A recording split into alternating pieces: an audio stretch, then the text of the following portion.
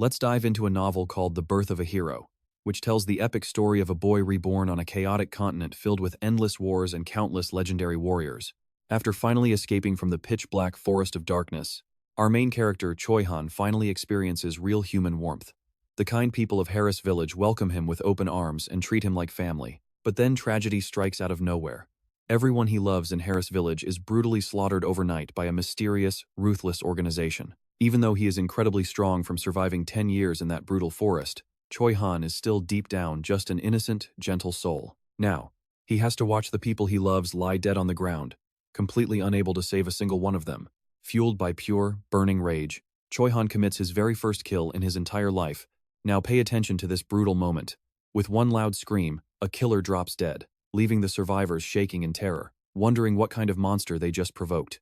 Moments later, every single assassin falls one by one under Choi-han's completely merciless blade. Once the slaughter ends, Choi-han snaps back to reality only to realize he did not get any useful information from the dead attackers. Falling into deep despair, he swears a dark oath to hunt down and kill every single person responsible for this horrific massacre. With nothing left for him there, Choi-han leaves his ruined village behind and travels toward the Henituse territory's central city.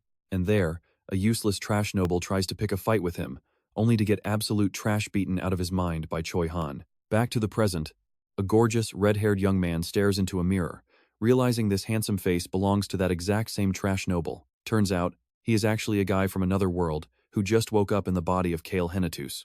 Before all this, everything was completely normal. He had borrowed the novel The Birth of a Hero, read a few chapters, fell fast asleep, and woke up as someone else. This has to be one of those legendary transmigration stories. Although it is just a wild guess, his current situation is still quite confusing. Is he really Cale? Well, this exact build and fiery red hair match the novel's description of Cale Henituse to a T. He quickly recalls what he read in Chapter 1. Cale Henituse was just a minor villain, a stepping stone for the main character Choi-han. Soaking in a warm bath, he realizes this setup might actually not be so bad. Back home, he had no attachments as a penniless orphan who loved his simple life, with no one to make sacrifices for. He just wanted to live a peaceful, quiet, day-to-day life. That was his reality back when his name was Rok Soo. But now that he is Cale, he refuses to die because he hates pain and absolutely does not want to get killed. Even if Cale's reputation is terrible, living as a wealthy noble is way better than his previous harsh life. You and I know where this is going. He touches his flawless skin, realizing Choi-han hasn't beaten the absolute daylights out of Cale yet.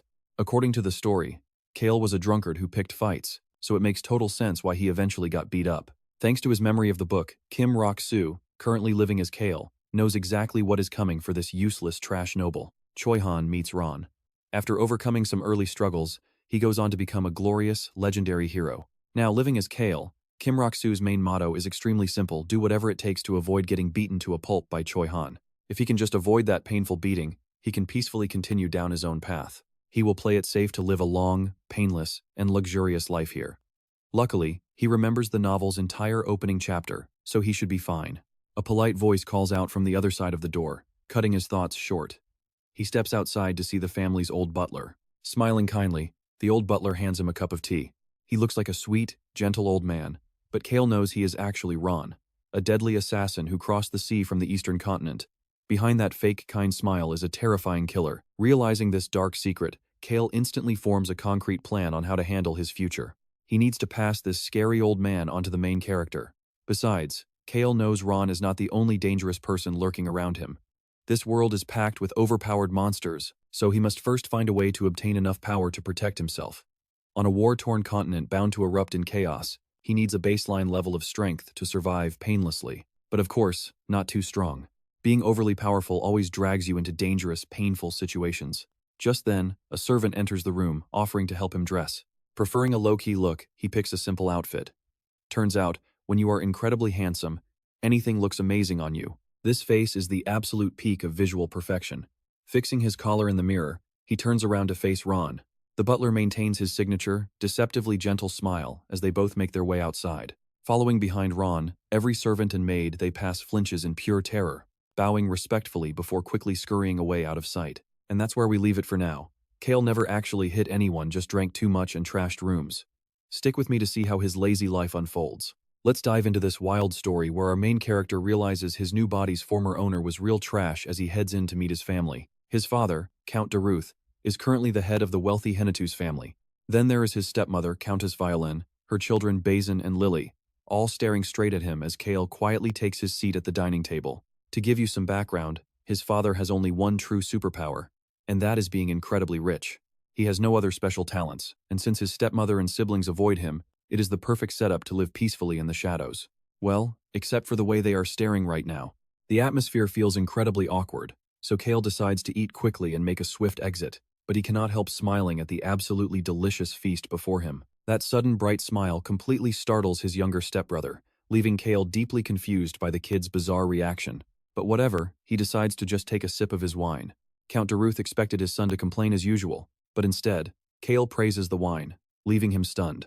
Cale thinks being the useless trash has its perks since nobody calls out his bad manners. Most importantly, he must avoid annoying Basin, since the kid is the one who will actually inherit everything. Honestly, he would much rather use his noble status to wander peaceful lands than have to rule over a chaotic territory. He already logged off the Earth server anyway, and if that fails, he will just pack up his wealth and run to some quiet corner untouched by war. Right in the middle of these big future plans, the Count suddenly asks if he needs anything. Now watch closely as our handsome, red-haired protagonist puts on a show of acting thoughtful. In reality, there is only one answer. He needs as much money as possible. Naturally, his super-rich father agrees without a second thought. Cale smiles with pure joy, but then instantly enters a state of mental shock upon seeing the actual amount. This family seriously has nothing but cash. Seeing this, he realized he must adjust his original survival plans. According to Hans, today is May 29th, 781. He must hurry because Choi Han, the novel's main character, will arrive in Western City soon. Cale's carriage rolls along, stopping in front of a tea shop called The Fragrance of Tea with Poetry. He steps out of the carriage and looks around. He notices his driver standing behind him, looking absolutely terrified and pitiful. The guy must have been traumatized by the original Cale's nasty behavior, so he dismisses the driver and heads inside alone. The moment the patrons see Cale, sheer terror washes over their faces, except for the chubby shopkeeper over there who looks like a piggy bank, a wealthy bastard named Billos. Cale does not waste any time beating around the bush, telling him directly that he wants to rent the entire third floor. He also orders some sweet tea and a good book to read. When Cale hands over the payment, Billos completely freezes. 1 million coins is way too much, but Cale has a super rich dad, so this amount is practically nothing. He tells him to keep the change as a tip, abusing wealth and power, if not now, then when. Staring out the window toward the city gates, Cale knows Choi Han was just turned away after reporting the massacre. Rather than searching for information on the killers of his loved ones, Choi Han chose to give the deceased a proper burial first. He is truly a good guy, but let's pause and remember the original's nasty words. He asked why a noble like himself should ever care about the useless lives of commoners out there. To him, the wine glass in his hand was worth more than the lives of trash like Choi Han. And after saying that right to the protagonist's face, the obvious happened. He got beaten to a pulp, at least according to the novel. Just thinking about that beating makes the fake Cale shiver. Yeah, let us skip that terrible fate. Cale tries to stop thinking about the novel, but then he spots Choi Han being stopped by guards at the city gates, likely asking for identification. But someone like Choi Han would never carry anything like that, so he is naturally turned away at the gate. Cale knows the protagonist is only leaving quietly to wait for nightfall, when he will easily scale the wall and slip inside. And eventually, he will cross paths with Cale, who is busy drinking. What happens after that is pretty obvious. Cale decides to leave the tea shop, making sure to tell the owner Billos to save his spot before heading out. Once he leaves, the patrons immediately begin whispering in total shock, having never seen the town trash leave a place without breaking anything. Of course, he hears every single word they say. Suddenly, he realizes he needs to secure a few defensive skills just in case he runs into exceptionally strong people. To survive here, he does not need to become some overpowered god, but just strong enough to live a comfortable, peaceful life, since being too strong only brings danger. What he needs are ancient powers, starting with an indestructible shield. Trust me, you and I are going to want to see how he finds it. Today, you and I are watching Cale prepare the perfect bait for his indestructible shield. Cale walks up to a bread stall, and the owner's terrified reaction doesn't even surprise him anymore. He drops a single gold coin, offering to buy up every single loaf of bread on display. The stunned merchant stands frozen for a moment, but once his brain registers the deal, he eagerly nods and starts packing everything at absolute lightning speed. Hoisting a massive sack of bread big enough to feed an entire clan, Cale looks around at his surroundings. Even though he already knew what to expect, this fantasy world is a far cry from Korea. It is a true fantasy world. To everyone here, Cale is just a useless trash, and their judgmental stares almost hurt his feelings. But brushing off their glares, Cale decides to get out of there as fast as humanly possible. Because of that, he completely misses the two children tailing him. After a long trek, Cale finally stops at a deserted hill and heavily drops the massive sack onto the ground. He pushes open an old rotting wooden gate, revealing a completely ruined and desolate area hidden inside. And right there stands the prize. He is looking for a massive ancient tree that must be at least 100 years old. Suddenly, a warning voice rings out from behind, telling him to stay away because it's a man-eating tree. A man-eater? Really? Rumor has it that anyone who took their own life here turned into a mummy overnight. You'd think that would terrify Cale, but nope. Instead, he actually smiles. If the rumors are that creepy, then this is definitely the exact tree he needs. Eons ago, during ancient times, there was a woman so obsessed with eating that her gluttony got her banished from the temple, leading to her death. Shortly after, this bizarre tree sprouted directly from her corpse, harboring all of her lingering grudge and power. That power is none other than the legendary indestructible shield. Holding a fresh loaf of bread, Cale crouches down, searching for the hole under the roots to feed the hungry tree. Meanwhile, the two mysterious kids keep buzzing in his ear, warning him that he'll definitely die if he does this. Cale can only sigh in exhaustion. He wonders why he always attracts annoying kids wherever he goes. Should he just chase them away before starting this ancient ritual? But the duo keeps nagging, forcing Cale to bribe them with some food, hoping to send them packing somewhere else. The worried kids still warn him again, genuinely terrified that the tree is going to eat him alive. So Cale plays his trump card, using his notorious reputation as a trashy noble to scare them. Amazingly, it works, and the red-haired boy immediately tells his sister to run. The girl hesitates, telling him to be careful before chasing after her brother, but Cale completely tunes her out. Back to business, he stuffs a loaf of bread into the deep hole under the roots, and it immediately vanishes into thin air. Cale pulls back, startled, half expecting his hand to get sucked in too. That shield is indeed the final remnant of her power. Because of that, the tree growing directly from her corpse holds raw, ancient strength. And this wild primitive force is actually incredibly reliable. Now, pay attention here. Cale remembers from the novel that he has to keep feeding this tree until the dark aura of hatred completely vanishes. Once the darkness fades, the hidden light behind it will finally shine. And when that happens, the indestructible shield will be his. Without wasting another second, Cale dumps the entire sack of bread straight down the hole to give it a massive feast. As the tree devours the massive pile of bread, a terrifying monstrous roar echoes from the hole. Cale realizes he will need at least 10 more sacks of food to complete this ritual. The chilling roar still echoes around him, giving Cale goosebumps. The grudge of the ancient glutton must run incredibly deep. He decides to return tomorrow. On his way back, he spots the two annoying kids happily munching on the bread he gave them, making him pause to think. They probably won't dare go near that tree again, but if they somehow wander back and get eaten, it would be a major pain. He is a good guy at heart, but to maintain his trash reputation, he strikes a deal with the kids. If they want more food tomorrow, they must keep their mouths shut about what they saw. Back at the tea shop, Billos welcomes him warmly without asking any nosy questions. You and I can probably relate to this. Cale praises the tea and mentions that he really enjoys the book so far, especially watching the main character's growth and abilities finally get recognized. Before leaving, Cale also makes sure to tell Billos to keep that book reserved, so he can read it whenever he stops by. The owner readily agrees and bids him farewell. Shortly after, Cale arrives at a local bar, just like any other customer. But the tavern owner turns pale with fear, bowing deeply while praying that he doesn't do anything to anger this notorious young master. Cale knows exactly why everyone is terrified. In the past, the real Cale Henituse would smash everything in sight whenever he got drunk. Keeping up appearances, Cale tosses a gold coin to the nervous bartender, ordering his usual drinks. But with one weird twist, he requests some unsalted, boiled chicken breasts. Surprised by Cale's surprisingly calm behavior, the owner quickly serves the order. Meanwhile, all the thugs and scammers in the room steer clear of him. He actually finds the original Cale Henituse's personality pretty unique. Usually, wealthy trash nobles surround themselves with low-life thugs and gangsters, but Cale always deeply despised these street scumbags. To him, they were absolute scum. Trust me on this. First up, let's follow Cale as he grabs his things and heads off. Popping open an expensive bottle of wine, he takes a deep swig and feels that nice, warm burn kick in. If he remembers right, about 100 steps from the city gate, right along this wall, is the exact spot where the main character, Choi Han, leaps over to sneak inside. Just across from there, two stray cats, one big, one small, should be keeping each other warm. Coincidences run this world. To avoid scaring those little kittens away, Choi Han will actually change his path to go around them. Sure enough, Cale spots Choi Han waiting right there. Those sharp, probing eyes lock onto Cale, and a sudden wave of anxiety hits him. Luckily, the alcohol calms his nerves.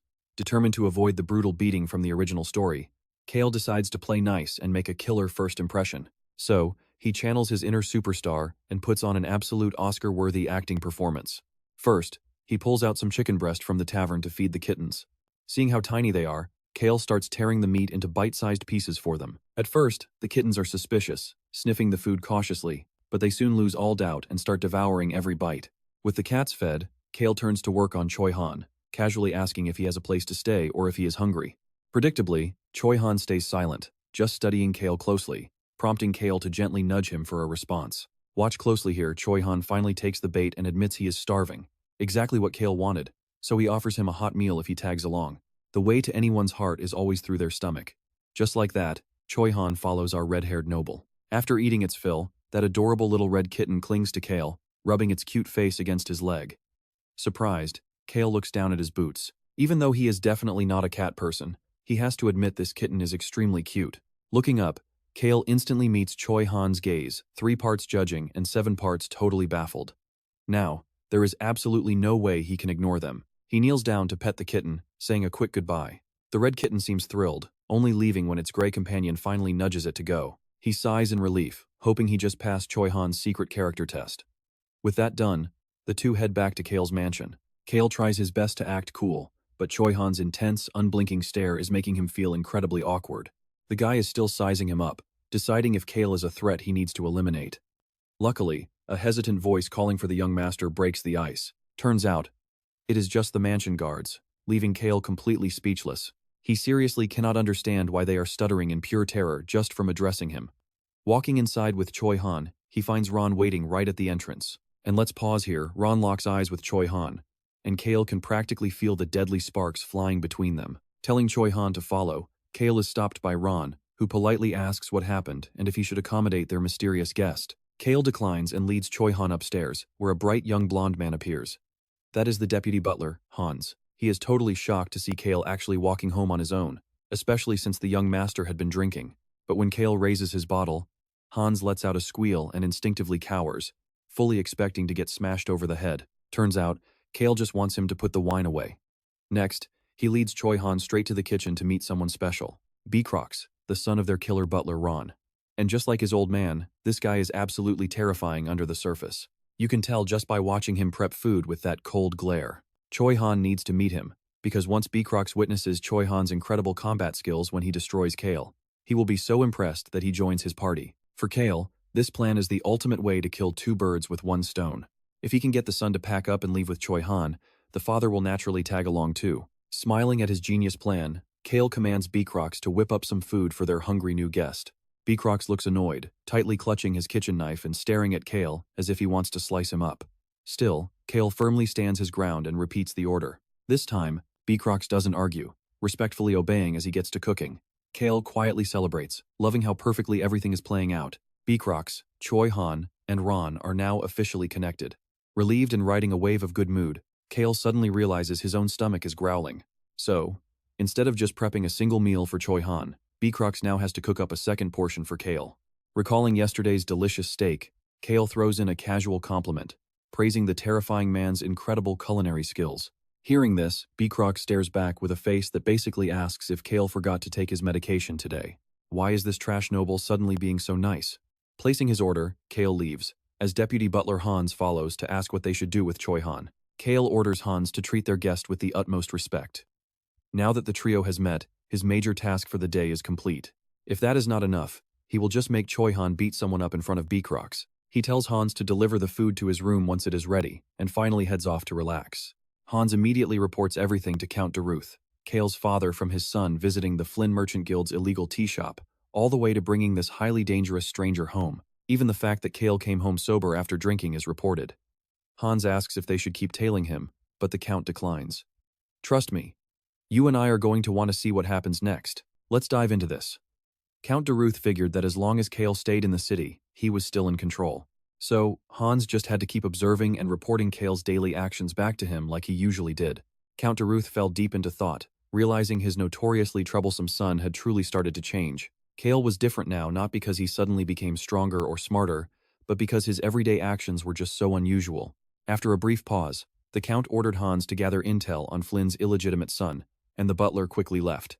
Left alone, the Count sensed that it was not just Cale changing, but the entire continent's atmosphere was growing dangerous. For generations, the Henituse family had quietly protected and slowly built up their massive wealth. Their motto was simple: forget making history, just secure a peaceful and happy life for themselves. Perhaps it was time to reinforce the castle walls.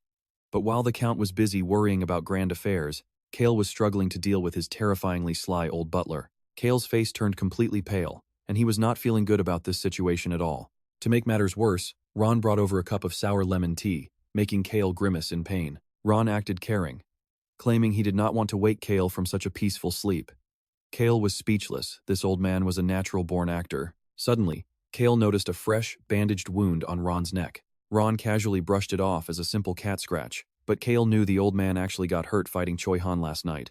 Still, Cale chose to play dumb and not expose his lie. Chugging the sour tea in one gulp, Cale stood up and headed for the door, telling Ron not to worry since someone else would be taking care of his needs outside today. But the moment Cale opened the door, Choi Han was standing right there, startling him half to death. Now, pay attention here. Cale instinctively slammed the door shut to catch his breath, then blamed Ron, but the old man just acted completely innocent. Before Ron could even finish explaining, Cale had already rushed out and opened the door. Ron explained he told Choi Han to wait in the parlor, but the guy insisted on standing outside. Calming his nerves, Cale opened the door to see what Choi Han wanted. Choi Han claimed he wanted to pay Cale back, which Cale found ridiculous. Refusing the offer, Cale straight up asked if he had another favor to request. Having his true intentions exposed, Choi Han began to explain himself. Cale knew this had to do with Harris Village, and he wanted absolutely zero part in it. So, he decided to dump the entire problem onto Hans. He even hyped Hans up as an incredibly talented deputy butler who could easily solve Choi Han's issues. On top of that, Cale ordered Ron to assist Choi Han with whatever he needed. Leaving the two of them together, Cale hurried off to grab some cash, knowing he would need a fortune today. Watching him go, Ron found the whole situation incredibly amusing. That fearless pup hated sour things, yet he still finished his entire cup of lemon tea. Ron then turned his sharp gaze toward Choi Han. Choi Han clearly reeked of fresh blood, yet he carried himself with an innocent vibe. Shrugging it off, Ron, the ultimate sly old fox, offered to lead the way. Choi Han glanced at Cale's departing figure one last time before turning to follow Ron. Let's pause here. Just like yesterday, Cale headed back to the cursed tree with a massive sack of bread, dumping it all into the hollow base. This time, a woman's raspy voice echoed from deep within the tree, begging for more. This was indeed the voice of the gluttonous priestess who had starved to death in the novel. Suddenly, he remembered his father's request to visit his study tonight, though he had no idea what it was about. He had to return before dinner, but his goal today was to satisfy at least half of this tree's endless hunger. With time ticking away, he had to move fast, rushing back down the hill to buy even more bread. Spotting the two stray kids with fresh cuts on their dirty faces, Cale clicked his tongue and walked past, heading straight for the bakery stalls. Since he already cleared out yesterday's shop, he needed a new vendor so he wouldn't have to wait around. Scanning the market, a female baker suddenly called out to him, eagerly advertising her freshly baked goods. Without hesitation, Cale bought her entire stock, throwing her a gold coin just like he always did. A massive grin spread across the woman's face as she quickly dashed inside to bring out a giant bag of bread. The bread was already neatly packed now. That's great service. Before he left, she eagerly made sure to invite him back again. Seeing such an incredibly easy way to make money, another nearby baker immediately started calling out to him. And since Cale needed bread far more than gold, he happily accepted. Now, he had 3 separate shops lined up for tomorrow. Cale smiled, highly satisfied with how smoothly his plans were progressing. However, Cale didn't notice that from a dark alley nearby, Beacrox was silently watching his every move, utterly baffled by what on earth Cale was doing. His father Ron had called Cale interesting, and trust me, you and I are about to see exactly why. But the more he observes him now, the more he realizes his father was absolutely right. Watching this guy is just as entertaining as keeping an eye on that black-haired kid, Choi Han. Wait, is this even bread? This can't be right. Cale snorts at the stuttering girl holding the herbs and heads toward the man-eating tree. But her brother blocks his path, begging him not to go die. Cale just bypasses the kid. Honestly, he is actually Rok Soo, a plain orphan with nothing going for him. Maybe that's why people easily pitied him. But stick with me, do we really need a reason to feel bad for someone? There is absolutely no need for a reason to sympathize. He used to misunderstand that saying, but as he grew up, he realized acts of kindness do not need logic. He just hated seeing young children suffer in pain. Even so, he has no intention of playing hero or comforting them. Frowning, he addresses the hesitant girl and the boy standing by her side. I am not going to die. Hearing that, the 2 siblings finally stop following him. The man-eating tree is clearly getting used to his visits. The second it sees Cale, it starts begging for food. Fine. Go ahead and eat. Cale dumps more bread down this bottomless pit. He can feel the darkness fading, meaning his spent money was not wasted. Task complete. Cale turns around to find the troublesome kids gone, letting out a heavy sigh of relief. It feels good not having to look at their bruised faces. But right now, instead of the kids, he spots two stray kittens, one silver and one red, both with striking golden eyes whom he fed chicken breast last night. The kittens stay quiet, just staring at Cale. Not wanting any more drama, he pretends to ignore them and rushes back to the estate. But then, he gets hit with a bombshell. Count Daruth wants Cale to represent the family in the capital. Normally, Basin would be the one going. Yet, the Count suddenly decides his eldest son should take his place. The royal family is hosting a massive banquet, inviting every young noble. While Basin has handled standard events for 2 years, he has never attended a royal ceremony of this scale. Plus, the Count genuinely wants Cale to attend. Hearing about a royal event immediately makes Cale think of the horrific Plaza Terror incident described in the original novel. A shadowy organization is going to attack the crowded capital plaza, and the only person who can stop them is Choi Han. He is destined to save countless innocent lives there, earning himself a powerful personal friendship with the royal family. Shivers run down Cale's spine at the thought of being caught in that mess. Especially since his father mentioned Basin usually handles these trips, Cale plans to ask his brother to go instead. He absolutely wants to avoid dangerous zones. But pay attention here, what valid excuse could a lazy, trash, noble like him use to skip this trip? Besides, he still has no clue why Count Daruth did this. He only has 5 days left before departure. In the original story, Cale gets beaten to a pulp by Choi Han around now, making it impossible for him to travel. Cale requests some time to think it over, and Count Daruth agrees. With the meeting adjourned, Cale and Basin leave the study together. Along the way, Basin suddenly tells him that there is absolutely no reason for Cale to decline. Hearing this, Cale panics. Is he actually getting kicked out of his succession spot? Basin has been acting as the clear family heir for 2 whole years. Why suddenly claim Cale has a reason to represent them now? Things are becoming far more complicated than he ever anticipated. When you think about it, the chances of Cale returning home safely are actually pretty high. But if Basin dies, Cale is forced to inherit. I know what you are thinking, his dream slacker life is ruined. Basin must survive to secure Cale's peaceful future. Right on cue, Hans arrives with an update on Choi Han. Cale immediately orders the butler to bring him in. If he refuses, just tell him it is time to pay Cale back for all those free meals. Based on Hans's relieved expression, the protagonist's issues are finally resolved. But Cale still has to face that unexpected trip to the capital, so he will do whatever it takes to ensure a comfortable journey. It is finally time for Choi Han to repay his debt of gratitude. Hans brings the protagonist in, and now he is sitting in Cale's room, looking around. Cale silently evaluates him from across the table. Since RAON took over feeding him, Choi Han looks much healthier. The upcoming trio of RAON, B-Crocs, and Choi Han is forming exactly as Cale predicted. Cutting straight to the chase, Choi Han asks what Cale wants him to do. Cale quickly reviews the timeline of the novel. He realizes his actions have already altered the early events of the hero's journey. Naturally, this triggered a chain reaction of changes. Now, he must try his best to keep things from spiraling and guide the plot back on track. But his sudden trip to the capital will definitely distort the storyline even further. Placing a document on the table, Cale says, "First, I need to know what you can do. Simply put, this is your interview. Go ahead." Faced with this test, Choi Han responds with interest. "And trust me, you and I are going to want to see his answer when asked if he can protect people." "What do you mean?" Choi Han freezes, immediately demanding answers. Cale remains dead silent. The plan just changed, but stick with me, this sudden shift is going to bring him massive benefits. It stops Choi Han's crew from getting the ancient power, letting Cale steal that incredibly useful ability for himself instead. To them, that borrowed power is completely useless anyway. Cale then asks a simple question, can you actually protect people instead of killing them? The room falls dead silent as Cale waits for an answer. After a long pause, Choi Han slowly lowers his head. He finally replies, saying he doesn't know. Cale realizes pushing him any further right now would be extremely dangerous, so Cale changes his tactics, asking if he is able to kill. Choi Han nods easily. "Well, then you can protect people too." Cale continues, saying it will be difficult, but difficult does not mean impossible. In his past life as Rok Soo, he could never just run away from things because they were hard.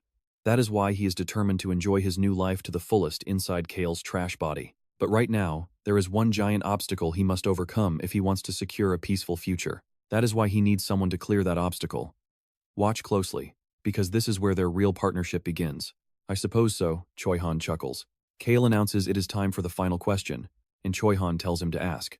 Cale delivers his final question, asking for his name. Surprised, Choi-han asks if Cale does not already know it. Of course, he knows him as the guy destined to beat him up, but Cale wants to hear it directly from his mouth. Choi-han introduces himself, offering a firm handshake. Shaking his hand back, Cale replies that his name is Cale Henituse. Now, Cale gets down to business, explaining exactly how Choi-han can repay his debt. He slides a paper across the table. It has two names on it, Rosalind and Locke. Yes, Rosalind, the princess of the neighboring kingdom who survived an assassination. The other is Locke, the Wolf King's successor. He looks weak, but when he goes wild, he becomes a brutal werewolf. Meanwhile, Rosalind possesses insane power, second only to Choi-han himself. Interestingly, she has zero interest in the royal throne.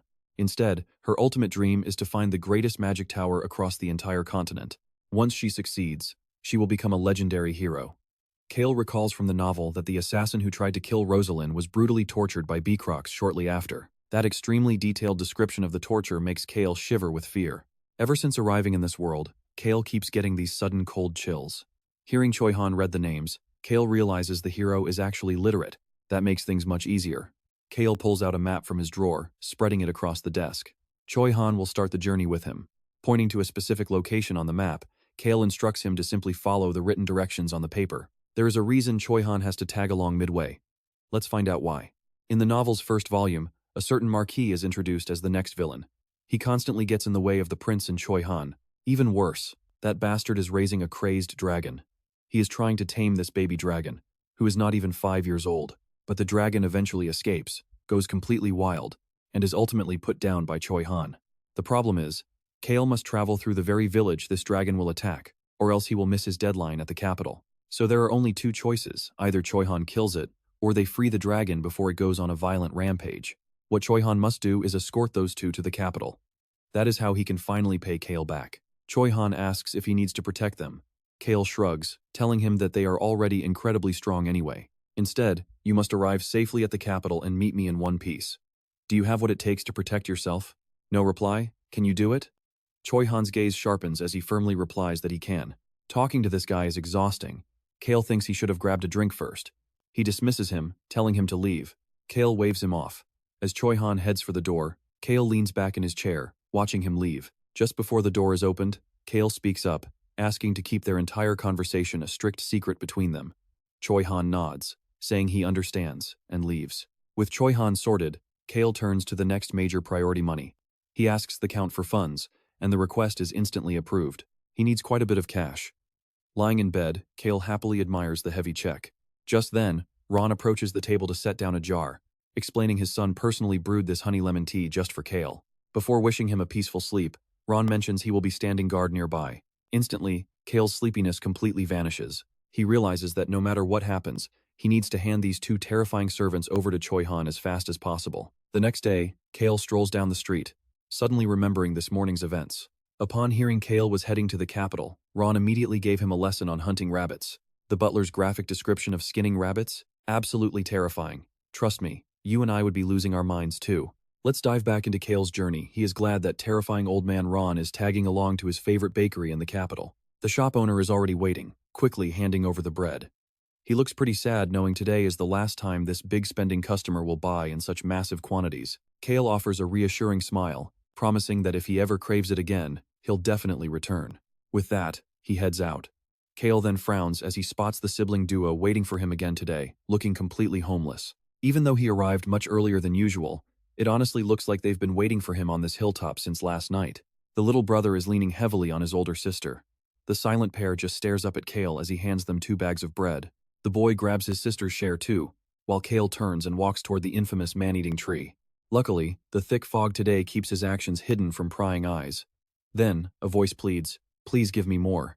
Hearing that chilling, resentful voice once again, Cale calmly empties the remaining bags of bread into the dark hole beneath the roots. The gloomy gray inside the hole begins to glow. Seeing how easy this is, Cale can't help but smirk to himself. Suddenly, a high-pitched scream of more echoes out. Cale hesitates, stepping back because the novel never mentioned this happening. But pay attention here, she promises him a reward if he offers more. Cale's eyes light up. Though her wild screaming caught him off guard, the end is near, so without hesitation, Cale dumps his very last bag of bread into the pit, wondering, what will happen next? A loud boom echoes, but he ignores it, focusing entirely on that hole previously engulfed. By terrifying darkness, as a glowing sphere of light suddenly rises, floats right in front of him, and begins to speak. This time, it isn't begging. It is actually praising his offering, raving about how delicious and soft the bread's texture is. It says it loved the third bag the most, claiming the food got better and better, and that third batch was truly elite.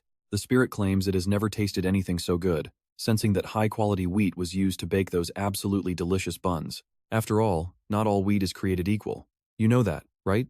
As the light keeps rambling about food, Cale realizes her deep grudge wasn't actually caused by starvation, but rather from having absolutely nobody to talk to. She starts explaining why she was exiled, which Cale already knew without her saying a word. It was purely due to her extreme gluttony. I know what you're thinking, but Cale only stands here listening to this boring life story because he is after that epic ancient power, while the orb rattles on.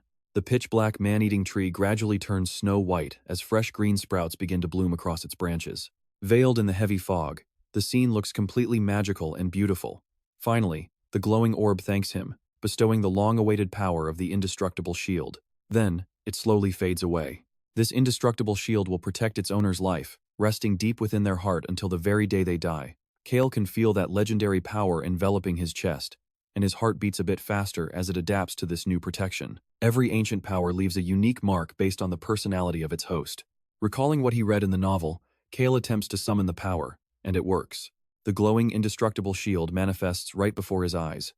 Cale smiles warmly, thrilled to finally have a reliable way to defend himself. Despite its imposing name, this shield can still be broken, but it will never truly vanish.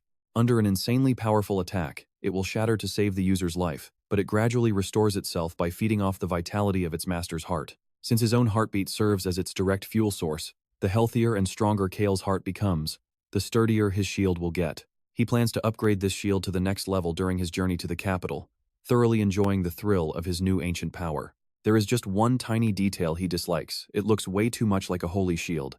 But for a safe, peaceful life, he's willing to overlook that. Power in hand, Cale finally heads back to the estate. As heavy rain pours down along his usual route back, he crosses paths with those two stray kittens again. They cling to him, rubbing their adorable little faces against his legs as if he doesn't already know what they want. Even so, he just cannot bring himself to walk away. His fate as a loyal cat servant was already sealed, so what choice does he have? Just like that, these two little rascals score a rich owner. Cale brings them home and immediately dumps them onto vice butler Hans.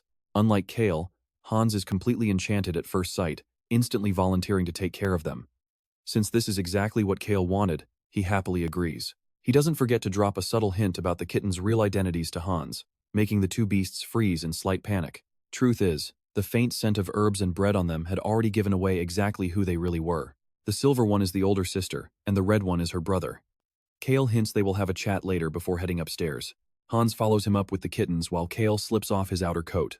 Trust me, you're going to want to see what happens on this journey. Cale asks Hans where RAON is, only to find out he's out shopping with Choi Han and Beecrox, secretly glad they're getting along so well. Alright, you and I are about to see Cale's peace shatter when Choi Han says 3 people want to serve him. So, right after that, he makes his way over to Bilos's tea house. Surprisingly, Cale seems to be the only customer around. He turns around to ask Bilos if he still remembers the exact favor he requested during his last visit. Of course, a greedy and cunning guy like Bilos would never forget a request from a big spender like Cale. He brings over the book from last time along with a cup of tea, and this time, it is Cezanne tea. Cale is quite pleased with his service. Without saying a word, he heads upstairs and sits by the window, staring outside. The rain continues to pour down. According to the original novel, Choi Han, RAON, Beecrox, and finally, Bilos will all become allies. Initially, Bilos is not very wealthy, but later he pledges himself to Choi Han and reveals his deep personal ambitions.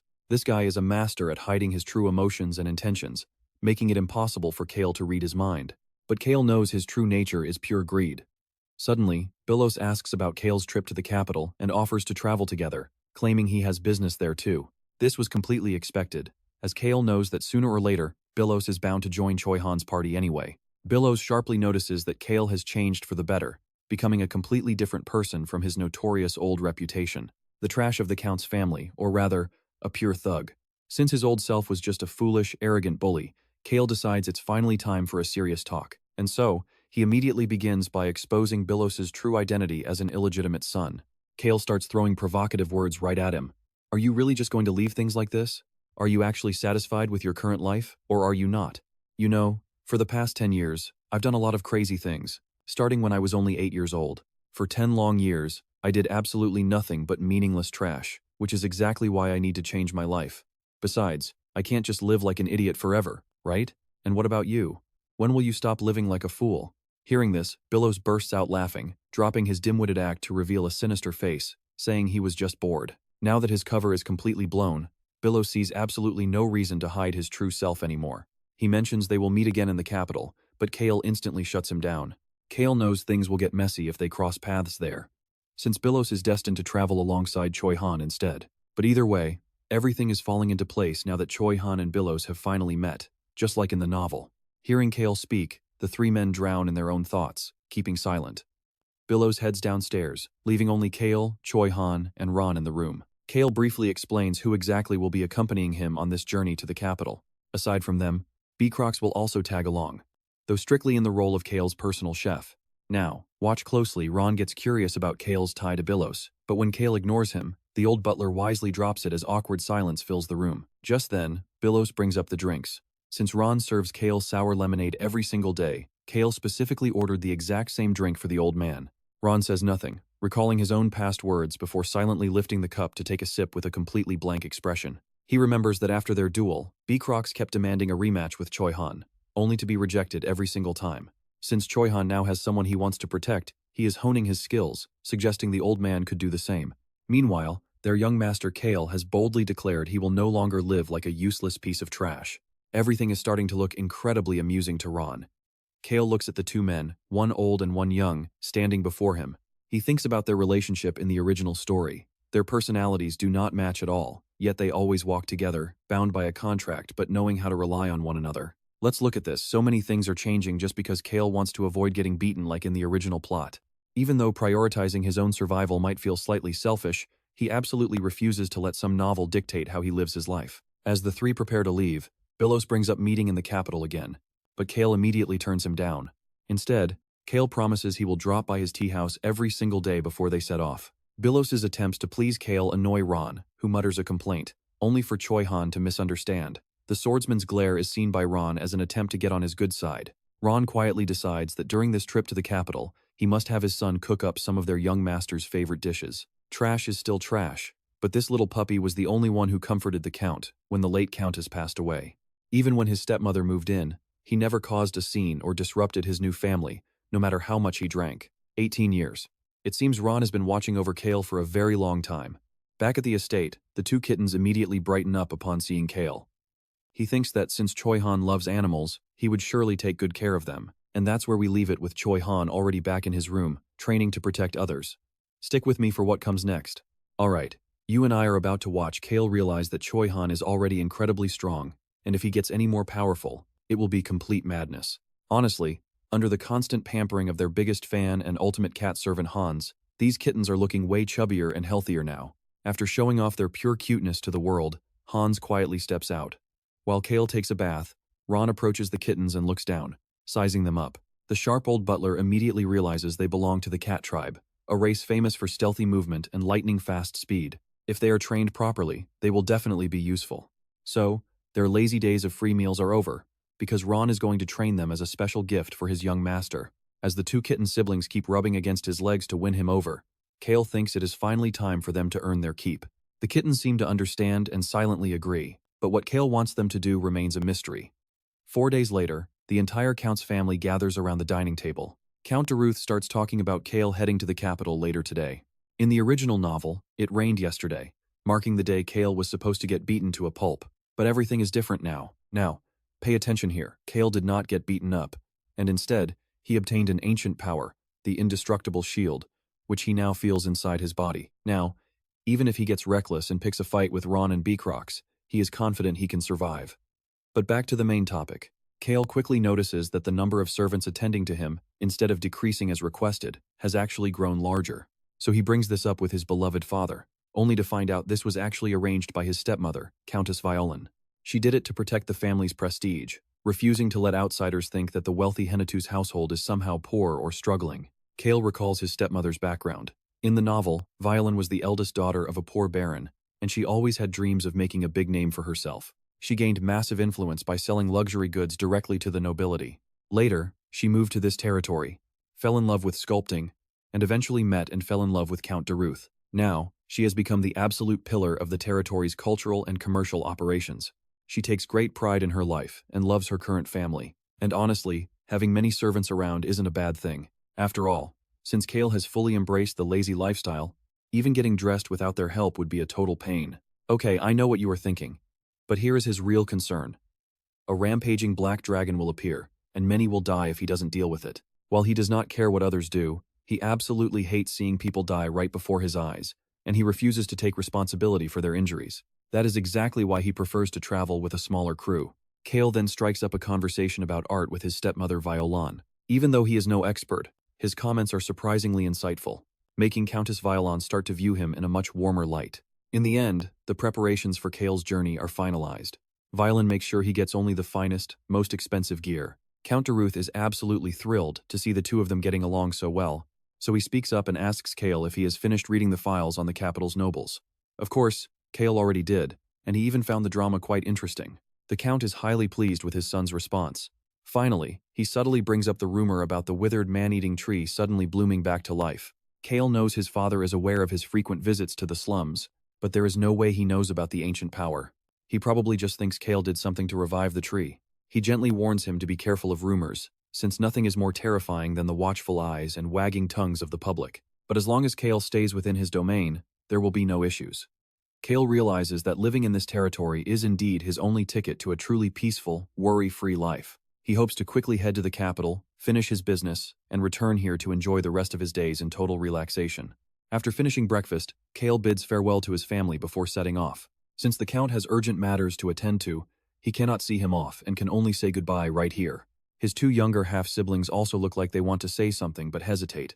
Only when Cale breaks the silence does his usually quiet sister, Lily, finally wish him a safe and peaceful journey. Cale tells her to stay healthy and do well, which catches Lily off guard, causing her to shyly reply. Cale walks over to his carriage, but the moment he opens the door, he is completely stunned by what greets him inside. The kitten's sleeping setup is actually far more luxurious than his own. And of course, the mastermind behind this masterpiece is none other than their ultimate servant, Deputy Butler Hans. Fearing the long trip might give the kittens sore joints, Hans prepared this lavish setup to keep them perfectly comfortable during the entire journey. Because to Hans, the young master is temporary, but kittens are forever. Cale just sighs, thinking that Hans only does this because he has no idea they can produce deadly fog and poison. And that's where we leave it. Beacroc sits next to the driver, while Ron rides in another carriage to protect Cale. Stick with me. Cale thinks this is weird, but let the guy sit wherever he wants. Even now, Choi Han's eyes are filled with pure hatred, as if he still cannot let go of his troubled past. According to the original novel, after traveling with Beacrocs, Rosalind, and Locke, Choi Han became quieter but still kept a sharp blade hidden in his heart, which is not necessarily a bad thing. Ignoring the main character, Cale climbs into the carriage and orders the driver to set off, starting their long journey toward the capital. Inside, Cale plans to have Hans handle the gifts for his two siblings. Before leaving, Cale had asked those two if they wanted him to bring back any gifts. Unsurprisingly, they both really wanted something. Lily specifically requested a sword, leaving Cale incredibly shocked that a 7-year-old girl would ask for such a heavy-duty and dangerous weapon. At that moment, Basin explained that her current dream is to become a master swordsman. But honestly, it is quite possible since the Henituse family has great genes. With perfect proportions and long limbs, learning swordsmanship is like a fish in water. Plus, Lily is already tall for her age, so with a little effort, she can easily become a skilled swordsman. So Cale immediately agreed to her wish, promising to buy the most expensive one. Since she is just a kid, Lily was absolutely thrilled and thanked him repeatedly. In contrast to his sister's violent request, Basin's desired gift was far more poetic, a high-quality fountain pen. Now, pay attention here. The carriage suddenly stops, cutting off Cale's train of thought. He looks outside. What is going on? Bandits? Did they seriously not see the family crest on the carriage? Not to mention his entire escort is packed with hidden experts holding insane skills, like old Ron here. Finally, Ron's rabbit hunting skills can be put to good use. Ron calmly tells Cale to stay put while they handle these pesky weaklings. These bandits are so incredibly unlucky that even their ancestors are shaking their heads. There is absolutely no saving them now. Cale relaxes inside, calculating how much time is left before the Black Dragon destroys the next village. Only about 1 day remains. After wiping out the bandits, dusk falls, so Cale's group decides to set up camp for the night. The main course is rabbit soup, with the meat caught by Choi Han. Turns out, besides hunting people, he actually knows how to hunt wild game. Seeing Cale's lack of appetite, the two kittens meow, begging for his food. But why should they eat his leftovers when their loyal servant Hans is right beside them? Hans has already prepared their own special pet meals, guaranteed to be super healthy, salt-free, and completely preservative-free. In that brief clash with the bandits, the absolute strongest fighter was, without a doubt, Choi Han. That battle was child's play for him, leaving him without a single scratch. A guy who can beat up a count's son is definitely no joke. RAON notices Cale barely eating and feigns a look of polite concern. You and I know Cale sees right through RAON, so he quickly brushes him off. Only Choi Han is genuinely worried, thinking Cale is feeling too sick to eat.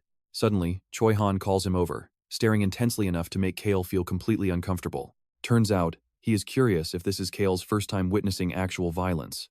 Cale honestly replies that yes, this bandit skirmish was indeed his very first time experiencing a real battle. For someone born with a silver spoon and sheltered in the Count's estate, there is simply no way he would ever experience danger. But Choi Han is completely wrong about why he is nervous.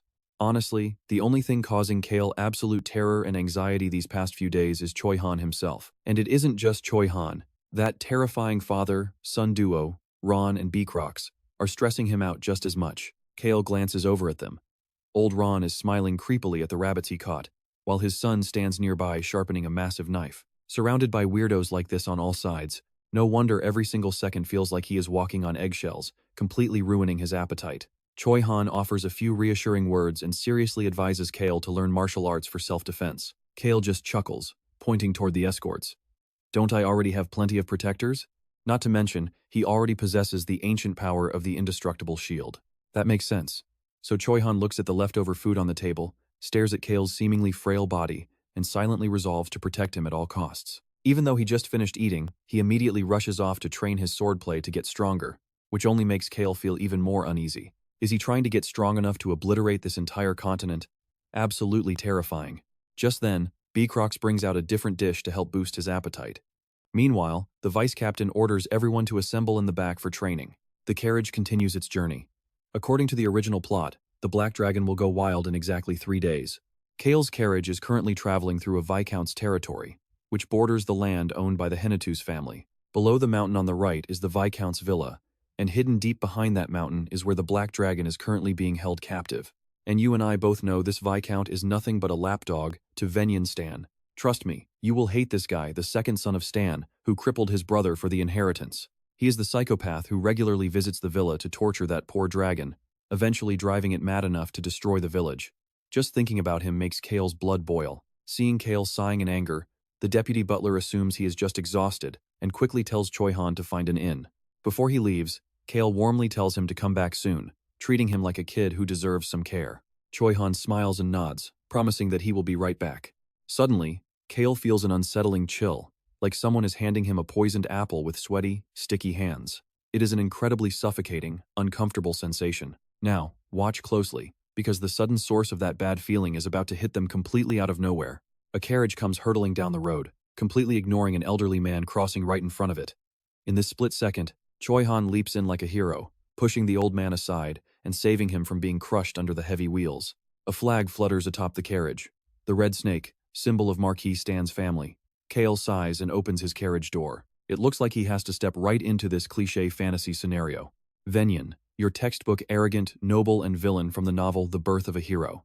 His head servant steps down from the carriage, sporting an attitude just as trashy as his master's. Instead of apologizing for almost running the man over, the servant blames the poor elder, accusing him of doing it on purpose, blocking a noble's path like that. He even calls him a foolish commoner for not yielding. Needless to say, this pushes Choi Han over the edge, his eyes instantly filling with pure, murderous intent. It is as if one more word from this trash will send him straight to the absolute depths of hell. At this moment, Venyan steps out, stopping his servant from arguing any further with Choi Han. His dangerous gaze locks onto Choi Han. Sensing Venyan's identity, Choi Han holds back and whispers directly to Cale. Choi Han is clearly highly agitated, so as the master, Cale steps forward to calm him down. But the hero is still furious. Why should they back down when the nobles are in the wrong? They could have easily steered away, but chose to drive straight at a person. Cale knows this, but Venyan is no ordinary psycho. It is best to lay low to avoid future trouble. Cale silently evaluates Venyan, with his brilliant blonde hair and gentle smirk. His noble outfit is perfectly neat without a single wrinkle, his shoes totally spotless. But what really catches Cale's eye is a tiny red stain on his white shirt sleeve. That bloodstain likely got on him while he was torturing the poor dragon. Venyan approaches Cale with some fake pleasantries, already well aware of the Henituse family and Cale's trashy reputation. Cale easily owns up to being the trashy noble from the rumors. Just like his servant, Venyan dismisses the entire incident as the fault of the useless old man. He even takes a jab at Choi Han's disrespectful behavior, suggesting that his attitude needs some proper correction. Hearing Venyan's cold words, the poor old man shivers in pure terror. Realizing he has angered a noble, the terrified elder takes all the blame, begging for forgiveness. The behavior of commoners always reflects the cruelty of their territory's ruler. It is completely clear that the Viscount of this region is just like his master corrupt nobles who think they are superior and abuse their power. You and I both know Venyan deserves a beating. And honestly, Cale is completely disgusted by his behavior too. But Choi Han is technically under him, and Cale represents the entire Henituse family. Starting a feud with another noble household is a terrible idea, especially when dealing with a literal psychopath. The smartest move is to talk his way out and escape. Looking at the kneeling old man, Cale gently pats his shoulder, asking for directions to a tavern to distract everyone, before offering Venyan a handshake. But Venyan just stares at Cale's hand. Since Cale's hand just touched a dirty, filthy commoner, there is absolutely no way this arrogant noble is touching it. Right on cue, the quick-witted servant takes the hint and urges his master to hit the road. Venyan fake scolds his servant for interrupting a conversation between nobles, but secretly praises him inside for the timely rescue. This lets him briefly shake Cale's hand before pulling back at lightning speed and heading inside. Cale plays his role of a trashy, drunk noble perfectly, offering to grab a drink if they meet in the capital, while subtly mocking Venyan's unstable succession status. Hiding his disgust under a polite, smiling mask, Venyan replies with a few fake words before finally driving off. Watching the carriage disappear, Cale prays that he will never have to cross paths with this toxic piece of trash again. He then reminds Choi Han that half of the nobility is exactly like this, advising him to get used to it. Seeing the old man still kneeling on the ground, Cale tells Choi Han to escort the poor elder safely back to his home. And that's where we leave them with a stroke of luck that gets Cale's group a free place to stay without searching. Pretty sweet, right? Let's follow this old man home. Suddenly, Choi Han calls Cale over, questioning why he didn't get angry at the arrogant attitude of that bastard Venyan Stan earlier. Cale fires back, asking why on earth he should care about being looked down on, Venyan telling him to discipline his guard, or that bastard calling the near-dead old man useless trash. He is not the type to say those heroic things, nor does he want to, and he is certainly not angry. Sure, acting tough would look cool, and that is exactly what Choi Han would do, but in Cale's current position, it is just not the right time. This is a crucial lesson from his past life. Playing along with authority and accepting a little injustice is what actually lets him survive and live exactly how he wants. Besides, Cale is a guy who holds a serious grudge. Sooner or later, Venyan Stan will get kicked out of his family because Cale is going to steal that dragon right from his grasp. The old man leads Cale's entourage to the local inn. Just like this rundown village, the inn looks humble outside, but since merchants visiting the Henituse territory always stay here, it is fully equipped, and Cale gets the absolute best room. Although Cale seems way easier to deal with than Venyan Stan, having a noble stay at his humble inn still terrifies the poor old man. As a noble, Cale actually likes people being a bit wary of him, but this overly submissive treatment, it is just annoying. He tells the old man to relax, adding that he hates it when people talk down on themselves. This is where visitors to his family's territory rest, so there is no way it lacks anything, meaning the old man has absolutely nothing to worry about. The old man falls silent, deep in thought. This is probably his first time meeting a noble this kind, and he cannot help but wonder, are there really a lot of kind nobles like you in the Henituse territory? Cale laughs and replies, I am actually the worst trash in our entire territory. Literally everyone there is a better person than me. After setting things up, the old man bows deeply at 90 degrees and leaves so Cale can rest. Cale figures he just needs some time to process the advice. Soon, Hans brings Cale the prepared box. Now watch closely, because even this assistant butler cannot hide his immense curiosity, which highly amuses Cale. Aren't butler assistants supposed to keep their emotions perfectly hidden? Hans clearly did not get that memo. But to Hans, being completely transparent with his master is actually a key part of his job. He even thinks of himself as a pretty interesting guy. After chatting, Hans confirms their stay duration in the village with Cale and leaves the room. Besides RAON, Hans is another person who does not tremble in front of Cale. He is a bit cautious, but definitely not terrified. That proves the guy has some serious guts. Placing the box on the bed, Cale slowly opens it up. Inside is the secret item to save a poor soul, trick a lunatic, and keep Cale completely safe. Let's see what it is. This is the result of his deal with Billos. Getting his hands on this was no easy task, and normal people could never obtain it. Buying it would require an absolute fortune, several hundred million galan. To save his funds, Cale chose to rent it for just 20 million galan under Bilos's name. That is why he has to meet Bilos in the capital later to return it. Cale carefully examines the item. It is a pitch-black orb designed to completely disrupt the flow of mana. This orb causes mass chaos in the mana flow within a specific range, rendering all nearby magic devices completely useless. The only catch? It must be set up a day in advance, and its disruptive effects only last for 40 minutes. While the rental price is incredibly steep, the internal structure is built so sturdy that it cannot be easily broken, which highly satisfies Cale. With his tool ready, it is time for the cat siblings to shine. Cale pulls out a map and starts laying out their exact path. They are currently in the village. Heading east into the mountains leads to a villa. To avoid detection, the cats must not get too close to it. Behind that villa lies a hidden cave, the very place where a 4-year-old black dragon is imprisoned, and Cale plans to steal it away. Since the Viscount guards the area heavily, normal humans can never sneak inside. But for these stealthy cats? Easy. Their mission is simply to bury the black orb in the mountain. The cat siblings are extremely confident about this, since they easily outsmarted the adults of the cat tribe, let alone some ordinary human guards. Once the job is done, Cale promises them a feast of delicious beef. At the mention of food, the excited cats immediately set off on their mission. For this rescue to succeed, Cale cannot do it alone. He needs a powerful ally. And the best candidate is obviously Choi Han, which is why we now see Choi Han sitting in Cale's room, enjoying some tea and snacks. To test him first, Cale sips his signature lemonade and casually asks, "Have you ever seen a dragon before?" Choi Han honestly replies that he has only seen dragon-like monsters. Cale immediately knows what he is referring to. He must be talking about those hideous, mutated beasts dwelling deep in the Forest of Darkness where Choi Han used to survive. Cale begins explaining real dragons to Choi Han, bringing up the poor captive dragon. "Trust me, you'll want to see how this rescue turns out. Let's dive into a world where dragons, beast people, dwarves, and elves are basically the same because they all have feelings and souls. But if they are locked away in pitch-black darkness from the moment they are born, never knowing who they are or what the warm sunlight feels like, they will eventually lose all of their sanity. With no family, with no hopes or dreams, only pure isolation. Their tragic existence is defined by endless torture and abuse, dragging them to the very brink of death." Hearing this, Choi Han's face fills with pure murderous intent, a reaction that Cale had fully expected from the start. After all, how could a genuinely good guy like him not fly into a rage after hearing such an awful story? Cale gets straight to the point, explaining that such a creature is nearby. He wants Choi Han's help to rescue it, and Choi Han agrees instantly without a second thought. But Cale's goal is strictly to save the dragon and release it back into the wild, not keep it for himself. The reason is simple. That young dragon has grown up being brutally tortured by humans, meaning it absolutely will not trust mankind ever again. Besides, both humans and dragons are proud species that naturally want to stand above everyone else.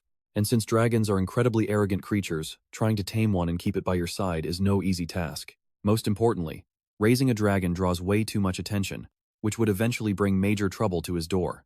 With only 20 dragons in existence across the entire eastern and western continents, owning just one of these beasts would make you the absolute center of attention worldwide. For someone who just wants a quiet, lazy slacker life like Cale, that is a hard pass. So, he decides to rescue the dragon silently with Choi Han. Pay attention here because Choi Han doesn't need to kill anyone. They're going to pull this off completely in the shadows. Cale tells Choi Han to head downstairs and ask Hans to bring up a basin, all to set up a perfect alibi for their escape. Hans prepares everything as Cale requested, then sits next to Choi Han to watch the kittens while Cale chugs down bottle after bottle of alcohol. He hears the owner explain that this special liquor is made from wild fruits and medicinal herbs grown in the mountains, which also makes it pretty expensive.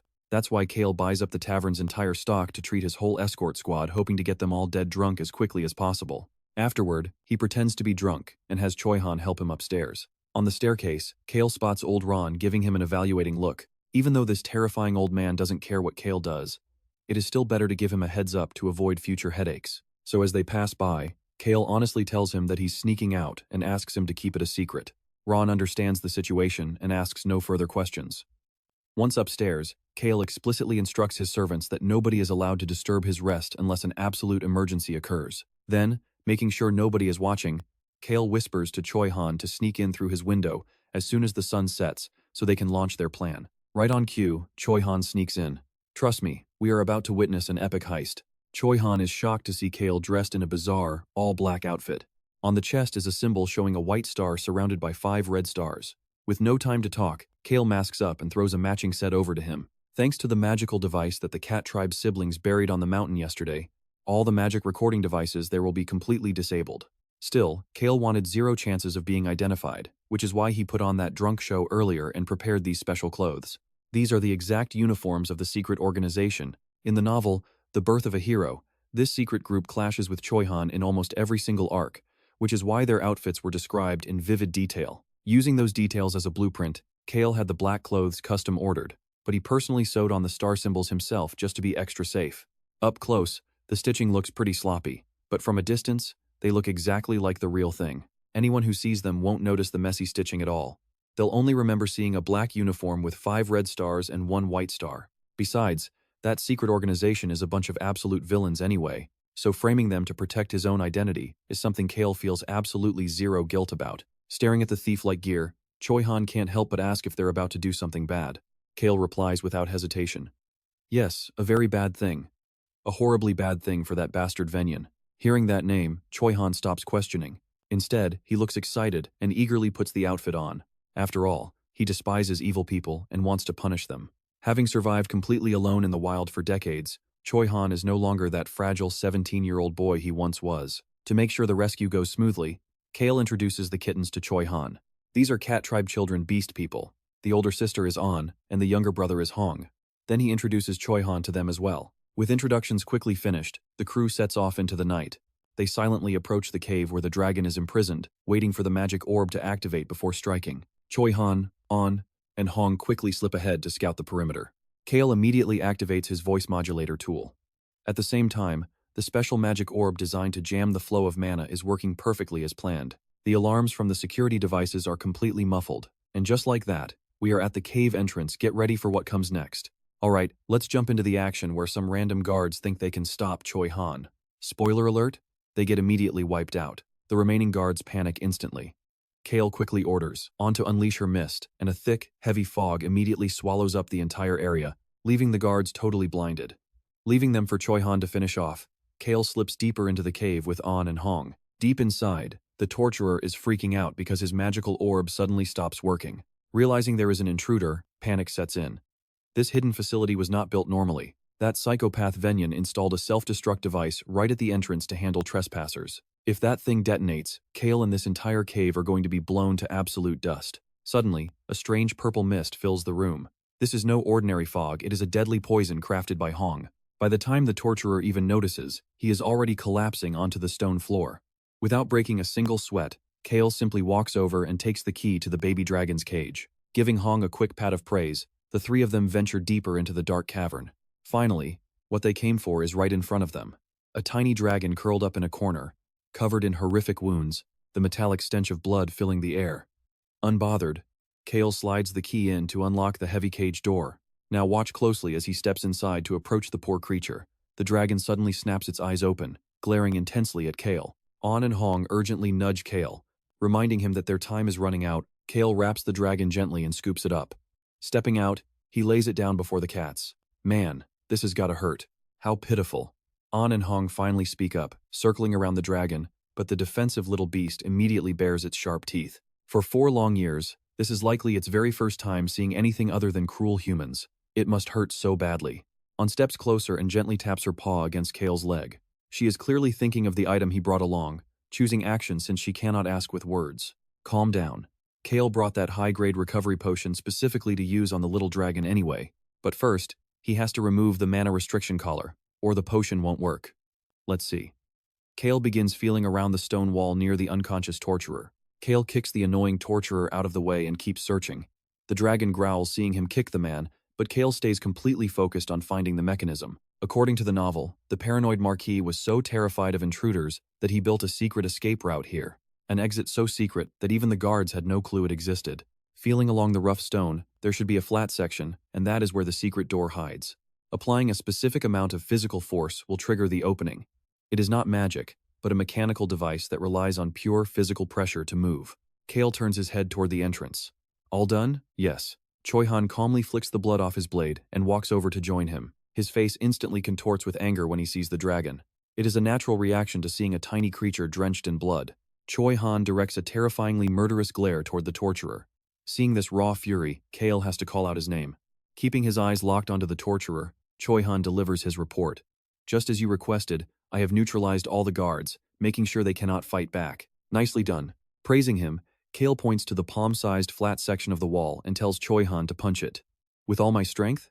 Choi-han asks, confused. Is he trying to bring the whole cave down? Cale clarifies his request, explaining he only needs the wall dented about 10 centimeters. Ah, so you mean I should go easy? I know what you're thinking, go easy. For Cale, that's impossible, but for Choi-han, it's a light tap. Cale wisely steps back. Understanding Cale's movement as a cue to hurry up, he immediately throws a punch at the wall. The cat siblings watch in awe. Cale cradles the baby dragon tightly. Boom! An opening just large enough for a grown adult suddenly swings wide open in the wall. Choi-han grabs the torch. Let's go. Hearing Cale's command, the two cats quickly scramble onto Choi-han's back. Choi-han leads the way, leaping into the secret tunnel. Cale follows closely behind to the outside. The baby dragon looks around in a daze, and Cale gently sets it down. The dragon stays quiet, letting out faint wheezes, but its fierce eyes glare intensely at Cale, as if trying to drill right through him. A look completely unfitting for the person who just saved its life, filled purely with hatred for lying humans and absolute suspicion of any further violence. This defensive behavior is clearly the tragic result of being tormented by Venyan for 4 long years. Stop glaring already, Cale mutters casually to the baby dragon. Honestly, he really starts to like this fierce little guy. As Rok Soo, he was an orphan who merely accepted the hand destiny dealt him. He had abandoned his home and lacked any power to stand against the cruel world, but this little dragon is completely different. After seeing the dragon glare at him, Cale pulls a massive pair of shears out of his magic bag. This is one of the items he borrowed under Bilos's name. Choi-han stares at the giant scissors in absolute panic, while the cat siblings quickly back away from Cale and hide behind him. Ignoring Choi-han's reaction, Cale steps closer to the dragon. Trust me, you're going to want to see what happens next. Snip. Alright, you and I are jumping right into this. A sharp snap echoes as the shock collar breaks, spitting out sparks. He holds it, looking down. What is he waiting for? Cale speaks bluntly to the dragon that just opened its eyes, staring right back at him.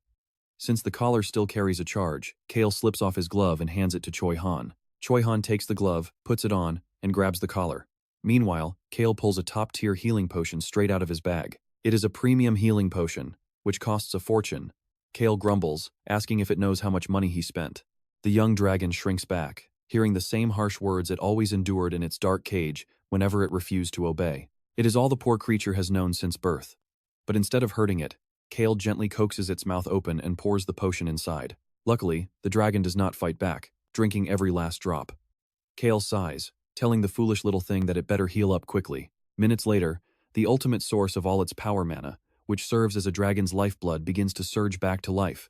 Every single wound on its tiny body vanishes as a warm wave of pure mana wraps around it, enveloping the creature like a gentle breeze. Cale steps closer to the dragon. Now, pay attention here, because he asks a crucial question. What do you want? With no reply, Cale adds, you are a smart, proud dragon. I know you can speak the human tongue, so give me an answer. Cale asks once more, if you were free, what would you do? And right then, the dragon finally speaks up. Of course it can speak. Dragons are far smarter than humans, so there was no way it spent 4 years without picking up their language. The dragon declares it wants to live, be free, and never be tamed. That is exactly what Cale wanted to hear, as he has zero plans to keep it. But the young dragon does not trust Cale, screaming that all humans are liars. Pure, burning rage flashes deep inside its eyes. Yet that rage isn't actually aimed at Cale. It is the awakening of its proud, natural dragon instincts, roaring to life. It is furious that its sacred pride was trampled on for so long. Now, Cale knows he is usually a master liar, but not this time. He genuinely wants the creature to live on its own terms, free and wild.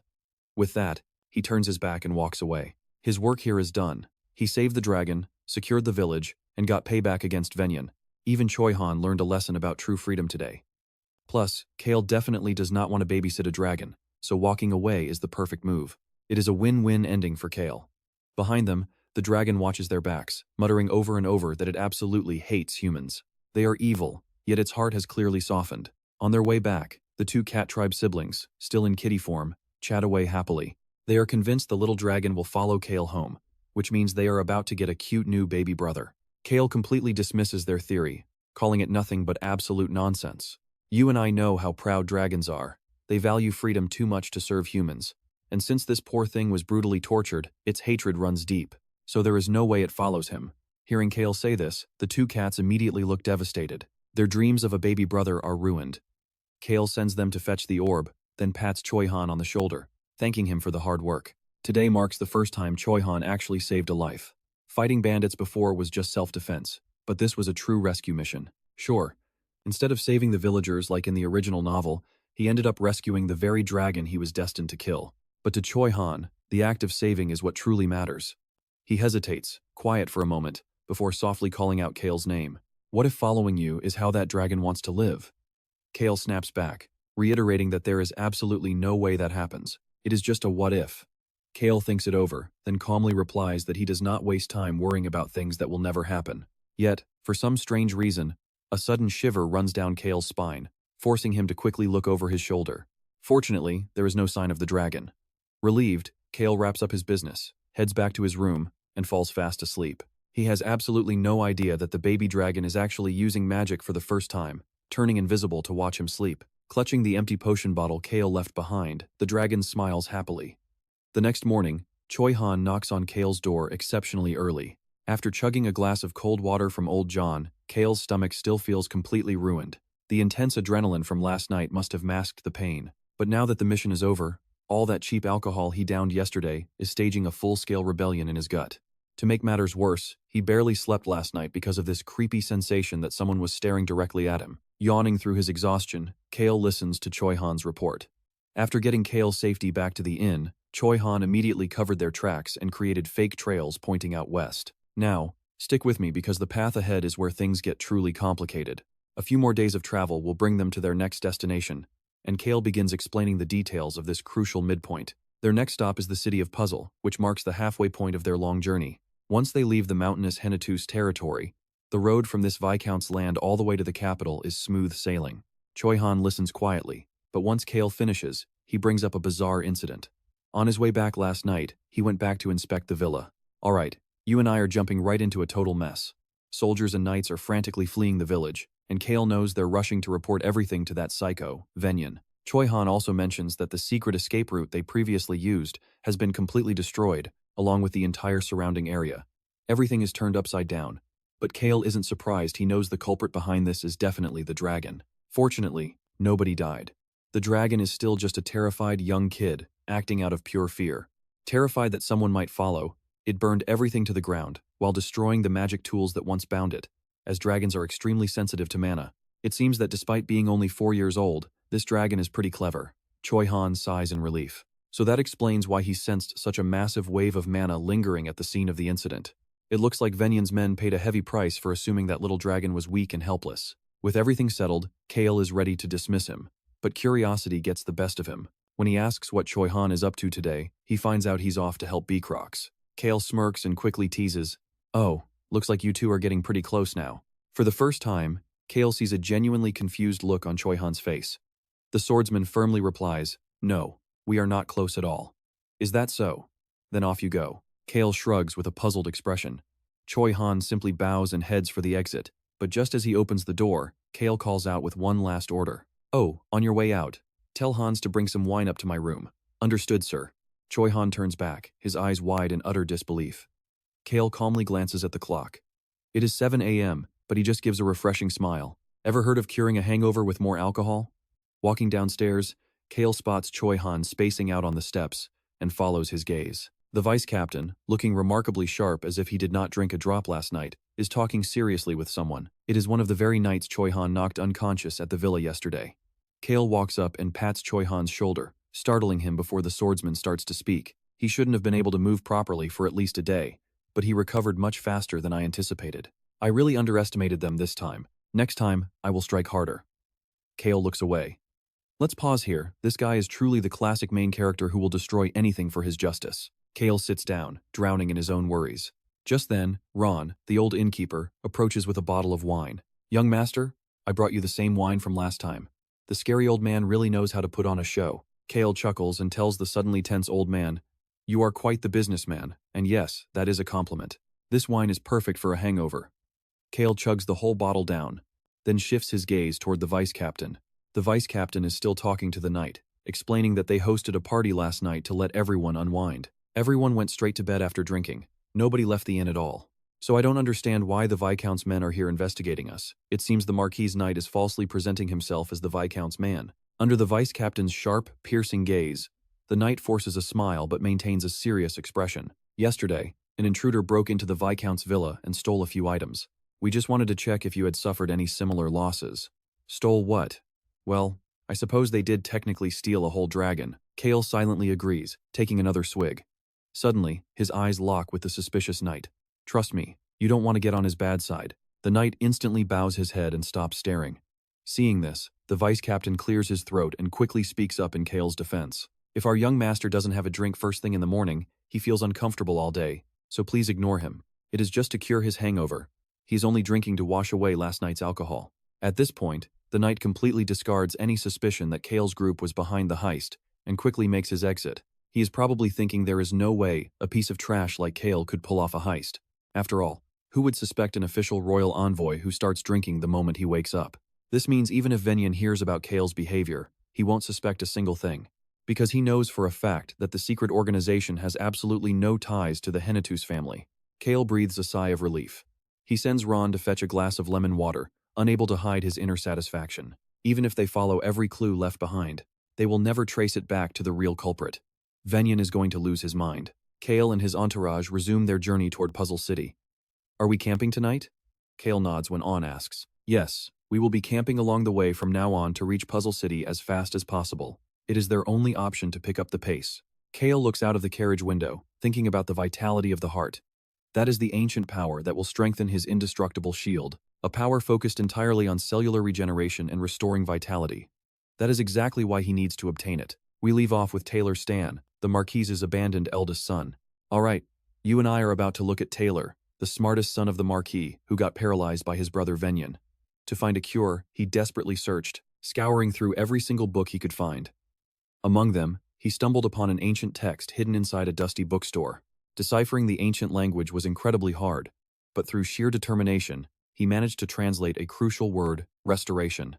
Stone Tower. Those two words became his only lead, and Taylor immediately headed straight for Puzzle City.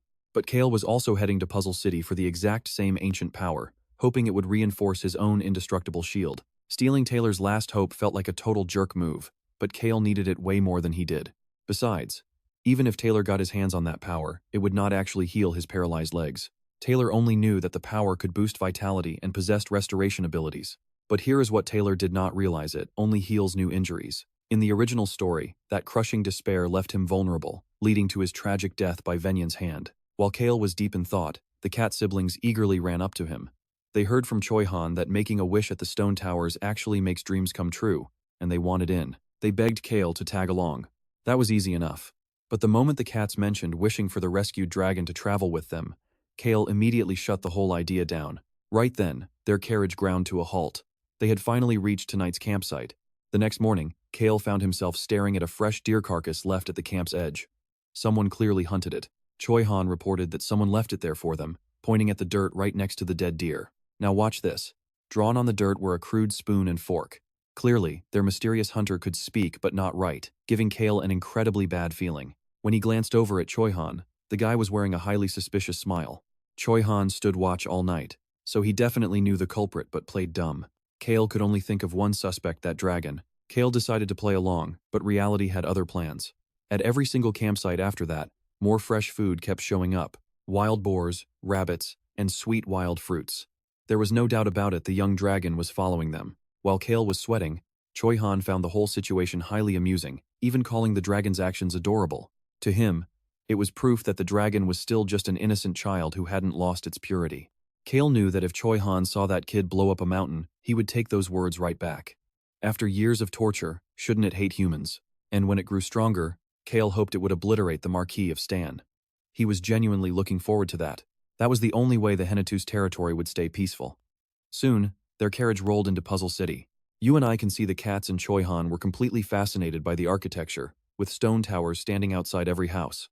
This inn would be their home for the next few days, and because they arrived before the festival, rooms were cheap. Cale didn't care about prices, he just found it strange that a city without many rocks had so many stone towers. Choi Han knew why, explaining that a deeply tragic ancient legend had been passed down in this region for generations. Back then, this entire city was completely abandoned by the gods. Cale was stunned. This detail was never in the novel. A city completely cast aside by the gods. No one knew why they were abandoned. But the desperate citizens gathered and began stacking these stone towers. It was their only way to send prayers. But tragically, their voices never reached the heavens. That is why Puzzle City has no temples. Since the gods abandoned them, they refused to worship them anymore. Instead, the stone towers became a solemn promise both to each other and to their very own souls. Once a wish was fulfilled, they would destroy their tower. Truly an interesting city. After being abandoned by gods, these people realized that only their own hands could make dreams come true. Destroying the tower was a symbol of overcoming hardships, and Cale found himself loving that mindset. Despite the tragic abandonment, the legend carried a beautiful sense of hope. Cale loved it, but the cats didn't. In fact, they were absolutely furious. Choi Han had first hyped up the wishing towers, only to completely crush their dreams right after. It was all a big lie, so of course they were mad. Seeing them puff up, Choi Han assumed they were just hungry and left to grab food, leaving Cale, the cats, and RAON. RAON noted Choi Han would depart in 2 days. Cale nodded indifferently. Then, with a sudden smirk, he asked, "Don't you like that, RAON? Do you want to travel with him?" RAON's benign smile widened as he replied, "How could I ever leave my young master? I belong by your side."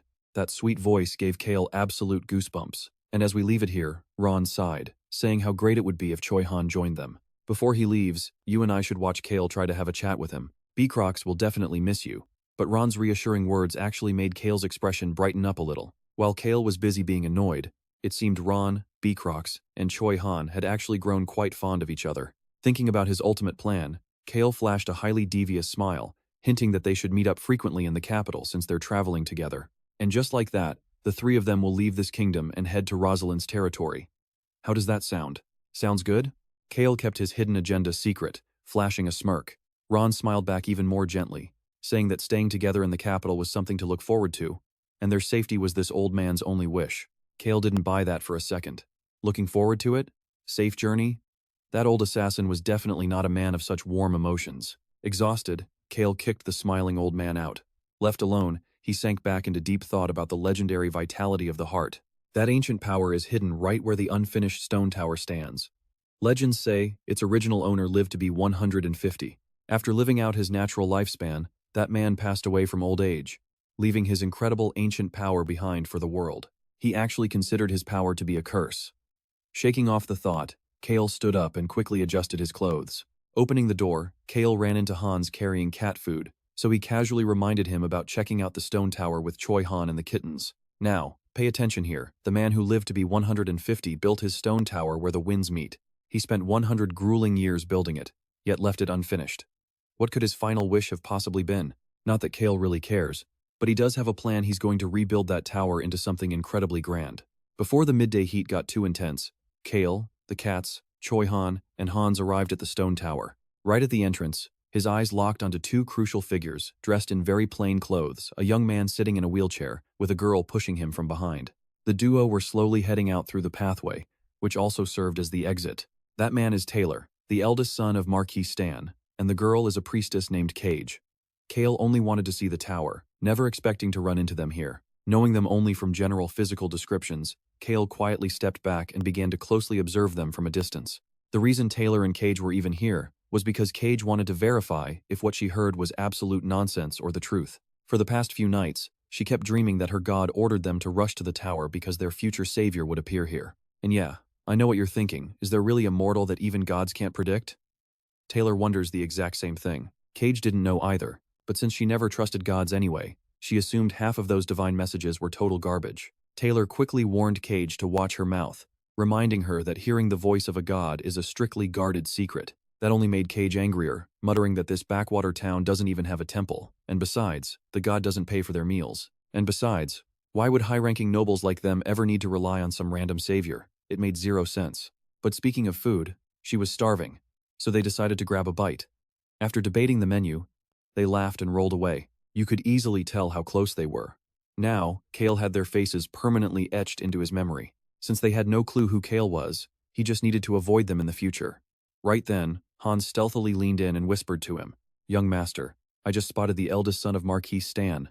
Cale was genuinely shocked. How did Hans even recognize him? Hans smirked, pointing at himself proudly. "The details and faces of all noble descendants are deeply engraved in my memory, sir." He was in a wheelchair bearing the Marquise's official crest, so I recognized him instantly. Cale couldn't help but praise Hans. Cale had always assumed Hans was completely useless, but it turned out the guy was actually incredibly sharp. Shrugging with a cheerful smile, Hans finished his report and asked for Cale's next move. Cale paused to think, then gave a crystal-clear response. Ignore them. With that settled, they turned and headed back toward the towers. He had pictured epic stone towers piled high like grand mountains, but the actual stone structures here were randomly shaped and looked far more ordinary than he ever imagined. These definitely weren't the impressive ancient ruins he was hoping to see. Instead, they were incredibly boring, leaving even the kittens feeling highly disappointed. Yet, someone was taking this way too seriously. Choi Han was bowing his head, praying earnestly just like the locals nearby. It seemed he was praying to quickly return home. Choi Han was the complete opposite of Rok Soo, who now occupied Cale's body. Choi Han had the privilege of growing up in a loving, happy family unlike Cale, or rather, Rok Soo. That warm upbringing was exactly what shaped Choi Han's inherently kind and gentle nature. It also helped him survive the most brutal environments while preserving his pure, innocent soul. Once finished, Choi Han slowly turned around to look at Cale. He has a question and a report. Trust me, you and I can already feel Cale's bad vibe about this. Alright, let's dive back in. Choi Han asks Cale why he doesn't pray, and Cale replies, I don't pray because it makes us expect things. Living without expectations or waiting is way more comfortable, just like when you're gambling.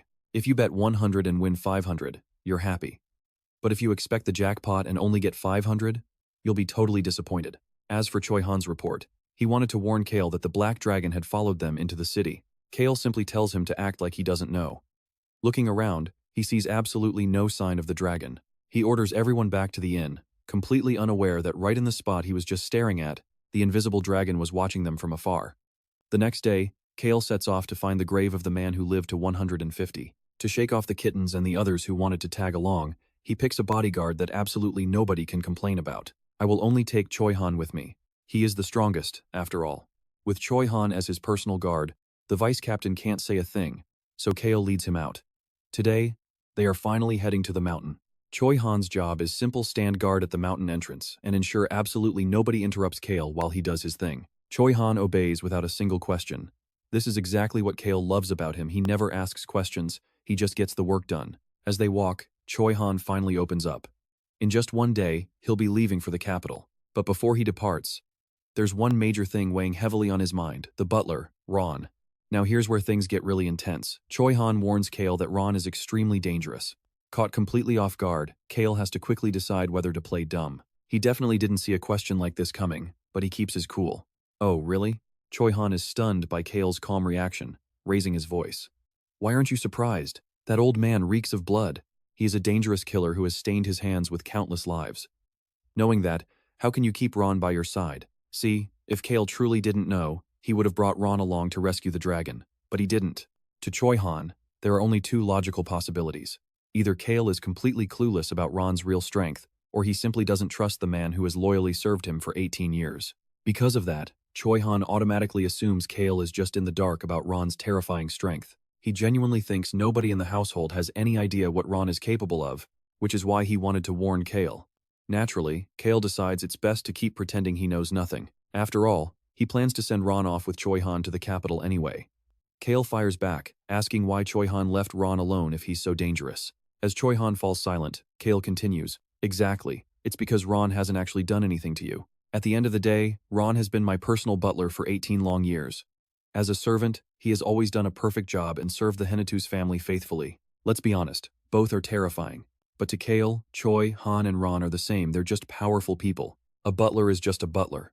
With time ticking away, Cale leaves Choi Han on guard duty and heads up the mountain alone. The moment Cale departs, RAON silently drops down from a tree. He looks at Choi Han, smirking as he says, I'm the one who raised the young master. It's an undeniable fact. When RAON tries to follow Cale, Choi Han immediately steps in to block his path. The young master said nobody goes past this point. I know you, brat, RAON replies, turning away from the mountain without a care.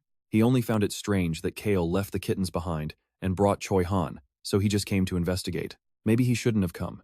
They say people get more capricious with age, and his curiosity got the better of him. Meanwhile, Cale reaches the cave entrance. It's incredibly small, making him look down at his fancy, completely impractical clothes. He definitely didn't dress for a cave crawl today. Shrugging it off, Cale begins squeezing his way inside. In contrast to that tiny entrance, the cavern inside is absolutely massive.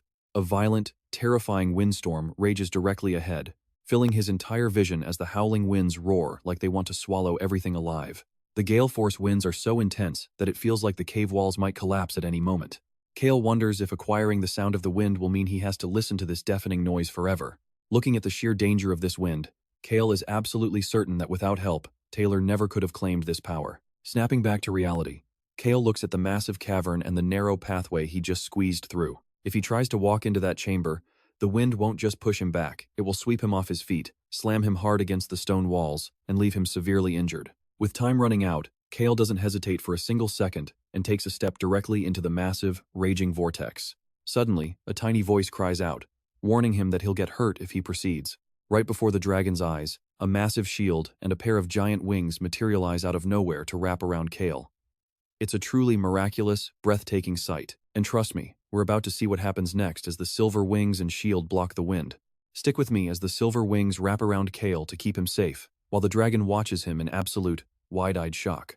The dragon then starts making excuses, its voice slicing through the gale directly into his ears. I was only passing by.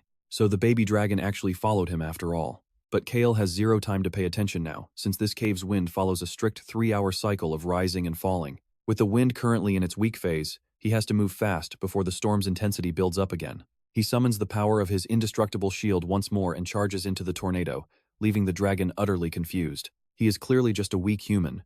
So what on earth is that power? Cale drags his heavy steps forward. Sure enough, even though the wind is currently weak, it grows progressively more violent the closer he gets to the center. But still, a struggle like this will only push his shield back, not shatter it, and Cale had already calculated this entire scenario. That is why he initially expanded the shield's size while lowering its durability, planning to shrink it to boost resistance whenever he gets pushed. The shield performs even better than expected. As he nears the center, a sudden voice echoes through the wind. I regret it so much. I regret it. It is the sobbing voice of a crying old man. The old man keeps repeating those words over and over, which Cale finds deeply annoying, just as irritating as that lady over by the man-eating tree. But then, he utters a phrase that grabs Cale's attention. You possess a familiar power. I do not wish for you to take this one. A familiar power?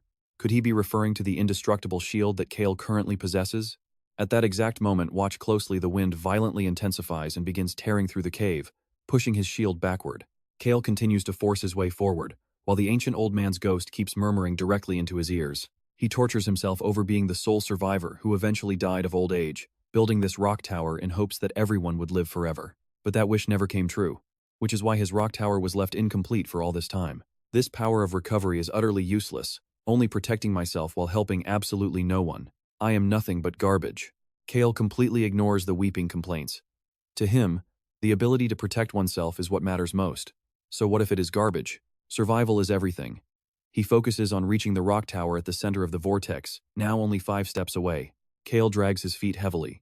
With each step, the wind pressure intensifies, threatening to rip his body apart at any second. And yeah, the old man keeps crying. Even if the wind cuts through my flesh like a blade, I still cannot die. This is the cursed power of restoration.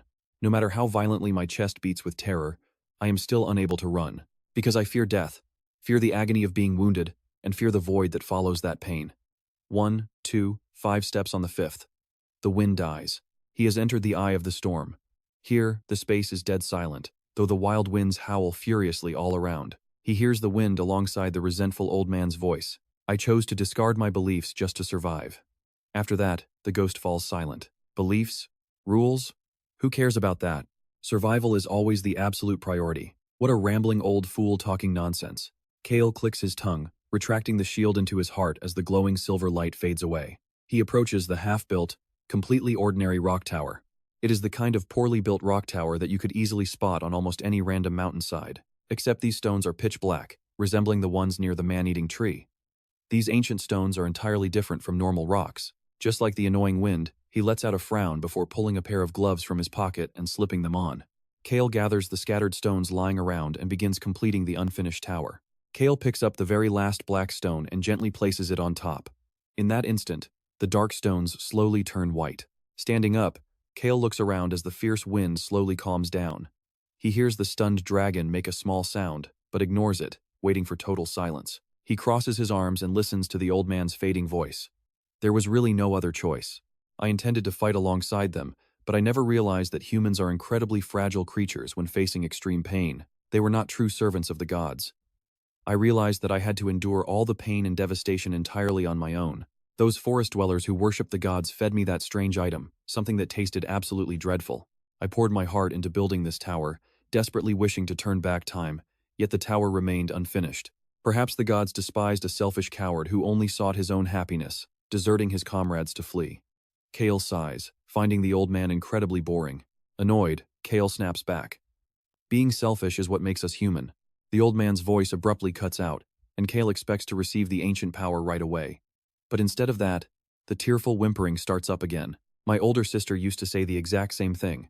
She was truly wonderful and more reliable than anyone else. Crying over his sister drives Cale crazy, but as we leave him, the weeping old man finally says thank you. All right, let's dive in. You hold a familiar power, and that sheer arrogance reminds me of my brother. Honestly, I envy that attitude. Finally, the message meant for Taylor, the exact words Cale had been waiting to hear echoes in the air. Go on, destroy it, for only then can you surpass my limits. Cale smirks. Without a single second of hesitation, he kicks the stone tower down. Watching nearby, the dragon flinches, staring at Cale like he is some kind of freak. But the sight that follows makes it gasp. The stone tower collapses. From beneath the rubble, a glowing orb of light emerges. Beneath his feet, Cale feels a faint vibration echoing through the cavern. Suddenly, the orb rushes straight toward him.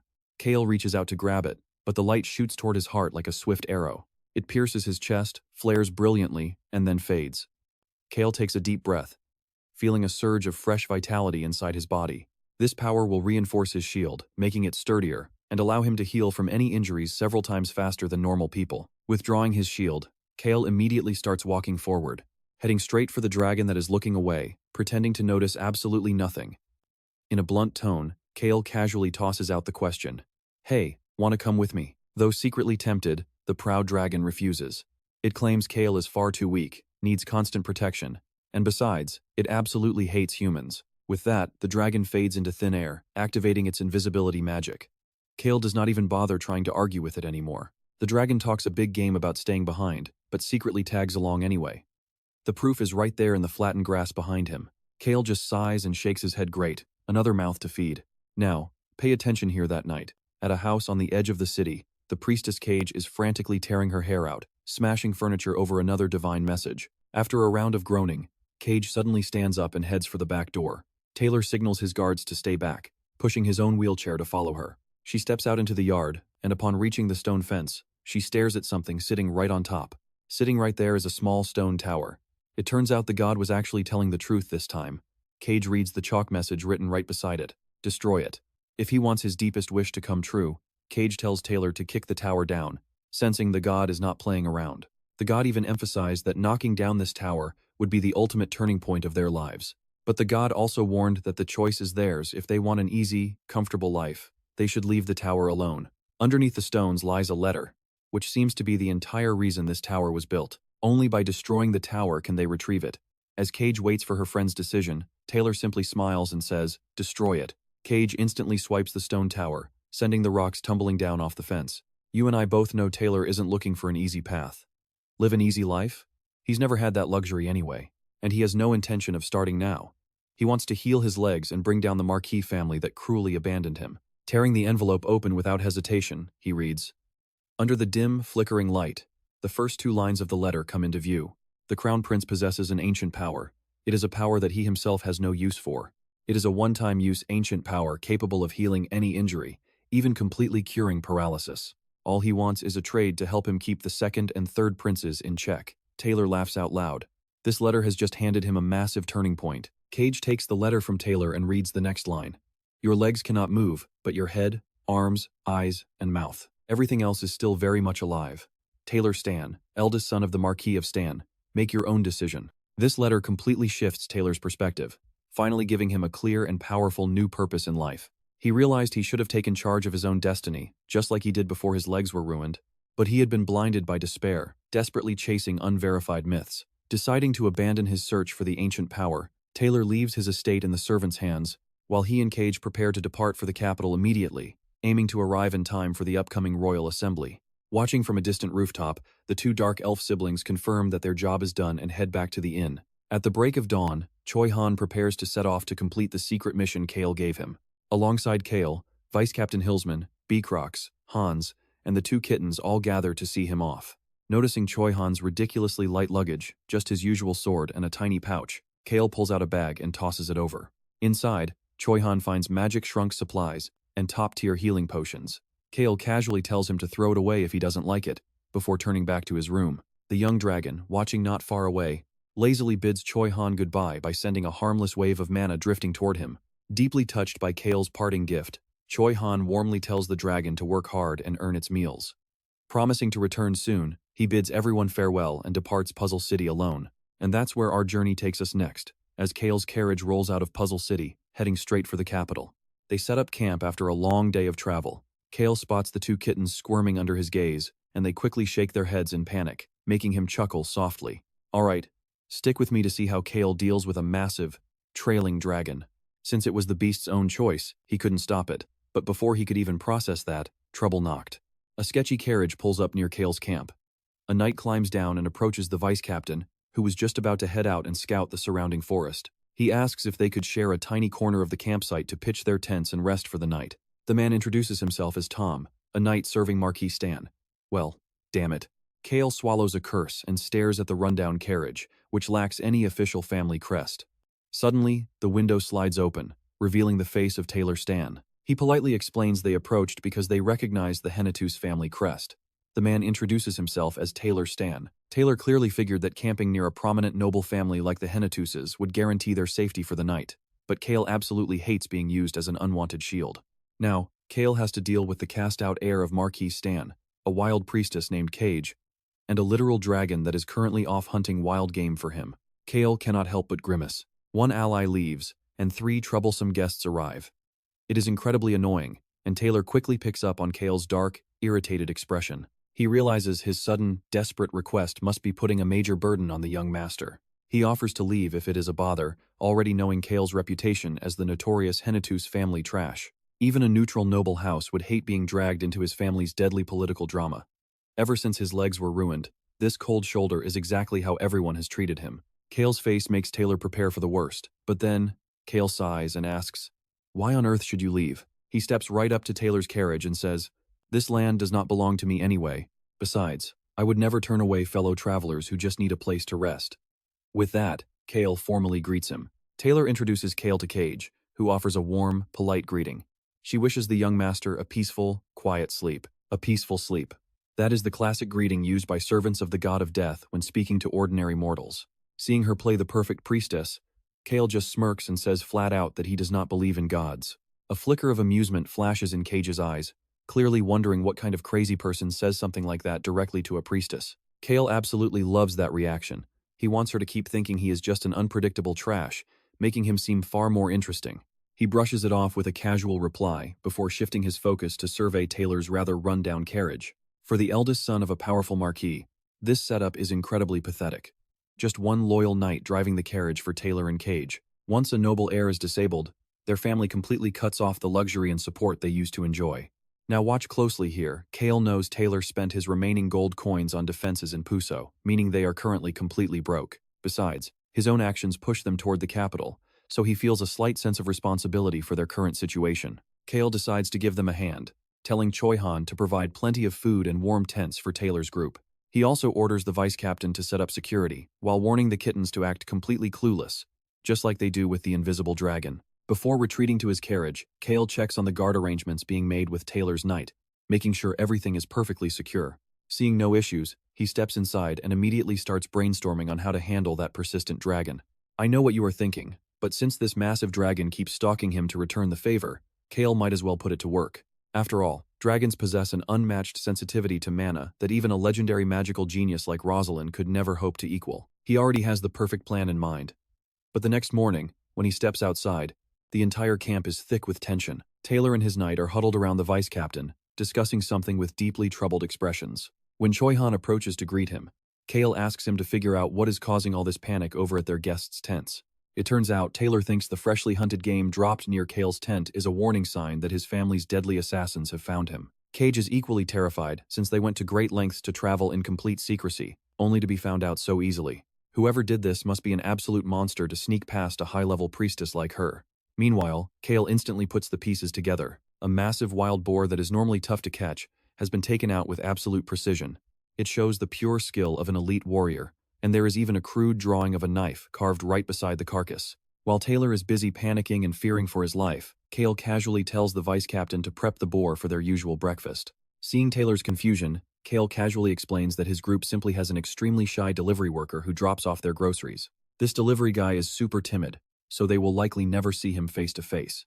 Hearing this, Taylor and Cage finally breathe a sigh of relief. With the air cleared, Taylor asks to join forces on the road, and trust me, you and I are about to watch this journey get completely wild. Let's dive in. This clever move keeps Venyon and the Marquis from realizing they traveled together. Cale readily agreed. He knew there was absolutely no way they would trace the letter back to him, and if he handled this right, they would become extremely valuable allies for him in the near future. In reality, everything Cale was doing right now was carefully calculated to exploit them down the road. As Cale was leaving, Cage pulled him aside to ask a very bizarre question. Do you truly not believe in the gods? Cale simply answered, correct. Cage asked nothing more and quietly returned to Taylor's side. She only asked because of a creepy sensation like the suffocating feeling of the god of death stroking the back of her head with pity. After that, nothing unusual happened for the rest of Cale's quiet journey. Just one day before reaching the capital, Taylor and Cage proactively approached Cale to share some drinks. According to the rumors Taylor had heard, Cale Henituse was a total drunkard who could not survive a single day without alcohol. But after traveling together and closely observing him, he realized the truth. Cale was absolutely nothing like those rumors suggested. Cale stayed inside his carriage just to accommodate them, showing incredible consideration. Even his own servants and subordinates obeyed his every command without question. Most importantly, he treated them like completely normal human beings. Now, watch closely. Cale knew they did not come just to drink, so he asked them straight up what they wanted. At this point, Taylor was certain Cale was no trash. In fact, he was far sharper than expected, though Taylor still needed to test him a bit more. So he asked, "What kind of person do you think I am, young master?" Hearing this, Cale stared at Taylor for a moment, then tossed a heavy pouch of money onto the table. Cale's calm, steady voice filled the quiet room. "I do not care why you are heading to the capital when all eyes are on you. But for people trying to enter the tiger's den to seek me out, there is only one possible reason. The Henituse family is incredibly wealthy. What you need right now is money, am I wrong?" His sharp words left them completely stunned because he read their minds perfectly. Cale continued his analysis, saying he figured they would be running low on funds. To settle down safely in the capital, you obviously need money. Yet, it seems neither of you actually planned for that. But since you are traveling with the Golden Turtle, reaching your hand out for help is certainly worth a shot. Taylor could not argue with that logic, because just as Cale said, the young master had never once avoided him. You and I both know that for an abandoned eldest son, asking for help was a win-win scenario. If Cale accepted, they got the money. If he refused, Cale hated complicated things too much to ever snitch to Venyon, a true hidden genius. Deeply moved by this revelation, Taylor sincerely thanked Cale. Since he was already helping, Cale decided to go all the way. He knew they planned to use the temple to enter, but that would definitely tip off Venyon and the Marquis within 3 days. The reason is simple: even within the temple of the god of death, political rats are everywhere. So, Cale laid out the perfect plan. They would use his carriage and travel alongside the Henituse convoy for one more day. As for their other companions, they would secretly slip into the capital the very next day. Cale handed over the gold pouch from earlier, along with a rare magic tool that possessed the incredible power to turn anyone within a certain radius completely invisible. Taylor honestly could not fathom why Cale was going to such extreme lengths to help him. Of course, Cale had his own motives since he had set this entire chain of events in motion. If Taylor seized control of the Stan family, Cale would never have to deal with their annoying drama again. That was the only way to ensure the long-term safety of the Henituse territory. It would guarantee his ultimate slacker life. But explaining all that would make him sound like some legendary master strategist, which he definitely did not want. So, he lied, and claimed he was only helping out of pure pity for Taylor. He claimed he simply wanted to know what went through the mind of a crippled runaway. To the notorious trash of a Count family, seeing a Marquise's eldest son struggle so desperately just made Cale feel pity. Taylor let out a silent, bitter laugh. He placed both hands on his paralyzed knees. He felt absolutely nothing there, yet his eyes, nose, mouth, hands, and everything else in him were still very much alive. Taylor smiled brightly and offered Cale his most sincere thanks. In return, Cale demanded one condition: they must forget all of this, as he wanted zero future involvement. This was exactly what Taylor anticipated, prompting Cage to speak up. "That is precisely why I came along. Young Master Taylor and I swear to never reveal a single word. Are you aware that breaking an oath to the god of death means instant death? To Cale's warning, Cage smiled and replied, I know. Let us begin the vow. Cage closed her eyes and clasped her hands to begin the ritual. From her fingertips, an eerie, thread-like black smoke crept out, wrapping itself around all three of them. She began to whisper, I, Cage, daughter of eternal darkness, and Taylor Stan, swear under the name of darkness and death itself. If we break this vow, we shall forever sink into eternal night. Everything that has occurred in this room, Taylor Stan and I will bury this secret deep within. Other than Cale Henituse, we will never speak or reveal a single detail of this to any living soul. And as Cale felt a strange aura swirling around his hands, you and I can definitely sense that something huge is about to unfold. Stick with me. Cage explains that Cale is feeling the literal, binding force of their sacred vow. If Taylor and Cage break their oath, Cale, as on a night when the moon doesn't shine, the bond between these three grows deeper than any moonlight ever could. The next day, Taylor and Cage ride inside Cale's carriage as they head toward the capital, just 2 hours away from their destination. While Cage is still completely knocked out, nursing a massive hangover from last night's drinking, Taylor remains incredibly sharp and wide awake. He even actively strikes up a conversation with Cale, not just for idle chit-chat, but to repay his kindness with some highly valuable information. This upcoming royal event is actually a grand celebration to mark the king's 50th birthday. While the event itself is proceeding exactly as scheduled, but inviting every single noble youth to the capital was actually the crown prince's idea. Now watch closely here that Prince is highly cunning and clearly plotting something, meaning Cale must stay on high alert. From reading the novel, Cale already knows the crown prince is a manipulative snake who excels at showering people with praise just to control them. He will lift them up to the clouds and then shamelessly exploit them, making sure they never realize they are being used. The ultimate victim of this is the crown prince's supposed close friend, a man constantly hailed as a legendary hero, Choi Han. He genuinely thinks highly of the prince, who treats a simple commoner like him with immense warmth and acts like a true friend. Even though it is manipulation, the prince at least directs it toward righteous causes, using others not for his own personal gain, but for the safety of the entire kingdom, its citizens, and the world. The crown prince's signature move is to butter you up with sweet words before casually asking for a favor, and for someone incredibly kind like Choi Han, that request is impossible to refuse. To avoid getting dragged into trouble, Cale decides to fight fire with fire by acting just as sly as him. The crown prince always avoids people of his own kind, so Cale just needs to mimic his style of fake praise and subtle manipulation. Right now, his biggest concern is the upcoming terror attack at the plaza. He is likely the only one who knows about this disaster and the mysterious organization behind it.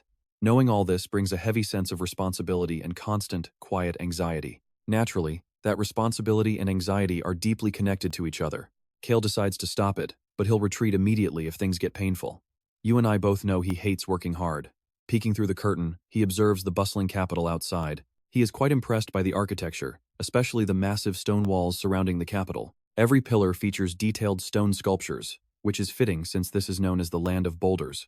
Seeing this, Taylor begins telling Cale about an ancient legend he stumbled upon while translating old texts. It is a tale from ancient times, long before the RAON kingdom even existed, about a legendary guardian deity. No matter how brutal the attacks were, this guardian always protected everyone. And when pure darkness enveloped the entire continent, this deity stood up to block it. Even as his physical body shattered to pieces, he remained standing as solid as a rock. And because of that sacrifice, he successfully protected the people and this stone-covered land. Since someone that selfless could never exist in the real world, Taylor always loved this particular myth. In a flash, they reach the city gates where royal knights are standing guard. Cale tosses a magic invisibility necklace to Taylor and Cage. Stepping out of the carriage, he gets ready to do what he does best, play the role of the Count's spoiled, trashy son. Thanks to Cale's award-winning performance as a spoiled noble and the powerful magic of that invisibility necklace, Taylor and Cage smoothly pass right through the high-security checkpoint without raising a single suspicion. Their carriage continues on, heading toward the western sector of the capital, where the noble estates are gathered. Here, Cale parts ways with Taylor and Cage, leaving the rest of their arrangements for RAON to handle. But before saying goodbye, he reminds them to pretend they never met. Once they leave, Cale turns to look at the Henituse estate. When your family is filthy rich, even your secondary capital estate is on a whole different level. It isn't overly flashy or golden, but it radiates a quiet elegance that outclasses all the neighboring estates. The gates open, revealing rows of servants standing in perfect formation to welcome him. Young Master Cale Henituse. They welcome him to the capital with an over-the-top, deeply respectful greeting. Bowing so low their heads almost touch the dirt, they shout, "We shall serve you with everything we have." Cale is completely baffled by this dramatic display. He glances over at Choi Han, but the swordsman just ignores him. So, Cale casually tells them there is no need for such stiff, formal behavior in the future. Just do their jobs well, and they'll be rewarded.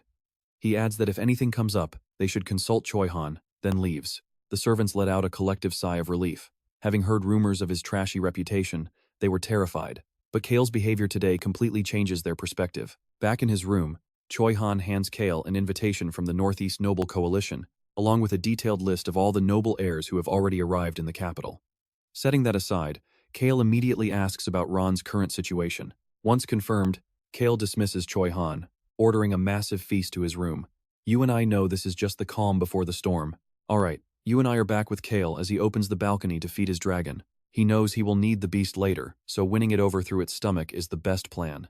Soon, the dragon and kittens are happily eating. Cale smiles to himself, loving this comfortable life.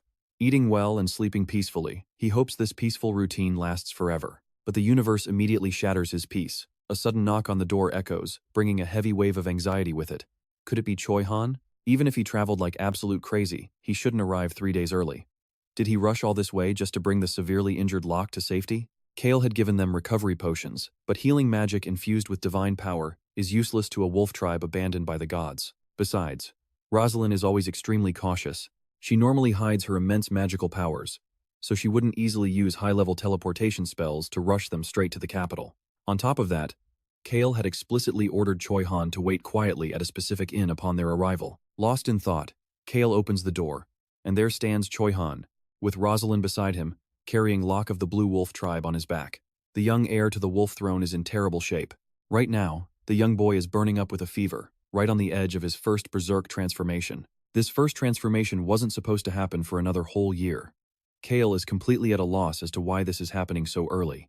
With no time to waste, Cale tells Choi Han to fetch some water.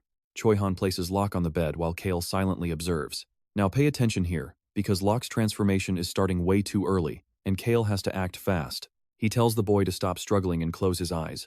Surprisingly, Locke obeys, shutting his eyes as comforting memories of his uncle fill his mind. His uncle always promised things would be okay, but Locke's current state has Choi Han deeply worried. He has no idea what is wrong with Locke. Even the recovery potions Cale gave him earlier did absolutely nothing. According to Rosalind, the Blue Wolf tribe cannot use those potions. Healing spells are also useless, leaving them both completely helpless. Seeing Choi Han panic, Cale calms him down, firmly telling him to leave the boy in his hands.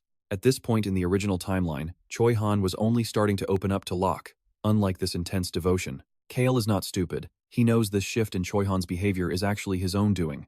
Once he is sure that Choi Han has cooled down, Cale turns his gaze to Rosalind. Rosalind, first in line for the Brett Kingdom throne, is a genius mage ready to throw her royal status away. With her vibrant hair, she looks like a fiery red rose. Yet, her personality shines brighter than any sun. Suddenly, Rosalind starts trembling as she stares into the corner of the room. You see, she is actually staring right at the spot where the invisible dragon sits, sensing its terrifying mana. Cale sighs, knowing dragons love mages, realizing it is leaking mana to her. He glares at the empty spot and whispers for it to stay still. Rosalind takes a deep, ragged breath and quickly manages to steady herself. Sensing the dragon withdrew its mana, she is shocked. Before she can ask, Cale redirects her focus to Locke, noticing the magic staff in her hand. It seems they arrived early because Rosalind chose to use teleportation. Stepping away from Cale's original expectations, she has already exposed her true magical powers. As a highly skilled mage, Rosalind knows a few things about the wolf tribe's berserk state. Still, it is her first time seeing someone endure such horrific agony during their initial transformation. Cale explains that during their very first transformation, the members of the wolf tribe endure intense physical pain and completely lose all rationality. But if they can survive this first trial, they can harness that rage as a deadly weapon.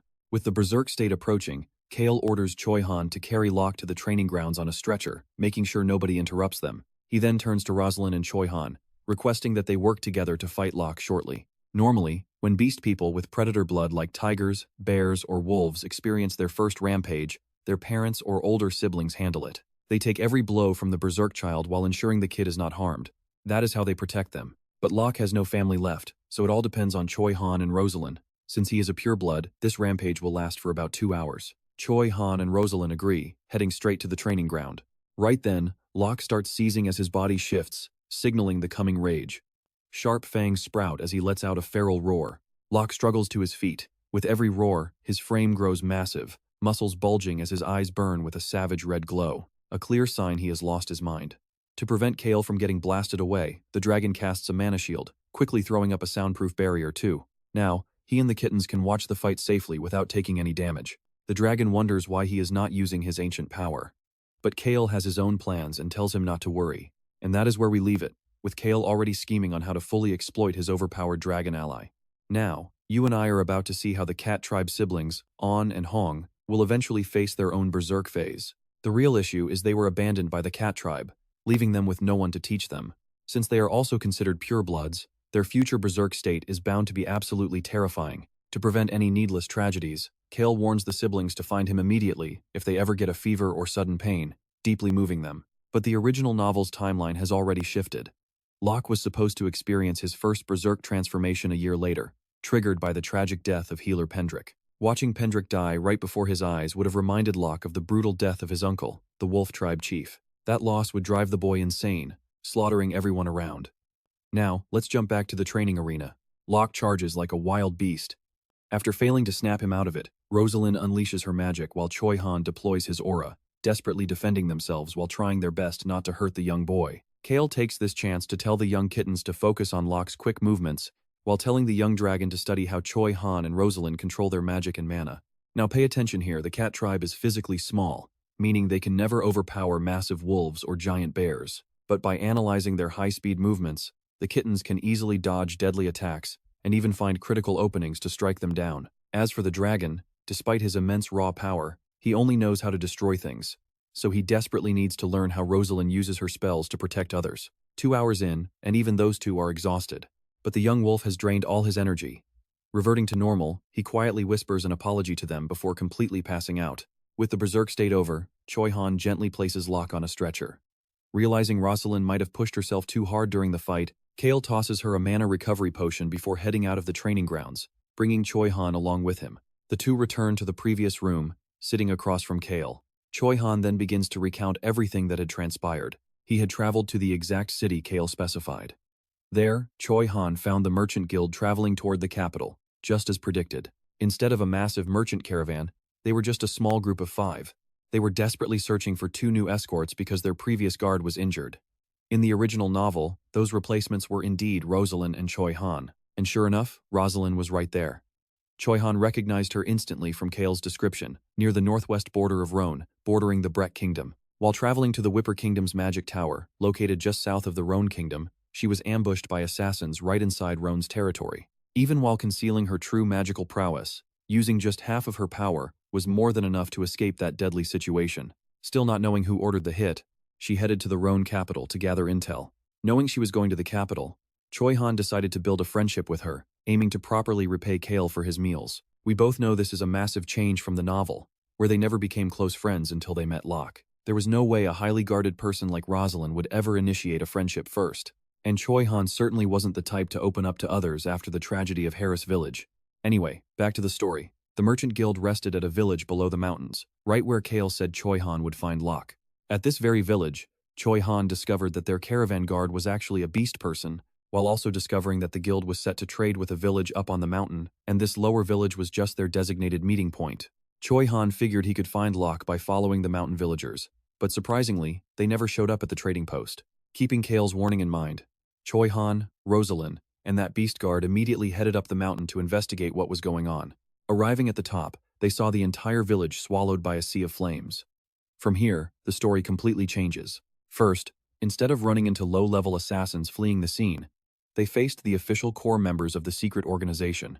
Second, instead of slaughtering all the Wolf Tribe children, these mysterious villains were actually planning to kidnap them. Third, Locke, who originally went into hiding while the children were murdered, stepped up this time to defend them against the vicious kidnappers. The core nature of the Wolf Tribe is their inability to watch their family and friends die.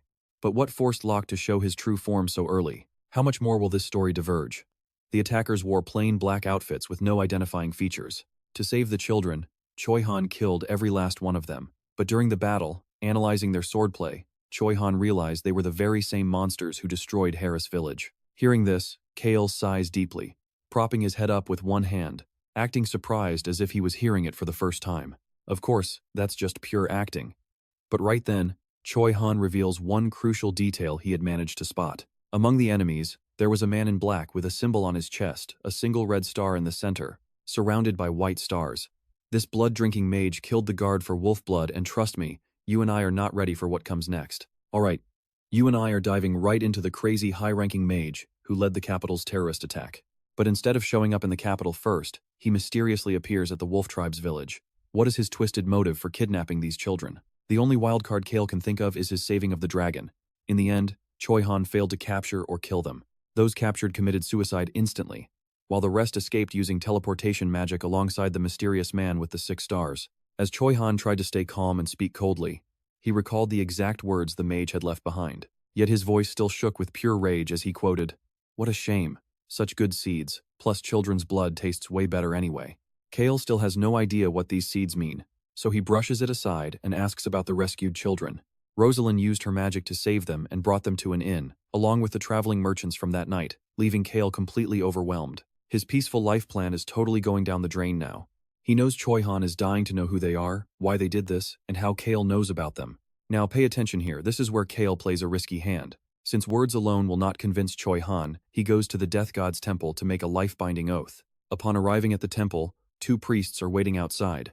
Cale requests a death chamber, a room for those gambling with their lives. Now Choi Han gets nervous, never expecting Cale to go this far. Choi Han begs him to turn back, but Cale refuses. He must do this to earn Choi Han's absolute trust and cut ties with him later on. The priest then leads them down to the underground death rooms. While waiting for the preparations, Cale drops a truth bomb. He actually does not know the identity or goals of the secret organization. Choi Han is totally confused. Right then, the priest's voice echoes out. "Step forward, those bound to death, and show your hands." Cale and Choi Han step inside, ready to begin the ritual. Choi Han follows Cale through the white door. Inside, the room is completely colorless. From the chairs to the walls, everything is pure white. And sitting there is a single deaf priest. Keeping silent, Cale bows respectfully to the holy figure and stretches his hands forward. The priest nods and points to 2 sheets of paper on the table. Cale and Choi Han pick them up to read. The one gambling their life must touch their partner with the marked hand and recite the vow aloud. Break this blood vow, and instant death is guaranteed. What an absolutely savage and brutal piece of writing. Once they finish reading, the deaf priest begins the deadly blood ritual.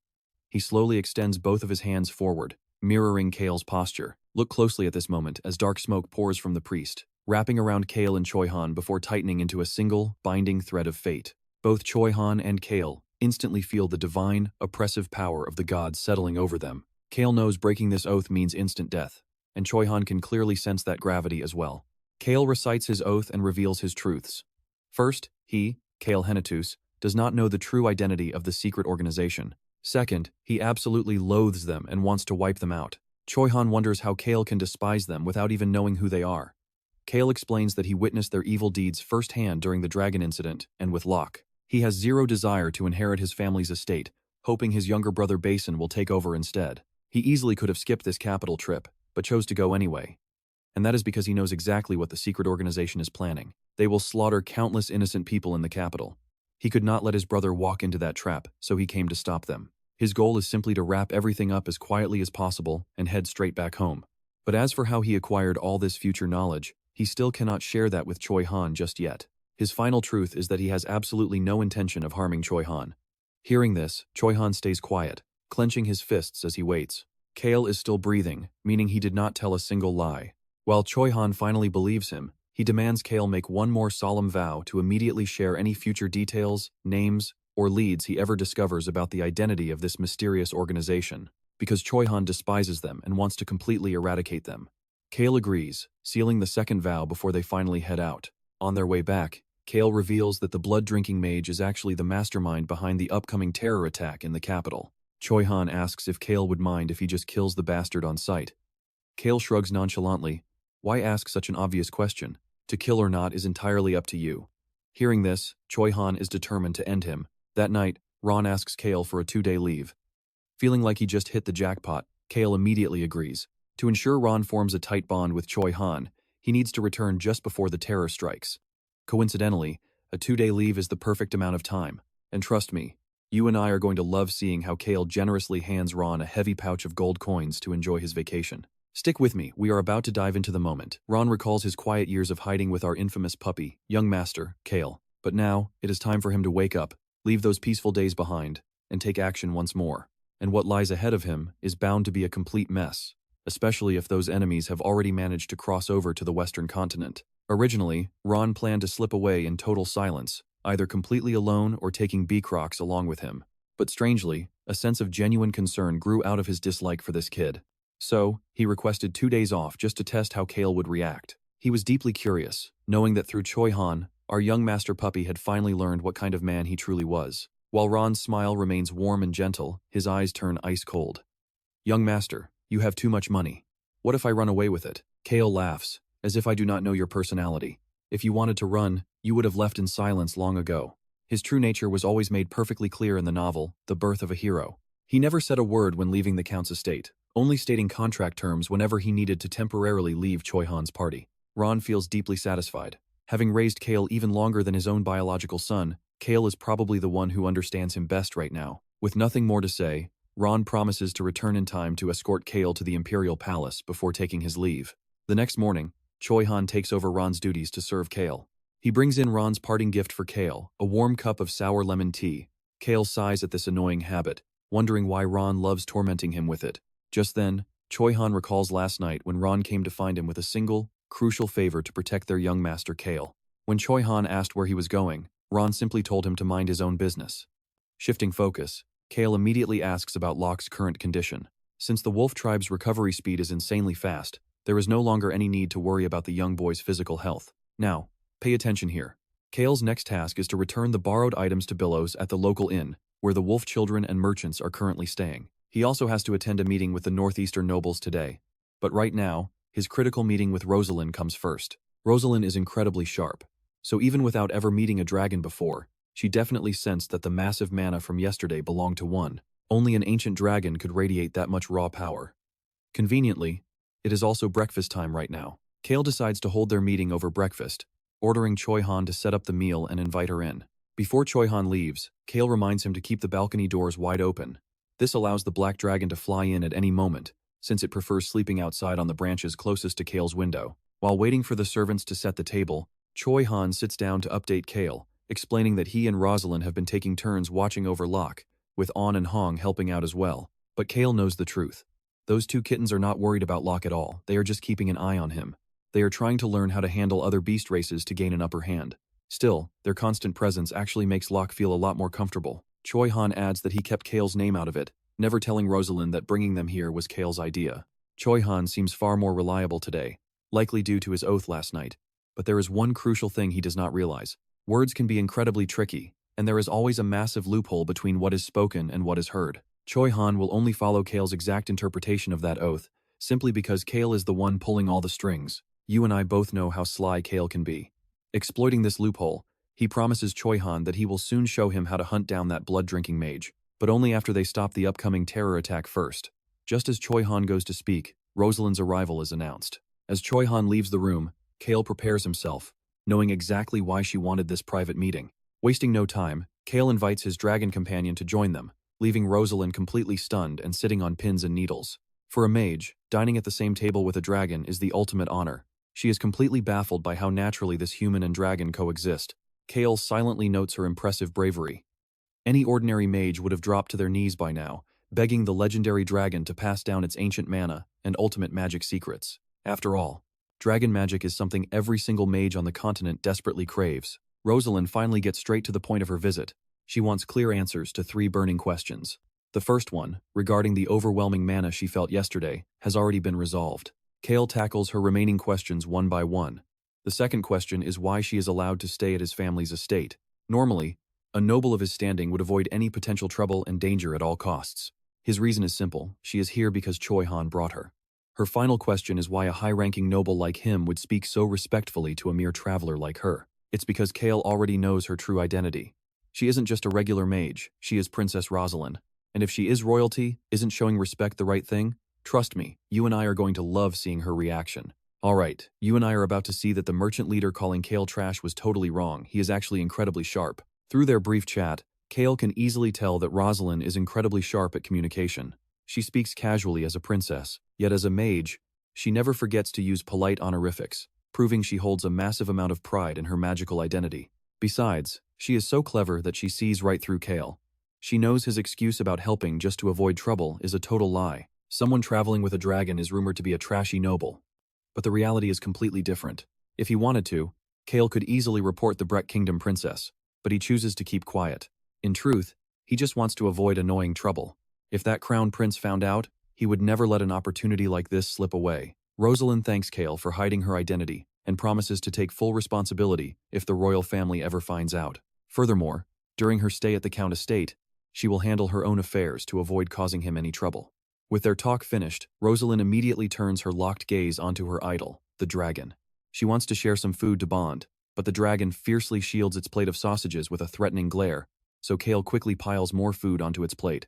The black dragon slowly gets lost in foodie heaven. Rosalind quickly glances at Cale, who secretly blocks the dragon's view and holds up 4 fingers. 4 years old. Hearing this, Rosalind smiles warmly and says, "Yes, of course." Once Dragon Nim finishes eating, Cale immediately departs for the meeting with the local nobles.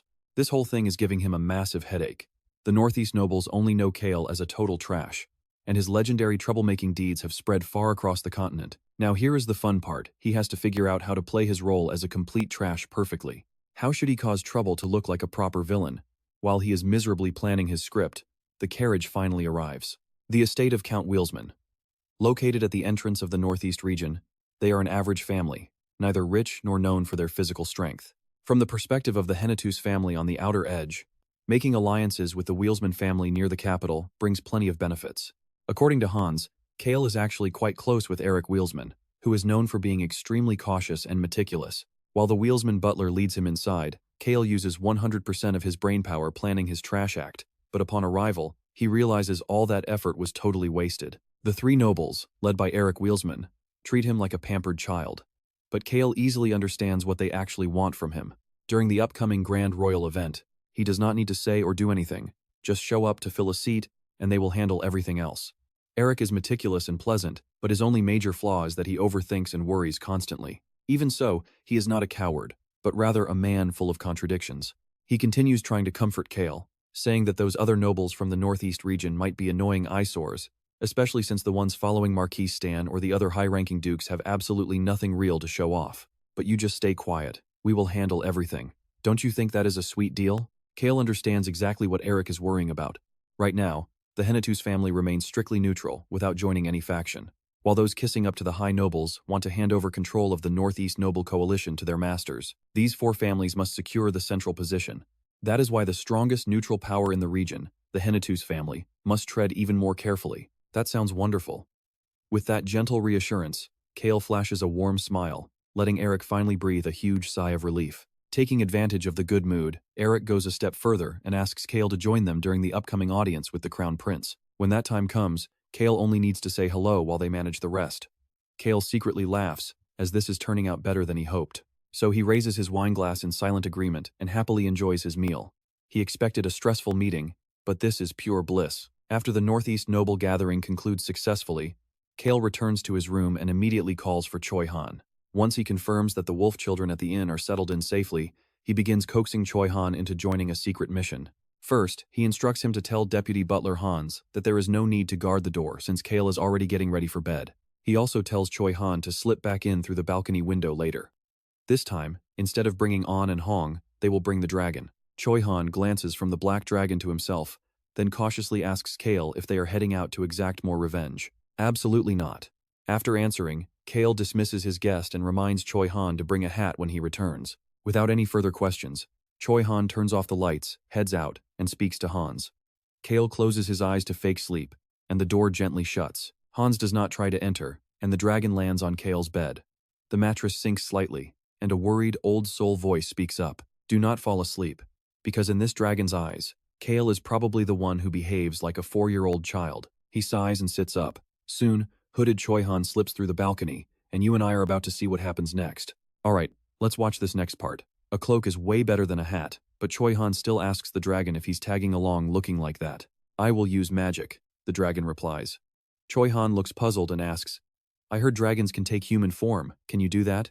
Wouldn't transforming into a human make it way easier to move around without drawing any unwanted attention from people? The black dragon snorts at Choi Han's suggestion, declaring that he hates humans and absolutely loathes becoming anything like them. Who said dragons are cool? Hearing Choi Han's question, the black dragon glares at Cale, who indifferently remarks, "Dragons are indeed cool." Seemingly satisfied with that answer, the dragon activates invisibility and floats up. The depression on the bed instantly vanishes. Choi Han follows Cale as he heads toward the balcony, suddenly feeling a bit concerned about what lies ahead. Does he have to carry Cale down? Seeing Choi Han's confused look, Cale just snorts and points his finger to the sky. Suddenly, Cale's body gently lifts off the floor, floating in the air as his entire form slowly begins to turn transparent. Watching his body fade away from the feet up, Cale speaks to the empty air, calling dragons truly magnificent creatures. "Exactly, I am the greatest," the black dragon boasts. Seeing how Cale naturally manipulates the beast, Choi Han quickly plays along, saying dragons are indeed grand. Watch closely now as they quietly slip out of the mansion. Choi Han stands in a nearby alley, scanning the area before signaling Cale that the coast is completely clear. With those words, Cale's invisibility and flight magic disperse, letting him hover for a second before gently landing on his feet. Dragon magic is clearly on another level, compared to standard wizardry, likely due to their innate monstrous attributes. According to Cale's evaluation, this young dragon's raw power already surpasses a high-grade mage, meaning that once he fully matures, leveling an entire kingdom will be incredibly easy. If he already possessed the power of the wind's sound, he wouldn't even need to drag these two dangerous individuals along with him. The sound of the wind is the third ancient power that Cale plans to steal for himself, but to acquire this specific power, he has to travel all the way to the northeastern coast. On his return from the capital, Cale plans to visit Lady Amiru's territory to claim that very wind power. Because this power lies by the sea, Cale is slightly worried about encountering the whale and mermaid tribes, but since he can steal it quietly, he doesn't stress too much. After all, the whale and mermaid tribes don't even appear until the end of Volume 4. That sea war between the eastern and western continents won't start yet, so he just needs to avoid the shore. Cale covers his red hair with a hat, pulls out a map, and guides Choi Han and the invisible dragon from western Huiz toward the center. As expected, the capital at night is far more lively than anywhere else, glowing with lights from busy shops while the taverns are rowdier than ever. Their destination tonight is none other than the Plaza of Glory. It is a massive circular plaza with fountains positioned in every direction. With the citizens gathering in groups around those fountains, Cale asks the dragon to cast a soundproof barrier around them, before starting to explain the real plan and why he brought them here. There is a specific device in magic called a magic bomb, and they come in many different shapes. Throughout the continent's long history of magical wars, magic bombs have evolved alongside regular wizardry, although they still suffer from quite a few major limitations. Deploying magic bombs is a massive hassle because they depend entirely on placement, mana supply, and various other complicated factors. Because of this, mages on the battlefield usually prefer casting direct magic rather than relying on unreliable magic bombs. Now, pay attention, because in just 6 days, a newly developed magic bomb is going to reduce this entire plaza and its surroundings to absolute ash. In the original story, Rosalind and Choi Han eventually discover 5 of these bombs hidden around. But Cale knows the timeline has already shifted, meaning those bombs might not be in their original spots, which could change the entire situation to some degree. He has put together a brand new plan, but he is certain the terror attack will still happen because that crazy mage is definitely lurking somewhere in this kingdom. He is also the mastermind who created this dangerous new batch of magic bombs. The real danger is that these bombs can be placed anywhere or even strapped onto unsuspecting people. Naturally, people won't realize they are carrying bombs because of their deceptive external shapes, so Choi Han and the dragon's main mission is to locate them by tracking mana density. Since a magic bomb is basically just a highly condensed mass of mana, they just need to find areas with unusually high mana levels. However, this specific mana leak is not massive enough to be easily detected by standard means. It is only slightly higher than normal, making it extremely difficult for even skilled mages to spot before these bombs absorb surrounding mana and explode. While this task might pose a slight challenge for Choi Han, it is absolutely effortless for a dragon. With his overwhelming magical power, the black dragon's sensory abilities are also top tier, making the task of pinpointing these abnormal mana signatures a complete breeze. Cale might not know about the bombs on people, but fixed explosives must be planted 2 days early. Trust me, our journey is just getting started. Trust me, we are diving into one of the wildest defense plans as they target the busiest plaza. Every night, Choi Han and the dragon will team up, using this plaza as their base to hunt down those hidden bombs. But when they locate them, they absolutely cannot destroy them yet. They will wait until the secret organization's planned day to disarm them, using the chaos to lure the enemy mage out.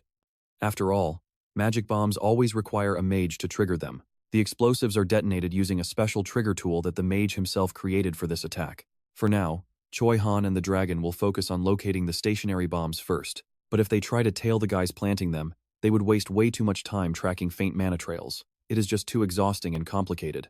That is why Cale dumps this heavy lifting on those two. He cannot really help anyway, and honestly, he has no desire to. So we just need to return 2 days before the event, right? Choi Han asks. No, even on the night before you must move in absolute secret. Choi Han is surprised by Cale's words. Won't security be extremely tight by that point? Right then, Cale flashes a wicked bad boy smirk and pulls out his secret weapon for Choi Han to see. It is the mana disturbance tool they use to save the dragon. Since there will be many mages, the tool's active time will drop to just 10 minutes, but that is still a massive help, because in that short window, absolutely every single magic device will stop working. Now pay attention, 10 minutes is plenty of time for this tool to jam the bombs, save everyone, and force the enemy to show their faces. Once they reveal themselves, leaving the remaining action to Choi Han and the dragon is easy. With the plan set, Cale urges Choi Han and the dragon to get moving. Pointing toward a famous draft beer pub near the crowded plaza, Cale tells them he will wait right there and to investigate until 11 p.m. before returning. Choi Han initially wonders why Cale is staying behind, but the truth hits him immediately. Cale would be nothing but a burden for Choi Han and the Black Dragon, simply because Cale is too weak. Choi Han cannot sense even a single trace of mana or any swordsmanship aura radiating from Cale. He seems like a totally average guy, yet he is anything but ordinary. Choi Han bids Cale goodbye and sets off with the dragon. Over the next few days, despite searching every possible corner where a bomb might be hidden, Choi Han and the dragon find absolutely nothing. 2 days later, Cale is half asleep when a deep, smooth voice from outside the door instantly snaps him wide awake. Young master, are you awake? The man stepping into the room is none other than old RAON. Cale's sweet, deep slumber vanishes like a fleeting summer dream as reality sets in. RAON hands him a sealed letter. The letter bears the seal of the Flynn Merchant Guild. Tearing it open, Cale reads the words, "Young master, may I receive a drink from you?" Cale tells RAON to prepare their finest bottle of wine for their guest, the Flynn Guild's bastard, Bylos. He is arriving at the capital soon, meaning we are getting closer to Cale, meeting the Crown Prince. And yes, RAON reminds Cale to prepare. Right before the festival's opening ceremony, there will be a gathering between the noble heirs and the Crown Prince. It is not exactly a formal banquet or a conference, but rather a strange, blended mix of both events. And when thinking about the Crown Prince and the royal palace, Cale naturally remembers some other prominent names, the abandoned eldest son and the crazy priestess. Just thinking about them brings back a certain prediction, and a sudden, unnatural chill runs down his spine. That creepy feeling makes him resolve to ignore those two completely. All he needs to do is attend the palace event as quietly as possible. He will just sit there like a blank slate, even if someone starts shouting insults right next to him. While he wanders in thought, RAON does too. RAON reflects on the current state of affairs. The rulers of the Eastern Continent's underworld, known as ARM, have started stretching their reach into the Western continent. Absolutely nobody can accurately predict or anticipate the moves of this mysterious group called ARM, the Molan household, one of the 5 major families ruling the night in the Eastern continent. Its heir, Ron Molan, feels both deep fear and intense hatred toward them. He avoided clashing with them by laying low as a butler in Count Henituse's estate, but perhaps his time to leave has finally arrived. He looks at Cale, the young master he raised with his own hands, who is currently rambling on, admiring his own gorgeous looks. For the first time ever, RAON actually goes along with it and compliments him, giving Cale some serious mental trauma. This gentle version of RAON feels completely wrong. RAON continues speaking in his elegant, kind, and warm voice, causing goosebumps to break out all over Cale's body. But RAON just ignores him and keeps doing his duties. Right as the old man steps out, the kittens finally return. They immediately run up to Cale, proudly claiming they can easily kill their targets if those beasts let their guard down. On and Hong have found a way to assassinate. The 2 kittens, making a rare appearance, seem thrilled to have discovered a method to take down Beast Tribe members with strength comparable to the Wolf Tribe. You 2 did a great job. Hearing Cale's praise, the 2 cats snuggle close, rubbing their faces against his legs to show their affection. But before we can enjoy this sweet moment, a sudden knock sounds. On and Hong smell a wolf. And indeed, it is Locke. You and I are starting today with Locke sitting on the sofa, stealing shy glances at Cale, who finally loses patience. Cale knows Locke definitely has something to say. The nervous boy rolls his eyes trying to remember, then suddenly stands up and bows deeply. Thank you, sir, innocent and childlike. That is exactly how the novel originally described Locke's character. The story said his personality would completely shift after his first berserk transformation. But this time, nothing seems to have changed. After thanking Cale, Locke hesitates, completely unable to find his words. Right at that moment, a cold voice cuts through the silence. Speak up, yes. Locke finally raises his head to look directly at Cale for the first time since entering. Cale looks back and says, "That is it. You must look straight at me when talking," Cale tells him. "Spit out everything you want to say, and I will listen." Feeling newly empowered by Cale's words, Locke finally begins to speak his mind. Locke explains that as the eldest brother, he must care for the young ones. Being a nephew and a younger brother, he feels a burning need for revenge. Cale fully understands his painful situation. Though Locke has many flaws as a wolf boy, he still has 10 younger siblings to care for and fiercely protect. The Blue Wolf tribe truly loved and cherished him, even though he was just a cowardly, foolish kid. He can never forget his family, friends, and neighbors. Wolves protect their own above all else, making them an incredibly proud and honorable tribe. Despite knowing this, Cale still refuses to help because he is already dealing with enough trouble from Choi Han and the dragon. The black dragon itself is a massive headache, but Choi Han brings along a whole different level of trouble. Cale really hates helping, but you and I know he understands the pain of these 10 homeless, orphaned wolf children all too well, especially since he has experienced it himself. However, he absolutely refuses to take full responsibility, aiming to carry only a small portion. He wants a safe deal that will not hurt him. Instead of offering charity, Cale proposes a transaction. He tells Locke to think about what he can offer in return. What could Locke possibly do for him? After thinking it over, Hong comes to find Cale. Locke happily agrees and departs. Cale gazes at the magnificent palace, which easily outshines the Henituse capital mansion. This grand place is the Joy Palace. That is the name of the palace hosting the banquet. A small palace constructed by the king to celebrate the crown prince's birth. Though the king now favors the third prince, Cale plans to wait for Eric, Gilbert, and Amiru before heading inside together. But instead of meeting his friends first, he runs straight into that annoying punk, Neo Tolls. Neo Tolls is your typical cliché villain, backed by the crazy Venyan Stan, the second son of Marquis Stan. The village where the Black Dragon was tortured belongs to the Tolls family territory. Naturally, relations between the Tolls and Henituse families are pretty terrible. The simple reason? They are only separated by a mountain, yet the Henituse family is incredibly wealthy. They actually used to act friendly toward the Henituse family, but that was over 5 years ago. Now, you and I both know the Tolls family got way more annoying after joining Marquis Stan. Cale sighs, hating this encounter. Neo immediately starts throwing trash talk Cale's way, wondering what a useless piece of garbage is doing at the royal palace. Cale knows this guy is deliberately picking a fight. How does a mere Viscount's son dare speak this way to a Count's heir? Cale wonders if he should just let RAON handle this brainless villain.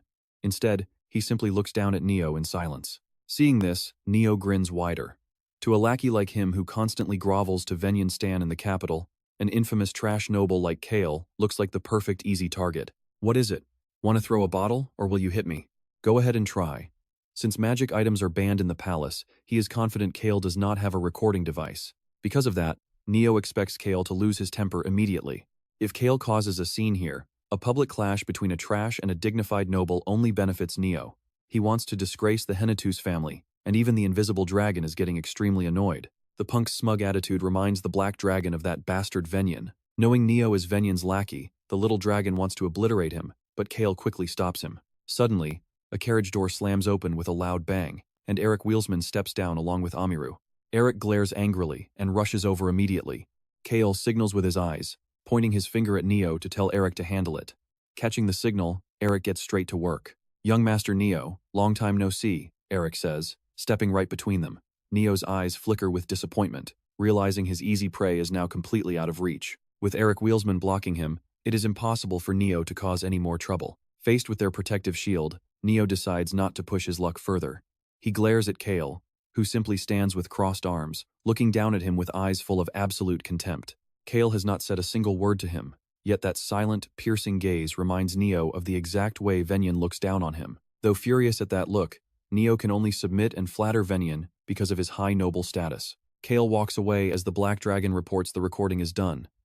"Trust me, you must see what happens next. Stick with me here. Cale actually has his dragon record every word said to him today, even though the palace is crawling with magic detectors. He initially thought using magic inside was too risky and almost decided against it, but the little dragon confidently shrugs it off, explaining that he will just shrink his magic barrier super close to Cale so they can easily avoid any detection. Smiling, Cale plans to use this exact recording later to make Neo weep tears of blood, before calmly heading toward the palace entrance. Scanning the massive hall, he follows Eric inside as Amiru whispers that the highest seats belong to the crown prince, while lower tables are split by region. She starts to explain the political hierarchy, but catching Cale's completely disinterested face, she quickly stops and asks if he already knows, to which Cale just lazily nods.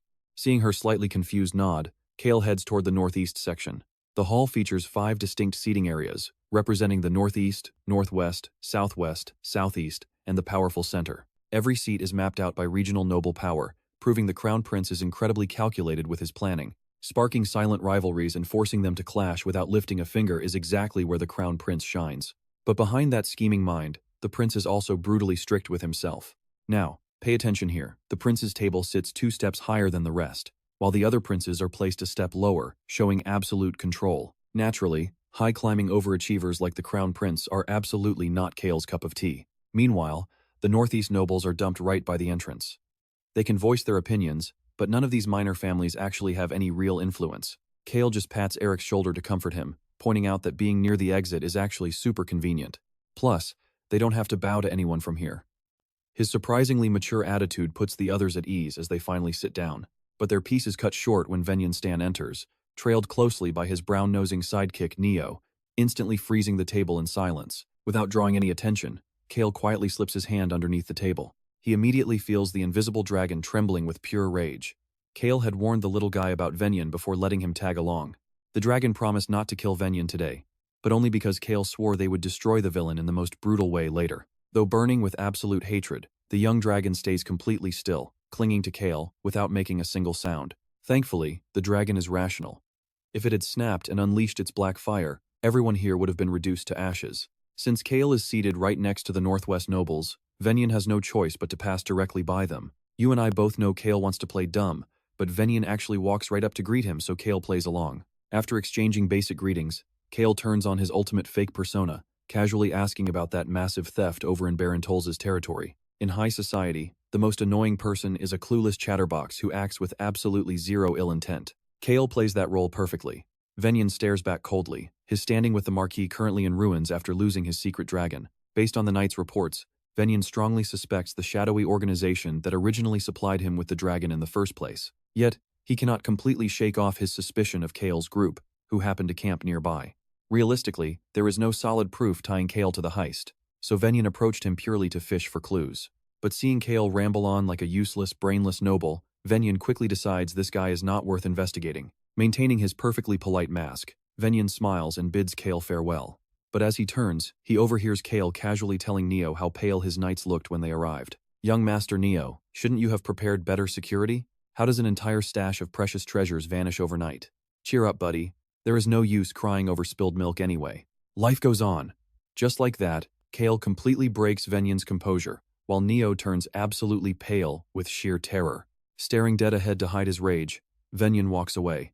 Cale watches him leave before coldly turning his back on Neo, but not before whispering one last threat, wishing Neo luck because Venyan is about to make his life absolute hell. That is what you get for messing with him. Soon after, the heirs of the other great noble houses file in, including Antonio Jair. Alongside Lady Karin of House Orsina, Cale just leans back in his chair, quietly watching the entrance of the Grand Hall. Exactly 5 o'clock. The massive doors swing open as today's true star finally makes his grand entrance, the first prince, Crown Prince Albaru Crossman. Followed by the other princes, the charming heir instantly turns on his charismatic facade, welcoming everyone with smooth, practiced words. Flattering the crowd, he praises them as the kingdom's brightest young stars and future leaders gathered under one roof. Right at that moment, the doors fly open again to reveal Taylor Stan, the abandoned eldest son, alongside the crazy priestess Cage. And trust me, you and I are about to watch the entire room freeze in shock. Alright, let's jump into the moment. Cale realized bringing them here was a genius move. The Church of the God of Death is going to have a massive headache over this. Venyan immediately stands up, staring at Taylor with sheer shock on his face. This is an uncharacteristic loss of composure that completely ruins his elegant, noble facade. But the current situation is far too shocking for Venyan to even care about proper etiquette right now. The Crown Prince speaks up, saying he never expected to meet Marquis Stan's eldest son, Taylor, and a priestess of the God of Death here. The Crown Prince looks highly amused. Sitting in his wheelchair, Taylor politely replies that he heard the kingdom's noble children would have a chance to speak with the Crown Prince. So he came despite having no invitation. A strange, knowing smile appears on Crown Prince Albaru's face. That look tells Cale that the Crown Prince instantly understood Taylor's hidden meaning behind wanting a chance to speak. It is perfectly fine. Though I invited all the family representatives, if a household lacks one, then of course anyone can attend. Surely young Master Taylor does not mind, does he? Now watch closely. Because the Crown Prince just subtly rejected Venyan, the unofficial heir of the Marquis Stan family. It makes sense. since Marquis Stan is currently very close with the third prince. Still, Cale finds this political alliance highly unusual. Even though Cale has no interest in these matters, no matter how much the king loves the third prince, he cannot easily replace the crown prince. Yet, in the novel, The Birth of a Hero, the crown prince was extremely wary of the second and third princes, while Marquis Stan backed the third prince, and other factions of nobles each supported their own chosen royal heir. There is clearly a hidden agenda, but Cale wants no part of it. The crown prince then apologizes to Taylor for the awkward situation. Either way, he is genuinely happy to see that young Master Taylor is still doing well after all this time. Taylor smiles, replying that though his legs are paralyzed, his hands, head, eyes, and mouth are still very much alive and well. In fact, those very flaws have only made him stronger. I see, so you are indeed still alive. He forgot that the ultimate survivor is always the strongest. Cale can feel that the crown prince is now deeply intrigued by Taylor. Venyon regains his composed noble mask, but his glaring eyes look ready to pierce right through Taylor. This is getting intense. Honestly, just watching the drama between the crown prince, Taylor, and Venyon, we both know this is better than any show. Watching them is pure gold. All Cale needs is some popcorn. After chatting with Taylor, the crown prince turns to greet the priestess, Cage. She perfectly plays the role of a gentle, devout priestess. The crown prince promises to speak with them later, assigning them to the table of the northeastern nobles. That happens to be Cale's table, and it makes sense because there is nowhere else to put them that lacks high-ranking nobles. It keeps a perfect balance of power. Besides, the high nobles cannot easily mess with the northeast region, where the wealthiest and most powerful family resides. With the Henituse family remaining strictly neutral, Eric stands up, prompting the other nobles at the table to follow suit. Servants quickly rearrange the seating arrangements following a subtle gesture from the crown prince. With that, the feast officially begins.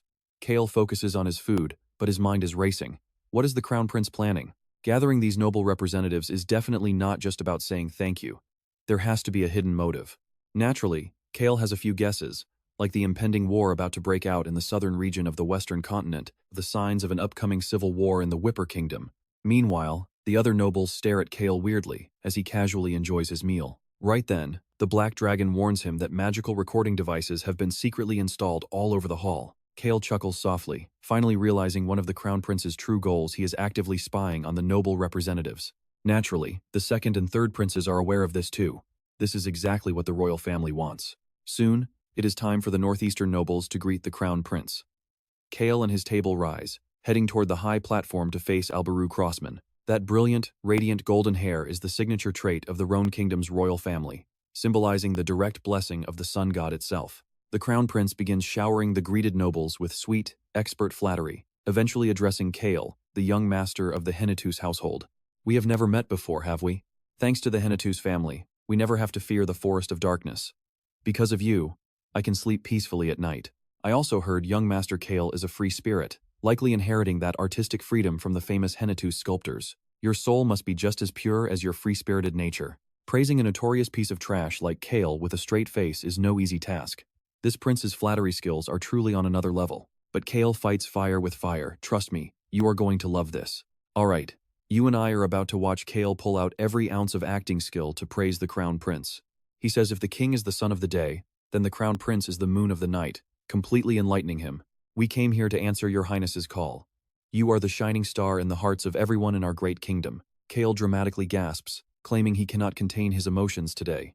Eric gasps, while Gilbert and Amiru look at him in absolute shock. Seeing the crown prince's utterly confused expression, Cale happily thinks he is one step closer to keeping this guy at a distance. Suddenly, the Black Dragon's voice rings in his head, asking why this seemingly weak crown prince dyed his hair using high-level magic. It is a spell so advanced only a great dragon could detect it. Did another dragon dye it for him? Or is it some other power? Damn it. Cale instantly realizes he just accidentally learned a completely useless, highly dangerous secret that must never be leaked. Is it a secret identity this time? Cale wants absolutely nothing to do with this drama.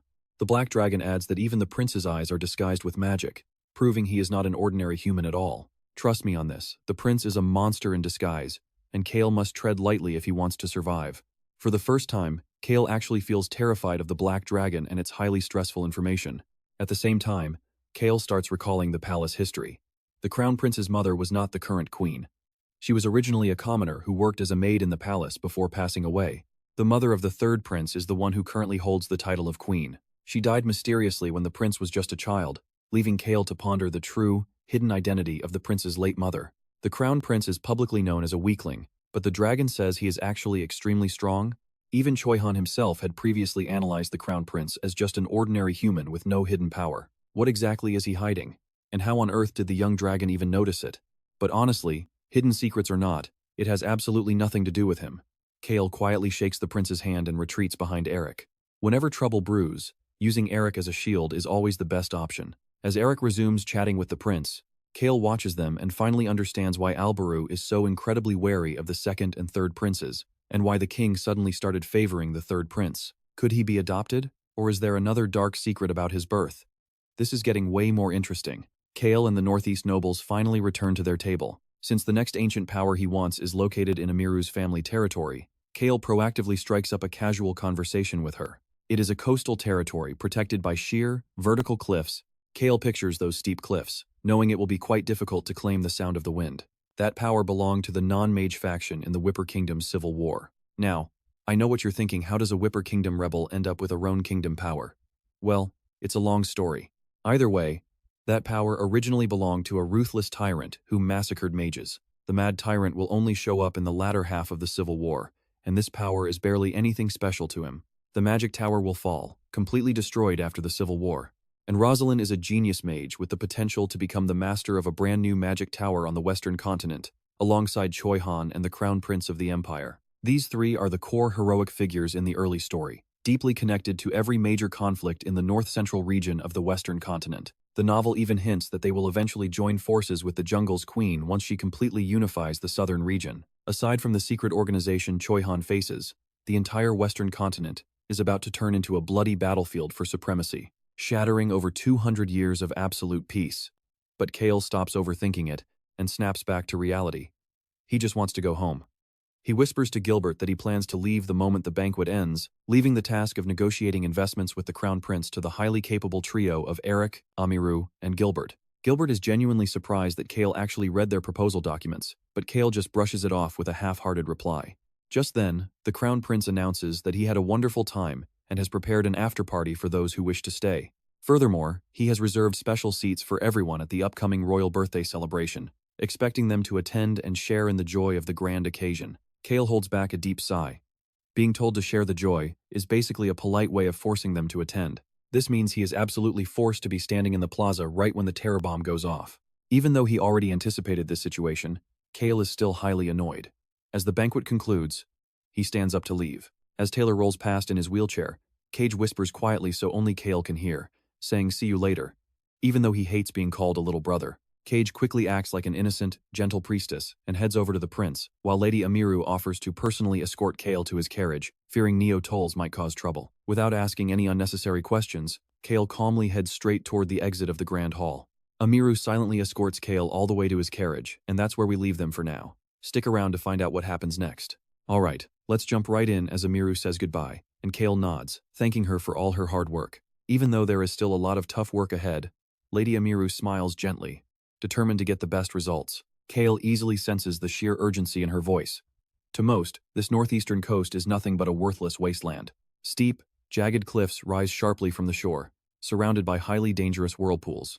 While the local lords can easily navigate these waters, to any outsider, this area is clearly an absolute death trap. With only the sound of the wind echoing, Cale wonders how Amiru and Gilbert will secure investment for this worthless territory. Since everyone worked hard today, he wants to help them out a bit. Besides, he desperately needs to strengthen his ties with the Northeastern Noble Alliance. Once he learns they plan to invest heavily in tourism, Cale immediately realizes it is completely unrealistic. Developing a tourist resort on jagged, dangerous cliffs sounds totally unconvincing. So, he suggests that Amiru should focus on the strategic geographical value of the sea, which sits right between the Whipper Kingdom and the Northern Noble Territory. At the same time, he warns her to keep this a secret. Amiru nods in understanding, promising to keep his words in mind. With that done, Cale boards his carriage, deeply lost in thought about the Northwestern Sea. That region is mostly dry desert, whereas the coastline in Amiru and Gilbert's territory is incredibly complex, filled with countless small islands. On top of that, there are those sheer, razor-sharp cliffs. They only think under the assumption that peace will last forever. But watch closely, because the Crown Prince knows this fragile peace is about to shatter. Either way, Cale absolutely must claim that ancient power before the blood-crazy mage can make his move. Back home, Cale receives an urgent report from Choi Han. They have successfully located 4 magic bombs, all hidden near the plaza. After finding the first one, Choi Han held the black dragon and searched the surrounding areas, uncovering 3 more bombs. They did not find anything beyond those spots. Choi Han thoroughly searched around the entire plaza, but there were no other signs of danger. Cale examines the map of bomb locations. In the novel Birth of a Hero, 5 bombs were strapped to people, and 5 were hidden around.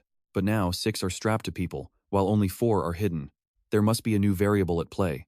Still, thanks to reading the novel, Cale knows that everyone will remain perfectly safe until the day of the king's celebratory speech. So, at dawn the day after tomorrow, his crew will simply steal those bombs. After all, magic bombs require a manual signal to detonate. With powerhouse talents like Rosalind and the Black Dragon on his side, cutting the connection between the bombs and their creator is actually quite simple. It just takes some time. Therefore, Cale plans to let Rosalind handle defusing the bombs strapped to the innocent people. Every single step must be executed on that exact day. That way, the blood-crazy mage will believe his plot is succeeding and finally reveal himself. We are not destroying them, we are stealing them. Cale hands the map back to a very confused Choi Han, who wonders why they would destroy such valuable military items. I know what you are thinking, but think again. Cale smiles slyly, noting that highly concentrated mana is incredibly useful. We have to use them. For now, the Black Dragon and Choi Han must hide near the plaza and keep investigating the area. They also need to constantly check if the bomb positions are being moved.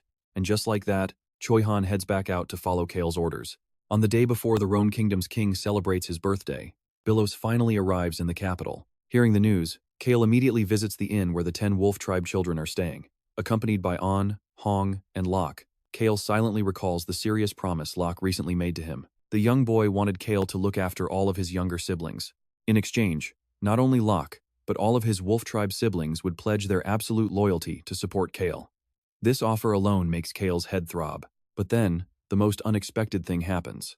Cale suddenly faces a sudden, lightning-fast attack from Locke. The Blue Wolf Tribe historically served as a legendary knight brigade. But Cale couldn't care less about that ancient history. Dodging Locke, Cale listens to the man sitting opposite him suggest taking in all 10 wolf children and Locke to form a new knight brigade. Even though Locke is utterly terrified of the Whale Tribe, he once fearlessly charged at their ruler to protect his comrades. Recruiting a blindly loyal kid like him is basically like joining a bizarre cult.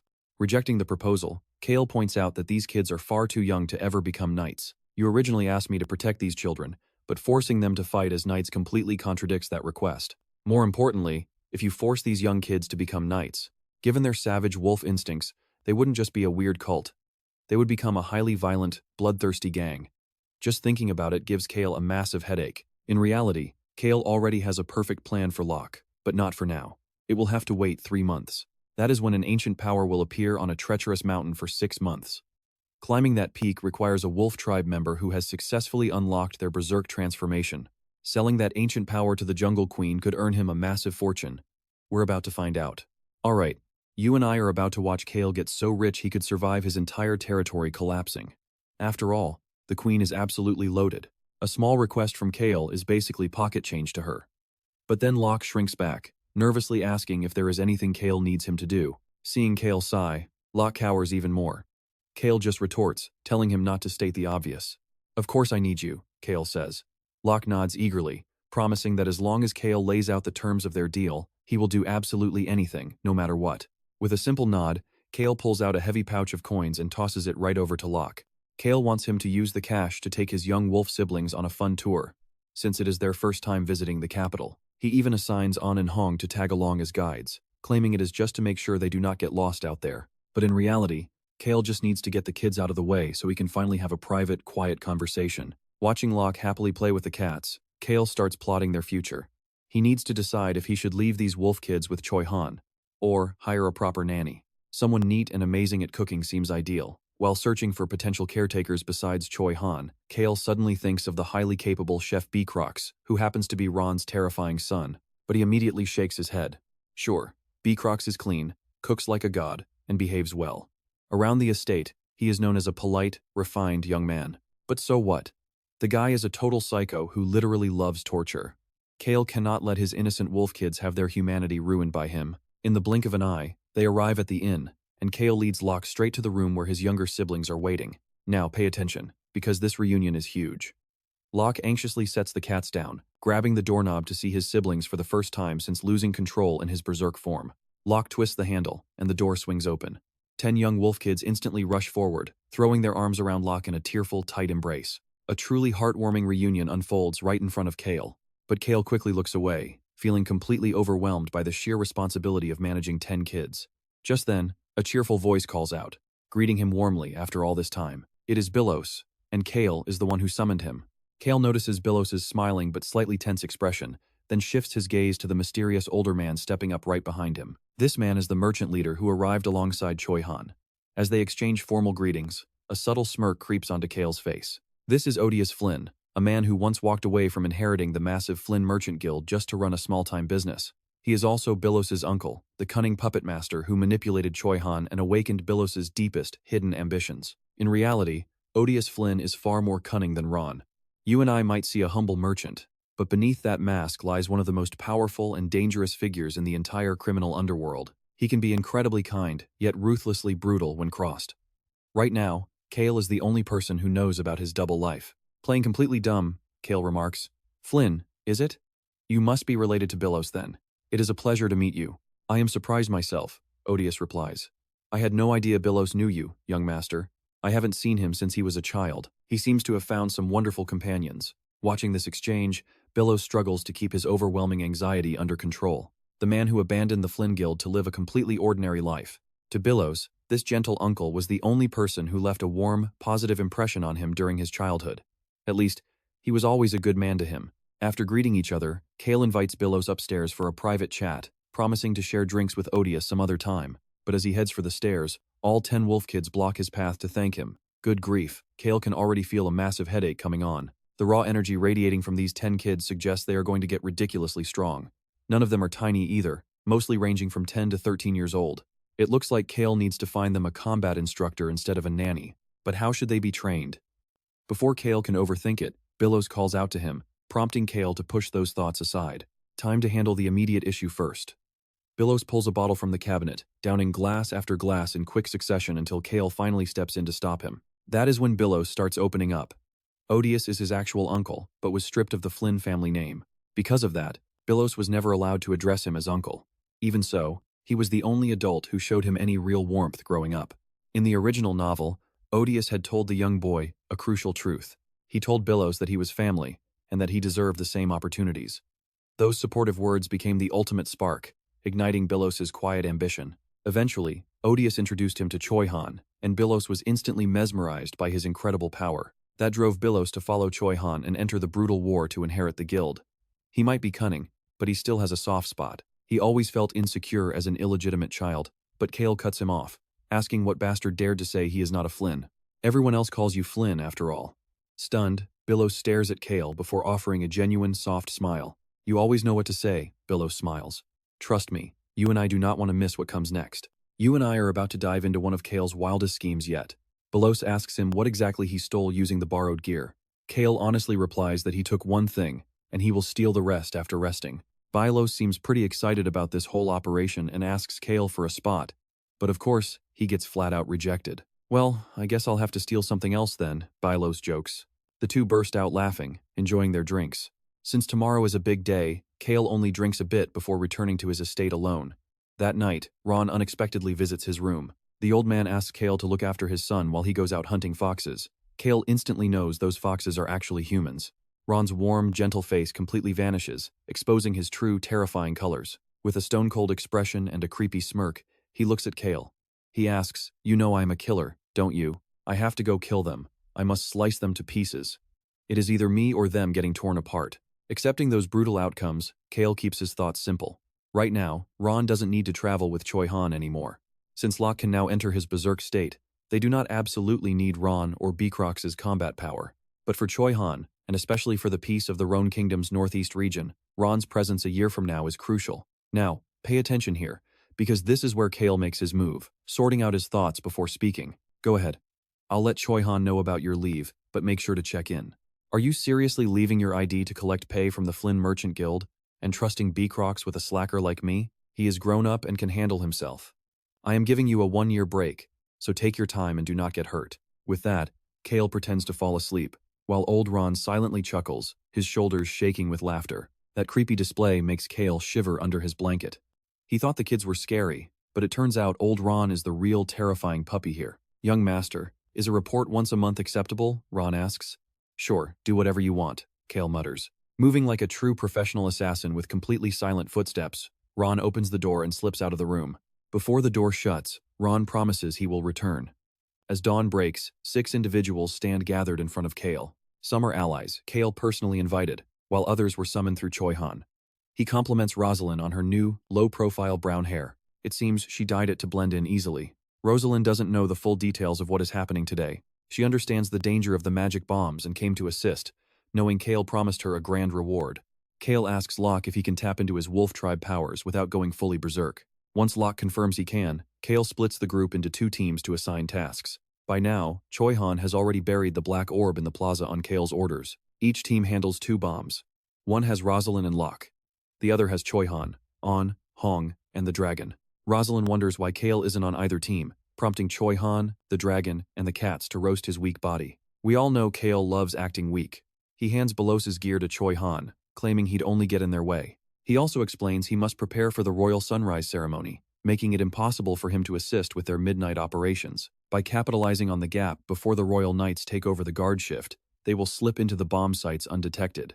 Each ally must defend their assigned post, carefully monitoring both the plaza and the secret organization until the black orb finally activates. Since the festival starts at 9 a.m., Cale urges everyone to move out, reminding them to bring back the defused bombs. His unusual request makes Rosalind burst out laughing. You promised me one of those bombs, right?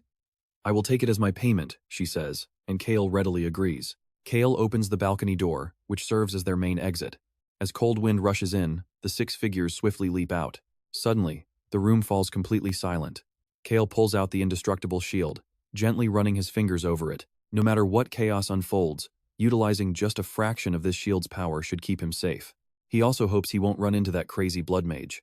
Early next morning, Ron serves Cale one last time before his trip. Before departing, Ron promises to return in a year.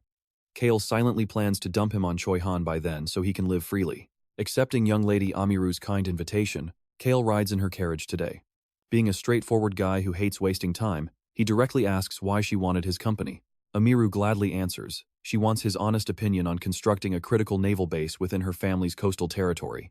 Even without her saying it, Cale had already received Eric's letter about their failed attempt to secure tourism funding from the Crown Prince. He heard that both Gilbert and Amiru were deeply disappointed by this setback, but Amiru doesn't seem discouraged at all. Instead, she looks completely resolved to make a major move. Amiru shares she consulted her mother, the family matriarch, and plans to talk to Gilbert today. We're about to see how this massive power move unfolds. Let's dive into why building a brand new naval base is never easy. Forget construction costs. The real headache is local lords fighting over territorial interests during peacetime. That is exactly why the royal family is focusing on the Northeast region. It is the only eastern region with ocean access and has balanced, matched forces. Plus, the royals cannot easily command the military might of nobles from other regions. The real issue Amiru fears is the royal family expanding its influence over ancient noble territories. The royal family will pour in a massive budget once they approve the naval base. But if that happens, control over the naval base naturally falls to the crown, despite being located in territory that does not belong to the royal family. Co-funding a military with the royals requires complex, meticulous contracts about who actually owns the forces. In reality, there is a massive gap in resources and labor between military bases and simple tourism. To put it bluntly, Amiru and Gilbert's territories lack the resources to cover that massive gap. Amiru wants to bridge this gap, and her best option is borrowing from the wealthy. The absolute perfect candidate is none other than the richest noble family, the powerhouse of the Northeast, the Henituse family. That is why Amiru invited Cale along today. Cale blunts her hopes, saying, "My father manages all our family funds. Trash like me has zero say." Now pay attention, Amiru smiles knowingly. She later slips away with Eric and Gilbert to meet the Crown Prince privately. While the Crown Prince seemed hesitant to fund tourism development, she still noticed his deep interest in the northeastern coast. Returning home that night, Amiru analyzed Cale's words and finally understood his clever hidden meaning. So, using Gilbert's intelligence, she uncovered some crucial information.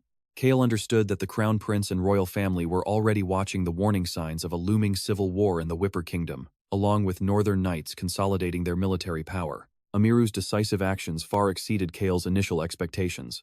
He had heard her territory was currently struggling, forcing her to rely heavily on Eric Wheelsman's noble family. She must have spent a fortune securing foreign intel, risking huge funds just to gain absolute certainty on this matter. Her judgment was incredibly sharp. Amiru looked at a silently listening Cale and continued. I heard the Henituse family is currently reinforcing their castle walls. Since your land blocks external threats, you must care about defense. Cale nodded, replying, I will discuss this with my father, and we will officially contact the Count. They exchange a smile, we both know why. If this naval base rises, leadership of the Northeast will belong to 4 families, Eric, Cale, Amiru, and Gilbert. And if the Henituse estate funds this base, they will gain a massive share of actual ownership. This yields massive naval advantages, not just in military power but on the open seas. Amiru hesitated briefly before speaking. I was actually worried about the whirlpools, but we mapped out secret shipping lanes long ago. Whirlpools. Hear that?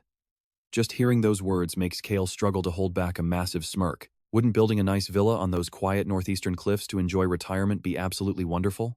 Once he hands the estate over to Basin, staying there would be awkward. Hiding somewhere during the war, then building a seaside house in Amiru and Gilbert's territory to watch the ocean sounds amazing. Plus, it is close to the Henituse estate.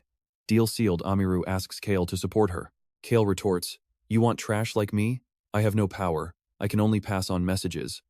But now, Amiru does not believe a word of his act. Her mother once advised that without strength, she must remain highly cautious.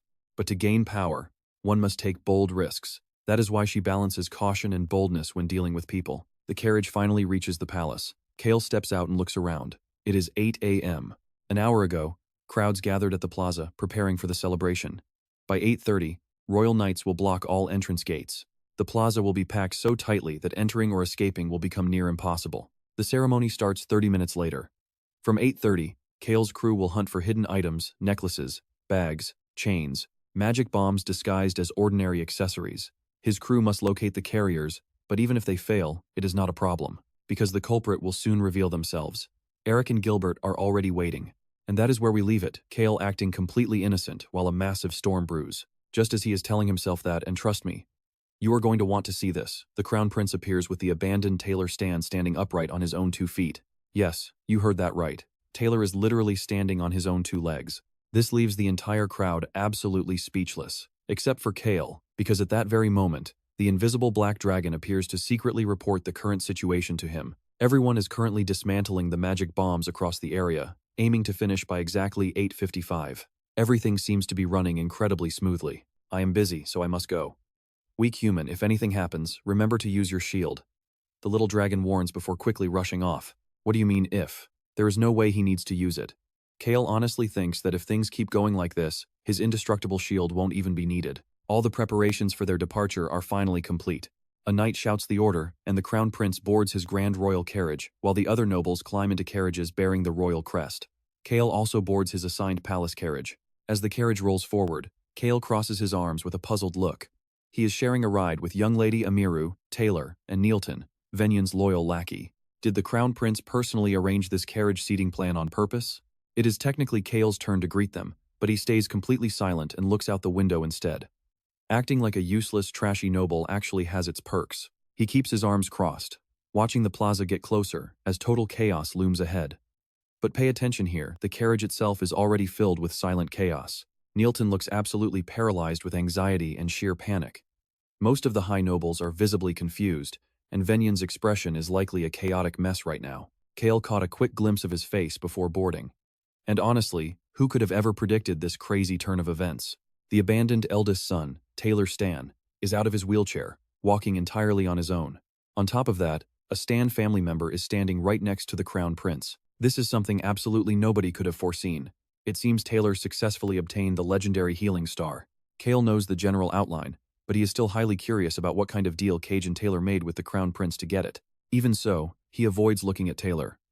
Neilton also avoids eye contact, his legs shaking uncontrollably. That is when Amiru speaks up, asking if young Master Taylor's legs have fully healed. It is a very polite, carefully worded question. Taylor smiles and replies that he was fortunate enough to recover. He is completely healed now, to which she offers her warm congratulations. He thanks her, while Neilton swallows hard, nervously stealing a glance toward Taylor and his perfectly functional legs. He then cautiously asks if Taylor will return to the Marquis estate now that his legs are healed. After all, his lower body paralysis was the sole reason he was cast aside. Neilton and the other noble representatives are burning with curiosity to know if he will return to jump back into the fierce battle for succession. As Venyan's underling, Neilton is especially desperate for answers. Taylor looks at him, calmly asking if he should return. His voice is incredibly gentle, but the sharp underlying edge cuts through the air like a cold blade, aimed straight at Neilton. Since that is my home, shouldn't my place naturally be there? You and I both know Neilton is terrified, but Cale doesn't even care to watch this drama unfold. Instead, he notices Taylor occasionally stealing glances out the carriage window towards him. Of course, Taylor does it very subtly so no one else notices. To the others, he just looks like he is staring outside, just like Cale. When their eyes finally meet, Cale easily reads the clear signal in his gaze, saying he wants to tell him absolutely everything. It is bound to be an incredibly fascinating story. Naturally, Cale pretends not to understand the signal and looks away. The moment the carriage stops at the open area near the event plaza, Neilton scrambles up and quickly leaves the carriage. Assuming nothing will happen since Taylor and Cale have never met, Amiru also steps down to meet up with Eric. Now, only the two of them are left in the carriage. This is exactly what Taylor wanted. He immediately starts talking, explaining how he healed his legs to ultimately take over as the head of the Marquis family. But instead of pledging eternal loyalty, as Cale had originally guessed, he secured his legs through a strategic transaction. Taylor hands Cale a piece of paper detailing the exact terms of that deal, believing it is better for Cale to know. Taylor also mentions that Cage was officially excommunicated from the temple due to her reckless and unauthorized actions last time. For someone who has hated the temple for a long time like Cage, getting kicked out is honestly better than getting confessed to by her crush. She has finally stepped onto the path of the crazy priestess. Taylor looks warmly at Cale, saying that everything starts now and they will win. Isn't that right, young Master Cale? Cale is utterly baffled as to why he is suddenly being included in this win. So, he immediately corrects Taylor, stating that Taylor will be the one winning. Taylor chuckles, thanks him, and exits the carriage. Before leaving, he promises to share a drink with Cale once they secure their ultimate victory, which Cale happily agrees to. Left alone, Cale opens the letter. The Crown Prince wants to prevent a civil war. Cale clicks his tongue and slips it deep into his pocket. As expected, the Crown Prince has secrets regarding his birth. Cale shakes his head, steps out, and joins Eric's group to head inside. In the novel, The Birth of a Hero, Choi Han had managed to climb slightly above the status of a commoner. Yet, it still paled next to high nobility. Stick with me to see what happens as Cale stares at the plaza's grand bell tower. Alright, you and I are diving into Cale's wildest scheme. The bell tower clock reads 8:25, the exact time nobles enter and commoners are barred. Gilbert turns to Cale and asks, "Is this your first time at the plaza?"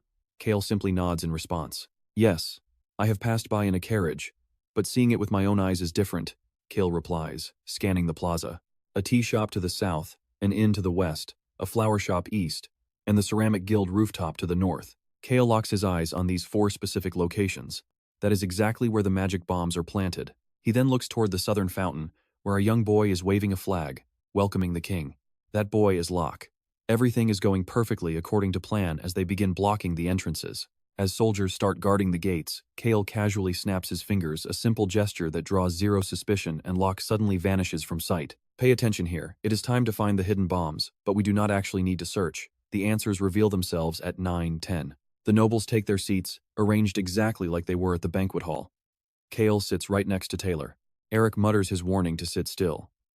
Looking at the clock, Cale smiles and says he will do nothing today. At 8:40, the Crossman Imperial family finally enters the plaza. At that moment, the Black Dragon reports that it will take 15 minutes to finish. Cale stares at the Crown Prince's golden hair, remembering the dragon's words. The Crown Prince's hair and eyes are dyed originally, a very commoner-like brown. Right at 8:50, the son of the RAON kingdom arrives. His Majesty, King Zed Crossman, makes his grand entrance. The robust 50-year-old monarch enters on a parade carriage, but Cale merely glances and looks away. He notices a flower pot placed on the rooftop of the Ceramic Guild building in the north. That is the signal showing the bomb in that area has been safely defused. Cale smirks as the king steps up to speak. Ignoring the speech, he focuses solely on the clock. Exactly at 9, whispers break out. The crazy mage suddenly appears atop the bell tower. Knights and mages immediately rush toward his location. The crowd grows anxious, how could they not? As he stands atop the tower, figures clad in black appear on all the surrounding buildings. "Who are you? Get down from there. Move to the building immediately." Cale hears the knights shouting. Hearing the nearby knights, he glares up at the masked, black-clothed man standing on top of the bell tower. The blood-crazy mage, Retica. What if he did not show up like in the original novel? If that happened, Cale would have to trace the mana flow back to each bomb's control core. But then again, Choi Han would be the one doing the hard work, not him. Luckily, that is not necessary. Cale recalls the novel's lines. Choi Han is supposed to hear the blood-crazy mage declare his terrifying announcement first. Vibrant red mana starts gathering in his hand. He is a unique mage whose mana shows its color, warping the air as he begins his theatrical, villainous speech. Then, the red mana shoots out, scattering in every direction across the plaza. Suddenly, magical items start screeching from all sides as the branching red mana seeks out the core of each detonator. You and I both know what is next 4 bombers located, and they only have 10 minutes. They cannot defuse them, but they can teleport them to the restricted mountain behind the capital. Since the Black Dragon and Rosalind already located them, Cale smiles upon hearing the dragon's report. The 10-minute countdown begins. Choi Han grabs a target and rips off their necklace. As Cale turns around, Gilbert grabs his arm. Cale calmly assesses the chaotic situation unfolding below the bell tower. The royal knights and mages guard the king and royals, securing their escape. Cale immediately checks on the crown prince. His hair is still blonde. Is it not magic? Did another dragon dye it, or is he using some other power? Recalling the Black Dragon's words, Cale brushes off his doubts and scans the rest of the plaza. The blood-crazy mage Redika cackles like a lunatic. His high-pitched, metallic laughter grates on everyone's ears, sounding absolutely horrific. Half the royal guard tries to calm the crowd and find the mana-disrupting tool, while the rest charge the mysterious organization. Redika stops laughing, muttering that this is truly annoying. With those words, the members of the secret organization, sporting 6-star crests, launch a barrage of magic spears and swords. Various magic attacks rain down from the sky, while the Black Dragon continues to send updates. It is 9:04, and 3 targets have been found. Cale, we must run now. Yes, let's leave. Cale looks around to see Eric, Amiru, Gilbert, and Taylor. They have gathered right beside him. As Cale calms a panicking Eric, nobles flee the plaza, and trust me, you do not want to miss what happens next. Let's jump into the chaos together while some stay calm. The crowd below is losing it. The terrified crowd screams, desperately slamming against the gates to escape. At 9:08, the mages begin stabilizing the mana. Soon, the jamming device will wear off entirely. Choi Han snatches a bag from an old man running toward the exit and holds it tight. That's the 4th one. Just 2 more to go. The very second the mana is fully stabilized, all that energy will rush right back into the magic bombs. 2 minutes is plenty of time. Right then, the Black Dragon reports the search is done. What? Young master, what's wrong? Taylor, walking right beside him, looks at Cale with deep concern. But Cale has absolutely no time to worry about him. Only 4 bombs? The original story had 10 of them. Did the plot actually change? Cale halts, scanning the area around the mountain-scale mana disturbance device. If there were other bombs planted elsewhere, the alarm would have definitely triggered by now. Did the plot shift and reduce the numbers? It is past 9:09. Time is running out. An amplified voice of a mage echoes across the square, ordering the mana to be stabilized, and mages in all 8 directions instantly begin casting their spells. 8 glowing spheres shoot into the sky, exploding into a massive barrier. Instantly, the chaotic noise begins to fade. Now watch this. Cale spots 4 objects shooting straight into the sky, propelled by the combined magic of Rosalind and the Black Dragon. The 4 objects fly directly toward the forbidden southern mountain. With their elite mana detection, those 2 can easily handle this level of disturbance. The stunned crowd watches the 4 items and the trail of light streak toward the mountains as the mana finally stabilizes. 9, 10, and 5 seconds, a mage yells. Redika's crimson mana forms a trail of light, chasing wildly after the other energy stream. The moment that red trail of mana collides with the 4 flying objects, a massive explosion rips through the sky. A blinding flash turns everyone's vision completely white before a thick pillar of black smoke rises high into the air. Even though the blast occurs far away on the southern mountain, the sheer shockwave sweeps all the way to the plaza, whipping everyone's hair wildly. Those are magic bombs. Taylor quickly voices his realization about the terrifying power. Any noble with even a basic understanding of magic would immediately recognize that only a magic bomb could possess such devastating destructive power. Cale silently thinks, there really were only 4. We saved them. We actually saved the people. The Black Dragon cheers excitedly, saying not a single soul died, just like they planned. Seeing his grand scheme fail so miserably, the blood-crazed mage Redika looks incredibly displeased. What a shame, not a single person died. Why did the bombs detonate over there? This thing is broken. Meanwhile, the king screams at him, asking what they are doing. Who even are you? He then orders his knights to storm the bell tower and capture the mad mage, but Cale is focused on something else. He said it's broken? Trust me, that means there is another trap waiting. While Cale is still trying to guess, the mad mage gives him the answer. I guess there is no other way. A grating, metallic voice echoes painfully across the plaza. He does not even blink as the king and the knight captain scream in rage, or as the mages fly closer after stabilizing the mana. Instead, he simply claps his hands, and 2 figures instantly materialize on either side of him. Each of them carries a bag. Cale frowns. It is those bombs. It turns out the remaining 2 bombs are equipped with shield, acceleration, and self-destruction magic. They prepared a literal suicide squad. The 2 assailants pull out 3 magic scrolls, tearing them all at once to activate shield and acceleration. And finally, self-destruction magic. Go, Retica commands, and the 2 fanatics leap from the high bell tower, diving straight into the crowded plaza. Retica channels his crimson mana directly toward them. If those magic bombs are not disarmed, they will definitely detonate. However, Retica is much closer to those 2 than anyone else in the plaza. His crimson mana instantly connects directly with the bags of the suicide bombers. They are going to blow. Powered by acceleration magic, the 2 charge like madmen straight into the plaza. One charges toward the royal family, while the other rushes right toward the nobles, Eric, Taylor, and Amiru. Seeing Cale standing completely still, they desperately urge him to run away. The black dragon rushes to his side. Cale quietly realizes that it is already too late to escape. Running for a few seconds won't get him out of the blast radius. Cale sighs. If the bomb detonates, he might lose an arm, but the vitality of the heart will regenerate it. The real problem lies with the nobles who are currently surrounding him. Even if they run, they will be severely injured. If their limbs are blown off, they can't regenerate them. Because of that, he is forced to change his plan. Rosalind is instantly teleported to Cale's side by the Black Dragon's magic. She immediately deploys a protective shield around the 2 of them. Detonate now. Retica screams in pure ecstasy. Meanwhile, Rosalind suddenly freezes up right in the middle of casting her shield spell. A massive, blinding pillar of light swallows the suicide bomber heading their way, trapping them inside a giant magic circle. A massive silver shield rises toward the sky to protect the terrified crowd, forming an unbreakable barrier wrapping around everyone. I will block this too. That voice speaks directly to Cale. Right beneath the blazing sun, someone raises a holy, silver shield. Our red-haired hero curses as the magic bombs detonate with a world-shattering roar, and trust me, you won't want to miss what happens next. Alright, you and I are jumping right into a disaster scene.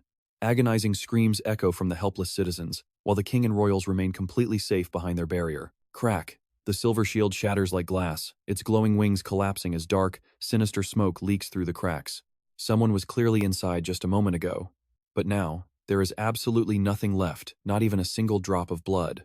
Then, everyone turns their eyes toward one spot.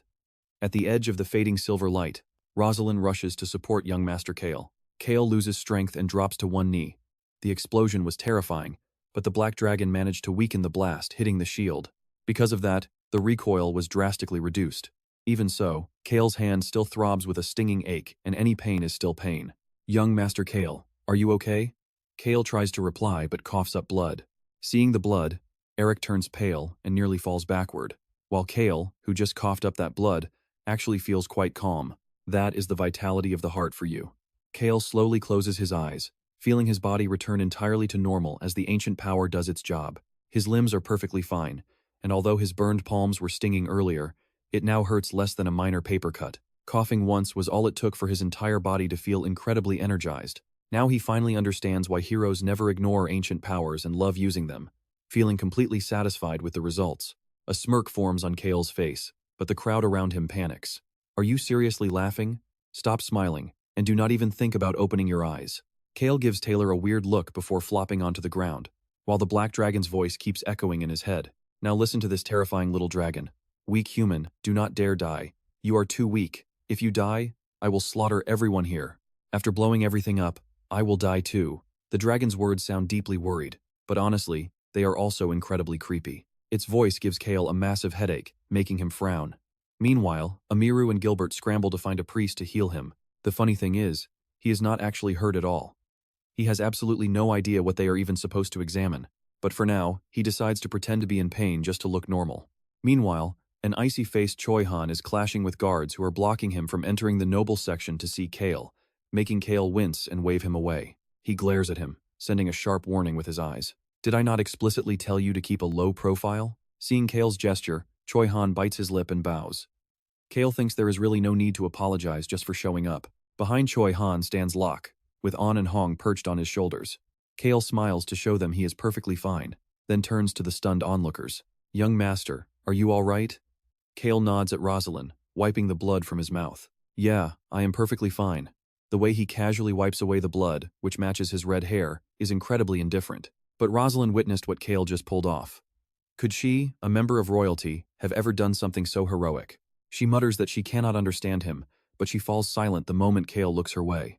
Cale's expression is dead serious, and she realizes he is staring past her. Rosalind turns her head to follow his gaze, only to spot the terrifying blood-drinking mage. Instead of standing on the bell tower, he hovers in the sky, looking down.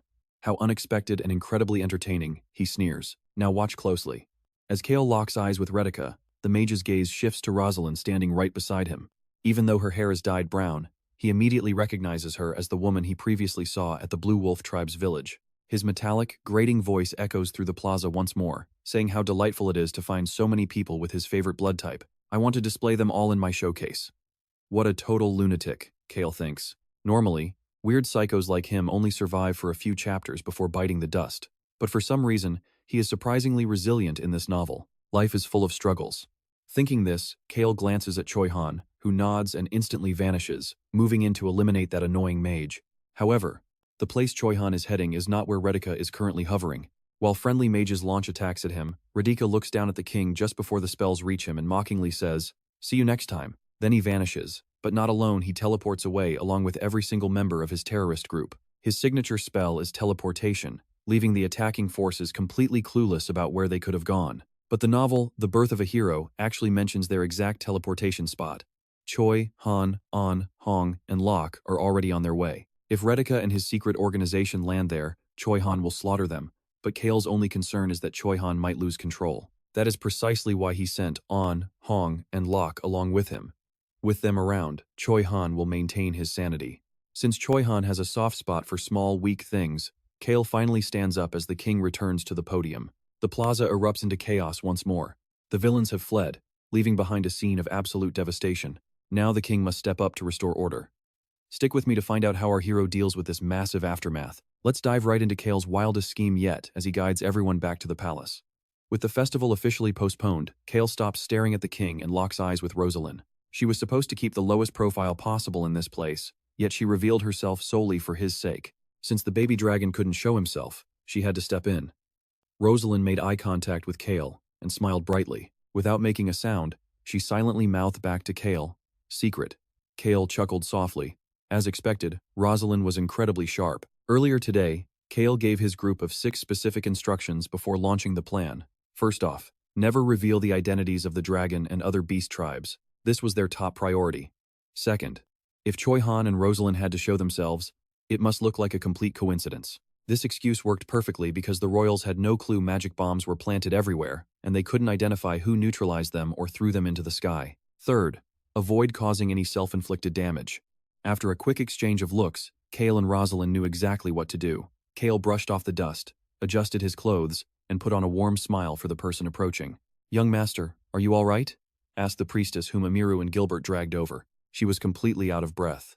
Rosalind stepped back as Cale extended his hand, asking her to check him because it really hurt, dropping a subtle hint so she would help him play along. Healing is hard work, but pay attention to what Cale does next. The priestess caught on instantly, putting on a show of treating Cale to fool the crowd. Still, she didn't forget to loudly praise Cale's heroic rescue. Cale looked at the priestess and went along with her high praises. His voice remained calm and entirely devoid of emotion. "Is this your first time witnessing an ancient power?" "Indeed it is." Hearing that familiar voice while feeling a hand drop onto his shoulder, Cale knew the exact person he wanted had finally arrived. Cale turned around to lock eyes with Crown Prince Albaru Crossman. If he had to reveal his cards, Cale was going to milk this royal for all he was worth. Sacrificing yourself just to gain some empty fame? That definitely wasn't Cale's style. Cold hard cash was always 100 times better. Being filthy rich beat being a hero any day.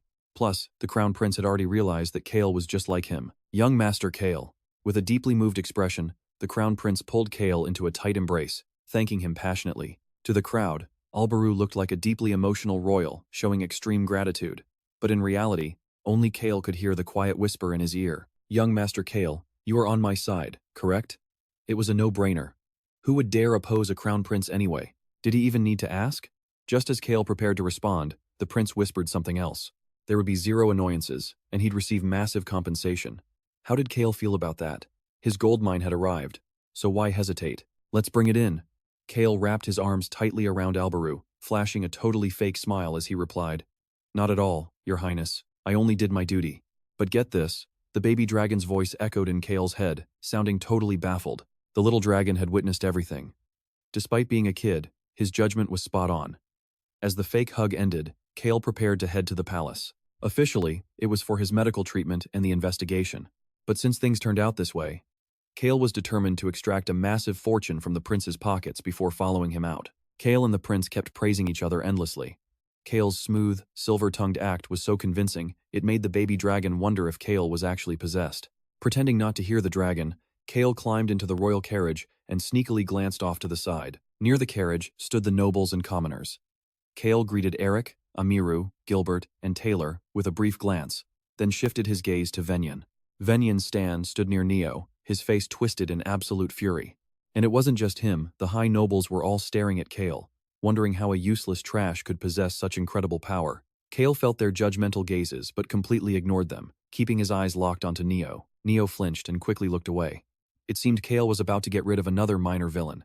With that thought, Cale stepped inside the carriage and instantly wiped the bright smile off his face. Crown Prince Alberu climbed in right behind him, instructing his servants to treat the lady in the back with the utmost hospitality, referring to Rosalind. As the carriage doors slowly shut, Cale caught Rosalind's eye through the narrow gap. Her reliable smile put him completely at ease. Cale thoroughly enjoyed the plush royal carriage seats while keeping his face completely blank. "Do you actually need medical treatment?" Cale looked up at the prince, who had completely dropped his warm smile, replacing it with a cold, expressionless face. Cale responded to Alberu's question with an indifferent shrug. "My body is perfectly fine. I don't think I need any elite healers or high priests. Just resting for 3 or 4 days will do." The prince chuckled, nodding his head. "All right, that is perfect. A noble who gets hurt trying to save the public deserves the most lavish and attentive care the royal palace can offer. Very well." With the acting finally over, Alberu gets straight to the point, asking Cale if he's tied to the terrorists. "You and I will have to wait and see how Cale wriggles out of this one. All right, let's look at what Cale remembers the Black Dragon telling him." Alberu clearly had the power, yet he stood by while people were killed. Even when his own attendant died and young knights had their limbs blown away, he refused to step forward and reveal himself. Why would he hide his true strength so desperately? He went out of his way to mask his power and act completely weak. Cale once thought that even if Alberu used people, he was still decent at heart. Turns out, he was completely wrong. Knowing this, Cale responds with ease. A smirk spreads across his face as he asks, "Your Highness, why would I bother with something so incredibly troublesome?" "Exactly." The Crown Prince agrees immediately. Someone hiding behind the reputation of a useless trash would have absolutely no reason to act like that. At the very least, Alberu realizes that Cale only revealed his powers because he had no other choice. But watch closely, the palace might investigate Cale, but the Crown Prince promises he will personally block it for him. He promises they will have a proper chat when he visits Cale later to recover. Cale makes it clear that he does not want his heroic deeds today blown out of proportion. The Crown Prince agrees to manage the rumors, as long as the palace avoids public backlash. He also thanks Cale for his heroic actions today, since they successfully minimized casualties. Crown Prince Alberu is truly a hard man to read. Is he good, or is he bad? Honestly, it is not even clear if he is fully human, but Cale does not care. He simply says what needs to be said. "Yes, I will look forward to my reward, Your Highness." Alberu sighs and shakes his head, but he never tells Cale not to expect a reward. This basically means the payout will be massive. When Cale enters the palace again, he is treated to a completely different level of luxury than before. Cale gets assigned the absolute best suite in the palace, Annex, a place famous for its lavishness, reserved only for visiting foreign royalty. It makes sense, since in the novel, The Birth of a Hero, this was the exact room Choi Han stayed in. While Cale is sinking into the incredibly soft mattress and enjoying the premium royal fruits, someone else staying in the palace annex decides to drop by and visit him. It is Rosalind, and she is not alone. She brought Hans, Choi Han, Locke, and the kittens with her. Deputy Butler Hans fakes a dramatic, tearful breakdown and rushes forward to hug Cale, but Cale immediately shuts him down. Hans immediately drops the acting and gets straight to reporting the situation. He wisely decided to act before the palace could, contacting the Henituse household through a mage, using a magic communication device. He also forbade all mansion staff from mentioning Rosalind's name. Finally, he advises Cale to message Count Henituse directly to ease his father's anxiety. Otherwise, the Count might just ride straight to the capital himself. With his report finished, Hans tactfully leaves so Cale can speak privately with Rosalind and Choi Han. This level of professional and thorough work makes Cale extremely pleased with Hans. Once Hans leaves, the Black Dragon reveals itself, devouring the fruit on Cale's bed. It reassures him that the room is completely free of any recording or listening devices. Cale finds this totally obvious. After all, this suite is meant for foreign royalty. Installing listening devices in a diplomatic suite like this, even between cooperative nations, would be treated as an act of war or a direct provocation. This means they are perfectly safe to discuss anything within these walls. Even so, Rosalind casts a soundproofing spell just to be safe. Cale turns to Choi Han, who has been hanging his head low. Seeing him like this, Cale gets a bad feeling. You failed to kill Retica, didn't you? Report. Hearing Cale's voice, Choi Han slowly begins his story. The bloodthirsty mage showed up exactly where Cale predicted. Choi Han was about to execute him, but the man's loyal subordinates threw themselves in the way. This suicide squad from the mysterious organization valued Retica's life above all else. Thanks to those fanatical shields, Retica escaped, but not unscathed. Choi Han managed to sever his left arm and completely take out one of his eyes. To ensure he could never reattach it, Choi Han cremated the severed arm on the spot. Truly, this was a massive, permanent loss for the bloodthirsty mage. These are crippling injuries. Mages require both of their hands to properly channel and balance mana during spells. Choi Han clenches his fist, deeply ashamed. I should have killed him. I am sorry, but Cale shrugs it off. You did a great job. Cale then looks over at Locke, while An and Hong sit beside Choi Han. Usually, the kittens cling to Choi Han, but now they are shivering and holding on to Locke. Cale asks what happened to the mage's surviving followers. Unsurprisingly, they were wiped out completely. Cale's only real worry is whether Choi Han destroyed the surrounding neighborhood during the fight. If that happened, Cale would have to pay for the repairs. Fortunately, Choi Han listened and went all out to protect the surrounding buildings and streets. The kittens recall the terrifying expression on Choi Han's face during the slaughter, making them shiver with fear. They end up cuddling close to the black dragon for comfort. Hilariously, the giant dragon is actually the gentlest and cutest soul in the entire room. At last, the crisis is resolved.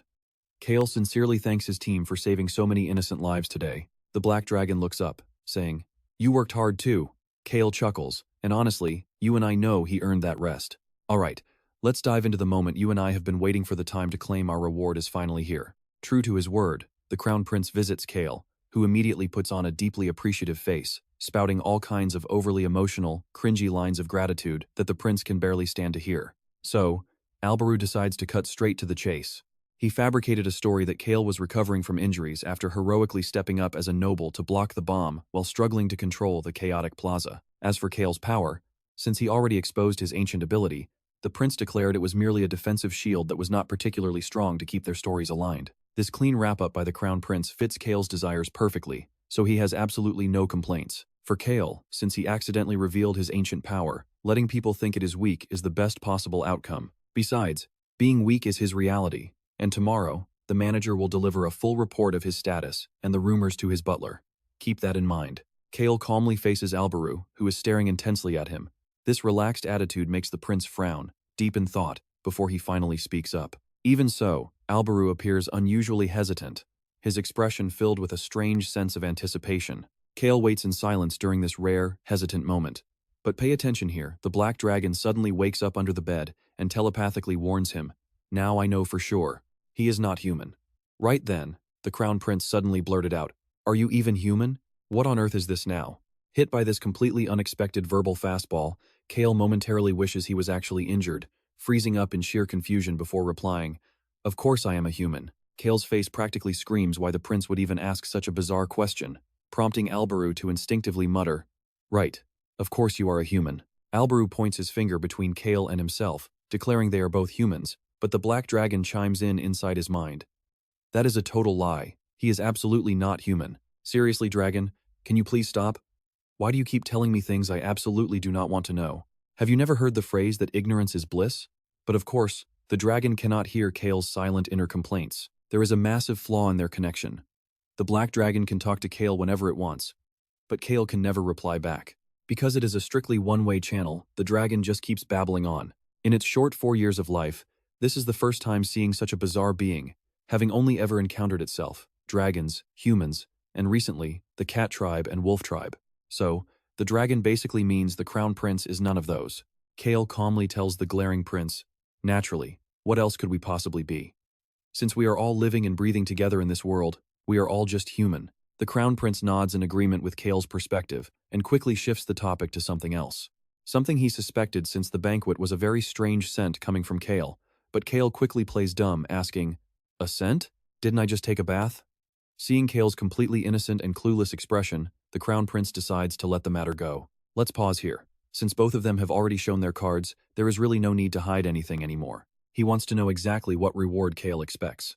The main reason Alberu could only visit this late was partly due to busy work resolving the incident's aftermath, and partly because he was digging into information on Cale Henituse, though he found absolutely nothing of substance. There was some information, but none of it was valuable. He was just famous for being the notorious trash of the Northeast, completely pushed aside from the succession. Yet, he showed zero dissatisfaction about this, and there were no signs of discord within his family either. The trash Cale Henituse was supposedly just a useless punk who only cared about partying and drinking. But look at him now. Your Highness, can we start by discussing what you need me to do? Could a mere piece of trash speak like that? The Crown Prince states his actual demands directly. He wants Cale to say nothing to the other nobles, speak highly of the royal family, and praise his own generosity. As Cale knows, today's incident was a massive humiliation for them. The palace will be thrown into chaos as other nobles use this incident to criticize the royals. That is why the prince offers him compensation. Since Cale belongs to the neutral Henituse family, they can negotiate terms. Both Cale and Alberu smirk, their lips curling up into sly smiles. Honestly, they look incredibly similar right now. Besides, that ancient power you displayed today isn't your only card, is it? Cale merely gives a quiet shrug.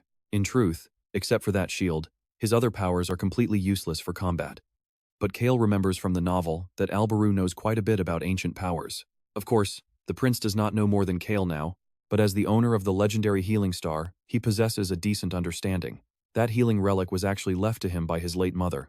The Crown Prince asks Cale about his desired reward, acting completely relaxed as if he is ready to grant absolutely any request. So what is it? Wealth for your family, investments for the Northeast, or political stability in your home region? Cale replies, none of those belong to me. Just give me my reward. And trust me, what he wants is about to change everything. Alright, stick with me as Alberu scoffs, finally seeing right through this trash's shameless true intentions. Even if he acts like a complete trash, humans wait. No. All living creatures naturally strive to climb higher, wanting to hold ultimate power in their hands. In the end, the only thing more important than family or those around you is yourself. So what do you want? A title? A medal? Or do you want power in the capital? Completely defying Alberu's expectations, Cale slowly shakes his head, rejecting them all before uttering a single word, money. Alberu freezes and asks again, but driven by a burning desire for a peaceful life, Cale firmly repeats his demand. Please reward me with money. I do not need medals or a title. Cold, hard cash is my true love. Cale plans to take cash and invest it in assets like food or land. Plus, the final ancient power he plans to acquire after the sound of the wind is one that grows stronger based on the amount of money spent. But the Crown Prince has no idea about those deep schemes, so hearing Cale ask for such a mundane reward leaves him completely stunned. Watch his reaction closely. He clearly overestimated our red-haired protagonist. Cale watches the Crown Prince cover his eyes before looking down to ask, are you planning to buy alcohol with that money? Cale beams and replies, how did you know? Alberu bursts into laughter, accepting Cale's request. He stands up and tells him, look over the reports tomorrow and let me know the exact figure you want. This basically means the Crown Prince will be visiting him again tomorrow. As Cale acts deeply touched, Alberu shivers, waves his hand telling him to rest, and immediately exits the room. The moment he leaves, the black dragon cancels its invisibility. It then pestered Cale to explain if there is another power that can dye hair without using mana. Cale completely ignores the dragon's nagging and immediately goes to sleep. He is supposed to be a patient now, but he is not the type who gets to rest. Early in the morning, Cale receives RAON's letter via Hans. RAON has left just as planned. Cale opens the letter to read, young master, I will report back once every month. I never knew my young master was hiding such immense strength. Choi Han described the enemy's face to me, and I will remember it. I have also informed Beacrox. Cale smirks. Honestly, if that crazy mage Retica crosses paths with RAON now, his life is officially over. Now, pay attention here. Just as Cale finishes RAON's letter, the Northeast nobles arrive to visit him. I heard you were in terrible pain. This is the first time Cale has seen Eric Wheelsman look so worried. Still, Cale does not say he is fine. He has to stay dedicated to his weak patient role. My body has no energy at all. I slept all day but still feel completely drained. His stomach also feels uncomfortable, but that is actually because stuffing himself in bed all day gave him massive indigestion. Eric looks completely distressed. Gilbert tenses up, while Amiru seems to have made a firm resolve. The two kittens look at the three nobles, then at Cale, shaking their heads. Cale knows they did not come just to visit a sick friend. Hearing this, Eric hands him a revised proposal document regarding investment plans for the Northeast region. It seems they are fully resolved to fund the construction of a naval base, which will soon be proposed to the Henituse family. Since they plan to meet the Crown Prince tonight, Cale looks at Amiru and Gilbert, saying, it will be fine. His voice is confident, because it is true. Those reassuring words bring them peace of mind. Cale takes the document and says, "In the future, just send papers through a servant. Visiting a patient like this is too much trouble, so you do not need to come back anymore." "No, we will definitely visit. You need to stay informed." Cale half-heartedly nods at their stubborn determination to return, then quickly shoos them away. Wearing patient clothes while slouched in bed makes dealing with annoying guests feel incredibly exhausting. But for the next group of guests, Cale throws off the blanket and sits up comfortably, telling Hans, who stands there looking guilty, to leave. Rosalind has already dispelled her disguise magic, revealing her brilliant red hair and eyes. Now neatly dressed without her outer cloak, she says, "I am sorry, young Master Cale, but I need Choi Han and Locke." Since Rosalind exposed her identity at the palace, she needs to return to the Breck Kingdom immediately. If the assassin leaders find out she is alive, they will immediately try to silence her, meaning she cannot make the journey back alone. Since she exposed her high-level magic, the enemy will definitely send a matching force to kill her. She needs powerful escorts. Cale looks at Choi Han and Locke, replying with a casual shrug. "There is nothing to apologize for. You have helped us so much, Lady Rosalind, so it is only natural that we return the favor. Besides, you are Locke's sister and Choi Han's friend." Lady Rosalind is deeply grateful that Cale understands her situation. This assassination attempt was a brush with death, but she knows this moment will be the ultimate turning point of her life. Choi Han takes a step forward, looking directly at Cale. "I must protect you." But Cale silently rejoices, knowing Choi Han has to leave so he can finally act freely and prepare to hide during the upcoming war. He smiles to reassure Choi Han, promising he won't die. "Trust me, it gets even better." Let's follow Cale as he plans to gather a mountain of money and become strong enough to easily escape for a peaceful, relaxing retirement. Plus, now that he has a dragon, he does not even need Choi Han's protection. Choi Han is basically just a burden anyway. Cale realizes he was just overthinking things. Choi Han replies cheerfully, and Cale stops staring. Finally feeling a bit calmer, Cale curls his finger to beckon Locke over to him. Locke freezes, hesitantly stepping forward, but Cale does not care about his nervous reaction at all. Cale promises to care for Locke's young siblings, telling him to travel with Rosalind and return to the Henituse territory in 3 months. Locke just stares in shock. Cale calculates exactly when he will need to use this kid, and pulls out a map. It is the map of the northeast region he got from Choi Han. "Come to the Henituse territory. Your siblings and I will be there, so you must return. It will be a place to call home." Annoyed by the dazed kid murmuring to himself, Cale pats Locke's shoulder. "Yes, a place to return to. Remember, 3 months. Locke frantically nods, promising to absolutely return in 3 months. Getting the message, Locke nods with all his might. Once Locke is dealt with, Cale finally feels a sense of relief. Even though the plot has heavily derailed, he hopes things are still following the original storyline to some extent. Only then can he use his knowledge from the novel. Cale feels a bit disappointed that he cannot send Beecrox along with them. He decides to send Beecrox along with RAON when he returns. Now watch closely. Just as he wraps everything up, Choi Han brings big news. The king wants to award Cale a medal. Choi Han hands over a file containing rumors about the Plaza Terror incident. Cale reads the very first line. "Young Master Cale Henituse, the heir who carries the pride of the Henituse family, the family that protects the kingdom from the forest of darkness." Cale sighs. He expected rumors, but this is just ridiculous. The king is really overdoing it. A week later, Cale steps down from a carriage engraved with the golden turtle emblem of Count Henituse. "It has been a while," Cale agrees with the black dragon speaking inside his mind. He is standing at the capital's Plaza of Glory. A massive barrier encloses the collapsed northern section of the plaza, which is currently undergoing major reconstruction. Cale walks straight toward the interior, flanked by the vice-captain of the Henituse Knights and an escort of loyal soldiers. As Cale keeps walking, cringe-inducing whispers from the surrounding crowd start echoing in his ears. "Oh, it's young Master Silvershield." Cale is completely speechless. Trust me, his dream of a quiet life is officially ruined. The more Cale is annoyed by the crowd's reaction, the happier the vice-captain gets. He is incredibly proud that his young master is so widely admired, praised, and given the beautiful nickname of Young Master Silvershield. Young Master, Silvershield, and Shield Young Master. It would be so much better if he did not have to hear those embarrassing, cringy nicknames. Yet, Cale does not complain, knowing that things only remained this calm because the Crown Prince actively suppressed the rumors. Shrugging, Cale whispers to the vice-captain, "If I just drink some alcohol and act like my usual trashy self, people will stop calling me that, right?" The vice-captain stays completely silent and turns his head away. Finally, Cale feels a small sense of smug satisfaction. A smirk forms on his face, but it instantly vanishes at the vice-captain's next words. "Your body has still not fully recovered yet. You should really be careful with alcohol." After all, in everyone's eyes, Cale is still suffering and has not fully healed. His body was damaged by pushing his limits to use an ancient power. But because of that sacrifice, Cale performed an absolute miracle by stopping a massive magic bomb explosion. Naturally, that heroic tale came straight from the mouth of the Crown Prince. Because of this, the Henituse family members residing in the capital are doing everything they can to protect the injured Cale. Of course, it is not just the capital. Cale remembers Count Daruth, who had planned to leave their territory for the capital days ago. Staring intently into the video communication device, his father had asked Cale if he remembered the faces of those who hurt him. He promised to slaughter them all. The Henituse family has never been quiet because they are weak. They are quiet because they are incredibly powerful. But anyone who dares to touch a Henituse, especially Cale, will be completely wiped out after this, no matter who they are. And his father was not bluffing. Ever since Cale returned to the estate, not a single noble has dared to visit or criticize him. Even Eric's group is nowhere to be seen, which is a massive relief. Cale used that quiet time wisely as he walked forward. Cale faces the knights and guards at the entrance. Do I need to verify my identity?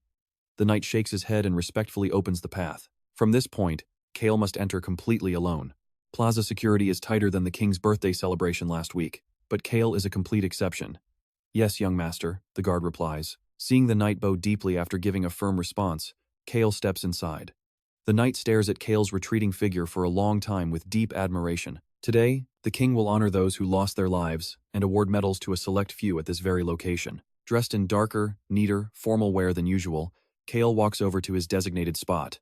The Northeast Noble Coalition is already waiting there. The noble representatives, including Eric, Amiru, and Gilbert, stare at Cale in silence. Stick around to see what happens next. Let's dive into. This word has already spread that Cale Henituse rejected the Medal of Honor, giving up that ultimate symbol of glory to someone else. On top of that, he showed up even before fully recovering. Amiru looks at Cale as he raises his head toward the sky. It is a beautiful day, almost like a tribute to those we lost, Cale says calmly. His red hair flutters in the wind, contrasting sharply with his clothes.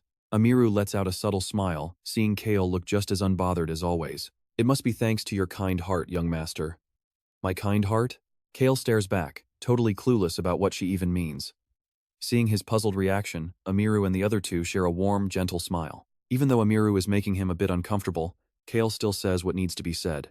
He uses the excuse of wanting a scenic, relaxing ocean view to visit the Ubar territory.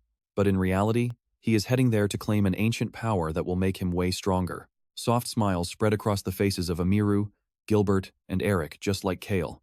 After today, the nobles will likely hear about massive new investments to develop naval bases along the northeastern coast. Because of this, Amiru and Gilbert are rushing to leave the capital tonight. It is partly to avoid useless drama, and partly because both they and the crown want to move this project forward quickly. It makes total sense for Count Henituse to invest a massive fortune into Amiru and Gilbert's territory, which is exactly why Cale is planning his visit. Now the memorial and award ceremony begins, as King Zed takes the high stage to speak. The crowd in the plaza is smaller than last week, but the solemn atmosphere is completely different. We gather here once more to show everyone that we will never submit to threats. Many brave individuals rose up and acted with true courage. Thanks to them, we have been able to protect our kingdom up to this very day. For a brief moment, Cale feels like he made direct eye contact with the king. He hopes he is wrong, quickly shifting his gaze to the sky behind him. He remembers what the Black Dragon told him about the blessing of the Sun God. I do not feel a single speck of divine power from those weak humans. Only the Crown Prince is slightly unusual. The divine power of the Crossman royal family is a total lie. Uncovering yet another useless truth, Cale instantly decides he is just going to play dumb and ignore it. Cale told the Black Dragon it was their little secret, and for some reason, the thrilled beast vigorously flapped its wings and agreed. King Zed officially begins presenting the medals of honor. One by one, the heroes step forward, and cheers erupt across the plaza, wiping away any trace of sorrow. Cale hears the dragon's voice in his head calling humans bizarre, but he still claps for the heroes. The atmosphere softens, turning the solemn event into a lively festival. Under the cover of this lively celebration, someone manages to slip close to Cale, whispering his name. Turning around, Cale spots Venyanstan. Many noble representatives had rushed back to their lands, fearing the capital was still too dangerous after the recent terror attack. That explains why today's gathering is so small. But Venyan is not alone. Leaders from all the major regions are still lingering in the capital.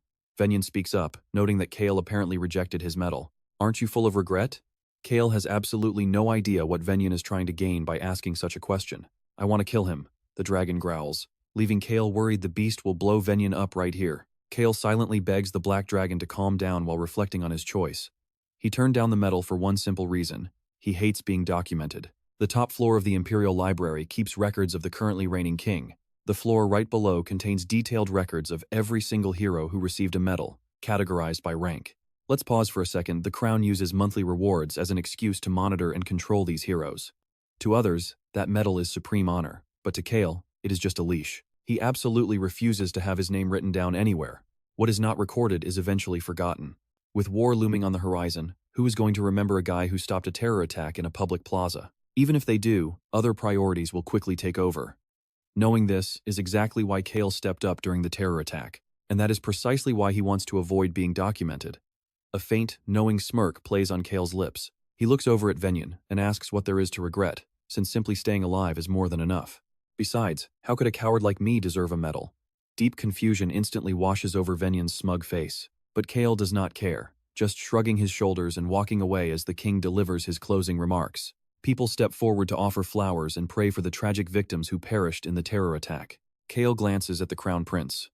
The prince told him he did not need to attend, but Cale showed up anyway because he knows the heavy weight of death. Trust me.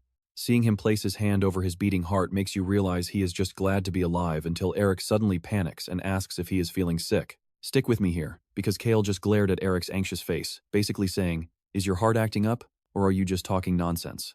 Eric chuckles nervously and slowly steps back.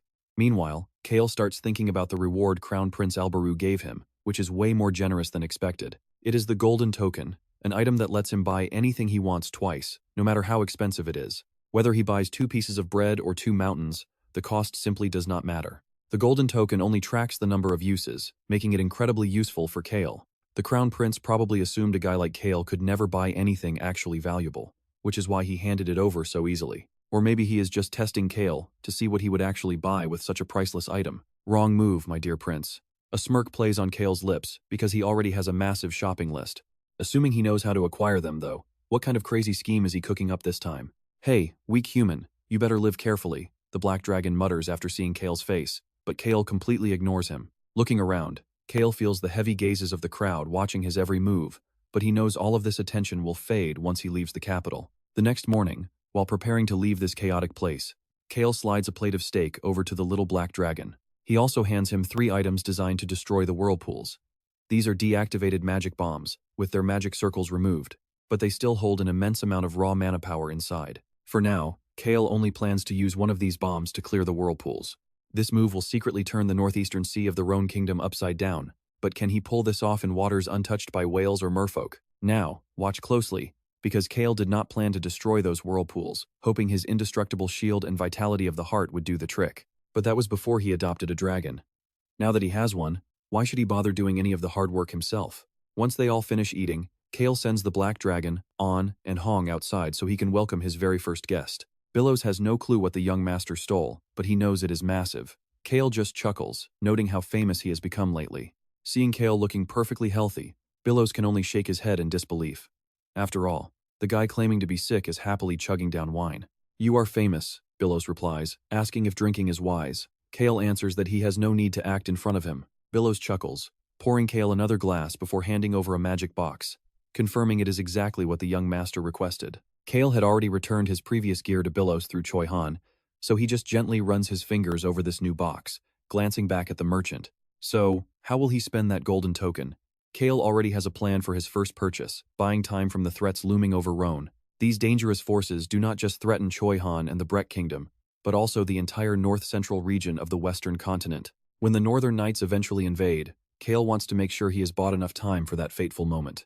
More precisely, even before those Northern Knights arrive, there is the Empire at the very center of the Western continent. With the Mage Slayer and the Queen of the Jungle in play, Cale is absolutely determined to buy enough time to avoid them all. Now, you and I know surviving alone would be impossible, but thankfully, Cale has got some powerful allies by his side now. Feeling much more confident in his grand plan, Cale casually asks Billows if he has been doing any business with anyone lately. Billows replies that while things are quiet right now, he has caught wind of some major gossip, proving he is a true merchant. Always quick with gossip, he reveals that the Western continent is practically on the verge of exploding, and when chaos strikes, merchants will easily make a fortune. Wherever there is gold, they will jump in. Billows is highly impressed by Cale's insight. He loves that Cale never beats around the bush. In fact, Billows already suspects that the Whipper Kingdom is about to collapse. The tension between the mages and the non-magic faction has officially reached its absolute boiling point. He wants to exploit this chaos to make a profit, but he is still lost on where to invest his money, so he asks for Cale's opinion, and Cale answers without hesitation, predicting the mages will lose this civil war and their magic tower will crumble. But what happens to the surviving mages then?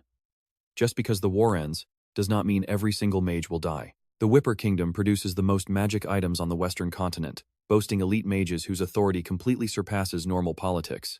But once the war ends, they will lose everything, and Crown Prince Alberu is already planning to recruit them. Meanwhile, Rosalind is the high-tier mage who aims to build a brand new magic tower once the old one falls. So you are predicting the fall of the mages, Billows realizes, but Cale remains silent. Indeed, those mages must fall for Whipper to have a future, but honestly, none of that matters to Cale, because he is aiming for a completely different prize. The Whipper Kingdom is the top manufacturer of magic goods, specializing in producing the most powerful magic items in the world. Cale wants to claim whatever is left after the war, so he asks Billows to alert him when the tower collapses. Billows is deeply curious about his motives. Cale shrugs, saying he will find out soon. You and I both know he is about to buy that entire magic tower. Alright, let's dive into a world where civil war leaves the magic tower completely ruined and packed with broken magical gear. Cale knows exactly how to buy that magic tower, and Alberu won't be able to refuse him. Nodding to Billows, Cale can't wait for this. The anticipation is real. Buying this place secures him precious time that Cale desperately needs to keep himself safe from future dangers. Of course, it costs a fortune, but hey, it's not Cale's money. Seeing his wicked smile, Billows' excitement instantly reaches a whole new level. With business settled, Billows departs. But as one visitor leaves, another unexpected guest immediately arrives. Well, barged in is more accurate. Cale stares blankly at the open balcony door, completely startled as a strange little object slowly waddles inside. What on earth is that?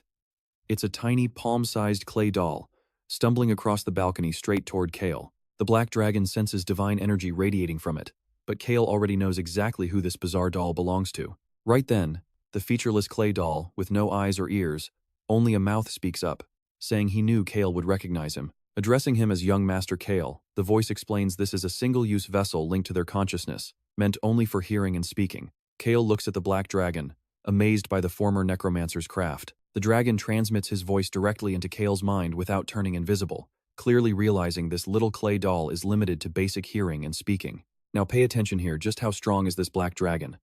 Cale suddenly finds himself wondering about the beast's true limit, but there's no time to ponder as the clay doll speaks again, announcing that they are leaving the capital today. The voice notes Cale probably hates being contacted like this, but adds that Taylor has an important message he wants to deliver. The crazy priestess, Cage, passes along the message from Taylor, the eldest son of Marquis Stan. He says, "Young Master Cale, once I reclaim my rightful place, actually. Once I climb to a position even higher than that, I will absolutely find a way to repay this incredible favor I owe you." The doll replies that they already knew he would say he doesn't need it. But Taylor and I still need a place to reach you once we get what we want. Cale simply replies, "Do whatever you want." Hearing this, the doll's mouth curls into a smirk before it begins to melt, wishing Cale good health as it vanishes completely without a trace. Staring at the empty spot, the black dragon turns to Cale and notes that will be the perfect moment to take revenge. The moment Taylor Stan takes over the Marquisate, the current Marquis in Venyon will finally face the terrifying, inescapable wrath of the black dragon. Cale tells him to do whatever he wants, prompting the ecstatic dragon to flap his wings so wildly, he almost starts dancing a victory jig. What a savage kid getting this incredibly hyped up over a brutal revenge plan. Okay, I know what you're thinking, but Cale actually suffers through the night, listening to the dragon's bloody revenge lullabies before heading to his carriage early next morning. Rosalind, Choi Han, and Locke gather to see them off. Inside the carriage, Rosalind secretly hands the black dragon 2 books, starting with a RAON language guide. The other book covers the common language spoken across the continent. It seems the dragon wants to learn to read so he can choose a proper name, leaving that heavy naming duty to Cale. Naturally, Rosalind is the only one who knows this. She glances over at Cale standing beside Choi Han, and chuckles quietly, knowing Cale will eventually figure out what the dragon is planning. Outside, Locke bids farewell to the Blue Wolf tribe kids, swearing that he will train hard and return much stronger. He tells them to obey the young master in the meantime and carefully consider their last talk, reminding them that they must choose their own paths and grow stronger. Meanwhile, another intense farewell is playing out nearby. Choi Han warns Cale that the second he spots the blood-obsessed mage Retica, he should command the dragon to obliterate him instantly, warning him not to be careless. Choi Han deeply regrets only severing his arm, saying a clean decapitation is the only way to be sure. Ultimately, striking hard and escaping yields the highest survival rate possible. As Choi Han tries to offer even more survival tips, Cale cuts him off, reminding the warrior to travel safely and avoid getting hurt. Yes, I absolutely will. Slightly unsettled by Choi Han's overly innocent smile, Cale climbs into the carriage. As Rosalind steps aside, Cale gives Hans the nod. Let us depart, Cale orders, and the servants gathered outside the estate bow deeply in unison. Cale has no idea why they dropped all their duties just to say goodbye, wishing him a safe and peaceful journey. They call out that hosting him was an absolute honor, promising to eagerly await the day he returns to them. Giving him total goosebumps, Cale has absolutely no plans to return here, waving half-heartedly before drawing the window curtain shut. The carriage departs, heading northeast toward Ubar territory, famous for its centuries-old whirlpools. Sniffing the air, Hong gasps at the salty sea breeze. Is this the ocean?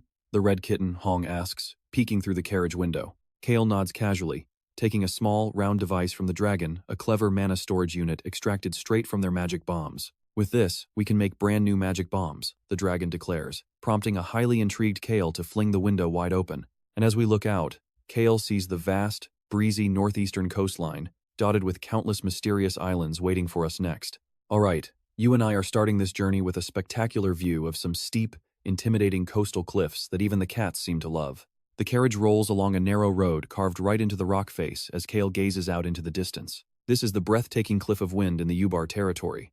Just opposite are a few small islands, with dangerous whirlpools churning violently in the waters right between them. Those violent whirlpools turn the sea right outside the Ubar territory into a complete death trap. In the original novel, the future Mage Slayer washes ashore on one of those islands, discovering the ancient Sound of the Wind power. They call him a clever barbarian. He is an absolute beast with physical stats that easily surpass Locke. A man destined to become the Wolf King of the Blue Wolf tribe. An unmatched powerhouse on the Western continent, the absolute tyrant known as Tunka. According to the novel, there is still a bit of time before Tunka actually arrives here. Cale needs to snatch that Sound of the Wind power before he does. Leaning back comfortably, Cale looks out the window, feeling totally relaxed about his head start. Now, pay attention here. Something massive suddenly appears on the horizon in Cale's line of sight. Are those whales? A massive pod of whales spouts water high into the air, crossing through the northeastern sea and heading straight north. Whales and the powerful whale tribe usually stick to the cold northern seas. They are only supposed to travel south when the war with the merpeople begins. Anxiety hits him, but Cale tries to convince himself they are just passing by. That is when an incredibly powerful presence makes itself known nearby. It looks like his bad gut feeling was spot on. Moments later, the carriage comes to a halt at a village right by the Cliff of Wind. Cale steps out with a grimace. Hans immediately asks, "Young master, are you feeling carsick?" Cale shakes his head. "No, I just have a bad feeling." Hans nods. "Ah, true. These steep seaside cliffs can definitely make a person feel pretty uneasy. But our driver is a seasoned veteran, so you really have absolutely nothing to worry about." Cale completely ignores Hans as he spouts useless babble. Just then, Lady Amaru approaches the group to warmly welcome them to the territory. Right then, a knight rushes over to report to Amiru. "My lady, the person you rescued has finally woken up." The person she rescued? That piece of news immediately grabs Cale's attention, triggering a sudden realization. He frowns deeply as a terrible suspicion crosses his mind. Not noticing his tense expression, Amiru kindly explains that a few days ago, while they were out surveying the coastline and islands, they rescued a man who had washed ashore. It seems he is finally conscious now. When she first spotted him, he was completely passed out and on the verge of being swallowed by a whirlpool. She was hesitant at first, but remembering Cale's heroic actions back at the plaza inspired her to step up and save the man. Because saving a life is the right thing to do, isn't it? It takes Cale a long moment before he can even manage to reply. "Exactly. I knew you would agree with me." Amiru's bright, smiling face is the absolute last thing Cale is focusing on right now. Instead, the brutal descriptions of Tunka from the pages of the novel, The Birth of a Hero, are flashing vividly through his mind. We both know Cale is panicking, but Amiru has no clue about his thoughts. Seeing his grave expression, she continues. Judging by his clothing and massive build, he seems to be a tribesman from the Wiper Kingdom. The more Amiru explains, the more Cale's mind goes completely blank. These tribespeople are the brutal leaders of the non-Mage Alliance, constantly clashing with the Mage Alliance, once despised as mere savages. Yet, in reality, no one in this world is truly a mindless barbarian. Every human possesses natural wisdom, recording their own history over the years, to develop and grow in their own unique way. Rejecting magic, these tribespeople live along the coast and throughout the treacherous mountain ranges of the Wiper Kingdom. Instead, they focus entirely on pushing their physical bodies to the absolute limit, planning to destroy the corrupt Wiper Kingdom. They want to tear down the system ruled solely by greedy mages and return everything to nature. Slowly, the citizens are joining their cause. While other nations mock them as a land of lawless savages, to the actual citizens inside the kingdom, they are no longer barbarians, but truly free people. Their rebellion completely shattered the established rules of the state. The real problem here is that Tunka is an uneducated, yet incredibly clever barbarian. The novel might paint him as clever, but to Cale, Tunka is just a simple, uneducated thug with monstrous, superhuman strength. And uneducated thugs are always the scariest to deal with, because you cannot reason with them. Misinterpreting Cale's grim expression as concern, Amiru reassuringly says, "Young master, you really do not need to worry about him too much. His body is recovering incredibly fast, but who is actually worried about him? Cale wants his recovery to take as long as possible. That way, he can easily avoid running into him before leaving the territory." Pretending to be exhausted, Cale quickly heads to his room to carefully plan his next moves. Believing Cale's body has not fully recovered yet, Amiru cuts the conversation short and quickly escorts him to his quarters. Along the way, Cale begins connecting all the dots. Why is Tunka showing up right now? And Bilos too. Even though Bilos is a highly capable member of the Flynn Merchant Guild, how on earth could he be so certain about a civil war breaking out in the Wiper Kingdom? How could he know so fast? But knowing Bilos's true abilities, Cale assumes that conversation was normal. Still, trust me, you and I are about to see things get wild. Alright, let's look at Bilos, who is still shunned by the Flynn Merchant Guild as a bastard. This limits his ability to gather intel, but the fact that he still knows this lets Cale deduce one major thing. The civil war is going to break out much faster than in the novel. If that is true, then all the puzzle pieces suddenly fit. But what exactly caused this war to start so early? Cale does not worry too much about that yet. Since Tunka has already washed up on these shores, most likely because mages attacked his ship, forcing him to head back after claiming absolute power in the frozen north. If so, the story remains unchanged, a monstrous physical power that makes mages tremble with fear, the absolute peak of human strength. Seas, mountains, deserts, jungles, volcanoes, and icy wastelands. Tunka has survived and conquered all of these brutal natural elements. So how could mere mages, who only rely on their mana, ever hope to defeat a beast like him? Only a legendary dragon could possibly kill Tunka in a single strike. Once inside his room, Cale dismissed everyone under the guise of wanting to rest, then stared up at the ceiling. "Hey, what is wrong, human?" The black dragon reveals himself, and Cale gives him a very serious warning. "Stay close to me for now and do not wander off." Cale learned a hard lesson from dealing with Choi-Han and this dragon. Now watch closely. If Cale tries too hard to avoid Tunka, he might just run straight into him and gain more baggage. He must prepare for that scenario. The dragon retorts that he will do as he pleases. The dragon snorts, pretending to ignore him, but his fluttering wings prove he will listen. He is a kid whose words never match his actions, and Cale feels a sense of relief after lecturing him. Only then does Cale finally look around his lavish room. He learns this mansion on the hill was built by the current lord of the Ubar territory upon taking office. It looks totally out of place in this tiny coastal village, proving Amaru's mother was dead set on developing this entire region from day one. And now, after 10 long years, her ambition is finally blooming. Securing backing from Eric's family and winning over Gilbert's family was definitely no quick or easy task. Cale decides to meet the Lord before leaving, looking out the massive window at the coastal village and the distant cliff of winds. Violent whirlpools have raged in the waters right beneath this cliff for hundreds of years, making it incredibly dangerous for the people of the Ubar territory to sail out into the open ocean. Yet, the Lord still highly values this harbor, which sits perfectly between two other coastal villages. This specific village occupies the dead center. Its unique crescent-shaped shoreline and shielding cliffs make it the only safe harbor for ships to anchor among the three villages. With various islands guarding the front, this scenic landscape is also an absolute goldmine for military defense. At sunrise tomorrow, Cale plans to visit the smallest island sitting right in the center. The waters there hide the source of all these whirlpools, the sound of the wind. In the novel, Tunka described this power perfectly, a quiet yet violent force, exactly the kind of power Cale wants. Trust me, it is extremely broken, a power to escape silently and cause chaos for strong enemies. A smug smirk plays on Cale's lips. He cannot wait for tomorrow. Suddenly, his grin turns into absolute satisfaction as a voice interrupts. "Young master, Beecroc said this seafood feast was specially made for you. He seems to be really enjoying the ocean breeze. Please eat up, young master." Cale smiles warmly as 10 wolf children bring the delicious food into his room. He told others these kids were Locke's cousins from his old village, claiming they tragically lost their families to brutal mountain bandits. Cale's satisfied grin widens even more, though not because he has a sudden soft spot for these wolf kids. His gaze shifts right past the children to Beecrox, who is entering the room carrying a large tray. This is Crox, son of RAON, their terrifying chef and secret torture master. Usually, he is a massive neat freak with spotless, wrinkle-free clothes. He looks tidy now too, except for the massive dark circles under his eyes. Young master, we want to work too. Locke said we cannot just let you feed us for free. During their long journey, the enthusiastic wolf children led by Maze had crowded Cale's carriage, begging him to give them chores. So, Cale put them on kitchen duty. Even though they wanted to train with the knights instead, they obediently listened to his orders. And boy, did these kids work their absolute hardest. Seeing Crox look more exhausted by the day makes Cale smile. These energetic wolf kids are a handful. They look so clean and polite, you'd never guess they lived in the mountains.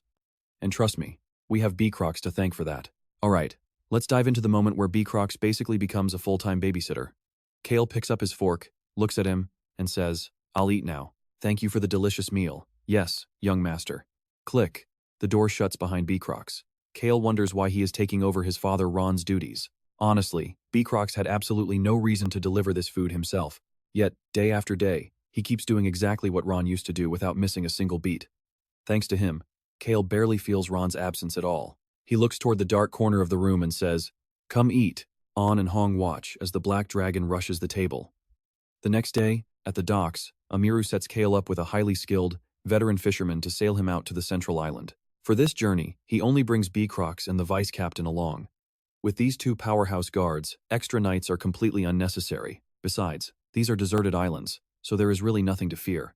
Of course, the invisible black dragon is quietly tailing them anyway. Cale watches the last man step onto the boat and playfully teases, "Crox, I hear there are rare seafood species near the island, perfect for expanding your culinary knowledge."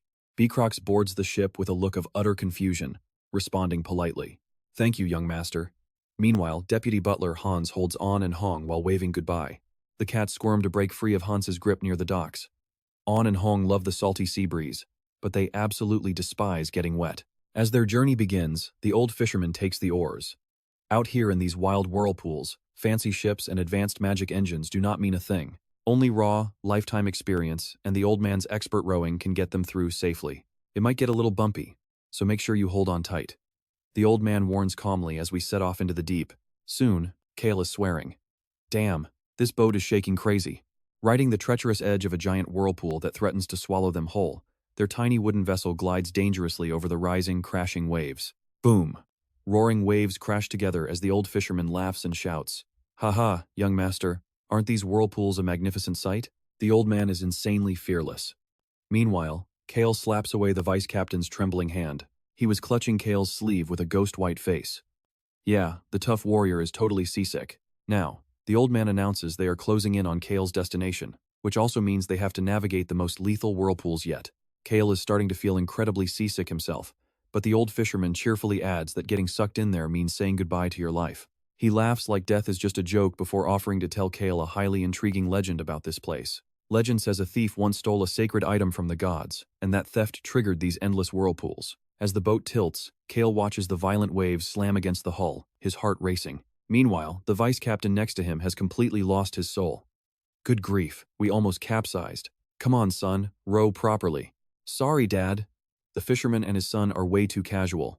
Finally, Cale raises his hand to shut them up. He firmly snaps, "Let's get on land before talking." The old man replies, "Lady Amiru said the same. Taking you there now." The old man rows with supreme mastery.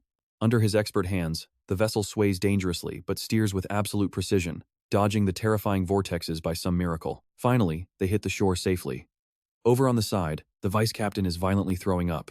Watching the vice captain suffer in absolute agony from seasickness, Cale seriously wonders if the guy is actually dying. Cale nudges Crox as he approaches, pointing a finger directly at the miserable vice captain. Crox frowns, pulls out clean white gloves from his pocket, and slips them on. Cale's shoulders shudder at the sight of those gloves. Wait, isn't that his favorite torture gear because he hates dirt? This is getting scary. Crox owns countless pairs of these specialized torture gloves. Witnessing them in action makes Cale quickly look away from both his scary chef and the seasick vice captain. Instead, Cale scans the island and calls the old captain over, wanting him to finish that fascinating story about the thief. And so, the old man begins. Once upon a time, there was a thief faster than anyone else.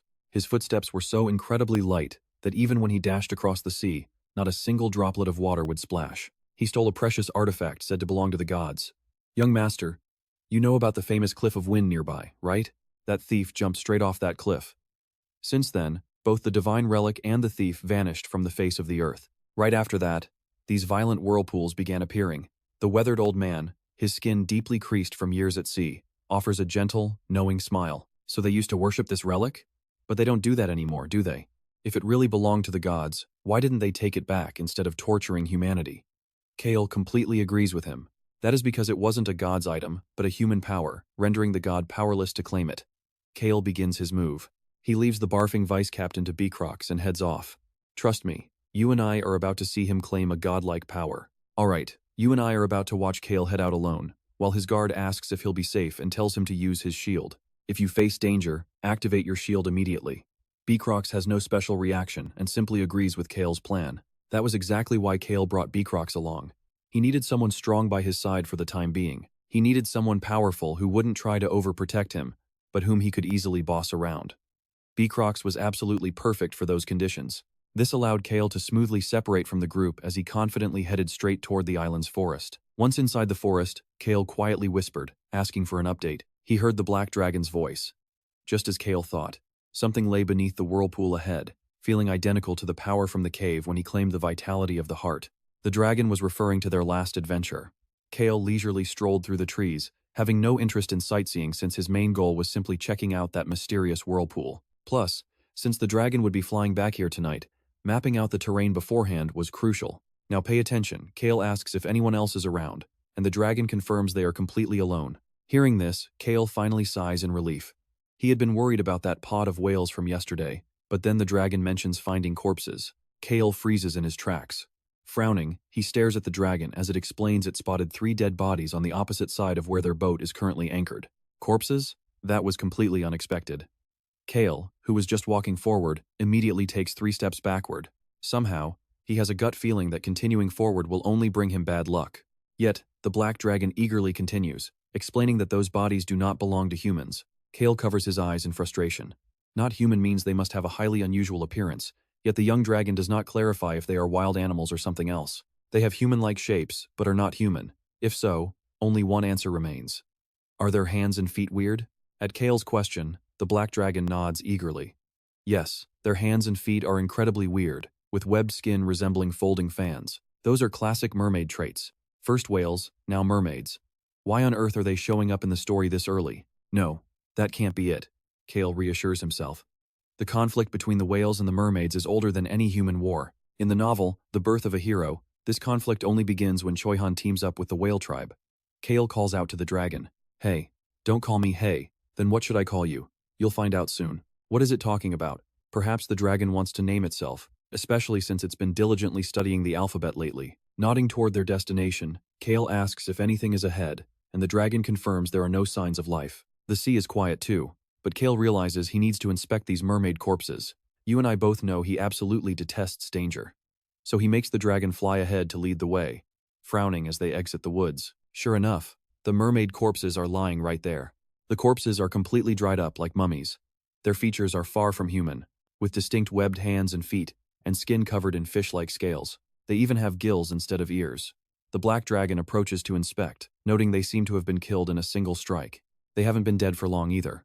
What's more, there is still fresh red blood staining their webbed appendages. The blood likely came from a brutal battle with the whale tribe.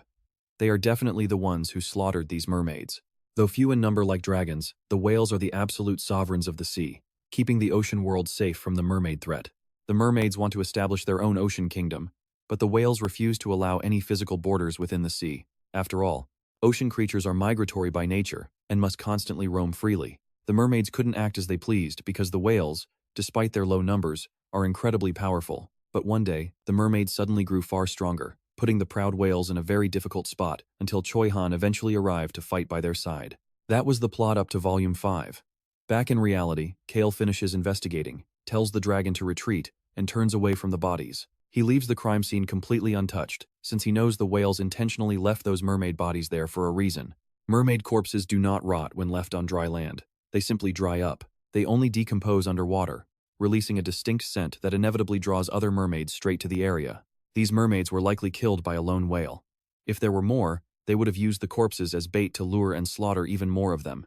Cale silently realizes he needs to wrap up and escape this dangerous area quickly. Returning to the boat, he tells his crew there is nothing left to see, before heading back to enjoy a hearty dinner of grilled fish. Waiting patiently for nightfall to cover the seaside village, Cale pulls out a diving suit from the magic bag Beacrox gave him. He climbs up to the window frame, staring out at the windy cliff and the dark northeastern sea.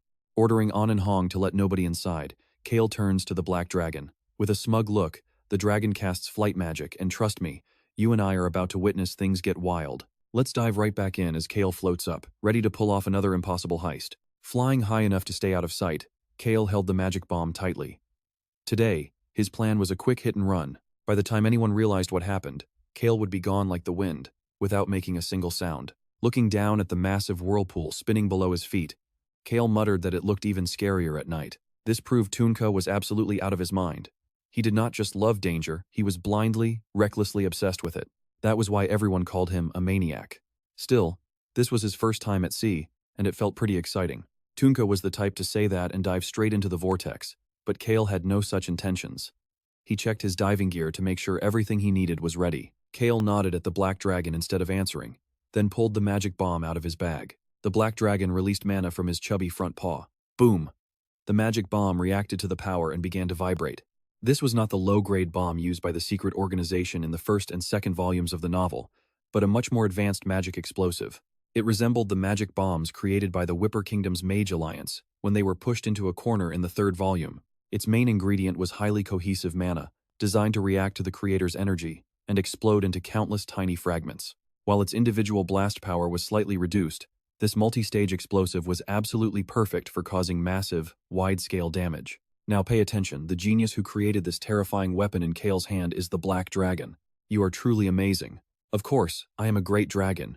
More mana poured from the dragon's chubby paw and fully seeped into the bomb. Cale could feel the heavy vibrations inside the magic bomb. He looked up at the moonless sky. This was the perfect night. Be careful down there, do not get hurt. The Black Dragon flew higher, cast a protective shield around Cale, and said goodbye. Click. A small sound echoed inside the bomb as Cale released it, quickly putting on his diving respirator. The freezing night wind whipped sharply across his face. Dozens of tiny explosions disrupted the vortex, throwing off its rotation. Cale dove right into the opening, plunging down toward the seabed. His body shot downward like a speeding arrow, while the continuous explosions kept tearing the whirlpool apart. Violent currents pushed back by the shockwaves slammed hard against his protective shield, but Cale safely reached the seabed right beneath the massive central island's whirlpool. That whirlpool was powered by a tiny, spinning top trapped beneath a giant boulder, spinning endlessly for hundreds of years. See that? That massive boulder is now looming directly in front of Cale. In the original novel, Tunka realized the whirlpools originated from beneath this giant stone.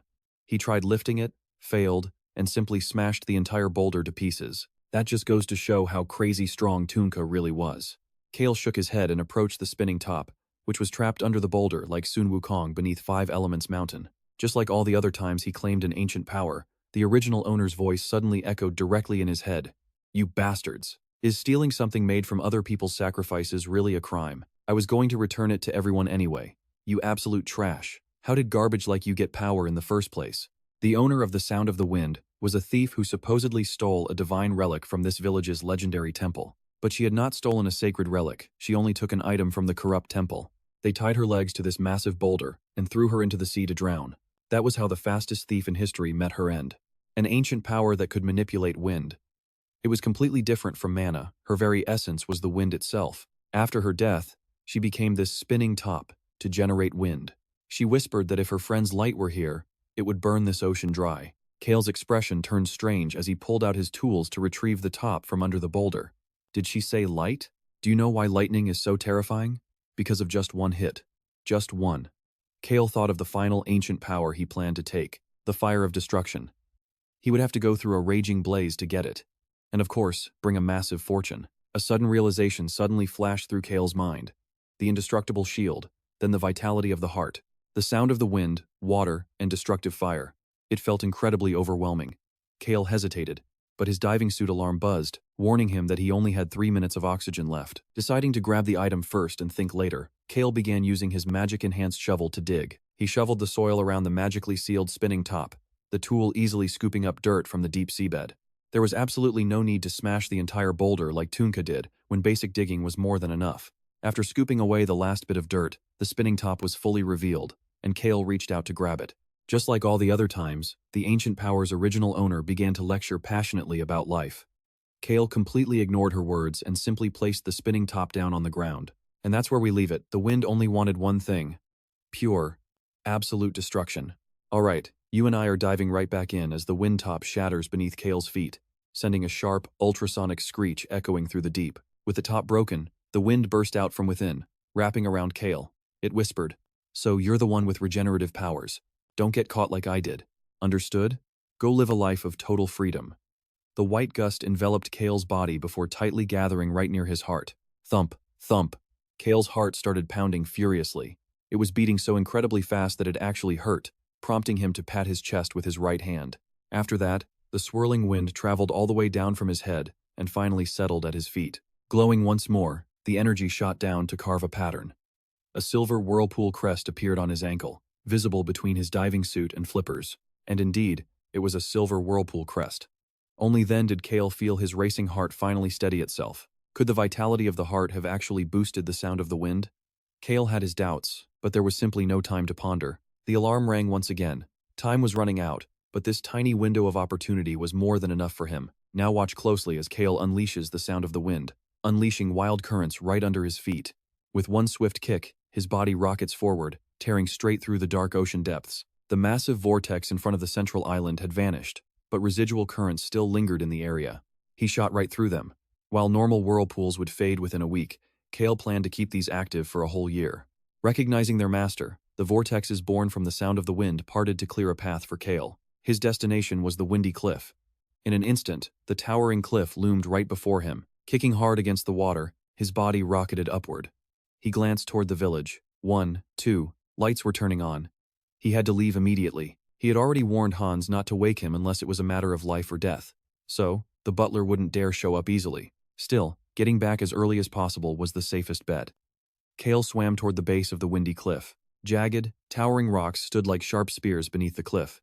Anyone unfortunate enough to fall from above would be torn to shreds. Cale approached the cliffside formation that resembled a lion's head. Glancing behind the largest boulder, a smirk crossed his face. There lay a small, hidden cave, exactly what he was looking for.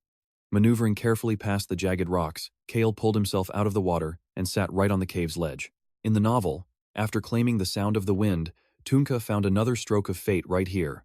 Even though it was a fortune Tunka didn't need, it was a highly crucial resource for Cale.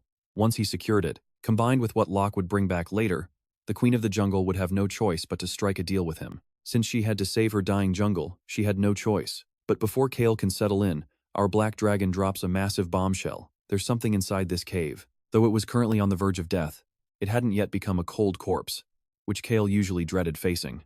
Just then, a dragging sound echoed from deep within, accompanied by the sickeningly heavy stench of fresh blood. Cale hesitated. Should he just dive back into the water and go home? Or maybe ask the black dragon to teleport him? Rustle, rustle, rustle. But the frantic dragging sound only grew more desperate. Before Cale could make up his mind, the dying soul inside crawled into view. The shivering figure wheezed out the moment they appeared. Save. Save me. I must stay alive to do something. Please. A humanoid youth dragged himself forward on brutally clawed, mangled legs, slowly and desperately crawling toward Cale. Sticky blue slime clung to the deep lacerations, causing blood to flow without stopping. This was the work of a mermaid's poison. At this point, Cale was absolutely certain. This beautiful youth with messy long hair and blood-soaked hands dragging himself forward was indeed a member of the legendary whale tribe. Hey, weak human, did you catch a cold? Your face is completely pale. The black dragon's voice echoed, but Cale barely heard it. He felt like he was living through a scene from a horror movie. With a dying whale beastman lying in front of him in human form, Cale's first instinct was to turn around and run. But wait, why on earth was a whale tribe member injured by mermaid poison? A single term flashed in his mind. A half-blood. In the novel The Birth of a Hero, the whale tribe's population was as scarce as the dragons. They prized pure bloodlines, but there was one half-blood among them who was supposed to have already died in the story. Cale knelt down before him. The young whale slowly looked up, revealing his face. A youth with a face so breathtakingly beautiful that even elves would look like mere muddy water in comparison. The youth stared at Cale, pleading for his life. Cale looked down at him and replied flatly, "Fine, I will save you." If Cale's intuition was correct, surviving might actually bring this half-blood whale even more pain, and he likely knew it too. Cale recalled a future conversation between Locke and the Whale King. "So you are a pure-blood wolf." My child, however, is not a pureblood. Wait, is his sister not a pureblood? No, not her. I have another son. He was a half-blood who struggled endlessly, too weak for the ocean. And that's where we leave it, trust me. You won't want to miss what Cale does next on land. No, that brat left this world before I did. Trust me on this one. Cale looks at those ocean blue eyes and says, "Sleep now, you will feel better when you wake up." Those deep blue eyes blink a few times before slowly closing. Cale observes the unconscious whale and steps closer to inspect his legs. The moment the whale passes out, the black dragon appears, floating down to light up a small orb of magic. The whale's legs are now clearly visible, covered in terrible, festering wounds. Whale tribe's skin is incredibly tough and resilient beneath its smooth appearance. However, as a half-blood, this young man did not inherit that natural defense, so when the merfolk attacked him, their deadly poison seeped deep into his flesh. Cale points at the young man, telling the black dragon to dump him into the water. The dragon is stunned by how cold-blooded and ruthless Cale's order sounds. Getting its thoughts together, the dragon starts nagging Cale, saying, "Did you lie? You said you were going to save him. You really are weak, but can you not even keep a promise? Why throw him into the water? Are you trying to drown him?" Cale sighs and replies, "I am doing this to save his life." He then orders the dragon to cut off an arm from the mermaid corpse they saw earlier today. The black dragon gasps in disbelief. Though totally confused by Cale's strange plan, it still obediently flies off to do it. While the dragon handles the gruesome task, Cale walks deeper into the cave. Thankfully, the cavern is not very deep. Now watch closely at the very back of the cave. He spots the exact small puddle of water that Tunka is destined to find. Cale scoops some of the liquid into a glass bottle. This is fire-suppressing water. It conquers fire, but in a completely different way. Pouring this special water into the item Locke will soon bring back allows its magical properties to soak in, creating a legendary treasure to save the drying forest of darkness. Cale then heads back to the cave entrance. The black dragon has already returned when Cale gets back, holding the severed mermaid arm with a thoroughly disgusted look on its face, while the unconscious half-blood whale is kept soaking in the seawater. The moment Cale slips back into his room, he gets an overly energetic welcome from An and Hong. Hans had been knocking relentlessly, leaving the kittens completely panicked. Luckily, Cale made it back in time, and Hans is still outside looking distressed. Because Cale threatened to kill him if he dared to wake him up, Hans only dared to knock and never ventured inside. Cale quickly strips off his wet gear, slips into a bathrobe, and tosses the invisibility cloak to the dragon to hide the whale. Once everything is ready, Cale opens the door. Hans is shocked to see him standing there with soaking wet hair and a loosely worn bathrobe, showing off his toned chest. "Young master, were you taking a bath?" Brushing back his damp hair, Cale lazily replies to Hans, "I couldn't sleep, so I was just soaking in the seawater bath for a while." Hans lets out a sigh of relief, glad to know Cale was just taking a bath. He explains that there was a massive explosion earlier, making Lady Amiru worried enough to send Hans over while she investigated. Cale quietly thinks Amiru will be thrilled to see the whirlpools are finally gone. Knowing enough, he dismisses his butler. Hans quickly leaves, and Cale heads straight back to the bathroom to scoop some seawater into a basin.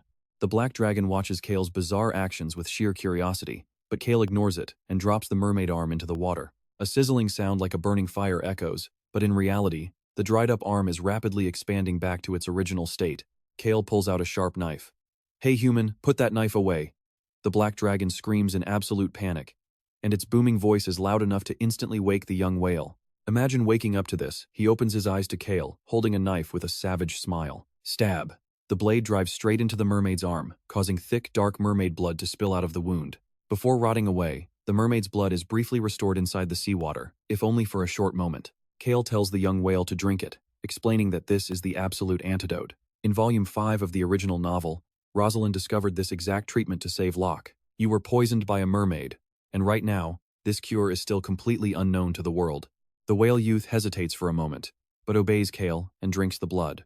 Moments later, the festering wounds on his legs heal completely. Utterly shocked, the young man looks up as Cale smiles and asks, "Are you the one who killed this mermaid? If you are a whale, you need to return to the ocean by dawn at the latest to recover your strength." The young man's face turns freezing cold, and a sharp, deadly aura, quite different from Choi Han, surrounds him. This is the sharp edge of someone who has always been looked down upon and compared to his own elite kind. "How did you know I am a whale?" Unfazed by his hostile attitude, Cale calmly replies, "There are 3 dead mermaids out there. Who else could have accomplished that?" The young whale does not argue, simply stating that he wishes to return to his homeland. Cale acts totally indifferent to his struggles. He saved the guy simply because he was asked to. Now that the job is done, it is time to part ways. Cale climbs back into bed and tells the young whale to quietly slip away. Since the black dragon is escorting him, He should be perfectly safe from any danger. And that's where we leave it for a guy who lost everything. Rok Soo is finally stepping up to save someone else. Of course, Cale has no intention of losing out. Let's look back at the Whale King's final words to Locke. That is why I do not want to lose any more of my family. If my child was still alive, I would have passed the throne to my daughter and tried living as a human with him just once. Would he have been happier that way? I thought so too. She seems like she would be a good king. But since she is so affectionate, wouldn't she want to live with you as well? That is true. When my son disappeared, she flipped the entire ocean upside down just to find him. If she went searching everywhere like that, the whole ocean really must have been turned upside down. Mister, what is your son's name? Pasiton is my son's name, the savior of a king. Sometime in the future, whether meeting the current king or the girl who will become the future queen, couldn't Cale use this connection to his advantage? Either way, the whale tribe is bound to win their war against the mermaids. Cale falls asleep with a peaceful mind. But when he wakes up the next morning, Pasiton has already vanished. Hong the cat delivers the news. RAON said he would return later tonight, and Cale shrugs there is really no need for him to do that. Early in the morning, Amiru arrives with a bright smile to deliver the news that the whirlpools around the central island are gone. I did that. Cale cannot say what he actually wants, so he just rolls his eyes away. Standing next to Amiru are some veteran fishermen, knights, and Tunka. Just like the story described, Tunka has long, wild brown hair that stands up like a lion's mane. He has an intimidating appearance, looking like he could send an ogre flying with a single slap. He smacks his lips and mutters, "What a waste. I wanted to jump into that whirlpool, or maybe try jumping into another one." That crazy tone is classic Tunka.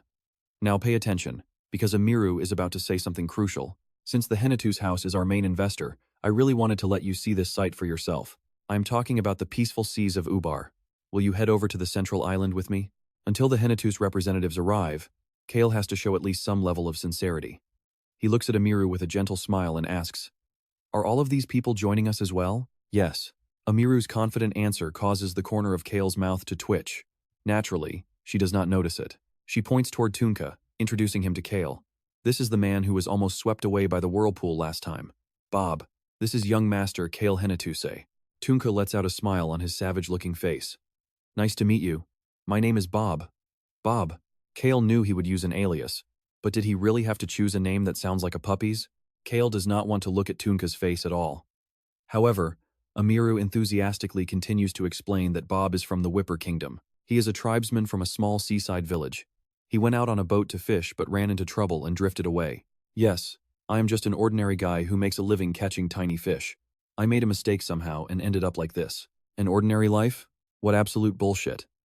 Oblivious to Cale's inner thoughts, Amiru continues, saying that Bob went out to sea last night to help them investigate.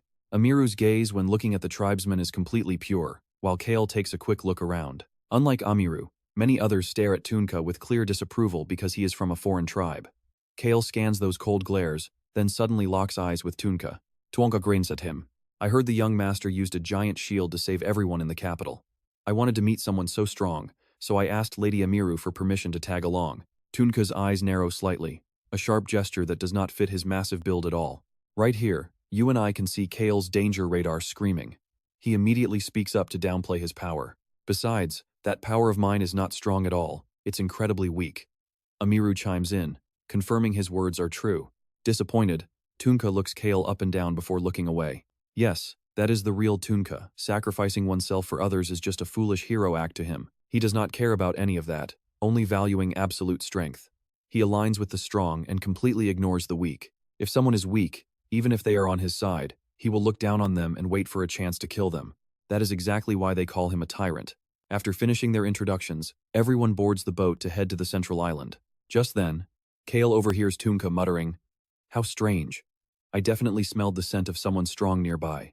Tunka really does have instincts like a wild beast. Cale glances up at the sky. "I do not smell." The voice of the invisible black dragon suddenly echoes inside his mind. Tunka has instincts sharper than even beast people. Cale shakes off his thoughts, determined to act far weaker today than he usually does. Currently, the Ubar family is investigating the reason behind the sudden disappearance of the whirlpools. Amiru's father and the territory's mages will soon arrive to assess the situation. Cale looks at the calm sea around the central island and plays along with Amiru. "Really? That is great. I hope they find the cause soon," Cale says, while the dragon snorts telepathically. "You are a great liar." The young dragon continues communicating telepathically, looking at Cale with pure disdain. Alright, you and I are jumping right back into the action as Cale decides to completely ignore his lying black dragon. Amiru nods determinedly at Cale, promising they will find the cause and eliminate all the other whirlpools. With so much support and this golden opportunity in front of us, we absolutely must seize it. Seeing her burning passion makes Cale feel slightly guilty, so he reassures her that the Ubar family can do it. Smiling warmly, Amiru thanks him. Cale then adopts a serious face, claiming the harsh sunlight is giving him a headache. Can I go rest over there in the shade? Cale feels Tunka staring from afar. Tunka keeps glancing over, still searching for the scent of the strong, but he will never detect the hidden black dragon. That is the limit of someone who cannot sense aura or mana, allowing Cale to stroll casually into the forest. Reaching the spot where the mermaid corpses once lay, Cale stops in total shock. The bodies are completely gone. The black dragon instantly denies it, fiercely protesting that he had nothing to do with it. But Cale does not have time to listen right now. Stepping closer to the rock where the corpses were, he stops right in front of the stone. Could Passiton have been the one to clean this up? The mermaid corpses have turned to dust. Cale only recognizes it because he saw the bodies before. Otherwise, it just looks like normal stone powder. This devastating, terrifying force is unmistakably the work of the whale tribe, driven by pure, unbridled rage. Now watch closely because the sea suddenly erupts as the dragon warns Cale that something massive is rising at insane speeds. Suddenly, a giant humpback whale emerges, known to all as the ultimate guardian of the vast ocean. Humpback whales protect the weak, and their royal lineage has always ruled over the deep sea. The whale stares directly at Cale with eyes filled with bloodlust, calculation, instinct, and reason. For the first time in this world, Cale stands weak, as a true powerhouse scans his every single move. That condescending look instantly infuriates our hot-tempered little dragon, sending invisible shockwaves ripping through the air. Mana starts vibrating wildly and the sea begins to swell, yet the giant humpback whale does not flinch. Instead, the 15-meter beast raises her massive tail and slams it down onto the ocean surface. Boom! The violent impact confirms she is a whale. Thump, thump. Cale struggles to calm his racing heart. Sensing extreme danger, the vitality of the heart activates, and his indestructible shield instantly responds to protect him. These ancient powers prioritize their master above all else, standing fully prepared for Cale to unleash at any second. I know what you are thinking. Is a fight about to break out? Let us see as a different voice suddenly speaks. I do not want to fight. The humpback whale slowly reveals her human face above the water, but our aggressive 4-year-old dragon snaps back. Why did you look up then? Was that tail slam just a friendly wave? You arrogant whale! Cale sighs deeply at the angry voice echoing inside his head. Cale reaches his hand toward the swirling mana. A furious kid is terrifying. The destructive energy parts to make way for him. The whale looks on in confusion. Cale's hand gently touches something round. It is the dragon's head. Cale pats it blankly, telling him not to get angry or he might get hurt, instantly settling the wild mana. The dragon pouts, claiming he won't get hurt because he is incredibly strong. Even so, you must be careful. Calming a 4-year-old is tough, but the dragon seems to understand. You weak human, you should be careful. With that, the mana vibrations completely vanish. Finally, Cale turns to the whale, who lowers her head close. He is startled by her size, but stands firm. The hostility in her eyes vanishes. Bowing her head before Cale, the giant humpback whale slowly opens her massive mouth. But this action is completely misunderstood. Out of nowhere, a smaller whale comes charging wildly from the distant horizon. Looking tiny and fragile compared to the 15-meter beast, the small whale rushes in, screaming at the top of its lungs. Sister, do not eat him! The massive whale quickly spins around, splashing a torrent of water all over Cale. His clothes are totally soaked, but Cale ignores it, staring at the scars on the giant humpback's back. This small whale is definitely Passiton. If that is true, then there is only one person he could be calling sister. The daughter of the Whale King who is destined to become the next ruler and lead the war against the mermaids alongside Choi Han. It is definitely her. Cale quietly feels relieved that the busy coastline is keeping everyone else's attention away from here. And trust me, we are about to find out just how crazy this encounter is going to get. Alright, you and I are jumping back in as the whale siblings reunite, but then, the black dragon suddenly senses someone else approaching. Cale immediately dives behind a massive rock.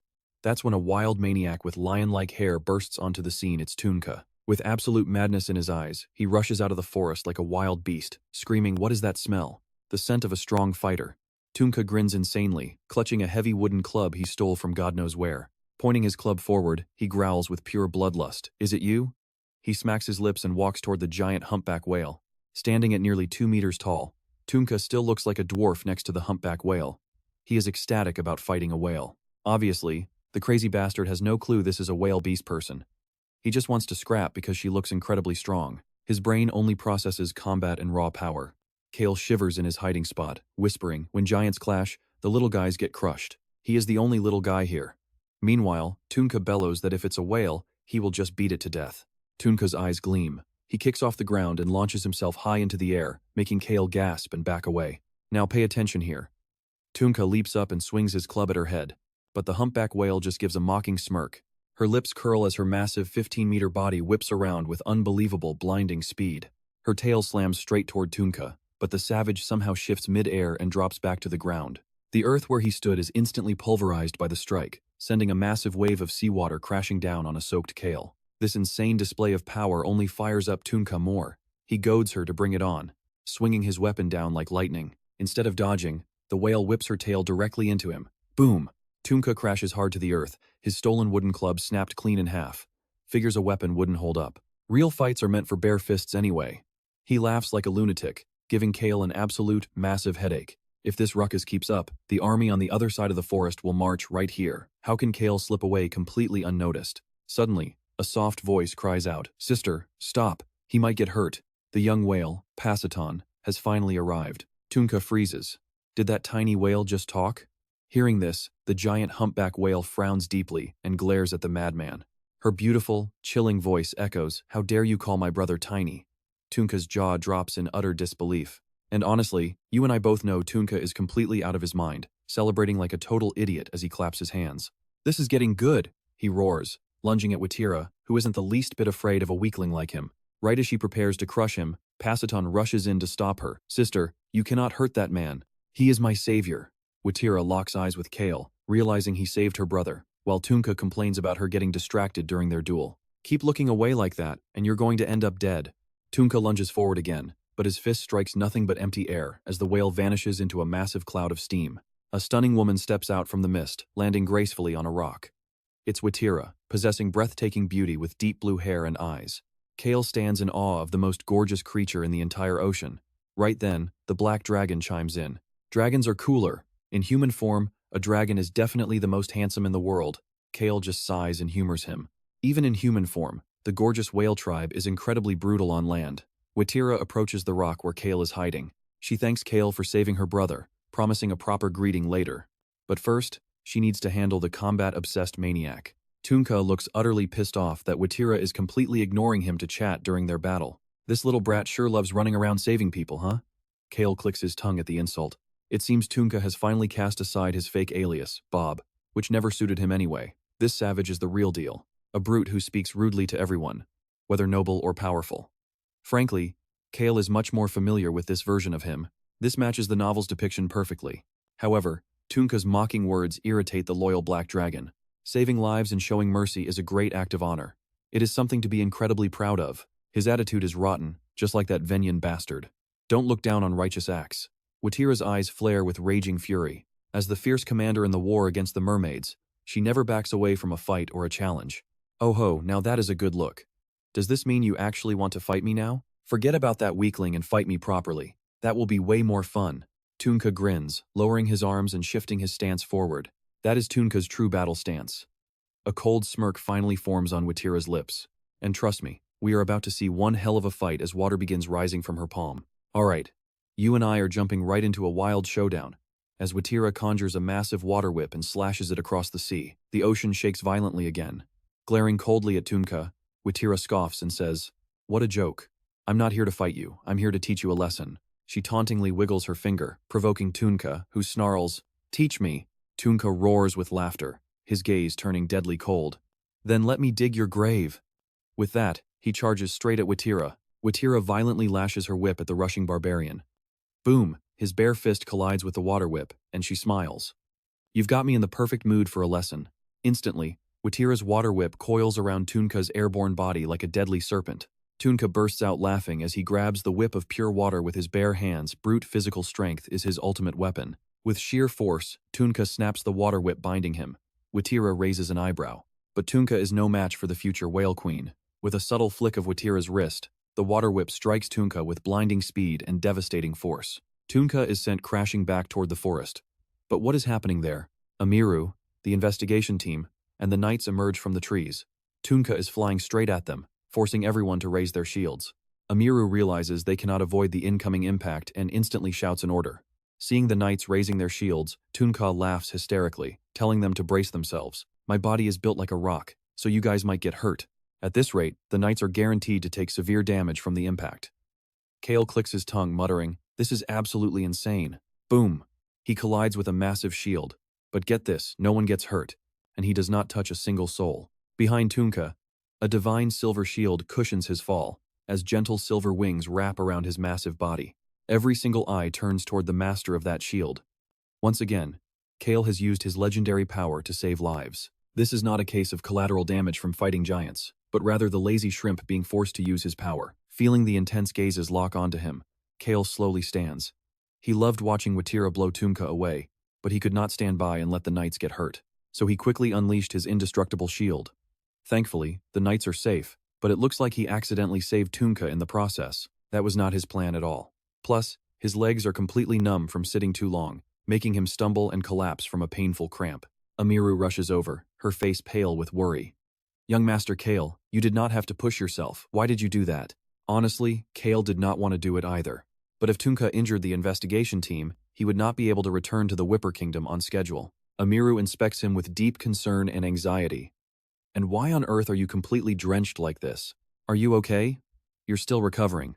What if you catch a cold?" "My goodness, young master." Amiru's scolding makes Watira and Positon flinch, especially the whale sister. She recalls drenching Cale with her tail earlier, and remembers how he looked up while shivering on the ground. "As long as you are unhurt, it is fine, right?"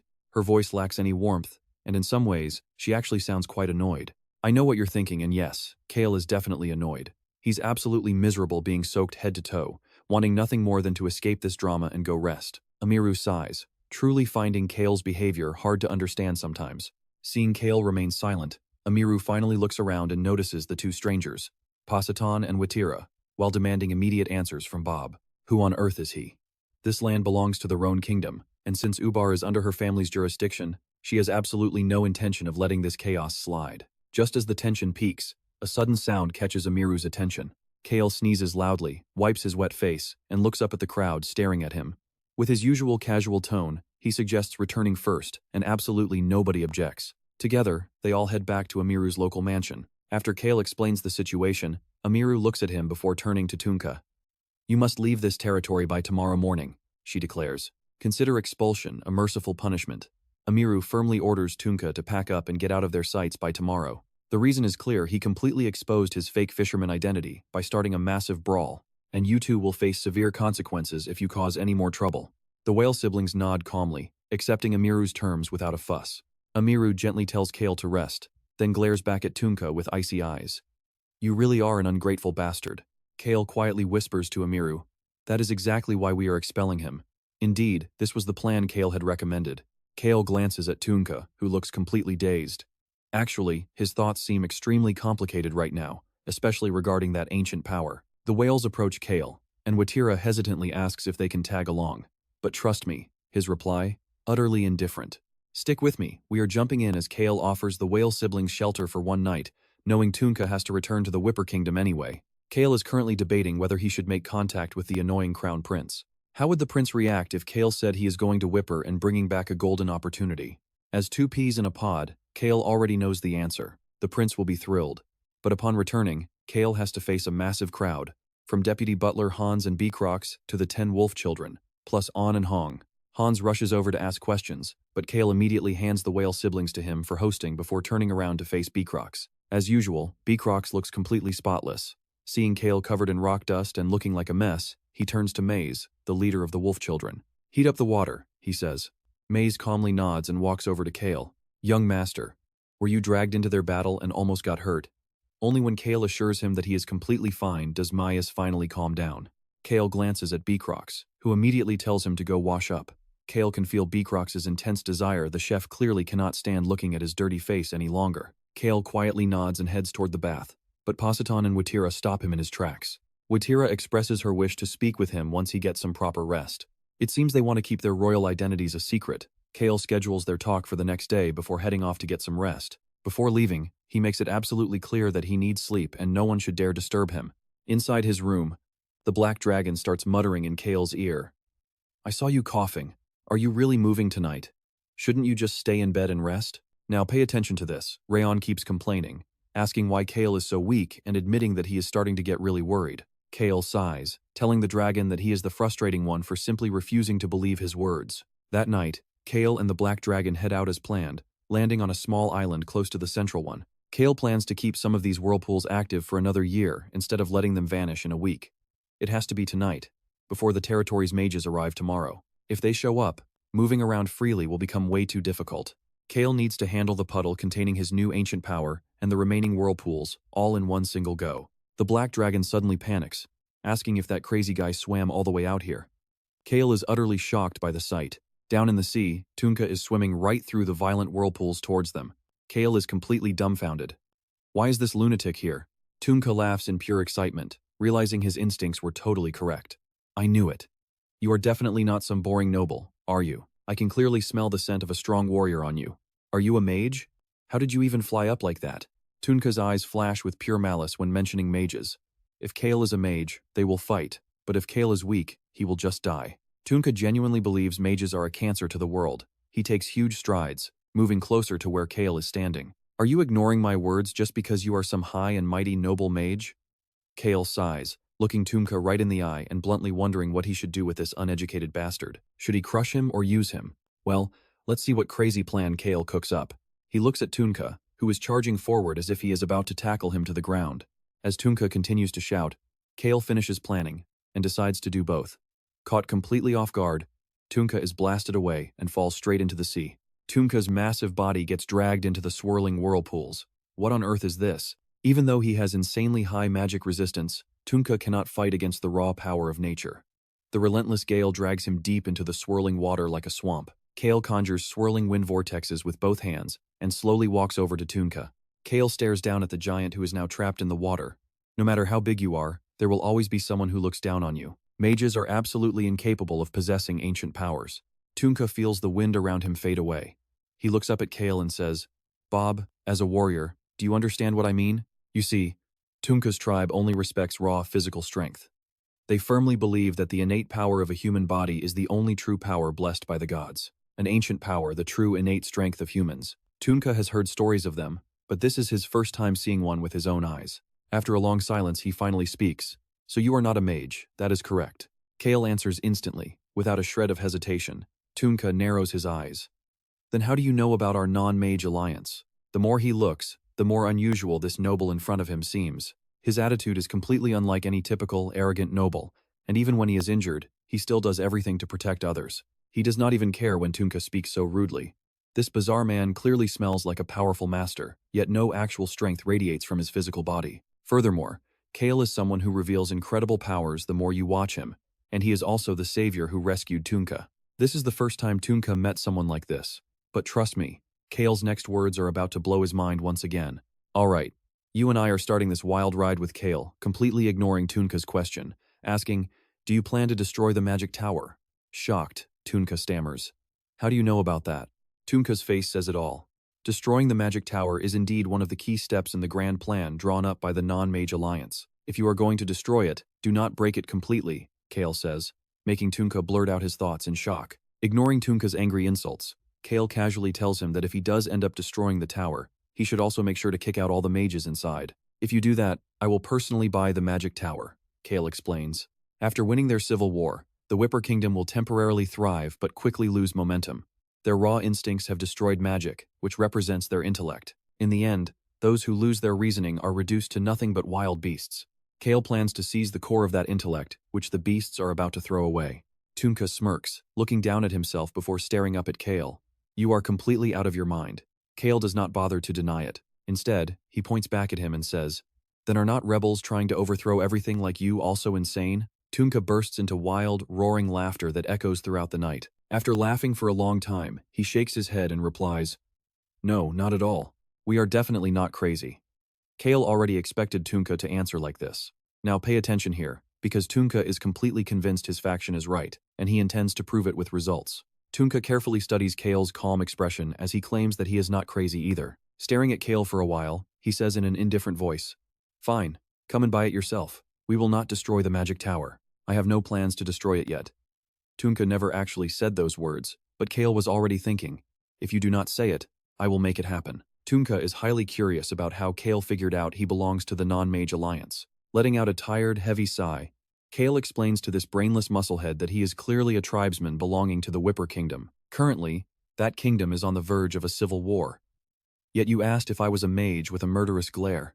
Does all of that not instantly point to the non-mage alliance? Honestly, it makes total sense. Cale immediately turns his face away from Tunka's annoying reaction.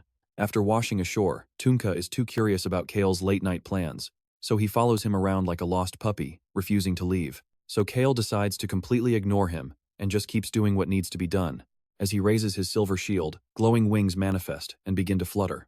Right then, the black dragon speaks in his mind, praising its own cleverness as Cale begins to float. The black dragon cast flight magic at the perfect moment. Cale decides to deal with the whirlpools first. Bob. Cale addresses Tunka using his fake identity.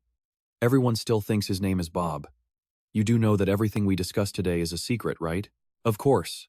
I like being the only one who knows interesting things. Tunka's twisted smirk makes him look like a complete maniac. Maybe it is because of the dark night, but his massive frame, wild messy hair, and eerie grin combine to make Tunka look absolutely terrifying. You and I would definitely run from him. Flying upward, Cale says, I will arrange a boat and a crew. You know you have to head back home immediately, right? Oh, thank you very much. Tunka hesitates for a second before replying cheerfully. Seeing this, Cale simply waves his hand to dismiss him. Leaving a brief farewell, he flies into the sky, wishing them victory. He knows they can pull it off, and that will bring him the ultimate profit. Cale changes direction toward another island with whirlpools. Hearing Tunka's booming laughter, he wonders if that guy has always been such a loud laugher. Cale heads to the next island. Once the non-mage alliance wins the civil war, their immediate priority will be money. They will gladly sell the magic tower and erase all traces of the mages. There is no way they would hesitate to take such a massive money-making opportunity. Plus, deep within that ruined tower lies a treasure they are dying to get. Tunka watches Cale for a long time before heading back, since the whirlpools are no longer entertaining to him. Not that Cale knows or cares about that. True to his word, he secures a boat and crew to send Tunka straight back to Whipper. Tunka tells Cale to visit Whipper in 2 months, because the world will be completely different by then. Cale can see the sheer madness dancing in his eyes, silently resolving to stay away for 2 months, to avoid getting dragged into trouble. Leave quickly, Cale says, keeping his distance. Seeing Cale pull back, Tunka hesitates for a second and asks, Are you weak? Yeah. Cale's incredibly blunt and effortless reply leaves Tunka deeply confused and lost in deep thought. Even so, he immediately steps onto the boat. You must come in 2 months. Cale dismisses him with a lazy wave, turning his back on the ship. Standing by the deck, Tunka waves wildly and shouts, My name is Tunka. You must remember it. Make sure you do not forget my name. Standing in the wind, Cale feels like he is trapped in some cheesy romance manga. Still, he cannot help but smile thinking about those 2 months. After all, he will soon acquire a solid fortress and enough wealth to live comfortably forever. Cale heads back to meet Watira and Pacitan as planned. They arrive to pay their respects and thank him for saving Pacitan's life. Watira also apologizes for leaving him completely soaked yesterday. Watching Cale's expression, she asks if his body is all right. And that is where we leave things. You know you want to see what happens next. All right, let's jump back in. Thanks to his heart's vitality, Cale is actually feeling better than ever. Just 1 or 2 hours of sleep washes his fatigue away, Cale tells Watira, who goes silent alongside her brother Pacitan. Seriously, you two can stop thanking me now. Any more of this, and those words are going to lose all their value. And that goes for your apologies too. Cale blankly stares at Watira, observing her closely as she bows her head in deep respect. You see, the Whale King's bloodline is nothing like ordinary beast chiefs. They literally rule over half the entire ocean. At that level of power, the Whale King is basically the ruler of an entire empire. Why hide royalty when they already revealed they are whales? Still, Cale keeps his poker face, hiding the curiosity he has had since last night. Cale is determined to keep his mouth shut about his detailed knowledge of the whale tribe as they thank him yet again. I told you to cut it out. Cale sighs to the picture-perfect siblings sitting across from him after sending Tunka away. Right now, Cale just wants to meet the Ubar Lord and head back to Henituse. He has work to do there, but shouldn't he get some rest before dealing with the Whipper Kingdom? That is when Watira finally gets down to business. Pay attention here, she knows he's a Henituse, and now she wants his help getting her brother into the deadly forest of darkness. Their sworn enemies, the mermaids, are suddenly gaining massive power. In fact, Pacitan was hunted down because he was trying to discover the secret behind their strength. The Forest of Darkness, one of the continent's 5 forbidden zones, where Choi Han survived for decades. It is absolutely massive, easily spanning the size of 2 or 3 entire noble territories. The RAON kingdom has desperately tried to claim this lawless land, but nobody can actually rule it. That is exactly why the Henituse family has been guarding its borders for generations. Since the forest sits right inside Henituse territory, the whale siblings have no choice but to ask Cale. And of course, they are offering a massive reward. Both whales look at Cale with absolute desperation in their eyes. On and Hong tap Cale's knee with their paws, clearly wanting to join the whales. Cale sighs, telling them to explain the situation first. He needs to know all the facts before deciding if helping them is even worth the headache. Watira explains that the whales and mermaids have split the oceans between the North and South Poles, fighting endless battles for control over the seas. It is a war between the mermaids, who want to establish a kingdom, and the whales, who are desperate to stop them. But roughly 6 months ago, the mermaid tribe suddenly started acting in an incredibly bizarre way. They crossed the unofficial borders to pick fights, and Watira finally uncovered the exact reason behind their bold moves. You and I both know that's insane. Their goal is to occupy the dangerous sea route between the 2 continents, shocking Cale. Wait, if they take that sea route, doesn't that directly affect humans? The ocean separating the 2 massive continents is notoriously treacherous. Humans have charted a few safe routes, but they are still incredibly remote and highly dangerous to travel. Because of this, trade between the 2 continents is barely developed. Most importantly, a strict, unspoken agreement has always kept land and sea creatures apart. Sea creatures never interfere with human shipping lanes, and in return, humans completely stay out of the deep sea. That is exactly why even the mighty Choi Han faced massive obstacles dealing with ocean matters. Yet these power-hungry mermaids are actively tearing up the treaty to conquer those vital human trade routes. Cale instantly regrets hearing this, realizing he just learned another highly annoying secret. Watira continues, explaining they initially thought the new Mermaid King was just expanding his territory, but Positron discovered a far darker truth. Cale quickly cuts Watira off. Knowing that listening further will drag him into a massive mess, Cale redirects the conversation to why they want to enter the Forest of Darkness. Watira flashes a subtle, knowing smile, making Cale wonder why a beautiful whale's grin could feel so incredibly terrifying. Watira reveals that the mermaids suddenly got stronger a few months ago, and Positron tracked down the exact source of their new power. And that exact resource is hidden in the Forest of Darkness. Hearing this, Cale acts completely calm, but internally, he is screaming. How could something that powers up ocean monsters be hidden in the middle of a landlocked forest? Even worse, how could mermaids even reach that place? Positron is absolutely certain he overheard them talking about a specific swamp in the Forest of Darkness. That secret got him hunted down. Now, they want to head to that swamp to see what this dangerous material actually is. The Forest of Darkness, Harris Village, Choi Han. Cale immediately thinks of the 10 wolf children waiting right outside. Glancing at the corner, he sees An and Hong sitting apart. Hidden right between them is the invisible black dragon. Cale wanted to build a peaceful villa for the kids near Harris Village, but this completely ruins his entire retirement plan. But trust me, he will adapt. First, Cale needs to know exactly what he is getting out of this dangerous deal. Humans cannot interfere in ocean politics, Cale warns. Watira nods instantly, confirming she is well aware of that ancient treaty. You and I are diving right into a secret deal. Watira explains they will handle things quietly without violence, as the merfolk need land dwellers to reach the Forest of Darkness. Besides, the merfolk started this mess in the first place. We promise we won't let any harm come to you, young master. Cale immediately counters, pointing out that the risks involved are still massive, and they know it. He lays out the dangers they must consider first. But what he really wants to know is the price they are willing to pay. Honestly, Cale already knows what Watira wants to offer. It's the same sea route condition the Whale King proposed to Choi Han. Among the shipping lanes the merfolk are targeting, their top priority is an uncharted area that humans haven't even discovered yet. The safest sea route? Cale asks, acting completely clueless. Where is it? Watira, completely unaware he knows, proudly reveals it. It is the northern sea of the western continent, our whale territory. Cale fires back, asking if that isn't extremely dangerous, since the strongest beasts in the ocean guard it. Yet it's safe for you. You'll gain usage rights. Looking at the proud girl, Cale answers her bluntly. But I don't need that. Listening closely to your words, you aren't handing me full control over it. Just the mere right to use it. Sure, gaining access to that legendary route would make the Henituse family incredibly wealthy. But for someone like Cale, who only wants to live a quiet, lazy life, it is totally useless. So he sets a new condition. They must lend him their immense strength twice when the Northern Knights eventually invade the warm, fertile lands. As long as the Northeast region remains completely safe during that chaos, Cale will be perfectly fine. Watch closely here. Why is Cale even sticking his nose into the massive whirlpools of the Ubar territory? He needs a plan because the original story has veered off track. Watira looks uneasy, as the whale tribe values peace. Interfering in human affairs isn't ideal. Cale smirks. You expect me to take risks, but you won't take any yourselves? The Forest of Darkness is an anomaly. No matter how powerful you are, it is far from a safe place, especially for sea dwellers who know nothing about the surface world. That is why I will help you. Besides, Cale was already planning to visit Harris Village in the Forest of Darkness, where Choi Han lived for decades. But Choi Han only knows a fraction of the forest.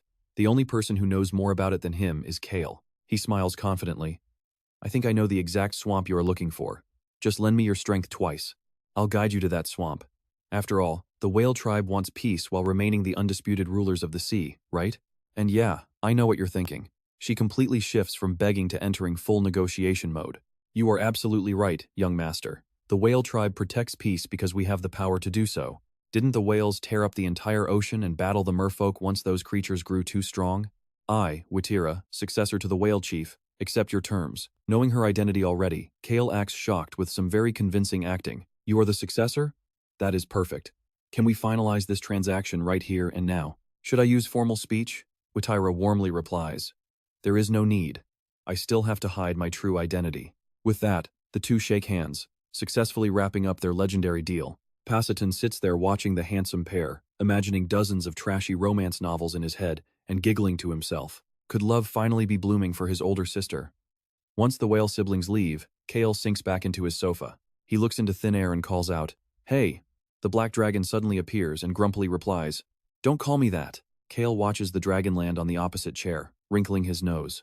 Figure it out yourself, human. And shouldn't you call yourself Cale instead of calling me human first? The black dragon lets out a loud huff and turns away, completely avoiding the question. Cale gives him a weird look. But first, business.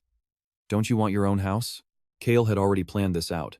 If he's traveling with a dragon, he should provide a home grand enough for a creature known as the ruler of nature. My own house? The dragon flutters his wings. Normally, dragons are fiercely independent creatures. Of course, this little guy is slightly different, but still a dragon. Cale nods calmly as the dragon questions him. Are you kicking me out? Cale instantly clarifies. To be precise, it is a villa. A villa? The dragon asks in disbelief. Yes, so you, On, Hong, and the wolf kids can hang out and play, though it probably won't be playing, but rather a complete monster massacre inside the Forest of Darkness. The dragon stops fluttering and lounges comfortably on the sofa. I get to choose the land, he demands with a satisfied grin. You must name me within a month. Cale turns at a giggle, and trust me, we cannot wait to hear it. Let's dive back in as the cat siblings stop laughing, look innocent, and ask him when they get to go home. Even though they love fish, they absolutely hate the sea, making the Ubar territory super uncomfortable. Cale leans back on the sofa and lazily mutters, Soon. 2 days later, Cale is sent off by Lady Amiru and the Ubar family. He steps into his carriage, and as it starts rolling, he pulls back the curtain and says, Turn off the devices. The magic invisibility devices shut down the moment Cale finishes his sentence. The whale siblings suddenly materialize, followed closely by the black dragon. Passiton is completely stunned while Watira's eyes widen in shock. Resting his head on Cale's lap, the black dragon glares at The black dragon and Watira lock eyes, intensely scanning each other. They are both sizing up the other's raw power, itching to test it out. Right then, Cale gently places his hand on the baby dragon's head, whispering for him to be quiet, and the black dragon instantly calms down. He closes his eyes and drifts off to sleep, bringing silence to the carriage. A few days later, Cale finally makes his triumphant return to his homeland. Well, actually, he returns to Henituse City. He's back in his family territory, greeted by cheers of, Please enter, young Master Silver Shield. Everywhere he goes, people shout the embarrassing nickname the capital's citizens gave him after his heroic rescue at the plaza. Just like before, the more that nickname annoys Cale, the happier the vice captain gets. With a loud click, Cale slams the window shut right in his face. You can see the whale siblings staring at him with total confusion, but Cale just crosses his arms and shuts his eyes. Just then, the black dragon gently taps its front paw on Cale's lap. Cale cracks his eyes open and looks down. Meeting his gaze, the black dragon speaks up with rare caution, asking if they are finally home. Cale blankly replies, Yes, we are back. We are finally home. Count Daruth, Cale's father, along with the Countess, are already standing outside to welcome him back. The Count checks him from head to toe, left to right. Only after confirming his precious son has 0 injuries does he finally breathe a sigh of relief. The Countess standing nearby asks if the terrorists are still on the run. Cale calmly responds that yes, that is indeed the case. Upon hearing Cale's answer, Violan silently turns to look at her husband, Count Daruth. Seeing them exchange silent looks makes Cale feel pretty uneasy. but he pretends not to notice. What exactly are his parents plotting with that intense eye contact? Count Daruth flashes a warm smile and tells Cale, "We can talk about your powers and the capital later. For now, just go get some rest." Thanks to his father's permission, Cale can finally head straight to his cozy bedroom. But he gets stopped in his tracks by Basin and Lily. Cale turns to Hans and gives him a quick hand signal. Hans immediately rushes over with the goods. Cale takes them and hands them to Basin and Lily, a fountain pen for one and a sword for the other. Cale actually remembered the gifts his siblings wanted. When he hands them over, Basin freezes up, thinking his brother was so busy, yet still did this. "Even if I am busy, I keep my promises," Cale answers blankly. Basin stares at him, clutching the fountain pen box with intense resolve. "I will study incredibly hard and give everything I have to manage and grow our territory." I know what you are thinking. Cale is thrilled because his younger brother studying hard means his own lazy future is secured. Basin hesitates slightly after seeing Cale's satisfied smile, then vows, "I will never do anything to cause you any worry, big brother." Wait, what does he mean by that? Basin goes completely silent. Cale looks at him with a suspicious face, totally missing his brother's deeper meaning. But then Cale turns his head to look over at Cale Henituse. The face of this 7-year-old child is filled with absolute determination as she promises to become incredibly strong, protect their territory, and lead the family knights. She vows to protect everyone. Basin will handle the administration, while Lily takes command of the military. With these two outstanding kids running the territory, Cale's dream of living a peaceful, slacker life is finally becoming a beautiful reality. Patting her head, Cale encourages her, saying she will definitely become a legendary knight. Lily beams with joy, feeling more determined than ever to chase her dream. After finishing inspiring the next generation, Cale is finally allowed to retreat back to his room. The two kittens happily roll around on his bed, but Cale barely notices them. He frowns at the unexpected figure waiting by his door. "Are you serving me now?" It is the chef, Crox. Is he really abandoning the kitchen just to take over Ron's old duties?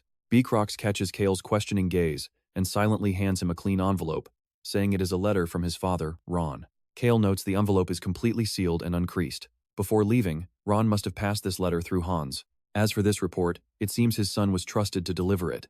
Cale takes the letter from Crox, promising to send Maze and the Wolf Kids to help with kitchen chores and meals. Hearing this, Crox dies a little inside, taking a few long seconds to finally reply. After Crox leaves, Cale leisurely opens the letter to read, "I am still alive. You are still alive too, right, young master?" The report is literally just one line. Who writes a status report like that? But Cale is absolutely certain this is Ron's doing. Of course, it is because of the unique handwriting and their secret code. And trust me, you and I can tell he's happy to be home. Alright, you and I are about to watch this adorable black dragon jump on the bed with On and Hong as Cale chuckles. Next, Cale prepares to leave his room. He heads straight to the Lord's castle to meet the mage in charge of the estate's video communication magic. Normally, these video communication devices are handled by a mage rated between the beginner and intermediate levels. "Can we make a video call right away?" "Yes, young master. Where would you like to connect?" The mage steals a glance at Cale while setting up the device. Lately, the entire territory has been buzzing with rumors about Cale Henituse. So, the mage is naturally curious when Cale demands a visual connection the moment he steps into the room. Cale pays no mind to the mage's curiosity. He calmly says, "Connect me to the royal palace." "Yes, the palace." He specifies the recipient. "Please help me reach the crown prince." After a moment of absolute shock, the mage snaps back to his professional duties. Since so many people call the royal palace, whether you get a live video or just a voice recording is pure luck. And this time, Cale gets lucky and hits the voice recording option. The mage prepares the device for a voice message, then wisely leaves the room so Cale can have complete privacy. Though talking directly would have been ideal, Cale figures leaving a simple voicemail is perfectly fine too. And his message this time is all about how he plans to spend that golden token the crown prince gave him. Now pay attention here, he's using that unlimited value golden token to buy the legendary magic tower of the Whipper Kingdom. After making this crazy demand, Cale warns the crown prince not to contact him for a week because he's headed somewhere else. With the recording done, Cale happily calls the mage back in, has the message sent, and casually walks out. Tomorrow, the crown prince will get this wild voicemail, only to realize he has to wait a whole week to reply. He feels slightly bad, but whatever. With that out of the way, Cale heads off to ask Count Daruth for permission to visit Harris Village. Count Daruth falls deep into thought. Ever since hearing about the tragic slaughter and sending troops to investigate, he had personally visited the ruins to see the damage. The village was completely decimated, yet they couldn't find a single trace of the culprits. To get answers, the Count has even mobilized secret information networks and worked with neighboring lords. Judging by the chaotic battle traces left in the ashes of the burned village, they suspect it was the work of someone named Choi Han. Cale, You've spent quite some time around him. There's no way you aren't aware of that terrifying level of strength. Are you worried about that young man named Choi Han? Hearing his father's words, Cale immediately uses that as the perfect excuse for his trip. But Cale's true motives are actually far more complex, taming the wild, aggressive instincts of the young wolf children, letting the little black dragon grow, and solving the clash involving the whale tribe. He obviously can't reveal that his real destination is the Forest of Darkness. Cale speaks reassuringly to Count Daruth, who is looking deeply concerned. The investigation team finished, but I want to see it myself. Besides, it's not winter, so we don't need to worry about monster attacks, right? True. Monsters from the Forest of Darkness. A massive stone wall stands between Harris Village and the forest to keep those beasts out. Of course, for over 150 years, not a single monster has breached that wall. People say entering the Forest of Darkness is certain death, but it is extremely rare for monsters to actually crawl out of it. The Count nods as if agreeing with something, remarking that Cale must care for the people he took in. Cale slowly shakes his head. I know what you're thinking, but his father is completely wrong here. Cale never took Choi Han in as a subordinate. Count Daruth laughs and warmly nods. Fine, I understand. You have grown up. Well, 18 years old is definitely an adult, father. Indeed. You may go.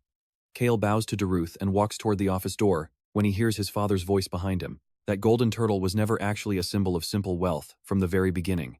We are a martial house, a family born to shield others. Even if we are considered a clan with a rock-hard shell, our true mission is always to protect. But the most important thing is still protecting yourself. That is why our symbol is the turtle. Always put yourself first. Smiling warmly, the Count adds, by the way, that power you gained is pretty cool. Cale cracks a matching smile and jokes back. It really is cool, isn't it? It looks incredibly cool, and I will always prioritize my own personal safety above everything. Good. That is what matters. Cale silently observes Count Daruth. Daruth nods and goes back to his paperwork. Stepping out of the office, Cale reflects on his father's words. The invisible black dragon, resting on Cale's shoulder, asks, Are you and that human family? Cale smiles gently, his voice full of warmth and a touch of pride. Yeah.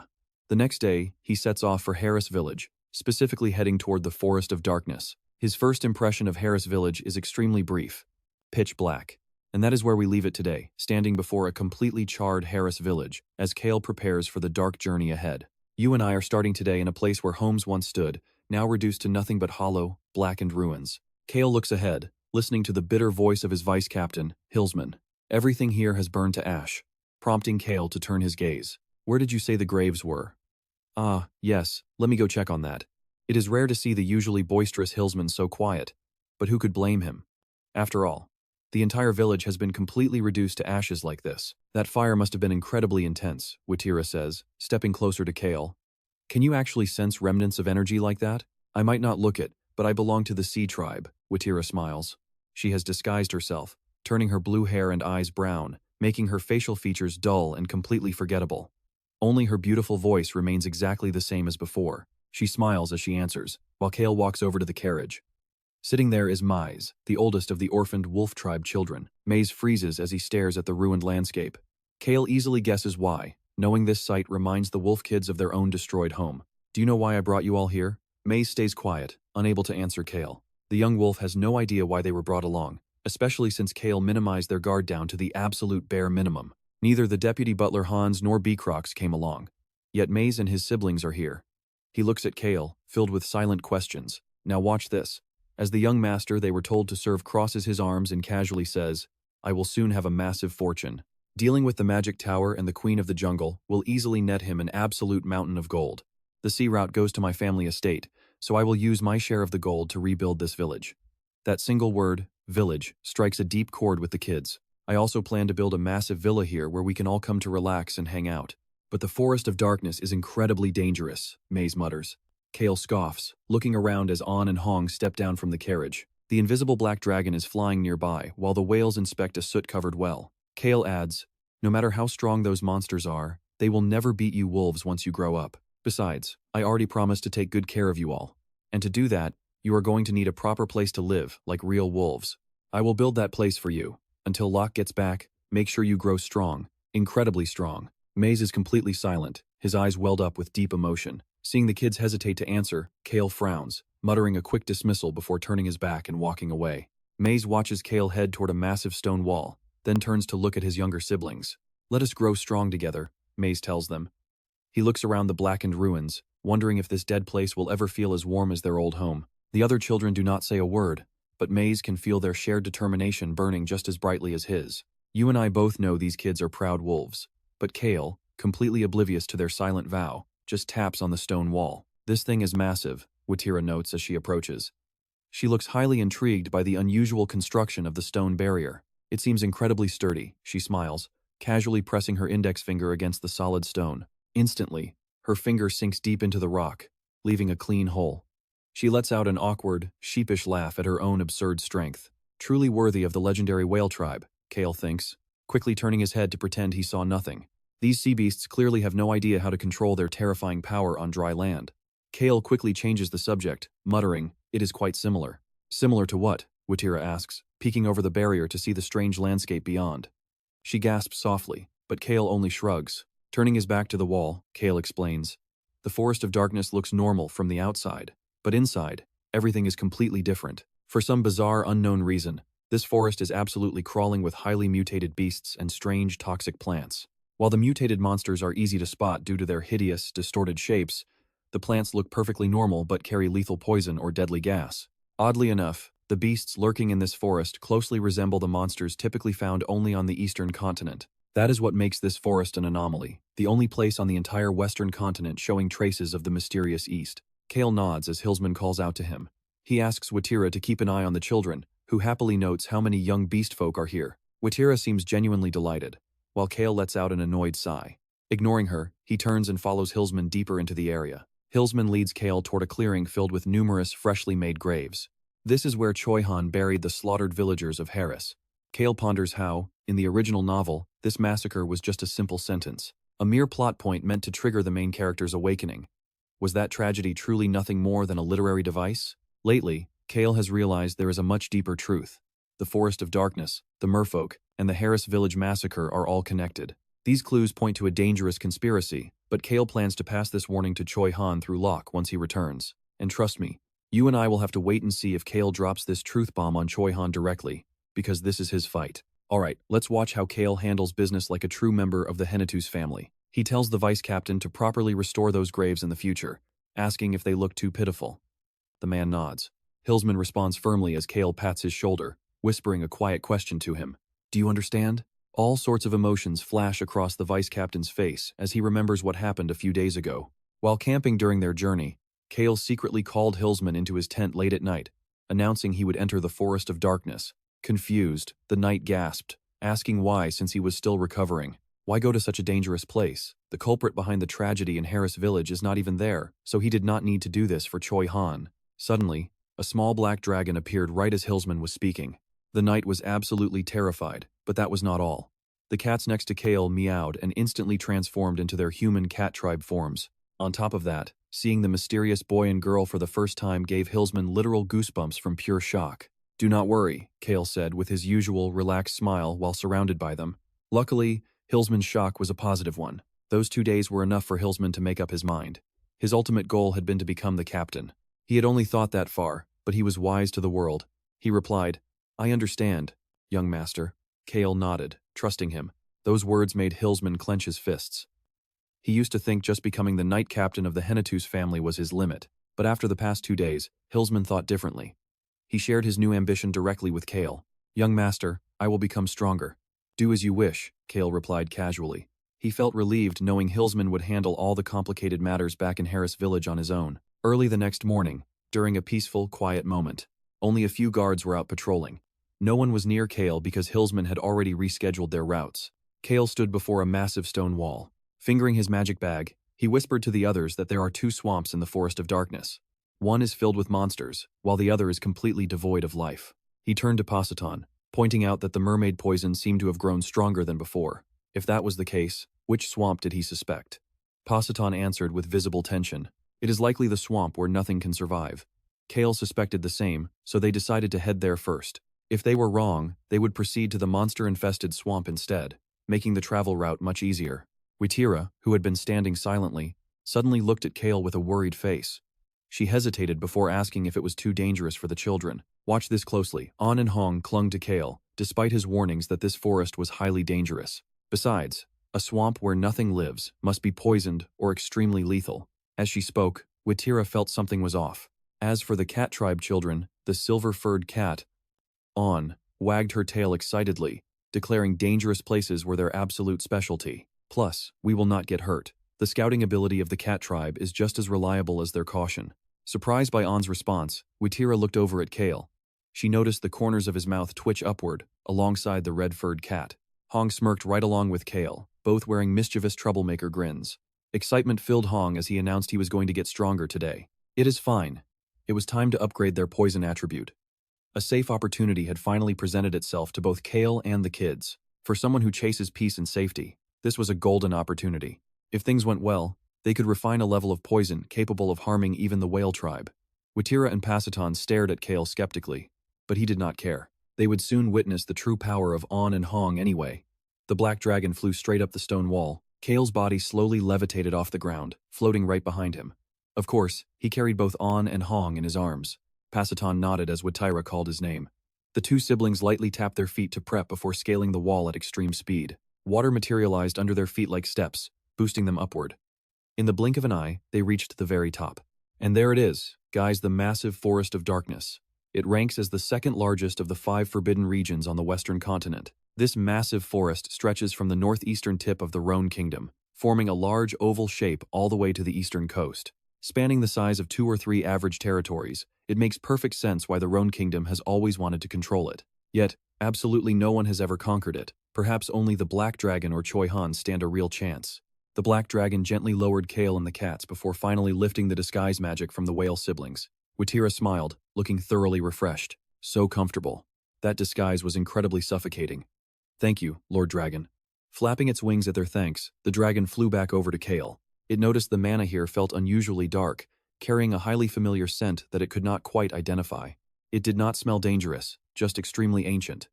Hearing this from the dragon made Cale even more curious. Dragons have an elite sense of smell, so not knowing the scent is super weird. But we are about to find out as Watira asks for the next plan. Alright, stick with me as Cale pulls out a map to find the swamp. He sketched this rough guide based on what he remembers from the novel. Cale explains that their target destination sits right on the border between the center and outer areas, so it is not that dangerous. While we want to avoid monsters as much as possible, we do not need to push ourselves too hard. In this massive forest, the outer region is actually the safest zone. Mutated monsters rarely appear here, but the central region of the forest is extremely dangerous. Even a powerhouse like Choi Han had to spend decades here before traveling freely. Choi Han started in the north, moving from the center to the outer edges. He spent decades entirely alone, exploring every single corner of this forest of darkness. After a long time, he finally made his way down to the southern outer area. That is where civilized humans live. Cale continues, warning them that this map is not completely accurate, meaning they must judge the situation with their own eyes. With that, he pulls a water bottle from his magic bag, hands it to Watira, and asks her to lead. Watira takes it and lightly flicks her wrist, summoning a 3-meter-long whip. Wrapping the whip around her forearm, Watira playfully reassures the rest of the group, promising that she will guide everyone to their destination safely. Honestly, Cale feels incredibly secure because his trust in these powerful whales is on another level. As royal family members, they easily dominate killer whales, the notorious ruffians of the deep ocean. Cale nods with a satisfied smile, following Watira deeper into the forest of darkness. The forest is not overly loud, but countless echoing sounds fill the air. Insects buzzing, birds chirping, animal noises, and the distant growls of beasts. Aren't dangerous places supposed to be completely silent? Pacitan asks Cale while clearing bushes with his sword, but that only happens when an absolute ruler exists. There is no ruler in the forest of darkness, only predators and prey. Just keep your eyes on what's ahead. Cale's indifferent warning makes Pacitan snap his attention forward as they continue following Watira through the thick brush. Cale constantly updates his map with fresh details along the way. After finally clearing the thick underbrush, they enter the territory of various low-level monsters. Because of this, Cale warns the team to watch their steps and move in silence. Suddenly, a sharp swooshing sound cuts through the air from the nearby bushes, but Watira reacts instantly with a flick of her wrist. She catches a crude poison needle between her fingers. Cale watches as Watira turns around with a smile, promising to handle this quietly. Several strange creatures emerge from behind the trees. These are not mutated goblins, but rather huntas, aggressive beasts from the eastern continent. They look like goblins, but they are much dumber, crueler, and far more violent. No wonder they looked so strange to me. Watira nods calmly, offering to wipe them all out, but Cale quickly stops her. While she is staring at him in confusion, An and Hong suddenly step right into her view. Now watch closely, the two kittens puff up their fur and get ready to fight as Cale smiles. If it is only this many, we can easily handle them. Besides, Cale wants to use this chance to test his current combat abilities, and right now is the absolute perfect time for a trial run. With the black dragon on his right, Watira on his left, and Paciton guarding his back, Cale has the ultimate safety net to go wild. He tells the whale siblings to stand back and offer support only if needed. As he steps forward, a glowing shield suddenly wraps around Watira and Paciton. The black dragon stands protectively in front of them, noting that the poison is exceptionally strong. Paciton looks at his sister in pure confusion. Watira shakes her head, unsure of what is happening, but looks forward and murmurs that this is actually not bad while watching Hong. At this moment, a dense red fog begins to swirl around the young cat. Seeing this, Watira finally understands exactly what the dragon meant when mentioning poison. You and I both know Cale is ready when wind starts wrapping around his feet and hands as the beasts rush him. As the red mist cloaks him, the ancient power of the vitality of the heart activates inside his body. Feeling that surge of energy, Cale says it is time to go and summons the indestructible shield. The red mist wraps around the shield, expanding it to twice Cale's size before slamming straight into the horde. A massive crash echoes as the beasts are completely crushed. Without wasting a single second, powerful windstorms laced with poisonous red mist erupt all around them. Two beasts are launched into the air by the cyclone, coughing up blood as the poison forces it from every single orifice. Paciton watches the absolute destruction in disbelief, wondering how Cale could possibly claim to be weak.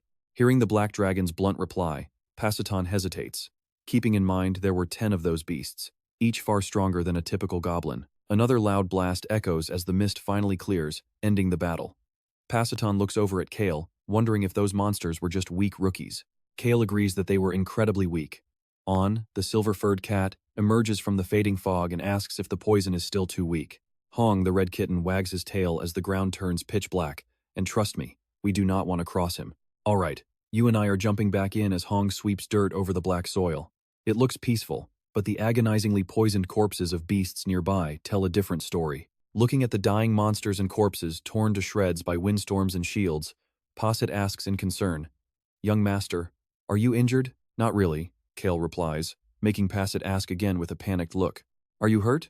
Cale points to the back of his hand. "Just a tiny scratch." Posset immediately goes silent. Watira pats her brother's shoulder, walking over to tease Cale. "Young master, are you going to keep hunting small monsters?" Cale wipes the blood from his hand and replies, "Maybe. I am recovering, so I shouldn't push myself too hard." Watira laughs at Cale's calm attitude as An and Hong approach the black dragon to hear his combat thoughts. Cale tells the group, "Let's move, we still have a very long way to go." 2 days and countless battles later. An, Hong, and the black dragon have grown incredibly strong. A small fox-like monster twitches on the ground from the poison. It is all done. The black dragon flies over happily to report, and Cale pats his head, satisfied. Real combat really does make them grow faster. An and Hong had been on the run, unable to get proper training. The black dragon, imprisoned since birth, was in the exact same position. They are quickly making up for lost time in the Forest of Darkness. Should I join in too? When else will another safe chance to grind some experience like this ever come around again? Hearing him mutter, the black dragon and the kittens snap their heads toward Cale. "No way, weak human. This is way too much for you. One day of fighting is enough for you. Our youngest is right. Last time you used your shield, you coughed up blood." Watching this, Posset is speechless. They treat Cale like he is incredibly fragile. But whatever, he is fine not fighting. Cale quickly opens his magic bag, handing gas masks to everyone. "Human. There is a weird smell around here. The black dragon had mentioned this days ago. He still doesn't know what it is, but it feels strangely familiar. Perhaps it is the scent of poison or rotting plants near the swamp." Cale answers casually while putting a mask on. The black dragon mutters something too quiet for Cale to hear, thinking, "No, it is definitely not that simple." Posset approaches Cale. "It is strange that this massive forest only has 2 swamps. Why can't I see them?" Posset notices the corners of Cale's eyes curving up. He must be wearing a mischievous smirk. "You will get it when you see them. Now, keep your eyes on this. 2 swamps are more than enough." Cale checks that everyone has their masks on after 2 days in this dangerous forest. They only slept 1 to 3 hours a night, yet after 2 days in the forest, everyone looks perfectly fine. "You guys are seriously impressive." Posset grimaces. Is that coming from the one person who looks the most refreshed of all? The group presses on. From this point forward, they cross the boundary between the outer ring and the center. There is no physical wall, but crossing over immediately unleashes a wave of roaring sounds, and the beasts here are noticeably larger. Watira asks Cale while stroking the whip coiled around her wrist. Young Master Cale, is it our turn yet? Cale points to the oncoming horde and says, show them what you got. Watira cracks her whip instantly, tearing up the earth and silencing the chaotic noise in a single strike. Seeing his sister take action, how could Passet just sit back? He draws his sword, gathering a swirling whirlpool as the enemies slowly emerge from the dense woods. The border beasts are weaker than those in the center, but they are far stronger than the outer ones. Mutant orcs, mutant goblins, spider-like beasts from the eastern continent, and high-grade monsters appear. Something is definitely wrong with these creatures. Maybe I should show off my skills right in front of the dragon. Passet charges ahead, starting the battle between the whale siblings and the high-grade beasts. The monsters in the Forest of Darkness show zero fear, even when facing absolute powerhouses like dragons or the whale tribe. In fact, they charge right in. You and I can clearly see they are reacting instinctively, refusing to tolerate any powerful presence that could rule over them. Slash. As a beast is sliced clean in half, Cale casually raises his shield to block the spraying blood, telling the cat siblings to watch the whales fight and learn from them. After clearing out the trash mobs and walking a bit further, they finally reach the swamp region, which is surrounded by incredibly dense foliage. How is it? Worthy of the name Forest of Darkness? Cale glances at the stunned Passet, then looks at the swamp. The swamp looks like a pitch-black lake. Cale says to the others, it is quite large, with enough room to sail a few massive ships. The swamp's darkness is striking, perfectly embodying the name Forest of Darkness. In fact, this swamp is the only pitch-black spot in the entire forest. I didn't expect it to be this huge. Watira marvels, but she quietly gulps as she takes in the swamp's eerie surroundings. Cale completely understands her reaction. Every single tree surrounding this area is colored in dark shades of black or brown. Yet they aren't dead, they thrive on pure poison. And trust me, you and I are about to see just how toxic this swamp really is. Alright, stick with me. Cale and his crew are gearing up, tightening their boots and putting on heavy gloves for a dangerous mission. Through his mask, Cale warns them that the plants in this area actually grow in pure poison, evolving just to survive. It might not kill instantly, but it is toxic, so keep it off your skin. Even Choi Han, with his high poison resistance, should stay back from these annoying plants. Hearing this instantly makes Paceton think of the brutal mermaid poison, so he quickly covers up every single inch of exposed skin. Suddenly, Paceton senses something off as Hong, the red kitten, struts right past him into the toxic swamp. Paceton panics and reaches out to stop him, but it is too late. Hong is already wagging his tail, happily munching on a black weed. While Paceton panics in shock, Cale calmly walks over to the red kitten with a relaxed warning. Do not bloat yourself. Eat slowly. Hong just keeps chewing, casually reviewing his meal like it is just a basic paralyzing poison. It tastes amazing. Cale then turns to the whale siblings, who are standing frozen at the edge, asking if they are coming in. Cale guides them closer. Thankfully, the solid brown dirt is easy to tell apart from the pitch-black swamp, preventing anyone from taking a wrong step. Now, watch closely. Cale instantly notices something crucial. There are clear tracks left by someone else, and he's going to investigate. As Paceton gets to work, Cale scans the area, noticing the dirt near the swamp has been heavily dug up. Wild monsters avoid this toxic zone entirely, leaving only one logical answer: the merpeople are harvesting ingredients here to boost their power. Cale looks down as something soft brushes against his leg, sighing as he tells the kitten he warned him not to overeat. Hong looks incredibly happy, with his mouth stained pitch black. The chaotic kitten even tries to drink the swamp water, but Cale quickly stops him. Hong pouts, whining that he just wants to get stronger, but Cale places a hand on his head, telling him to drop those useless thoughts. Just take it easy. Besides, you are already way stronger than me anyway.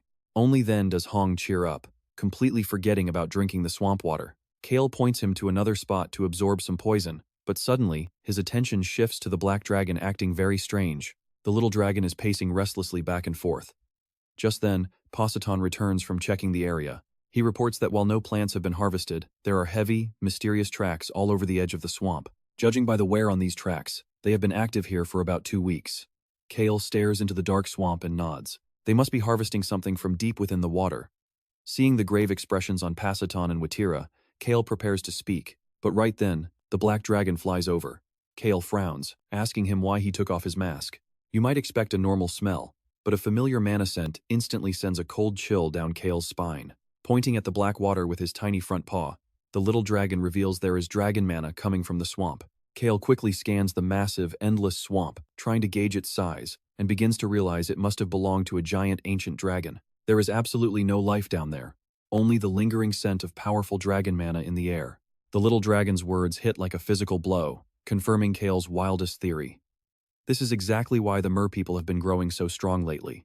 And it all makes perfect sense now. A dead dragon lies beneath the swamp. Cale quickly asks the little guy how he can smell mana from something already deceased. The black dragon shrugs, explaining that the swamp itself dominates mana, trapping it and keeping it from ever fading away. Dominating mana is a natural force.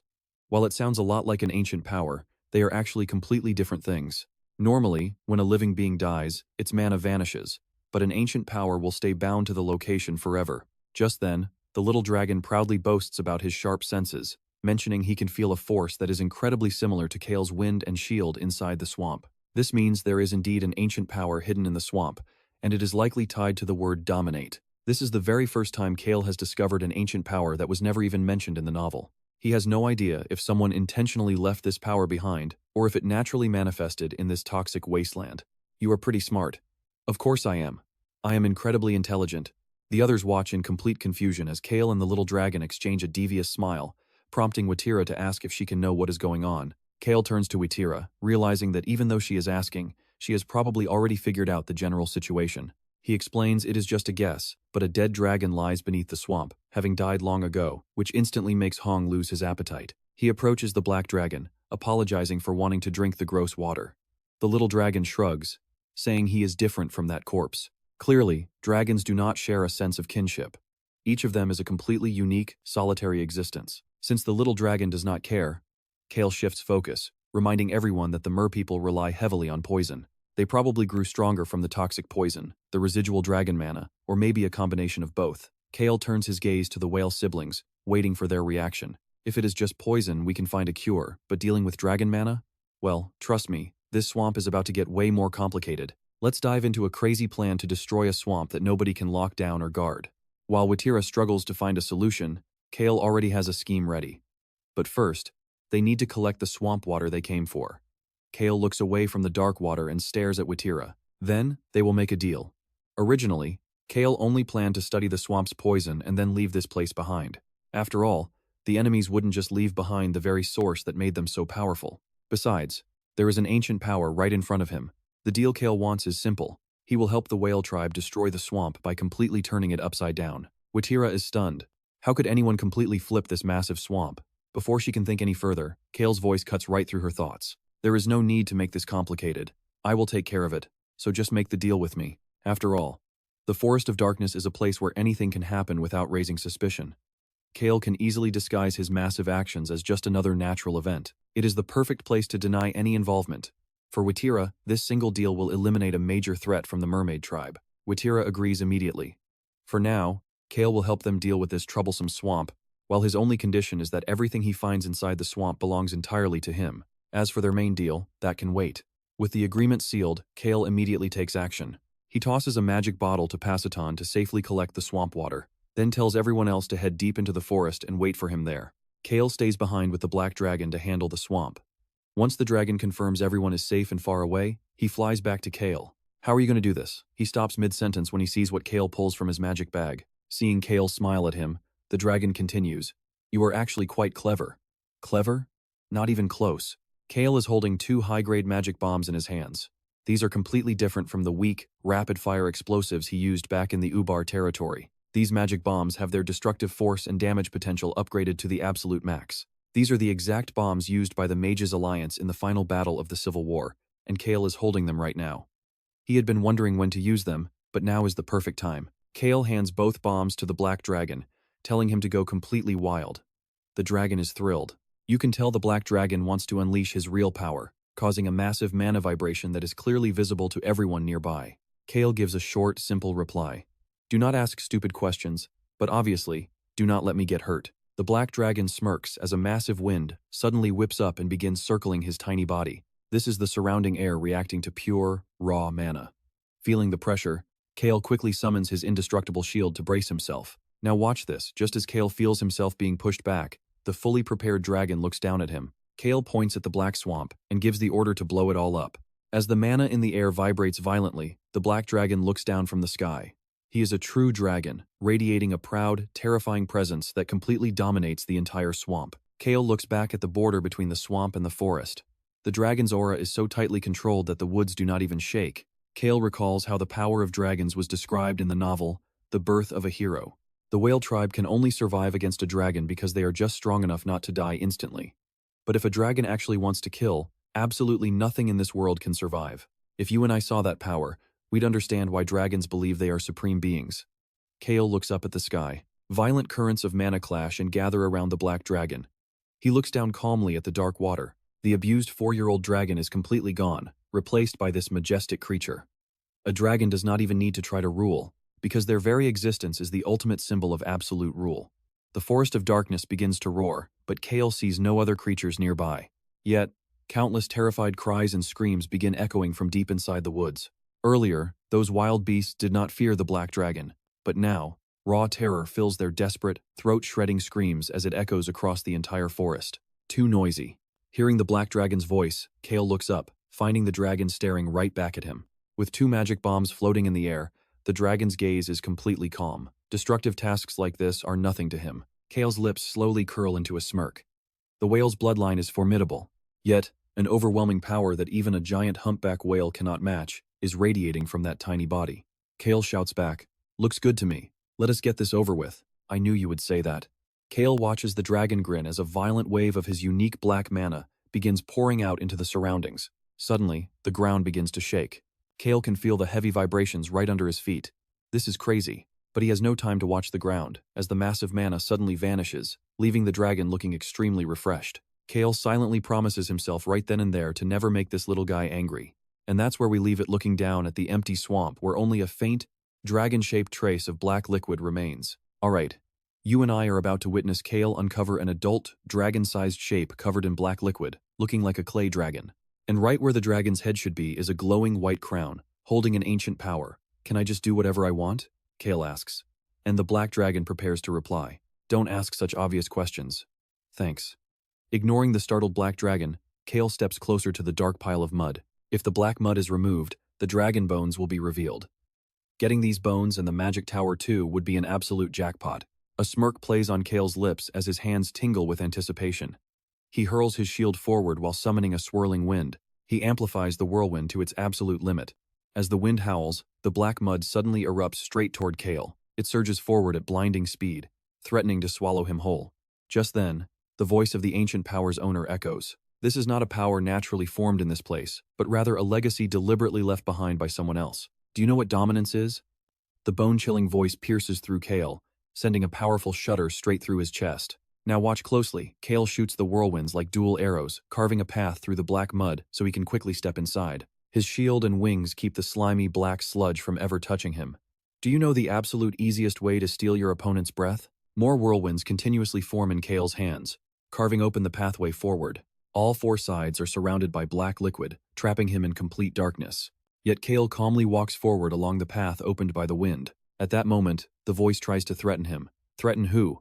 Rok Soo had already conquered countless terrors just to survive, because he wanted to live, and he wanted to live happier than anyone else. Humans shape their present lives driven by the fear of an unpredictable future. The 2 whirlwinds merge into one giant tornado. Leaving Cale's hands, it blasts open the path once more. This wind power is different from before. Dominance, threats, pure nonsense. What use is any of that? Cale only cares about things that actually benefit him. He swiftly strides down the newly forged path. Then, the voice echoes in his mind once again. Exactly. It is pure nonsense. You know it well. Found it. There lies the white crown. The moment Cale's fingers touch it, a brilliant light erupts from the crown, vaporizing the black mud. At that exact second, the crown flies straight toward Cale. He hears a cheerful voice, totally different from before. Use it well. Sometimes even a bluff can save your life. Cale feels a new power wrapping around his heart. Thump, thump. His heart beats wildly inside his chest. Cale immediately realizes what this power is. The black dragon approaches him, looking completely bewildered. "Human, why do you suddenly seem as strong as the tip of my claw?" "I know what you're thinking. Is he still weak?" "My charisma just increased," Cale jokes, making the dragon scoff at his nonsense. The black dragon looks genuinely shocked, as if Cale's words are actually true.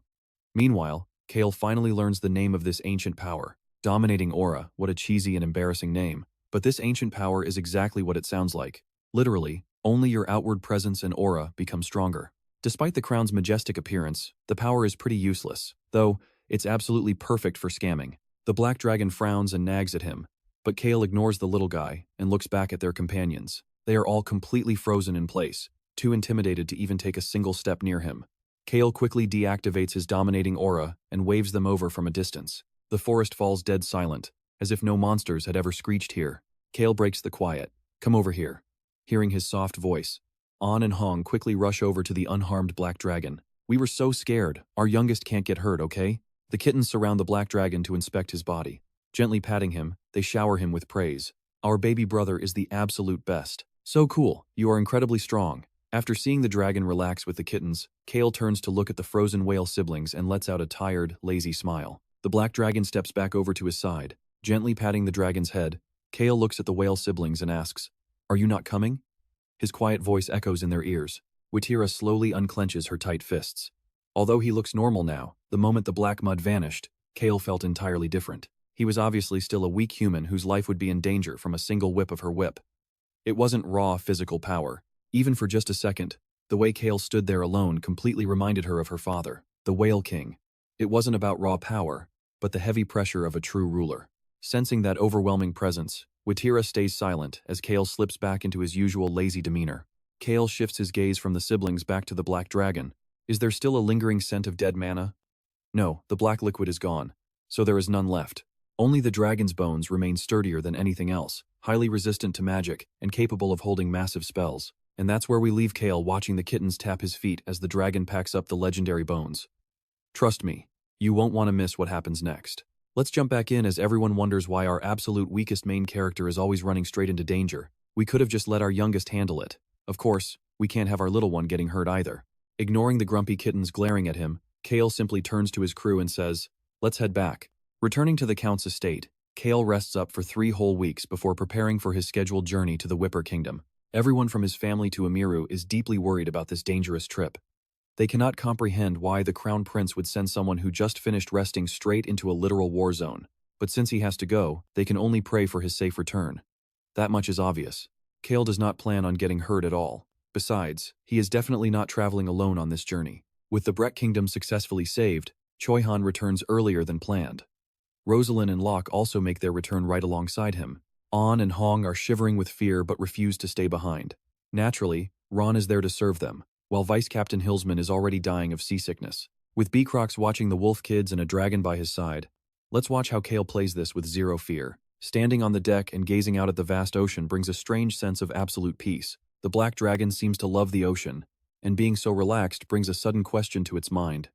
It asks if Cale has picked a human name yet. "My name? I figured you would just give me a lazy one-syllable name. Like Black or Dragon. What is it anyway? Don't you like it?" Cale asks RAON Miru. He chose this name with the deepest hope that the dragon would live a joyful, free life. But how would the dragon know? It eagerly asks what the name actually means.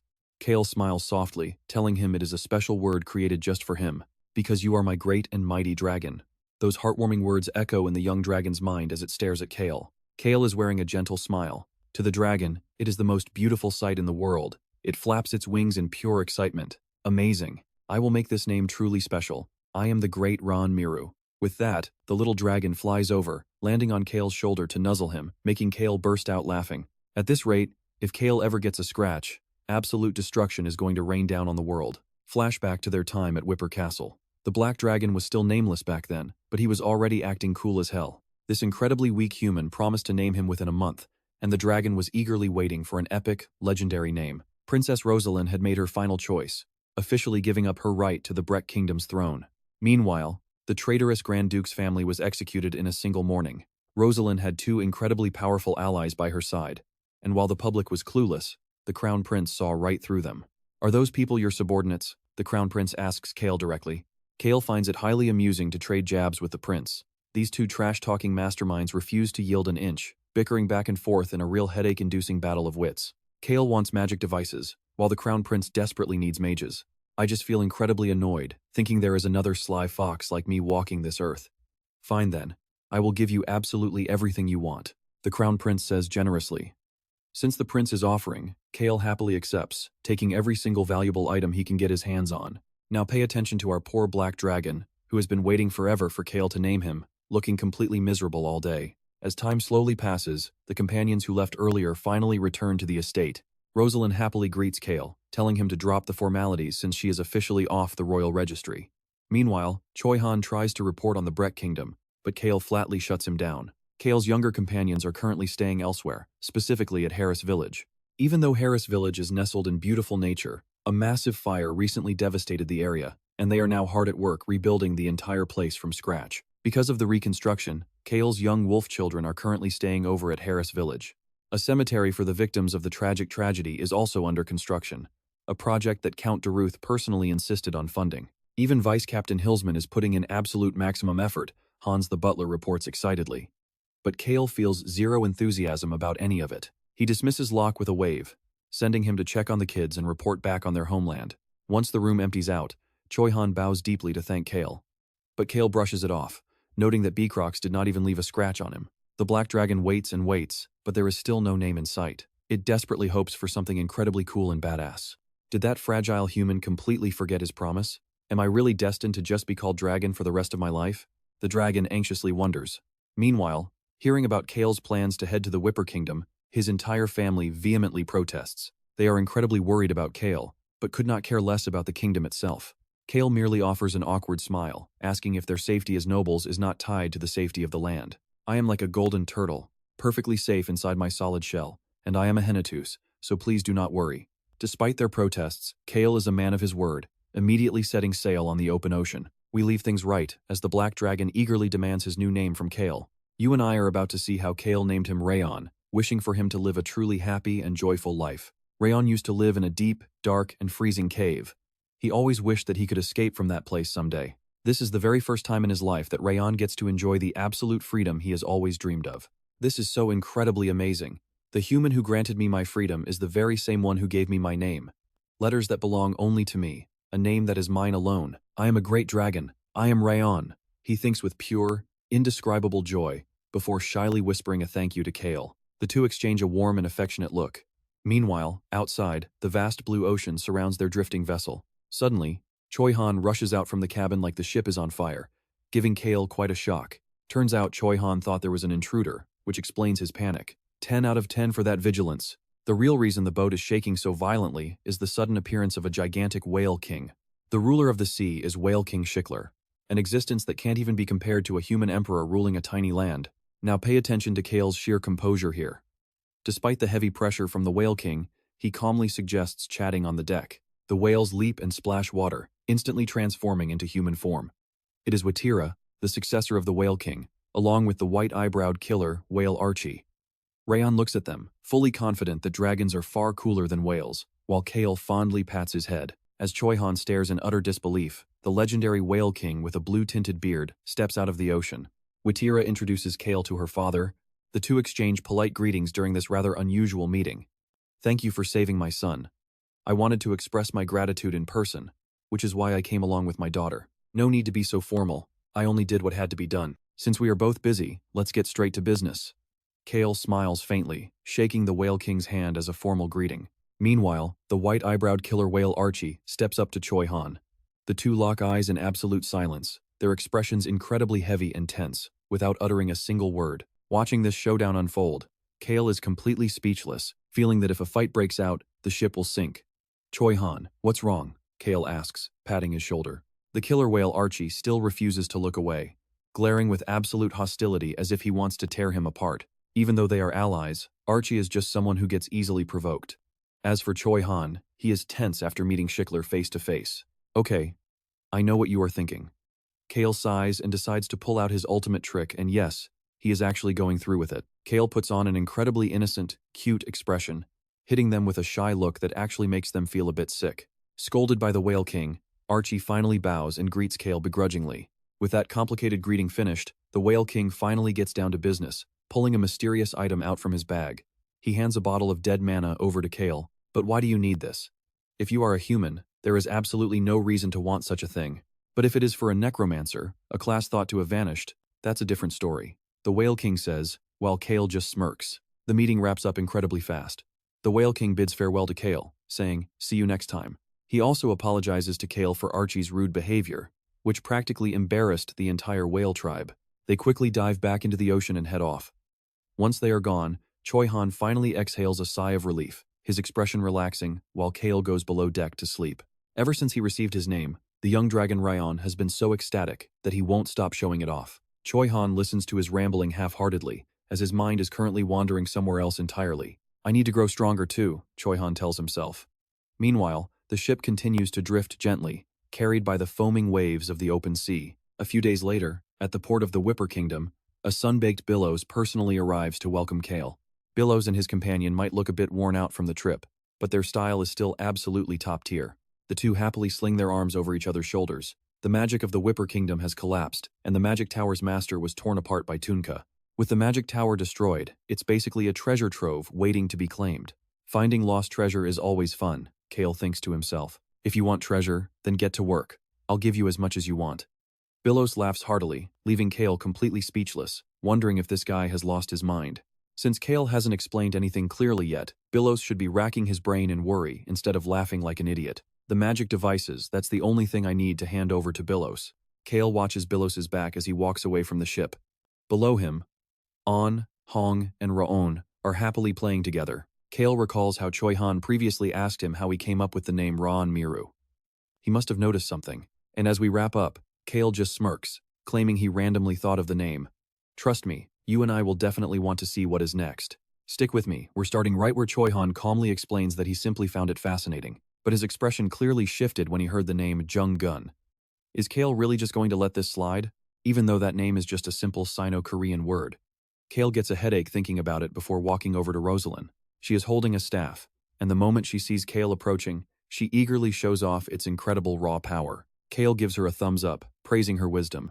But honestly, deep down, he's totally questioning her logic right now. After all, as a royal mage, her first instinct in danger should have been to keep her powers hidden. Rosalind claims she just wants to help so others don't suffer. Besides, she is actually trained in martial arts since she was a little girl. She adds that she really wanted to see this place. Rosalind looks around, her eyes shining with hope as she speaks.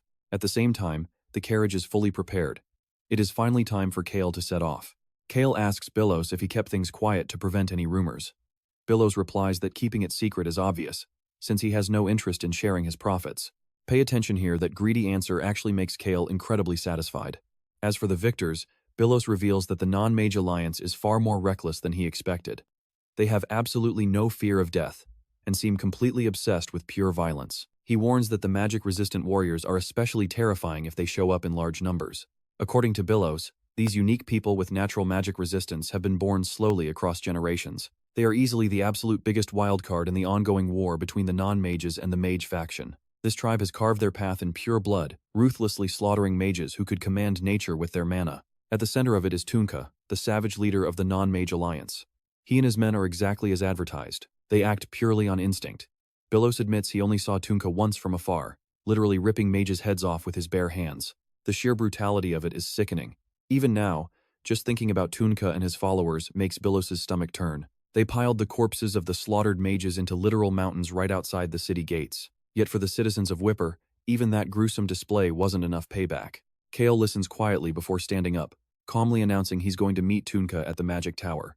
He gives Billows a confident smirk. Billows flatters Cale, pouring him more wine while claiming his sharp merchant instincts tell him to follow the young master's lead. Now, look closely at the aftermath. The war is officially over, but the ruins of the mages still remain. Every corner of Whipper is still drowned in the agonizing cries of death, madness, despair, and crushing grief. It all mixes together in this heavy air. A few days later, Cale follows Billows to the gorgeous yet eerie Magic Tower. When Cale hands over some gold coins, Billows instantly turns on his shameless bootlicker mode, giving everyone major secondhand cringe. Looking at the brutal battlefield, violent memories of blood and slaughter suddenly flood back to Choi Han, making him feel physically sick right then and there. Cale offers him a chance to rest, but Choi Han refuses as the rest of the crew arrives. Cale warns them that since they are here to meet Tunka, they must avoid causing any trouble until then. That savage leader is actually Bob, the guy they met back in the U-Bar territory under a fake identity. Hearing that familiar name, Choi Han clenches his fists in visible excitement, but stays completely silent when Cale questions him. Cale turns to Billows and asks if he can truly guide them all safely to the staff officer's tent. Billows replies that while he can't smuggle everyone, he can manage 6 of them, including himself. Cale assumes Billows is making a massive fortune here, since having connections with the staff officers means heavy profits during a civil war. Cale senses some serious fun is about to begin. Choi Han, Locke, Hillsman, and Rosalind are now fully assembled. The crew sets off with Cale, leaving the carriage in Choi Han's care while An and Hong cling to Cale. Eager to reach the magic tower, the group walks in a cool single-file line down the path. They push forward under the intense glares of the surrounding soldiers. Despite all the spilled blood, it seems these fighters want more. Cale quietly observes them. After a short walk, Billows points ahead to the tents, and Cale knows exactly what's coming. While teaming up with non-mages might seem like it weakens their collective power, but looking at the reality, it actually triggers an entirely different kind of force. Are mages really the only smart ones who can study? Countless brilliant scholars who couldn't stand being restricted have ended up flocking to Tunka's side. They hate magic even more than Tunka does. Cale processes this, then tells Billows to make contact immediately. This is the staff officer's tent. And trust me, you and I are about to see Tunka protect these strategists at all costs. Alright, stick with me because we are about to watch Cale pull off some real madness to meet Tunka. But as the tent door swings open, a cold shiver runs right down Cale's spine. Sensing the hostile energy, Choi Han instantly leaps forward to shield Cale from a wild, beastly pressure flooding the entire room. It seems someone was getting bored of waiting. A massive, hairy brute bursts right through the entrance with a wild, hyped-up expression. It is a hilarious contrast to the naturally ice-cold glare Choi Han is giving him right now. Turns out, this giant, hairy wild man is indeed Tunka. He instantly locks onto Choi Han's overwhelming aura and charges straight over. "Fight me. Do your hands not itch for battle?" Tunka asks while cracking his knuckles loudly. He stares down Choi Han with absolute, bloodthirsty excitement. Completely ignored, Cale just sighs on the sidelines. But wait, here is where it gets crazy. Choi Han actually agrees to fight. Looks like Ron's bad feeling was spot on. With the deal sealed, the two powerhouses instantly lunged at one another. Choi Han glares, releasing a terrifying aura as he reaches for his sword. But Cale suddenly pats his back, silently checking if his bodyguard is genuinely serious about this duel. Tunka finally shifts his gaze to Cale, suddenly realizing this is the exact red-haired guy who had thrown him into the ocean and looked down on him before. Even though Cale looks the same, Tunka senses a different vibe. Back then, Cale felt a bit annoyed when Tunka kept staring him down like this. "Go ahead and fight if you want, Choi Han," Cale says, leaving him surprised.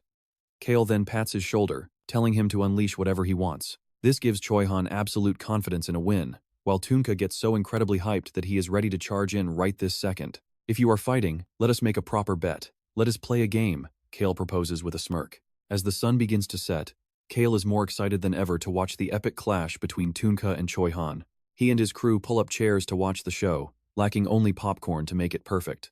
But if young Master Cale keeps acting like this, won't everyone hate him? Rosalind is completely speechless, while Locke worries for Choi Han. But Cale just shrugs, telling them there is absolutely no need to worry. Just enjoy the show, Cale says lazily. He is totally relaxed because, compared to his initial expectations, Tunka really is not some unbeatable monster. Sure, by human standards he is incredibly powerful, but compared to the whales and dragons Cale knows, he is absolutely nothing.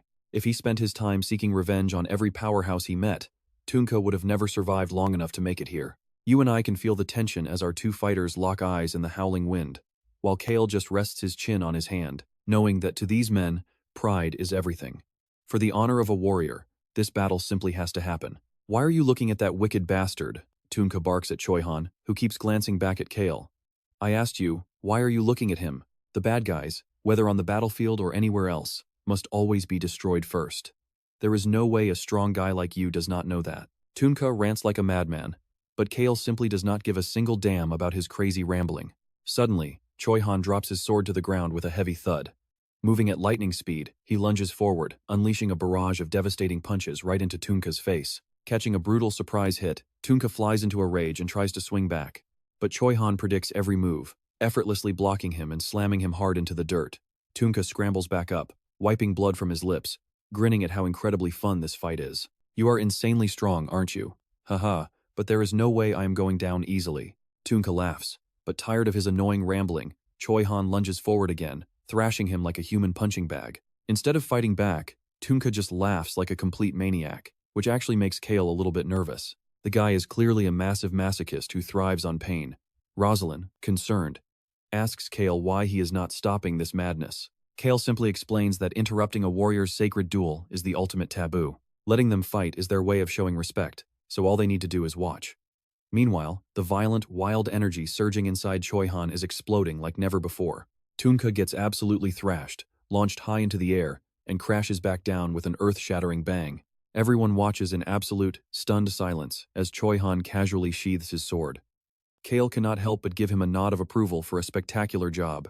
Tunka painfully drags his bruised, battered body up, only to see Cale standing over him with a mysterious, smug smile. You lost, so now you have to lead us straight to the magic tower, right? Cale says. Ever since Choi Han left their leader completely half-dead, all the surrounding soldiers keep giving Cale's group some incredibly hostile, murderous glares. Cale could not care less about their dirty looks, as long as they play nice and let his crew pass through. Hey, warrior, next time we meet, I will definitely kill you, Tunka promises as he limps toward Choi Han. With the deal sealed, Cale instructs Billos to bring the outdoor campers inside. It would take another 2 months before they could make their move on the magic tower. Understood, but there is someone important I must introduce to you first. Meet the chief of staff leading the entire Whipper Alliance. Billos points to the man standing nearby, and trust me, you and I are about to see this handshake change everything. All right, let's jump into Cale's wildest deal yet, as Heron greets the young master, pretending it is an absolute honor to meet him. Heron flashes a warm smile, suggesting they discuss the details later, but Cale already smells the pure, unadulterated bullshit dripping from his mouth. You see, commoners in the Whipper Kingdom do not carry last names. Heron looks like the definition of completely average, showing absolutely no outstanding talent or unique power. Yet, that very plainness is exactly why people follow him. Together, Tunka and Heron represent a shining beacon of hope for the entire Whipper Kingdom. Since this highly unfair deal is driven by Heron rather than Tunka, Cale realizes he needs to tread extremely carefully from here on. Standing before the magic tower, Cale notes the exterior looks decent, though the inside is likely an absolute disaster zone.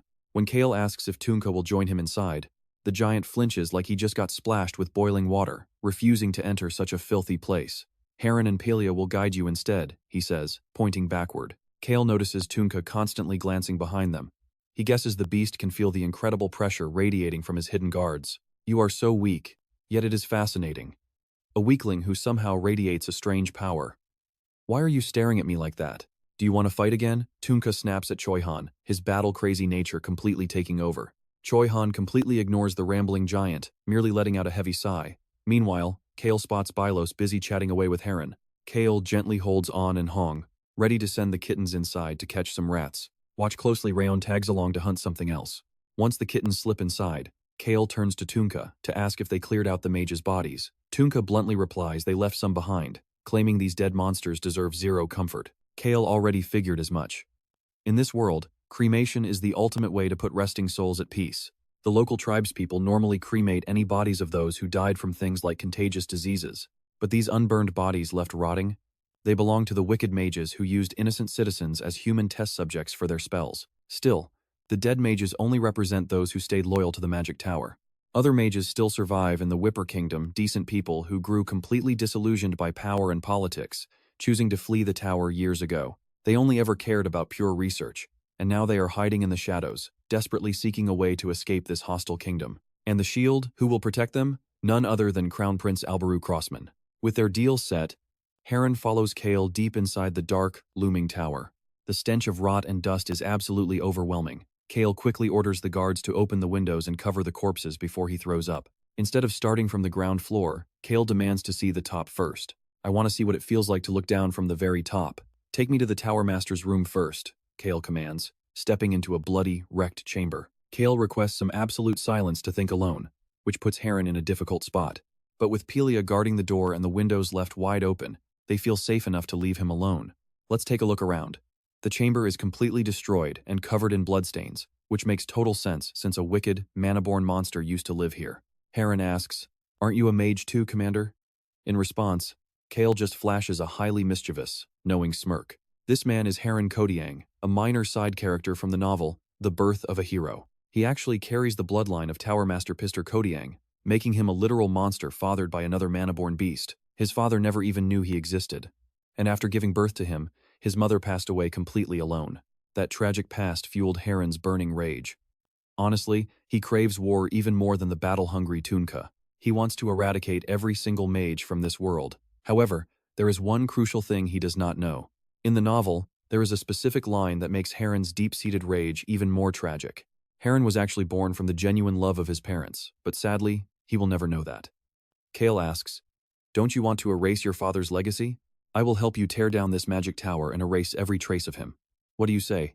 Hearing Cale's proposal, Heron's eyes widen in absolute shock as cold sweat drips down, wondering how Cale could possibly know his secret. The mana told me, Cale replies. Heron asks, so are you planning to use my bloodline to blackmail me, young master? Heron clenches his fists in a trembling rage. Cale calmly retorts, why would I blackmail you over bloodline? Besides, you guys are in a rush anyway. Cale proudly explains, your people rebelled to survive because they could no longer bear the heavy taxes imposed by this magic tower. Heron needs to satisfy their demands to some degree, because that is the only way to prevent any further madness from erupting. So, what do you and I make of this? Heron asks why Cale brought a mage, questioning RAON's true plans. Alright, you and I are about to watch Cale claim the magic tower all for himself. Think about it, why waste all that time getting here just to gift it to the kingdom? The magic tower will be his raw material to build the sturdiest castle on Earth. As Cale plots, Harold sighs silently, his brilliant mind clearly racing with a million different thoughts. Young Master Cale, do you want the mages of the Whipper Kingdom? Harold asks out of nowhere, but Cale replies, I don't need mages. A much greater entity is already by my side. Of course, that greater being is RAON. Still, Cale also plans to throw the Crown Prince a little bone. Now, Chief of Staff Harold, the others have arrived. You can discuss the finer details with my people in a bit, Cale says, patting Harold's shoulder. Just then, Bylos arrives to join them. Bylos whispers that payments will initially be made under his own name. Here is how the deal is structured. Bylos will act as the middleman, taking funds from Cale and paying them out to the non-mage alliance. In reality, Bylos will receive the funds from the royal family instead of Cale. But the non-mage alliance will never find that out. Seeing Cale give the final okay, Bylos bows respectfully, promising to handle the deposit within a month. Young master, one more thing. How much are we talking? 100 million? 1 billion? Surely not 10 billion? Bylos breaks into a cold sweat as Cale confirms that estimate. He is shocked, knowing the tower is already completely ruined. If the tower were still intact, even 100 billion wouldn't cut it because it is just too massive. But since all the magical devices inside are completely fried, 10 billion is the absolute maximum we should pay. Tell them it is just a hollow shell to drive the price down. We can even spend extra to buy the surrounding land. Because there is something hidden there that we can sell for that exact same price, Cale requests. Bylos has no clue what Cale is planning, but as a merchant, maximizing profit is the only way he can rest easy. First, I will go negotiate the price. Dealing with this much cash really makes my heart skip a beat, Bylos laughs. Looking around, Choi-Han realizes this place is incredibly filthy and will need a deep clean. I will sweep it spotless, he promises. Cale declares confidently, well, there is no need to visit other places, let us head back. I will return tonight anyway, he thinks. Now, watch closely. That very night, Cale claims to feel sick and slips away from the festival, leaving Choi-Han behind. Slipping away from Tunka, Cale posts guards outside his tent before sneaking off with An, Hong, and Ron toward the Tower Master's room. Slipping past the roaring campfires and cheering crowds, Cale glides toward the tower with his companions. Slipping through a window before heading down the dark stairs, An and Hong happily run and jump around the area. Guided by them, Cale glides down to the basement landing to search for something hidden. An and Hong sniff around, trying to find it. Turns out, relying on scent alone makes pinpointing the exact spot pretty tough. Honestly, there is so much useless information written inside the novel. The birth of a hero. Though, that is how I got this useful intel, Cale thinks, pulling an iron rod out of his spatial bag. The lines from the novel flash in Cale's mind. The target had used his tiny body to hide inside a secret wall near the tower staircase. A hidden space known only to his family and the past masters of the tower. The coward hid in there, but since he was too terrified of the guards, he never dared to step out and trapped himself inside. Walking down the stairs, Cale taps the walls with his iron rod. Then, with a sudden hard strike, he uncovers a hidden keyhole. The keyhole is shaped like a 5-pointed star. Cale pulls out a diamond from his pocket and slides it perfectly into the slot. With a loud rumble, a secret passage slides open. You and I see a boy named Mueller sobbing inside, as Cale puts on his friendliest smile. Yet the kid just wails even louder, looking absolutely pathetic and totally miserable. Miserable? Please. As one of the mastermind designers who built this tower, he has already enjoyed every luxury and bragged to his heart's content. Cale crosses his arms, judging Mueller quietly. This guy is the only one who knows the tower's final defense system. Yet, terrified of dying, he hid in this corner and ignored his father's dying wish just to survive. Cale suddenly tosses a pile of bread in front of Mueller, making him stop crying to stuff his face greedily. Seriously, why does he look so incredibly foolish? The novel clearly stated he inherited both dwarf craftsmanship and rat tribe meticulousness, giving him the aura of a genius designer and elite architect. So what on earth went wrong here? So why do I get the strong feeling that he is just an idiot? Well, he is still useful, so Cale will take him along anyway. Muller finishes eating and quietly whispers his thanks. And trust me, you and I are about to see this coward change everything. You and I are jumping right into a wild negotiation. Cale offers to rescue the dwarf, but only if he reveals the Tower Master's secret vault. Hearing this, Mueller drops his food in pure shock. Crushed by Cale's terrifying aura, the cowardly dwarf can only stutter that it is on the 4th basement floor. Mueller is completely mind-blown. How could Cale possibly know that? The magic tower is supposed to only have 20 floors above ground and 3 basements, or so everyone believes. Of course, that is just a cover story. In reality, this magical structure hides secrets far deeper than anyone imagines. Bowing flat on his face, Mueller desperately promises to do absolutely anything if Cale will just save his life. Cale agrees, telling him to finish his food and lead the way. Armed with a magic crystal and Mueller as his guide, Cale soon stands right in front of a hidden underground cave. Even with a complex magical alarm system in place, Cale disarms it effortlessly, and the heavy door creaks open. Cale feels a surge of excitement. Shining right before his eyes is the very first hidden treasure of the magic tower, glowing with a brilliant, mesmerizing light. So, what lies inside? It is none other than 2 highly classified research papers developed deep within the tower. One details mana storage devices using ancient power, and the other explains the secrets behind magic resistance. The Whipper rebels revere ancient powers, and their leader, Harrell, absolutely hates magic while secretly desperately desiring its power. If those magic-hating rebels ever got their hands on this research, they would be absolutely thrilled. But wait, we both know that won't happen, because all that glorious loot now belongs to Cale. As Cale approaches the glittering object, RAON is equally fascinated, wanting to take care of it himself. Cale asks the little dragon if he wants to give it a try, but there's a catch. Once it grows up, it belongs to Cale. Talk about a master manipulator at work. Surprisingly, the innocent dragon happily agrees. He packs everything up under Cale's orders, completely overjoyed. Is he seriously that thrilled to be put to work? Cale notes that he should build a research lab for him later. He then orders Mueller to lead them to the Tower Master's room next. Cale raises his voice, knowing this 4th basement level will be exposed once the magic tower is demolished. So, he instructs RAON to set up alarms and place a few magic traps. This ensures that no intruders can sneak in and steal his stash later. RAON eagerly complies. Cale knows that without these research files, Tunka and his anti-mage alliance can never boost their faction's strength. Then again, doing so would only accelerate their downfall anyway, not that he cares about what happens to them. With Mueller leading, they head back up to the 20th floor. Dragged through the air by Cale's flight magic, the poor dwarf gets so dizzy and disoriented, he thinks his heart will stop. Arriving at the filthy, garbage-strewn 20th floor, Cale casts a sharp glance at Mueller. Scratching his head nervously, the dwarf reveals there is one more hidden floor belonging to the Tower Master, though it is not called Floor 21. The Tower Master's actual secret chambers are hidden so well that even the Anti-Mage Alliance could never locate it. Now, pay attention here in the original novel. This room was described in just one line, stating that its existence was completely unknown. He explains they call it Floor 0, before pressing his hand against the ground, channeling a strange, glowing blue magic circle. After a brief crackling sound, a sudden flash of light erupts with a deafening boom. Nearby, Choi Han is busy enjoying his victory feast when he suddenly senses a faint tremor coming from the tower. Cale glares at Mueller in pure disbelief after the dwarf casually mentions Floor 0 is outside, and they literally have to jump out the window. Cale grabs Mueller by his collar, flashing a terrifying, sly smirk as he warns him about what happens if he is lying. Actions speak louder than words, so Cale casually chucks Mueller right out the window to test his theory first. Once he sees Mueller safely land on a hidden magic platform, Cale gathers the children and jumps down after him. The secret room is blindingly bright, packed with mountains of gold and rare gems so vast that Cale can barely believe his own eyes.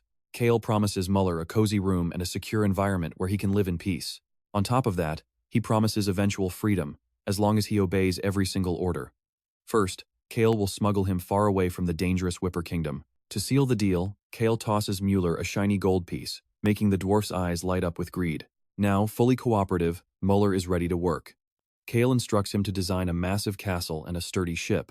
Cale specifies they should match the scale of the magic tower. Since Mueller is a genius architect, Cale might as well put his skills to good use. Our scheming main character recalls reading historical records about a legendary naval battle involving massive armored ships.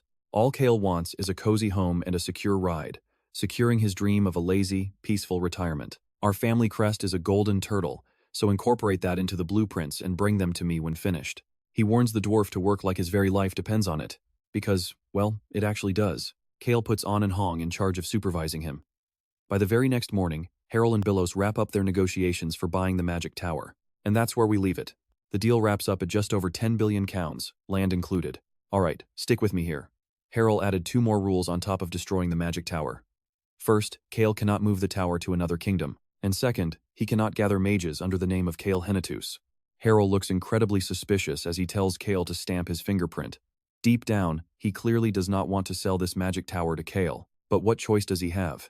In this situation, selling the tower is an absolute steal. Harrell can't ignore those profits, and Cale quickly signs and stamps the contract. Tunka bursts out laughing, thrilled with the deal, and mentions that he and Hillsman are scheduled to spar today. Hillsman seems to get along incredibly well with the tribal warriors. He really is like a natural foreign minister. Cale and Tunka shake hands warmly like brothers. Tunka promises to give his absolute all to help Cale whenever he needs it. Tunka boasts about how he will make history on the continent. Well, if bringing your own kingdom to ruin counts as making history, then sure, he is spot on. This whole event takes place near the end of Volume 5 of The Birth of a Hero. What happens after that is still a complete mystery. Either way, Cale is looking forward to it. He notices Billows staring wide-eyed, seeing the golden plaque for the very first time. To his shock, Cale hands Billows 30% of the magic devices made by the Whipper Kingdom's mages. Billows is so deeply moved that he accepts them instantly. After all, he expected to get 20% at the absolute most. Now here's where things get really wild, watch this. Cale warns Billows to secure his position fast, because the north and the sea trade routes are about to explode into war. Keep this strictly between us, Cale warns. Dumbfounded, Billows asks why Cale is sharing such priceless, top-secret intelligence with him. Instead of answering, Cale simply advises Billows to make sure he stays in close contact with his uncle, Odious, the kingpin of the RAON Kingdom's northwestern underworld. The day of reckoning to avenge the Black Dragon is finally drawing near. You have 1 month. Go to Mount Yelia, find the item I described, and bring it back. Think you can handle that? Cale drops this casual bombshell on his crew on a perfectly sunny day. Hillsman shivers, knowing Mount Yelia is the 3rd most dangerous, towering peak on the continent. The summit is buried in snow year-round, which terrifies him. But facing Cale's calm gaze, he has no choice but to force his fear into reluctant motivation. Mueller is tasked with assisting Locke, while Hillsman acts as guide and coordinates food and lodging. It is a flawless delegation of duties. Once finished, they must return here. Cale points directly to the path of no return on the map, turning their faces pale. They pray he is just playing a massive joke on them. 3 weeks later, Hillsman's squad arrives at Mount Yelia amidst a torrential downpour. The area is dotted with gravestones, bleak monuments of hope turned to despair, built by families waiting in vain for those lost travelers who never returned. This rainforest, the path of no return, is one of the 5 forbidden regions on the western continent. Rain pours down here all year round, and anyone who steps inside is doomed to never escape. Right at its entrance, a village of desperate longing and fragile hope was born. The families of those lost travelers gathered right before this forest, building new lives out of nothing just to wait and pray. Over time, some built tombstones right here to honor their missing loved ones, accepting that they would never walk out of those woods again. A tragic place, isn't it? But we are about to become the jungle's only hope. Cale walks up and holds his umbrella over an old man sitting nearby. Having given his umbrella away, Cale shares one with Rosalind. He tells Choi Han to find a local inn so the group can dry off before they move out. Inside the inn, Choi Han asks why people would ever dare enter that rainy forest. Cale explains, they go there in search of hope. Legend says a mighty dragon lives deep inside that path of no return, granting any wish to whoever can find its lair. Please make me incredibly rich, cure my incurable disease, or even vague prayers like make someone happy. From massive, greedy desires to the absolute tiniest of wishes, the legendary dragon supposedly grants every single one without exception. RAON gets a bit ticked off hearing this. As a proud dragon, granting silly wishes to random humans sounds completely ridiculous. Of course, this legendary story is entirely fake, but desperate people pushed to the edge cannot easily let go of that tiny thread of hope. Choi Han suggests an incredibly bold solution. Just burn the entire forest down to the ground. That would instantly prove the legend is a lie, showing everyone that no dragon actually exists in there. Once they realize that, people will no longer have any reason to step inside. Cale sighs deeply. Right then, Hillsman's squad returns from Mount Yelia. They are completely exhausted, yet they are grinning like absolute idiots because they successfully retrieved what Cale asked for. Even though Locke knows the item inside this bag contains an ancient power, he honestly hands it to Cale without a single moment of hesitation. With all the preparations finally in place, Cale announces his decision to step into the rainforest. Everyone loses their minds and screams in pure shock. But despite their desperate pleas, Cale won't budge. Trust me, we need to see how this wild gamble plays out. Why is Cale acting so incredibly bold? Because he already knows the secret. The forest's fog contains a substance that drives both human minds and mana completely chaotic, trapping them forever. But still, Cale remained confident because he had his trusty companions. Now, let's look at this cave deep in the forest, where a desperate group is huddled around a campfire, looking completely miserable. They had already been wandering inside this forest for 2 whole weeks. There were absolutely no monsters or enemies here, but the thick, blinding fog made it impossible to see anything around them. Their food was running out. That bastard's fire, it was because of that very fire that I had to come all this way. If there was no other choice, she would have to burn down the forest to clear a path. Even though destroying it was wrong, compared to this forest, the lives of the loyal subordinates who followed me here, and the people waiting for us back home, are far more precious. As Latana tightly gripped the fire container, she heard a sound. Instantly, they all jumped to their feet, defensively pointing their weapons toward the source of the noise. A drenched figure stepped inside, none other than Cale and his cute companions. Flashing a somewhat sly smile, his deep eyes calm, Cale politely asked if he could warm up by their fire for the night. Latana kindly handed Cale a towel to dry off, welcoming him to stay. Yet, she could tell he was no ordinary traveler. Earlier, when they pointed their spears at him, she hadn't looked closely. But now, she saw he was completely different from average wanderers. His posture and the way he walked made it obvious that he had never trained in martial arts or magic. As she silently analyzed Cale, his sudden claim that they would leave the forest tomorrow left her utterly stunned. Now pay attention here, he was dressed lightly, carrying absolutely nothing like he was just on a stroll. Yet he knew the way out. Legends say that dragons can grant any human wish, but what do they look like? And how do they even appear? The legends never mention those details. Could this mysterious man actually be a dragon? She stared at Cale in shock. To her surprise, Cale cut her off and flatly denied being a dragon, leaving her feeling a bit foolish. This was the final step of his master plan to secure a lazy, luxurious future. He would act as a savior and guide for those who had lost all hope, trapped deep inside this Urim forest. I'm no dragon, but I do know the way out. Also, this little one belongs to the cat tribe. I happened to rescue this child from the slums. On a rainy day, just like this one. This kid can control the fog, Cale said, pointing at his little kitten. I learned about this place while traveling around after leaving my territory. Along the way, I stumbled upon an ancient text which mentioned that this entire area is controlled by the fog. That is why this little one and I came here. We believed that with our combined power, we could unravel the deep secrets of this place and bring hope back to lost travelers, as well as the families waiting for them. I was worried the cat tribe child's power wouldn't work here, but fortunately, she can control this fog and open a path for us. Hearing Cale's explanation, Latana felt somewhat relieved. Perhaps the legendary dragon didn't actually exist after all. With Cale promising to guide them out tomorrow, she breathed a sigh of relief. But let's pause for a second. You can tell she still has an unfulfilled wish holding her back. Since they had been wandering this forest for so long, she admitted that if Cale hadn't arrived, she was seriously considering setting the woods on fire to escape. Fire? That word sounds absolutely terrifying. I can truly feel how painful and difficult this situation must be for nature-loving Southerners like you. I've always loved traveling and admiring the colorful beauty of nature, especially the majestic mountains and rivers of the jungle. I have read so much about the jungle in books, describing how incredibly beautiful everything is there. Once we leave this Urim forest, I plan to travel and witness those breathtaking landscapes with my own eyes. But Latana sighed. Unfortunately, once we leave, the jungle you see won't be beautiful anymore. A mysterious fire had broken out there, one that couldn't be extinguished, yet refused to spread. One day, a sudden blaze erupted in a section of the jungle right next to this forest.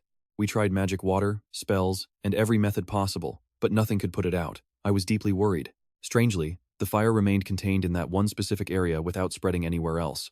I honestly do not know if that is a blessing or a curse. I have never witnessed a fire so massive in my entire life. It surges high into the sky daily, constantly looking as if it might explode. The heat is so intense that just getting close makes you feel like you are burning. Even so, I will do absolutely everything in my power to put it out. As she spoke with determination, Cale sighed and held his head. Then, he suddenly offered to go and extinguish the fire, leaving both her and RAON completely stunned. The people living in the southern jungle have bronze skin and firm, toned physiques, dedicated to protecting their vast, natural home. Because of this, they are incredibly close to nature, though this deep connection manifests in 2 very different ways. One is the tribal way, the other southern. Trust me, you and I are going to love what happens next. First, you and I need to understand that the Whipper Kingdom tribes survive strictly on the harsh, brutal laws of nature. Meanwhile, the Southerners value coexistence and absolute loyalty to one leader. But later on, Latana will actually team up with Tunka, the ultimate believer in survival of the fittest. But right now, there's a raging fire that no magic or spells can ever put out. This massive blaze consuming a section of the jungle, was actually caused by the imperial prince of the Mogoru Empire, a land of alchemy. The prince lit this fire to suppress Litana's rising power after she successfully united all 15 sectors of the jungle. Eventually, Litana will discover his dirty trick and join forces with Tunka to bring that imperial prince down. Riding a massive black panther instead of a horse, Queen Litana leads her fierce warriors to protect the jungle. While Cale doesn't need to worry about that far ahead yet, Crown Prince Albaru and the Imperial Prince are quite different beasts. Crown Prince Albaru deep down pursues justice, which makes him relatively easy to deal with and manipulate. But the Imperial Prince is a different story. He is extremely cunning, calculating, and only cares about his own gains. Targeting key pressure points like the crown and temples, Cale plans to wrap this jungle job up smoothly, take the cash, and go. And yeah, you and I know his ultimate dream is just to secure the cash and slack off. Litana has a major soft spot for the weak, and never hesitates to share her generosity with good people, but she also repays grudges tenfold and kindness 1,000-fold. Now, it's finally time for Cale to reveal his special gift by using his own power to put out the fire. I haven't introduced myself yet, have I? I'm from a small territory in a corner of the RAON kingdom, Cale says, and she asks, the northeast region? And we are currently working here as warriors of the jungle. Litana answers, intentionally hiding her identity. Cale continues, coming from a very small family, I'm lucky to have enough travel funds. I also have a group of companions traveling with me. Though only An and I entered this forest, I have a trusted group waiting outside. Anyway, while traveling all over the place, I was lucky enough to encounter a miraculous destiny. I got sucked into a massive whirlpool at sea and barely managed to escape. Right after that, I stumbled upon a hidden cave. That was when I found a heavily injured person inside and saved their life. It was incredibly fortunate, as if saving them was the very reason I got swept into that whirlpool. I apologize. I didn't mean to bring that up, but I simply couldn't just leave them behind. Anyway, I ended up receiving a special water that can control and extinguish any fire. Now watch closely, because Litana is about to lose her mind hearing this. Cale had stored this special water's attribute inside an absorbing necklace, an ancient power that Locke had brought back. No matter what kind of flame it is, as long as it is fire, this water can completely suppress it. In the original novel, Tunka was supposed to find this power and drink the water to gain a body completely immune to fire. But since Cale already possesses the vitality of the heart, his body can naturally heal itself from any burns. It might hurt a bit, but Cale doesn't actually need this water. The sheer capacity of this liquid can extinguish a sea of fire across the entire western continent. Honestly, unless it's used to put out a massive disaster like that, he could use it for a lifetime and never run out. Litana starts to worry if it is really okay for him to waste such a precious, limited power on her problem. Power is neither noble nor humble. To me, what matters most is how we choose to use the power we hold. If I can use my strength to protect nature, the animals, and the plants, human lives, and their precious homes, what could possibly bring greater joy? Cale's words leave Litana both completely stunned and deeply moved. Since Cale is the owner of this power, he has to personally go and use it, which makes things a bit complicated and time-consuming. Even if he doesn't walk directly into the flames, he still has to get dangerously close, making Litana worry for his safety. Being able to help others with my power is my greatest happiness. I truly want to support and protect everyone. Cale radiates such a fake, saint-like aura that even Hong looks at him with a hint of suspicion. Even though Cale insists it's no big deal, Litana adamantly demands to repay his kindness at all costs. She absolutely refuses to accept this for free. How about this then? I once read a book about the jungle that beautifully described the scenery of its very first section. It's a place where the coast and the majestic forest meet in perfect harmony, and the sunset there is said to be gorgeous. Once I put out the fire, could I possibly go there just to watch the sunset? Cale asks with a gentle smile. He must know that the entire coastal region has also burned down, so there's really nothing beautiful left to see. Yet he demands no money or land, only wishing to quietly enjoy the view? Litana thinks to herself, highly skeptical. Feeling that's not enough, she decides to build him a grand villa. Trust me, you and I are going to love his new vacation home. You and I are about to watch Cale make a classic move, turning down a massive villa for just a small plot of land instead. Then, Cale brings out his own travel rations to share with everyone. Honestly, the fastest way to win anyone over is always through their stomach. That's exactly how he won over Choi Han. Suddenly, a massive feast is laid out, completely dazzling the entire group. Think of this as payment for lending me that blanket. Eat up and get some strength because we head out tomorrow morning. First, we head back to the village where my companions are waiting. Then, we cross this forest to reach the jungle. Eat up before it gets cold, Cale says, handing a plate over to Litana.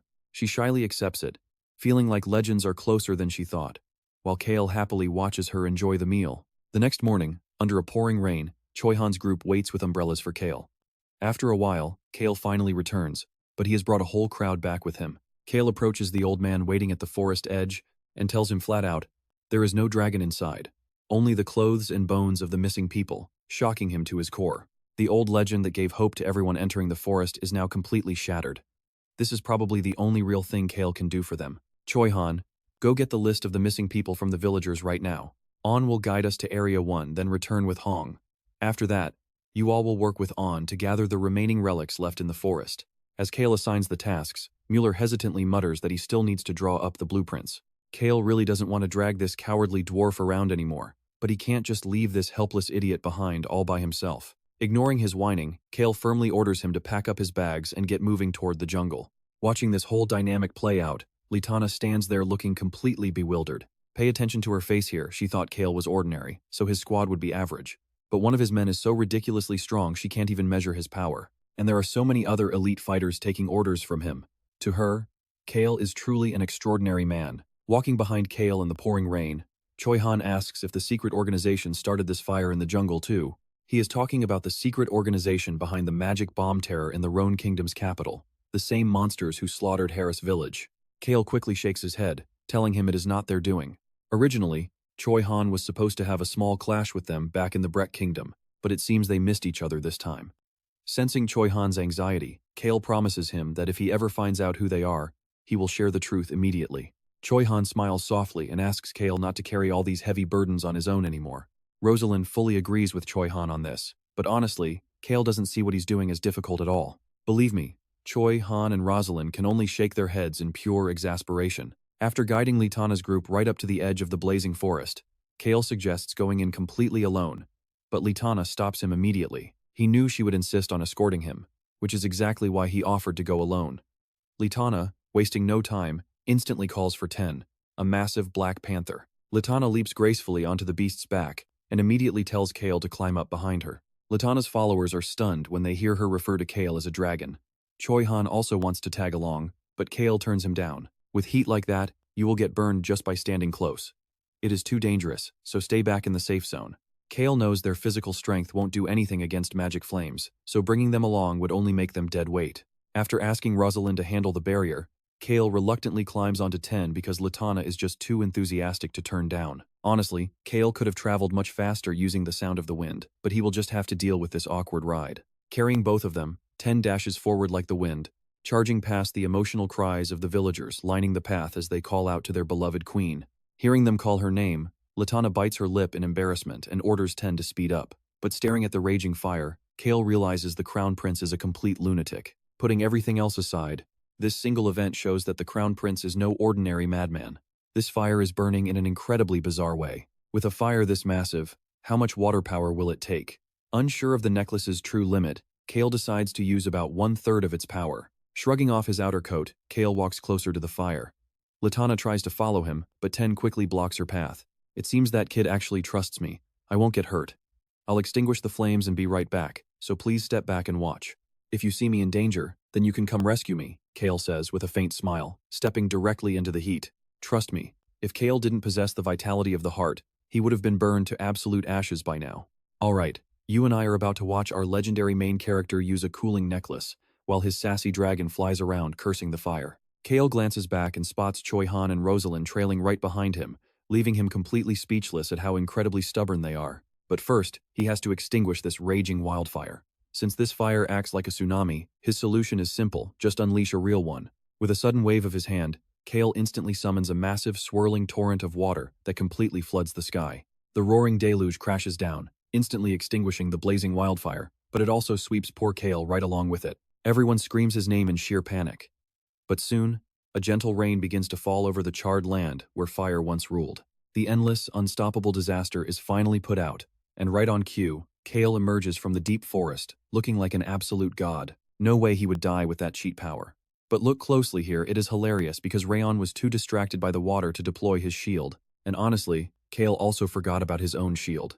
He ended up wasting a ridiculous amount of ancient power. RAON bursts into tears, sobbing over his own carelessness, while Rosalind and Choi Han rush over to check on Cale. Litana stands frozen, completely unable to move. She still cannot believe Cale actually neutralized that terrifying disaster so effortlessly. With the jungle's fire finally dead, Cale's job here is finished. Latana realizes she had severely misjudged him as weak just by looking at his fragile frame. This quiet hero summoned a massive deluge to save her home. He is incredibly gentle, yet unimaginably powerful. He wields immense, godlike power, yet he always remains completely calm and relaxed. She was wrong, he is not fragile, but a truly formidable warrior. These intense thoughts race through Latana's awestruck mind. However, Cale politely declines to travel back with her group. He tells her that the people need their queen, not him. The fire was extinguished only because of everyone's sheer perseverance. He claims he does not want any spotlight. He just wants to quietly watch the beautiful sunset over the horizon. But honestly, Cale just wants to grab those precious magic stones and get the hell out of there as fast as possible. Accepting his choice, Latana climbs onto Ten's back alone, preparing to bless the recovering land as their rightful queen. The fire is out, and I know every single one of you witnessed that miracle. Nature heals with time. As the seasons pass, we will slowly reclaim our beautiful jungle once again. Therefore, today is a day to celebrate our brand new beginning, Latana declares with a powerful voice. Countless subjects gather around, cheering for a brighter future. But back at the camp, both Cale and RAON are looking completely drenched like wet rats. I love how he gently towels off a loudly protesting RAON anyway. Through the communication crystal ball, the Crown Prince looks completely baffled by Cale's dripping wet state. When Cale asks about House Stan, the prince reveals their leadership is shifting. It is finally time for payback. But first, they must travel 3 weeks to Harris Village, and this has been Cale's main objective during this entire journey. For all the horrific torture House Stan inflicted on our Black Dragon, Cale plans absolute ruin for them to help Ron heal from his trauma. Clueless about Cale's real plans, the prince simply tells him to return to the capital soon. The next morning, Latana brings a massive land deed, making Cale sweat. No, this is not too much at all. If the land belongs to a private citizen, it might be tricky. But for any other territory, I will personally guarantee it. So please take whatever you want. Our rich queen is dead serious. Even if Cale asks for the entire coastline, she is ready to sign it over. She really is the type to repay favors tenfold. Cale realizes she is actually prepared to give him anything. Keeping up his slacker act, he claims he only wants a tiny plot of land to rest on occasionally. Seeing him refuse her generosity, Latana softly asks for his family name, but Cale just wants to slip away completely unnoticed. He tells her to forget yesterday and look forward. After all, to him, no reward is more valuable than a pile of top-tier magic stones. A massive hoard of premium, high-grade magic stones is currently buried deep in this jungle, waiting for him to claim. Hearing Cale wants to inspect his future property, Latana whistles to call Ten over to guide him along the fastest route. Cale is not exactly fond of this giant black panther, but since it politely bows to let him ride, he cannot really say no. Plus, its owner is standing right there, so he should be perfectly safe. Yet Cale cannot shake the feeling that he is stepping straight into a tiger's den as he climbs aboard. Rosalind promises they will stay behind to help rebuild, waiting for Choi, Han, and Hong before catching up. This works out beautifully for Cale. If Rosalind tagged along and found his secret stash, it would be incredibly awkward. After brief goodbyes, Ten dashes off carrying Cale straight to his treasure. This is the very first time Latana has allowed Ten to carry anyone else. Yet she feels surprisingly calm about it. And that is where we leave it, trust me. You and I are about to see him pull off his next crazy scheme. Alright, stick with me here. Cale just arrived at the beach and told Locke to go play with Tunka, while Locke immediately gets the hint to keep a tight leash on Bin too. Cale then turns around to ask Beacrox if he has ever traveled to the northwestern region of the RAON Kingdom. Cale is going to need a top-tier torture expert for his upcoming plans, and when it comes to physical pain, Beacrox is unmatched. As for breaking someone mentally, the crazy priestess traveling with the eldest son of Marquis Stan would be the perfect fit. Taking just a few steps, Cale already spots a chest filled with sparkling treasure. As the impending war intensifies, the value of these high-grade magic stones will skyrocket, meaning there will be plenty of desperate buyers lining up to purchase them, especially Crown Prince Albaru, who is bound to become one of his most lucrative and high-paying customers. Seeing Ron looking so mesmerized, Cale promises to let him choose his favorite piece, sending the young dragon over the moon as major preparations wrap up. Now, he just has to wait for the rest of his crew to gather before setting off back to the Henituse territory. A week later, down at the Ubar territory coast, all preparations are finalized, and Cale decides to head home, though their destination is no longer the Whipper Kingdom. From the distance, Billow sails his ship right to the island to pick Cale up, who tosses him a bag of coins and quickly boards. Now, it is time for Cale to get to work, bringing Mueller back home to meet his father. Trembling in the corner, the cowardly dwarf rat introduces himself as a descendant of the AWAKENS family, famous for over 200 years of design. My lord, I heard you are currently reinforcing the castle walls. Is it safe to assume you did this because you also suspect that a brutal war is coming? This little guy is actually a descendant of the brilliant family that designed the magic tower. So what exactly are you worried about, father? Personally, I am worried our family will suffer. You must already know the Western continent is currently a ticking time bomb. Cale warns his father with a serious look. Now, pay attention here. Cale knows there is absolutely no way a noble would suddenly reinforce his own castle and fund a massive naval base without sensing a major threat. I am sharing this secret with you, and you alone, father. The Crown Prince sending me all the way to the Whipper Kingdom was actually related to a highly confidential matter. The Northern Kingdoms have officially formed a military alliance. The moment those words leave Cale's mouth, the Count gasps in absolute shock. Cale is not surprised by his father's panic, knowing this critical information will heavily impact the future of the entire Western continent. 3 kingdoms rule the north, and one of them is the RAON Kingdom, situated at the extreme northern tip. Their formidable guardian knight is fully prepared to lead an army of knights down to conquer the fertile lands of the south. That is not the Whipper Kingdom or the Mogoru Empire, but how could they possibly cross the massive gorge to get here? Plus, the Forest of Darkness blocks the way, the Count points out. True to its name, the Gorge of Death is the most treacherous chasm on the continent, acting as a massive barrier dividing the north and central regions. With the dangerous Forest of Darkness sitting right at the edge of this boundary, moving south is normally a suicidal task for the northern forces. However, there are alternative routes.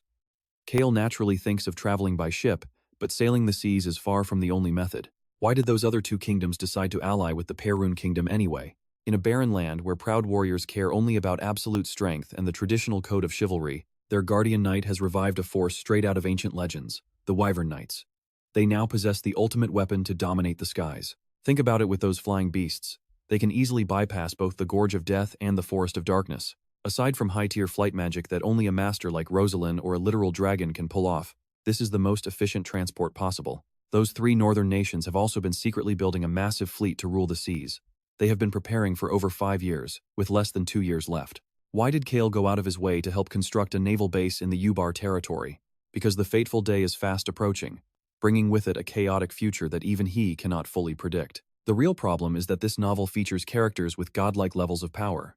Cale realizes the birth of a hero is the kind of story where one page shows a raw egg, and turning the very next page instantly cooks it into fried chicken. To survive in a world moving at such a breakneck pace, Cale has to be prepared for absolute chaos.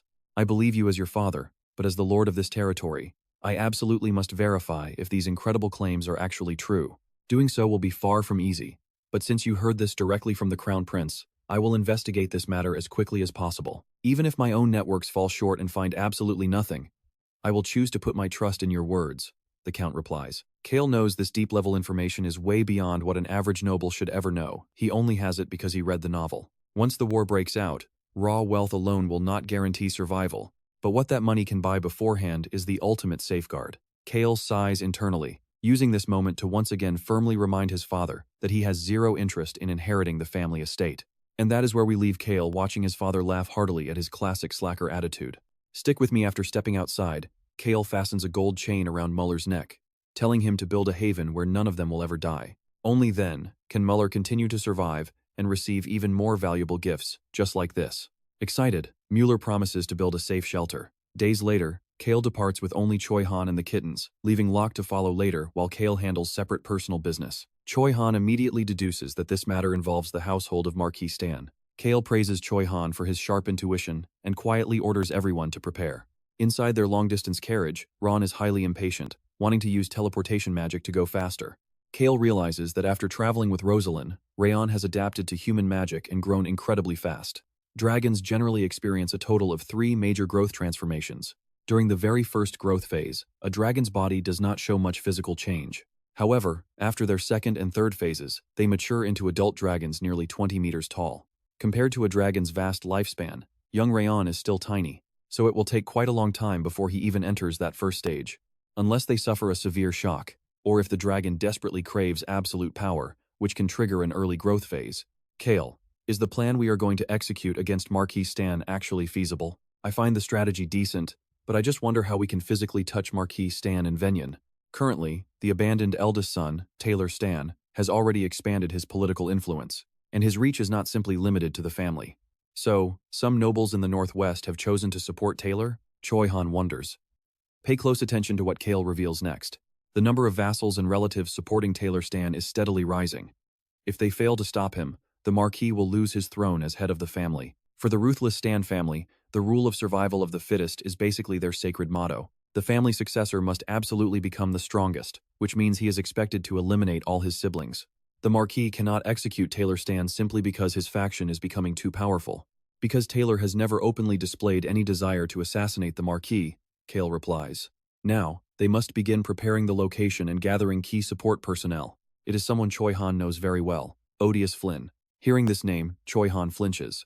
Odious Flynn is the uncle of Billos Flynn, the Merchant Guild's illegitimate son, and the current Northwestern Underworld boss. In this Northwest region, he is the first person Cale's group needs to meet for things to go smoothly, along with Cage, the crazy priestess. Their conversation flows, but Cale notices that Odious looks quite uncomfortable. But his attitude is completely understandable, given that one wants to rule the Northwest Underworld, while the other is a close ally of the guy who wants to wipe out that very underworld. Having them sit together is incredibly awkward. Since young Master Taylor wants to fully understand the Stan family and the Northwest, Cale senses he is actually targeting the dark side of this region. People usually call the dark side of the Stan territory the underworld, filled with gambling, drinking, loans, and illegal trades, illegal auctions, slave markets, and endless violence. Don't blink, because this dirty underworld is about to get wrecked. At least Odious avoids slave trading or raw violence. He runs his transactions under a system that protects his clients. Young Master Taylor is a noble and a member of the territory's ruling family. Thus, he despises the underworld. Back in the Henituse territory, no such criminal black markets exist. Count Ruth is a strict noble. Backed by his immense wealth, he has a strong sense of duty. He absolutely forbids such activities. However, Venyan Stan is different. The novel, The Birth of a Hero, briefly details Venyan and his cruel family in the Black Dragon chapter. Contrasting his elegant noble appearance, Venyan Stan committed countless filthy deeds behind closed doors. Consequently, he can never truly sever his ties with the Stan underworld. These few lines in the novel help Cale fully grasp the rotten personality of Venyan, the beast who crippled the eldest son, assassinated his brother, and dominated his siblings. Now, Taylor wants to destroy this underworld completely. Originally, during the downfall of the Stan family, Odious Flynn would wield massive influence. To block Venyan, he exposed his crimes and completely ruined the reputation of the Stan name.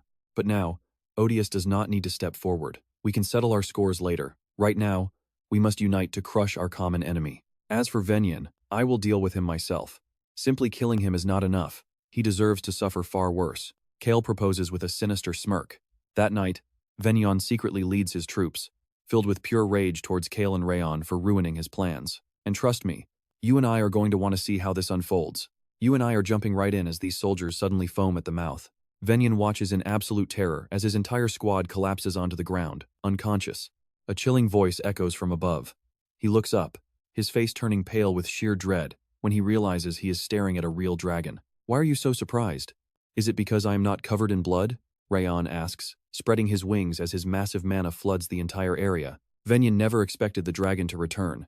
His eyes go wide, his face turns bone white, and cold sweat drenches him from this absolute nightmare. But being afraid now is completely useless.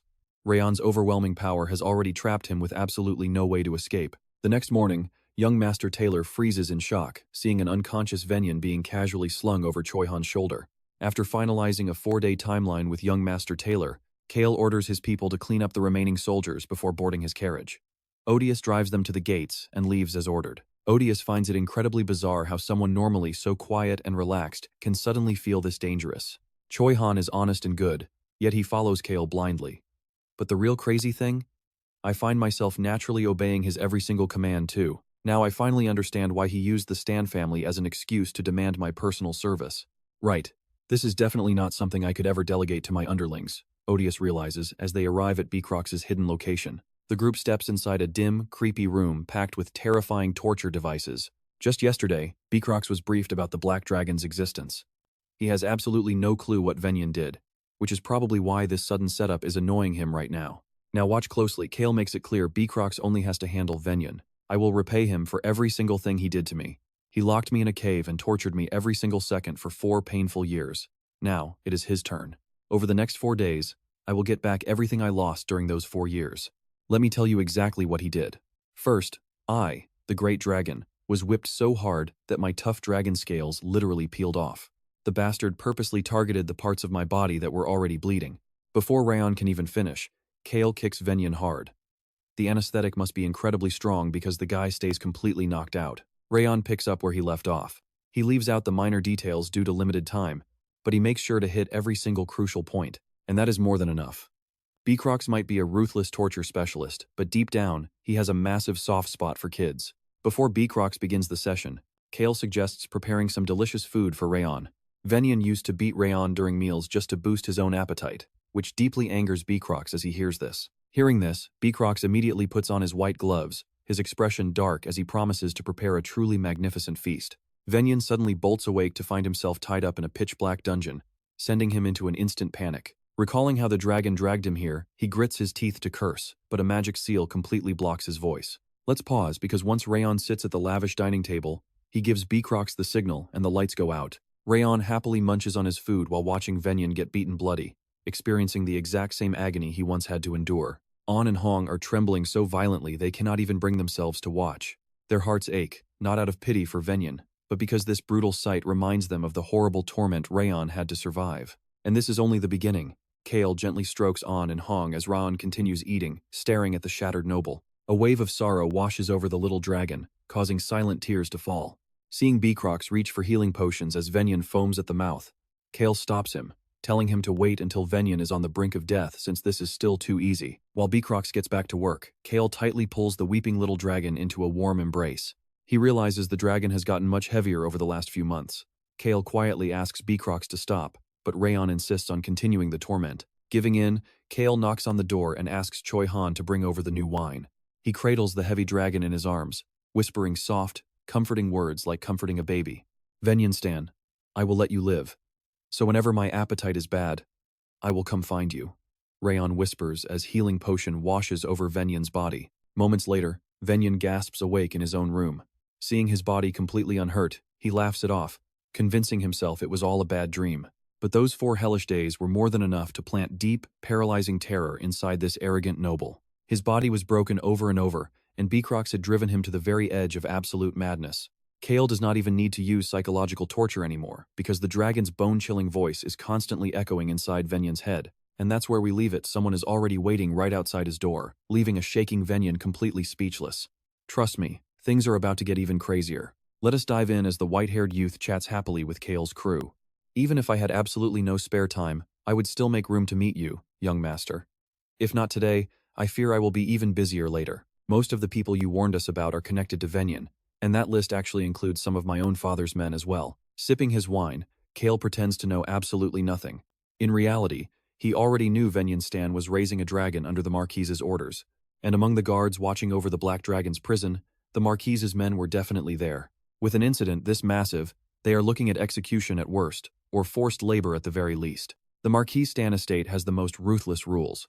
To escape this mess clean, the Marquis will definitely wipe every single one of them out. Without another word, the entire group continues enjoying their lively, chaotic drinking feast. Pouring the wine, the white-haired youth promises Cale a handsome reward. The next day, after bidding Odious farewell, Cale steps into his carriage to depart. Before leaving, Cale calmly mentions the secret basement room with a serene look, promising to clean up and handle the aftermath thoroughly. Odious answers in a cold sweat. In his mind, Cale is a ruthless, scheming young master who does not have a single good bone in his body. Also, I hope you keep this matter a secret from Bilos. Well then, I will be taking my leave now. With Odious thoroughly warned, Cale finally boards his carriage to leave. Now, pay attention here to Odious watching him go with a gaze full of sheer panic and dread. Inside the carriage, Choi Han mentions that he has actually crossed this very mountain range before, which makes Cale wonder if Choi Han had caused some trouble in the Breck Kingdom to end up here. Choi Han immediately shakes his head to deny it, but Cale only needs to hear the outcome of the Breck Kingdom matter from the prince anyway. Next, Cale asks Choi Han if he has ever visited the 10-Finger Mountains, the starting point of RAON Kingdom's southwestern region. It features 10 towering granite peaks rising side by side, looking exactly like 10 giant stone fingers, Cale explains. Perhaps we traveled northwest back then, and missed them entirely on both trips, Choi Han answers. Is that so? I heard the scenery there is incredibly mystical, which makes me quite curious. I am debating whether to visit in about a year, which is why I wanted to ask you about it. Choi Han is quite surprised by Cale's sudden interest. Meanwhile, Cale secretly resolves to reach the 10-Finger Mountains in a year, because that is exactly where his final ancient power will finally appear. No human villages exist there, only an elf settlement populated by beings who fiercely adore nature and revere dragons even more than any mage ever could. The elves are a highly mysterious race, using illusion magic to hide their hidden village and remain completely isolated from the human world. They are the race closest to nature, second only to the mighty dragons. They can easily summon elementals, and have always charmed humanity across the continent with their breathtakingly beautiful appearance. By all normal rules, when returning from the Brek Kingdom, Choi Han should have traveled past the Ten-Finger Mountains. In the original novel, he would stumble upon the elf village and meet a crucial character, an elf possessing immense healing powers, Pendrick. He is the main catalyst who triggers Locke's very first wild berserk state. In the original story, Pendrick tragically dies while desperately trying to protect and save Locke. This means if Pendrick avoids joining Choi Han's party right now, he won't have to face that tragic death. I know what you are thinking, and yes, Cale is actively planning to keep Pendrick away from Choi Han and Locke to save his life. And that will likely become the single greatest deviation from the original storyline of the novel. The exact timing for him to join Choi Han's party has already passed. So, when Cale heads to the mountains, he just needs to bypass that elf village. Cale sighs while talking to An, who is annoyed by the long journey. Hearing that the kitten wants to visit the village in a year to sightsee, Cale strictly plans to keep An far away from that elf village. If the elves spot her, they will probably worship her like a goddess. Shortly after, Cale meets the crown prince and presents him with a gift. The moment the prince opens the bottle, a highly familiar scent fills the air. It is the exact same scent An smelled in the Black Swamp. Your Highness, of course, this gift does not come for free, Cale says. Meanwhile, An had previously mentioned the prince's natural hair color was actually brown. Dragons, humans, the cat tribe, or the wolf tribe. The prince belongs to a race entirely outside of these. The prince's mysterious power is clearly different from natural mana, representing a force whose true nature remains a complete enigma. And the ultimate answer is resting right inside the glass bottle the prince is holding. It is highly unlikely to be the demon race, black mages, or even a necromancer. I happen to recall that your late mother was once rumored to have mixed blood with southern foreigners. Dark elves typically have dark skin, but those of mixed dark elf blood often look very similar to people from the south. So, what would the child of a mixed dark elf look like? These few targeted questions from Cale instantly spike the prince's guard. And trust me, you and I are left holding our breath, knowing dark elves wield mana harvested directly from the dead. In the past, so, stick with me here. Historically, they settled in graveyards or plague-ridden villages, becoming utterly despised by the world. That is why, compared to typical elves, the dark elves live a much more secretive, hidden life. What else would it be? This is a gift for your highness, but it is not free, Cale said with a smirk. Brushing back his sweat-drenched hair, the prince forced a smile at Cale's demands. With that kind of valuable information, could he not have easily approached the second or third prince instead? Did he choose me because he wanted a secure deal? Fortunately, his calculative nature is just like mine, the prince pondered. He was incredibly curious. If Cale was not a dark elf himself, how on earth did he uncover his deepest, most closely guarded secret? You need this, right? It is completely pure, without any trace of poisonous gas. This is priceless because it is the dead mana of a fallen dragon, Cale said, suddenly pointing straight at the glass bottle with a proud grin. The prince was utterly shocked. Finding regular dead mana was already hard enough, but for Cale to acquire the dead mana of a dragon was absolutely insane. Though the quantity inside the glass vial was tiny, this was the dead mana of a dragon, meaning it could easily boost his strength by several levels. This was crazy. Are you seriously not planning to expose my secret to the world? Pay close attention here. Even knowing he'd be paid, the prince couldn't fathom why Cale would hand over something so priceless. The prince questioned him suspiciously once more. Why ask something so obvious? No matter what happens, I have no intention of leaking what I know, Cale replied. He smiled, adding, the RAON kingdom needs to grow much stronger. Right now, when looking at the overall strength of each kingdom, the weakest factions are the Brek kingdom and the jungle. Although the Whipper kingdom and Tunka have boarded a fast train straight toward the fiery depths of self-destruction, the southern jungle controlled their massive fires much sooner than expected and successfully reunited. Meanwhile, the alliance of the three northern kingdoms is actively preparing to march south. Knowing this, Alberu planned to expand his own influence by recruiting the mages of the Whipper kingdom to guard against the upcoming invasion. However, that is still not enough, because the Wyvern Knights Brigade and the Empire still loom over them.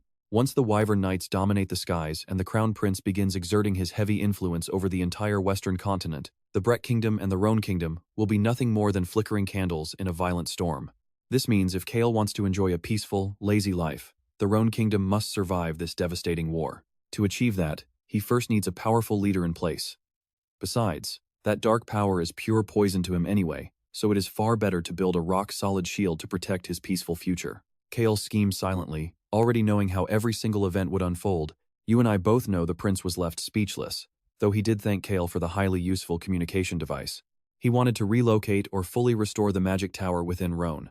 Holding his head in frustration, the prince desperately struggled to find a way forward. That is when Cale chimed in, clarifying that he had no intention of rebuilding it, but offered to provide a portion of the magic tower blueprints later.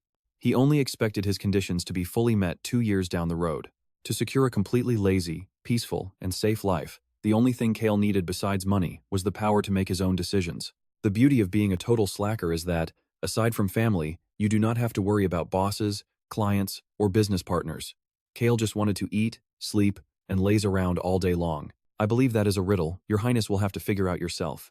This is a perfect scenario for both of us, so we should simply enjoy it. Addressing the prince, Cale happily took his leave, leaving a deeply bewildered royal behind with a massive headache and countless questions. Days later, at the Henituse estate, Choi Han rushed in to deliver a grim report that Beecrox's father had finally returned, in terrible shape. Beecrox turned pale, bursting into the room only to freeze in sheer horror at the sight of his heavily bandaged, bloodied father on the bed. An entire section of his arm was gone. Cale quickly dismissed all of the servants, keeping only Beecrox and Choi Han by the bedside, urgently asking how a simple fox hunt had left him so brutally mangled. If I had known this would happen, I would not have returned since I am doomed anyway. I only wanted to see my son one last time before dying. Weakly, Beecrox's father began recounting his deeply hidden past to Cale, revealing that he was a descendant of one of the 5 legendary assassin households in the underworld. His entire family had been ruthlessly wiped out by a shadowy organization known as ARM. ARM appeared to completely dominate the criminal underworld, but they were actually just a minor branch. His thorough investigation revealed a massive, terrifying central organization pulling the strings. Though he originally set out to discover who their mysterious mastermind was, he felt a creeping dread at the scale of a force so vast he could not even begin to measure it. So, my son and I fled to the Western continent, keeping our heads down and blending in as simple household servants. And trust me, this is where everything connects after decades. He caught their scent on Choi Han, who carried the unmistakable mark of ARM. Let's dive in as Choi Han suddenly remembers the bloody battle where he slaughtered those who dared attack Harris Village. There is a high chance they belong to ARM, the same organization RAON was tracking for the Duke. From the terror attack at the Capitol Plaza to the Blue Wolf Tribe ambush, ARM is definitely behind it all. Since they are expanding their power across the Western continent, I plan to take advantage of this to act. But that was no hunt. It was more like a stray dog walking straight into a tiger's den, Beecrox said. RAON had no idea where he got the confidence for such a dangerous mission, but he never regretted uncovering their secret operations. While investigating in the capital, I clashed with an arm raiding squad and discovered what they were doing. But during that fierce battle, I ended up losing my arm, escaping with only my very last breath. He then admitted that he still had not uncovered the true identity of this organization called ARM. "RAON, do you remember who cut off your arm?" Cale asked. Yes, it was a young, reckless mage. He severed the limbs of anyone in his path. Cale instantly knew it was the crazy mage Retica, making Choi Han shake with pure rage. RAON was stronger than Retica, especially with his deadly stealth skills as a veteran assassin. For him to lose an arm and run, there had to be a reason. Suddenly, a terrible stench rose from RAON's bandaged body. Now watch closely, as everyone turns pale, realizing that foul stench is actually mermaid poison on RAON. So ARM was the one backing the mermaids all along. Cale immediately connected the dots. Ever since he first met the whale tribe and heard about the Forest of Darkness, he knew the mermaids were gaining power from dark ingredients harvested from that dangerous place. Although he had his suspicions back then, he avoided digging deeper because getting involved would be an absolute nightmare. But if he ever uncovered the true identity of that group, he would have to tell Choi Han. Since it did not threaten his own safety, he chose to ignore it and move on. But letting things go did not mean allowing them to invade his home. Cale had always been wary of this cunning old assassin. However, this incident proved that RAON was truly on his side. "Choi Han, stop spacing out. Go bring Muller here and get the ship ready." Cale suddenly stood up and barked out orders. RAON was coming along too, even though the old man was currently clinging to life. Beecrox was stunned that Cale could neutralize mermaid poison, a trick he previously used to save a whale. "Stop worrying and go get ready. You and I know Cale promises RAON a long life, but the old butler warns him that ARM is targeting the sea routes." Cale, however, already knew all of this. He calmly asked, "Can I ask you one more thing?" "Did anyone see your face?" Cale asked. "Only that mage saw my face, young master." "Young master, do you think that mysterious organization will really push for an all-out war?" Cale did not answer, offering only a mysterious smile. RAON immediately understood his master's brilliant plan, feeling relieved for his future. Cale had absolutely no desire to deal with anything too exhausting or difficult. He simply wanted to secure his goals and get out fast.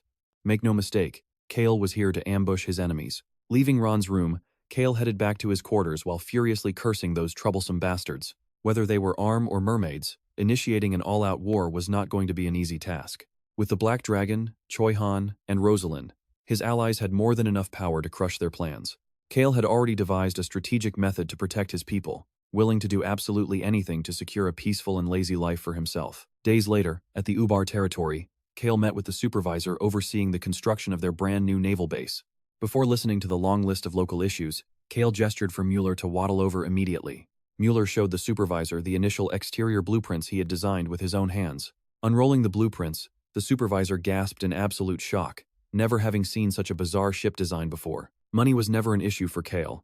He just needed the ship built as quickly as possible. Mueller was already finalizing the interior designs, proving that offense is the best defense.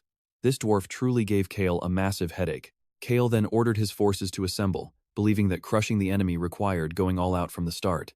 The Hay Islands, a cluster of landmasses floating between the eastern and western continents, was their next destination. Each island was numbered based on the order of discovery, and Cale's group was heading to the largest of them all, Hay 5, where you and I will watch them raid the secret military base of Arm and the Mermaids.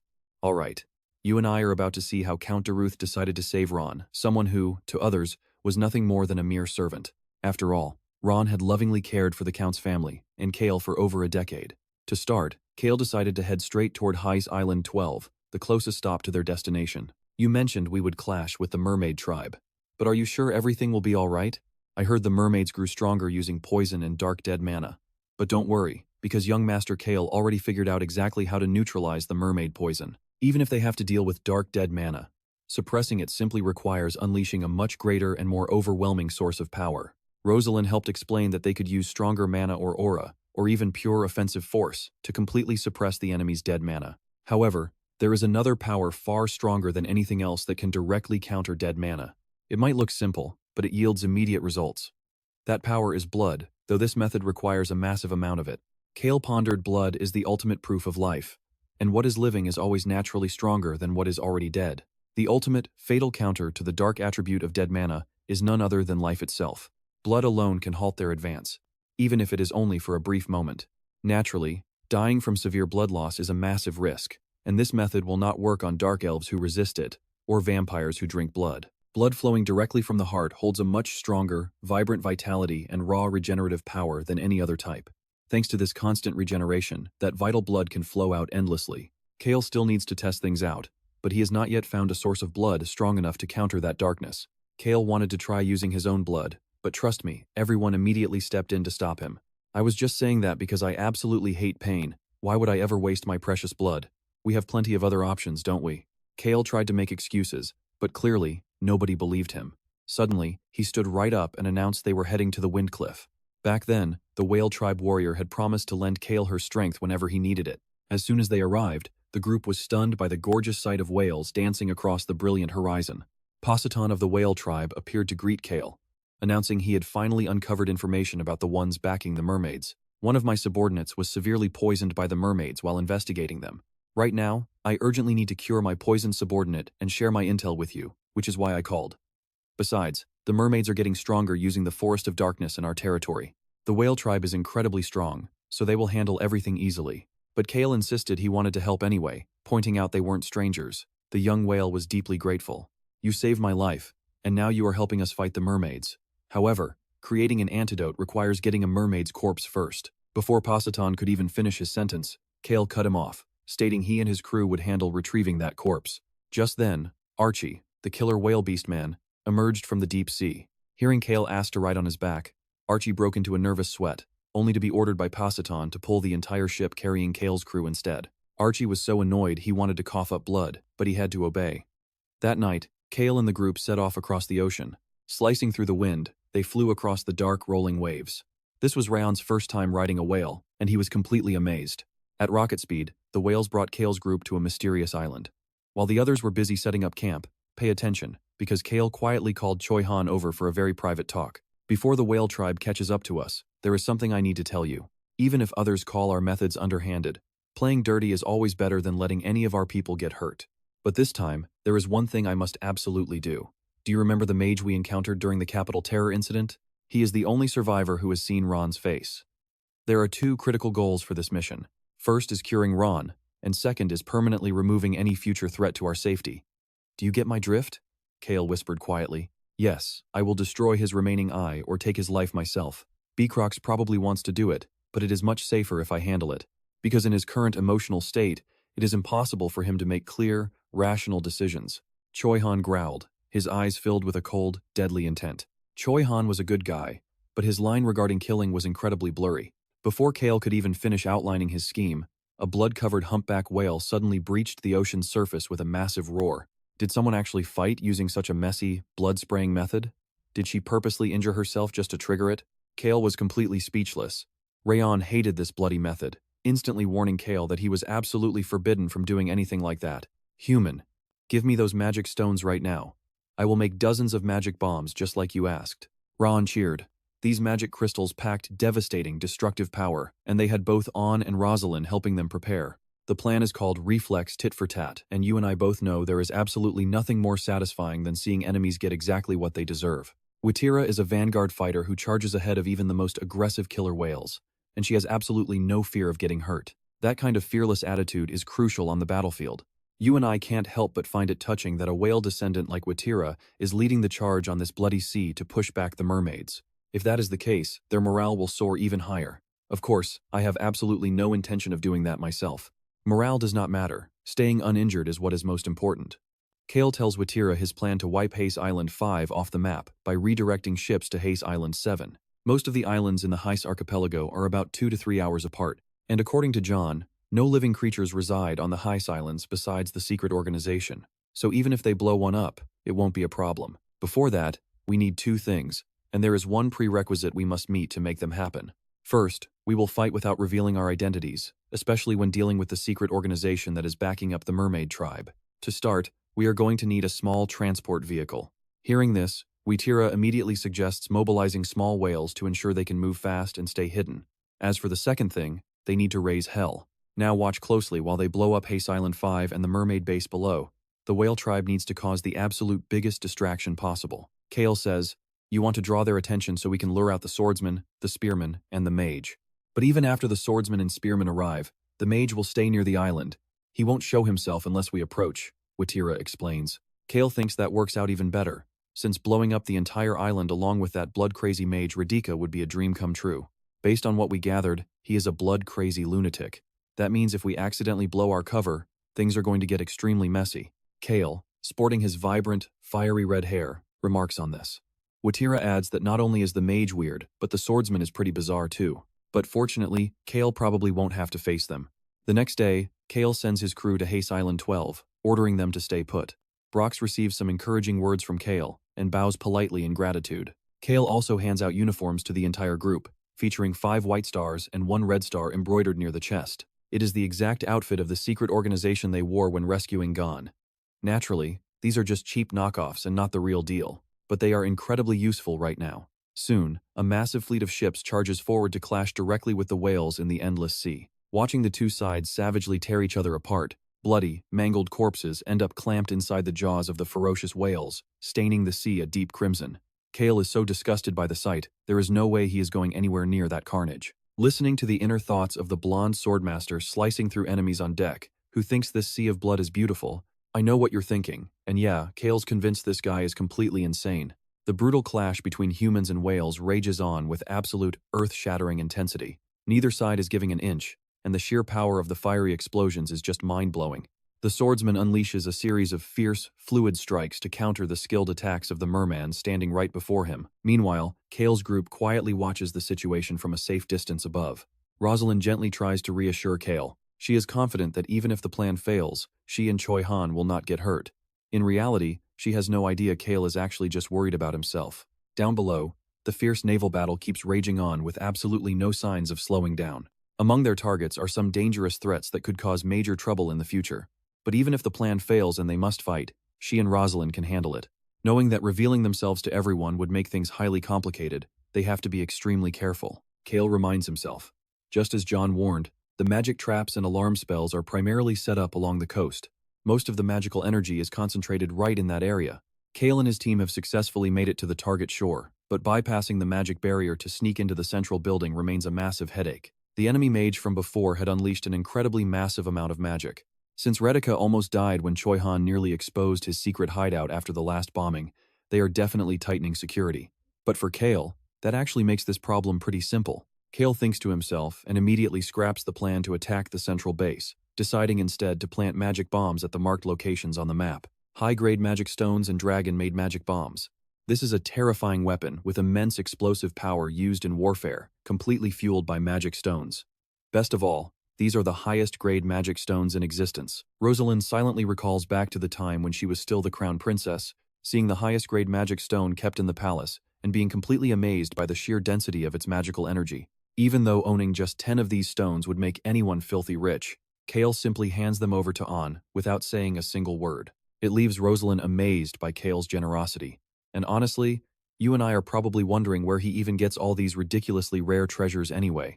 Alright, you and I are diving right back into Cale's wild plan as he hugs the Beast Kids, suggesting they split into 2 teams before meeting up again later. As soon as Cale speaks, they split, 50 heading up the mountain and 50 going down to the sea. Cale's team, consisting of himself and the 3 kids, rushes into the forest, but they halt immediately when An warns them that someone is coming.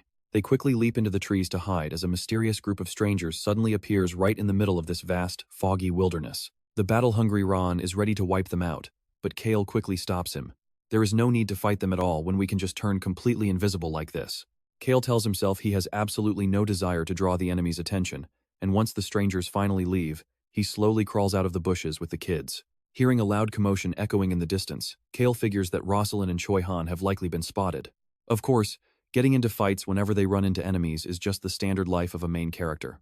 Now, pay attention here. Cale tells himself that they will handle it and return safely, and as long as their identities are hidden, everything will be fine. The Beast Kids quickly dig a hole for Cale to plant the magic bombs, and once finished, Cale rushes to Archie's location, waiting for Choi Han's side to wrap up. Suddenly, violent screams echo as Cale hears Retica furiously chasing Choi Han and Rosalind, looking completely mad and filled with pure, murderous hatred. Choi Han and Rosalind leap powerfully across the steep cliff, just barely escaping that maniac's relentless pursuit. And after reuniting with Cale, they immediately board the whales to speed across the ocean.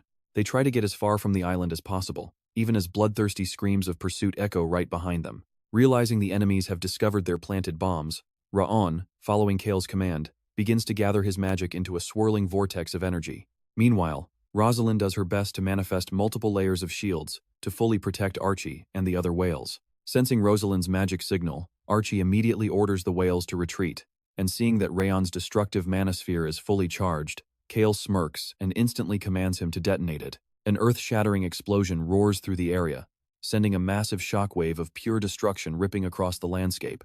This blast is so intense it makes an atomic bomb look like a firecracker, radiating a blinding light and destructive energy across the sea. Okay, I know what you're thinking, but Cale's group has to desperately hold on for dear life to the whales as the blinding storm refuses to let them escape easily. Amidst the churning ocean water and white sea foam, Cale, looking completely pale, glares and clears his throat. Even if we boosted the magic bomb's power, this is way too powerful compared to what I expected. To which RAON responds, "Wasn't this the exact level of explosion you wanted, human? I thought since we were destroying the island, we had to vaporize the whole thing, so I buffed its power by several times." RAON giggles innocently, leaving Cale completely speechless. It looks like their communication broke down big time during this mission. This is definitely overkill. Cale sighs again, looking at the absolute chaos unfolding right in front of him. Even though Cale planned this, he hates seeing such destruction, and being teased by RAON for having a weak heart makes him a bit annoyed. If he were actually weak-hearted, he would never have planned to blow up the entire island. We are doing what is appropriate for RAON and B-Crocs, who helped us get revenge. Even if it is appropriate, it is not exactly righteous. But we cannot always live a perfectly righteous life. Besides, Cale is not someone who wants to live righteously all the time. Cale thinks to himself on Island 12 as the group rests, waiting for Watira to bring back the mermaid corpses, when a sudden, blood-curdling scream echoes. "I will kill you all. I will destroy you. Taking my eye and arm was not enough, and now you blew up my island too? Get lost, all of you." Covered in blood, Retica screams maniacally as he charges forward, radiating intense, suffocating bloodlust. Rosalind guesses that Retica is in a state of mana rampage, and Cale nods. Whether he is rampaging or not, Cale is not worried since Choi Han is right here. But when he sees their ship charging toward them at an insanely terrifying speed, Cale gets a little nervous. Your subordinates are currently fleeing the collapsing island or dying over there. Shouldn't you be heading to save them instead? As Cale wonders, Rosalind senses the danger, stepping up to handle the enemy swordsman while leaving the Mad Mage to Choi Han. Although a total victory might be difficult, she really wants to test her limits this time. Since RAON is invisible, Rosalind thinks it's hard for them to make a move, but Cale reassures her that they will fight together. Of course, that does not mean Cale has any intention of standing on the front lines. Following Cale's command, the group charges forward with high spirits, and after sending Choi Han and Rosalind off, Cale and Archie move closer to the shore to monitor the situation. Radhika, now facing Rosalind's relentless onslaught, furiously unleashes his mana, but his defenses are shattered in a single hit. What in the world? Did he actually block that strike? They are stronger than expected. Who are you? Another white-robed swordsman screams on the ship.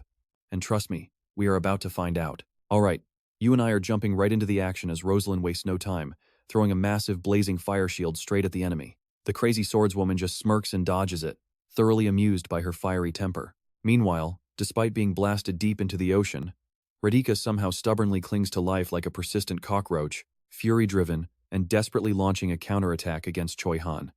Watching from the sidelines, Cale doesn't say a single word, but simply signals RAON to destroy everything. Choi Han gets a bad feeling, and sure enough, a completely devastating, overpowered blast from RAON instantly knocks Radhika out cold, sending him sinking face first into the sea. Cornered and utterly panicked, the surviving enemies start scrambling to make a chaotic retreat, fleeing like a pack of scared ducks. But Cale and On are not about to let them escape so easily. Innumerable lethal aura blades explode from On's paws, raining down on them with terrifying, unstoppable power, proving once again that dragons are indeed the ultimate, most majestic creatures. Yet, in a flash, that white-cloaked swordswoman manages to deflect a significant portion of the incoming attacks, leaving Cale deeply impressed. Even so, Cale's group easily tears their ship apart. At the same time, Radhika goes completely berserk, overloading his mana to the absolute limit. But after taking one final, brutal strike from Choi Han, he is instantly sent straight to his grave. Now watch this part closely amidst the chaotic battle and thick smell of gunpowder. Cale hides behind the whales, squinting in the direction On is pointing. Over there, alongside the swordswoman, stands a magic spearman, a dual threat who has mastered both devastating spear arts and complex spells. He unleashes flight magic, which he had been hiding, to rescue their sole surviving ally from the raging inferno on the water. Though this enemy is strong, Cale is not worried, since he knows the guy is weaker than Choi Han. Following a loud aerial explosion, Choi Han and Rosalind realize that the magic spearman and the swordswoman escaped unscathed, leaving our heroes slightly annoyed. Noticing the enemy sizing them up, Rosalind immediately calls on Watira to join them in jumping the duo together. Too bad, we do not have time for this. The spearman glares, instantly activating a long-range teleportation spell and vanishing into thin air. But they celebrated way too early, because right before they warped away, Choi Han suddenly lunges forward, driving a fatal strike deep into the spearman's chest, leaving him screaming in agonizing pain. Watching them slip away at the last second, the group is left absolutely frustrated, unable to do a thing. Do not worry, even if he gets treated, my distinct mana trace will remain locked inside that spearman.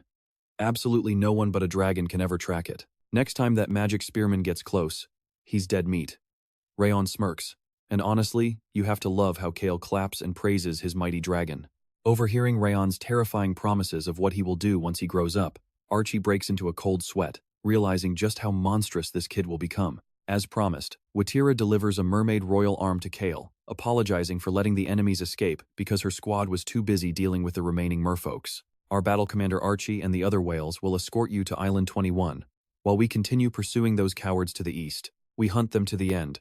Watira explains that she will not wipe out the merfolks, as that would ruin the ocean's ecosystem. She simply wants to keep them suppressed. Cale feels a slight chill around the whale tribe. They really are a terrifying race. He figures the merfolks must absolutely despise the whales, who have dominated the vast ocean's hierarchy while preaching peaceful coexistence for so long. Cale always realizes one fundamental truth: no matter what the justification is, your entire perspective shifts depending on where you stand. Of course, that is none of his business. After parting ways, Cale rushes to Beacrox to treat his father. Having RAON drink the magic water to neutralize the poison, Cale begins the treatment. No one in that secret organization recognizes your face anymore. Do you understand what that means? It means it is time to go home. Cale smiles warmly at RAON, who is shivering in pain and struggling to understand. Ordering the crew to focus on RAON's recovery the second they reach the territory, Cale quietly walks to the deck, looking up at the glittering night sky. Although RAON's rehabilitation will take time, he survived. Once they return to the Henituse territory, peace will finally return, even if temporarily. Now, he can finally enjoy a much-deserved break. Staring up at the radiant full moon, Cale smiles. Back at Harris Village in the Henituse territory, Cale has become incredibly lazy, sleeping early and waking up late. He sleeps all day, barely eats, and avoids any physical effort. This behavior worries the young beasts deeply. After checking on him, RAON sighs in relief, confirming Cale is not suffering from a sleeping curse. Perhaps Cale is just experiencing some lingering side effects from visiting the Forest of Darkness and Harris Village. Just as Choi-han walks in, the beasts immediately put on their most adorable puppy dog eyes, begging for food, nearly giving him a heart attack. My heart skips a beat every single time. How can such incredibly cute and charming creatures exist in this world? Tonight we have On's favorite super tender steak and sweet vanilla ice cream, lovingly prepared by Lady Rosalind and Beecrocs. Choi-han's playful announcement makes the beasts cheer in excitement. And that's where we leave them, with the noise waking Cale up, who lazily joins them for a cozy family dinner. Let's dive back in as Ron, fully recovered, helps Beecrocs serve food to Cale. Right at this moment, the wolf children and hillsmen stumble back, looking completely exhausted from their training under Choi-han, starving and panting as they sit at the dining table. Lately, the wolf kids and hillsmen go to the Forest of Darkness every single day for training. Even though Choi-han behaves like an instructor straight from hell, they still voluntarily gather at his place early every morning. Honestly, compared to a regular night brigade, these kids feel much more like a real combat unit now. Sweating at the thought, Cale listens to Rosalind's questions and softly replies that he will stay here through the winter before heading back home in spring. Hearing Cale grant her absolute freedom to travel, conduct her research, and request whatever magic materials she needs, Rosalind is incredibly thrilled, smiling widely and thanking him repeatedly. The more people he can rely on in the future, the better. A strong network is a powerful tool. Cale grins deviously to himself. After eating, while he is peacefully enjoying a sweet nap, his video communication device suddenly starts glowing brilliantly. It is the Crown Prince calling, laughing heartily as he asks how Cale has been doing lately. Cale is absolutely furious at being woken up midway, but on the outside, he maintains a perfectly calm face. The Crown Prince brings up their close relationship and starts whining about his incredibly difficult circumstances, hoping to guilt-trip Cale into helping him out. Can you go to the land of death for me? This single question from the prince instantly ruins Cale's mood, sending it straight to rock bottom. Now, pay attention here, his lazy days are officially down the drain. Albaru says there is an item to retrieve from that village. The Dark Elves helping me and I are too busy to go, and it absolutely has to be a human who retrieves it. Though a skilled master crafted the item, the irony is that if anyone carrying even a drop of Dark Elf blood touches it, the device will instantly activate. The Crown Prince explains to Cale while wearing a wry smile. Since Cale is the only one he can truly trust, he has to ask him, even if Cale absolutely hates the idea. But if you are busy, can't you just send your subordinates? Cale asks, confused. Of course, I would love to do that, the prince replies, but I must head to the Empire. The Imperial Crown Prince and the Sun God twins are hosting a major festival. This news completely catches Cale off guard, because the prince being invited to an Imperial festival was an event that never occurred until Volume 5 of the novel, The Birth of a Hero. Those Sun God twins are the Holy Maiden and the Saint, fraternal twins widely recognized as the physical incarnations of the Sun God himself. They are viewed as symbols of pure sacrifice and boundless kindness, dedicated to making the world a much better place. Their definition of good and evil is based entirely on the god they represent. Either way, Dark Elves conflict with the Sun God Church. Even though I am only a quarter Dark Elf, the risk of exposure is still incredibly high. If that happens, a truly catastrophic situation will follow. You and I both know that Dark Elves are hated in the Western continent, and yet, the Crown Prince carries that blood. If caught, he would certainly be dethroned and brutally burned to ashes by those twins. Cale gets an extremely bad feeling about all of this. He can only wish the prince a safe journey while wondering why the Imperial Prince suddenly decided to host a festival and invite him. He definitely contacted other kingdoms as well. He must be out of his mind. Even I find it extremely weird. As far as I know, the Emperor and the Prince are people who want to suppress religion. For people like that to suddenly host a celebration marking the 150th anniversary of the Sun God religion, does that make sense to you? What is even more ridiculous is that he is also celebrating the 500th anniversary of the Alchemist's Bell Tower. The Sun God Church actually agreed to co-host it with the Alchemists, which is why they invited all the continental nations. Hearing this long explanation, Cale grows incredibly suspicious, sensing that something massive is bound to explode during the event. It definitely smells like a hidden conspiracy, but Cale wants absolutely no part in it, as he hates trouble. Anyway, I am counting on you. I will definitely reward you handsomely for this. Not wanting the prince to lose his life, Cale grits his teeth and asks for the exact location of that village. To the west. You must head to the western continent to help me. As the prince speaks, Cale instantly recognizes the land of death, where the Dark Elves live. By day, its sand is blood red, and by night, it turns pitch black. constantly shifting to form new dunes every day. Long ago, a powerful necromancer led an army of corpses to fight a final, legendary battle in this desert. Just thinking about traveling to a scorching desert during the peak of summer makes Cale want to pass out immediately. Suddenly, he asks RAON to reconnect the communication device, smirking as he plans to make a detour somewhere else first. He needs a powerful church to counter the sun god. Not the moon, nor ordinary shadow, but a domain of absolute, eternal darkness, a force that completely blocks out the sun, which is death itself. Cale quickly reaches out to his allies, asking Cage to bless his retrieved item with the god of death's power daily until he returns to the capital. Trust me, someone is about to completely extinguish the sun god's holy light. Cale smirks, and trust me, she did not expect it was him. Cale's mysterious smirk makes Cage gasp in surprise. Why on earth would young Master Cale want to clash with the priests of the sun god? In fact, the Church of the Sun God would absolutely adore him. He is a wealthy young master with ancient powers and, most of all, a genuinely good person. Hearing Cage praise him like this actually makes Cale feel quite embarrassed. According to the Sun God's teachings, Cale really is exactly their type, minus the good person part. Before they set off, Cale introduces Tasha, the dark elf who will guide them. Cage and Tasha happily shake hands and greet each other. They seem to get along great, especially when it comes to their love for drinking. Very quickly, the entire group boards the carriage and sets off toward the scorching, flesh-burning desert. Tasha explains that they built the gates facing the path of no return. This is designed to capture runaway citizens, just like the scene unfolding right in front of them now. It is used to capture any poor citizens attempting to sneak out through that gateway. Of course, the numbers are small, but they escape constantly because the greedy Dubori family keeps raising taxes with every new generation of rulers. Seeing the guards brutally beating and cursing innocent people, Cale quietly steps in. He pulls a solid gold bar from his pocket, handing it to the soldier to pay for their passage. Seeing the gold, the guard immediately stops and quickly pockets the bribe. After opening the gate, he even wishes Cale's group a safe return from the deadly sands. Before moving on, Cale throws the corrupt guard yet another gold coin. Here's where it gets interesting. He asks the guard to free those poor citizens, promising another coin if they return. This incredibly noble gesture leaves his entire party completely speechless, staring at him in total awe. Once Cale clears his throat, Tasha snaps out of her shock and awkwardly praises him for being so kind. Kind? If anything, Cale snorts that he is being highly irresponsible. Led by Tasha, they cross the vast desert dunes covered in deep, blood-red sands. The glittering, colorful sky, stretching far across the horizon, leaves everyone wide-eyed and absolutely speechless at such a breathtaking, majestic sight. The place is mysterious, as if the night itself is settling on the earth. In that case, the Dark Elves live even deeper than the night. Let me guide you all to our underground city now. Tasha happily leads the way, explaining that while the night covers the earth, deep underground is a realm far darker than the night. Tasha instructs the group to step into the glowing entrance ahead, which looks like a massive basement portal. Both Cale and Rosalind feel a bit nervous, since one wrong step means instant death, but with RAON around, Cale decides to take the plunge. He leaps down, only to find an incredibly smooth slide waiting below to carry him down safely. RAON laughs with absolute delight, while Cale, despite being unable to see a thing in the pitch darkness, is genuinely surprised. With a soft thud, they land safely on something as comfortable as a giant pillow. You and I can hear Tasha chuckling as she tells Cale to stand up, welcoming him to the legendary City of Death.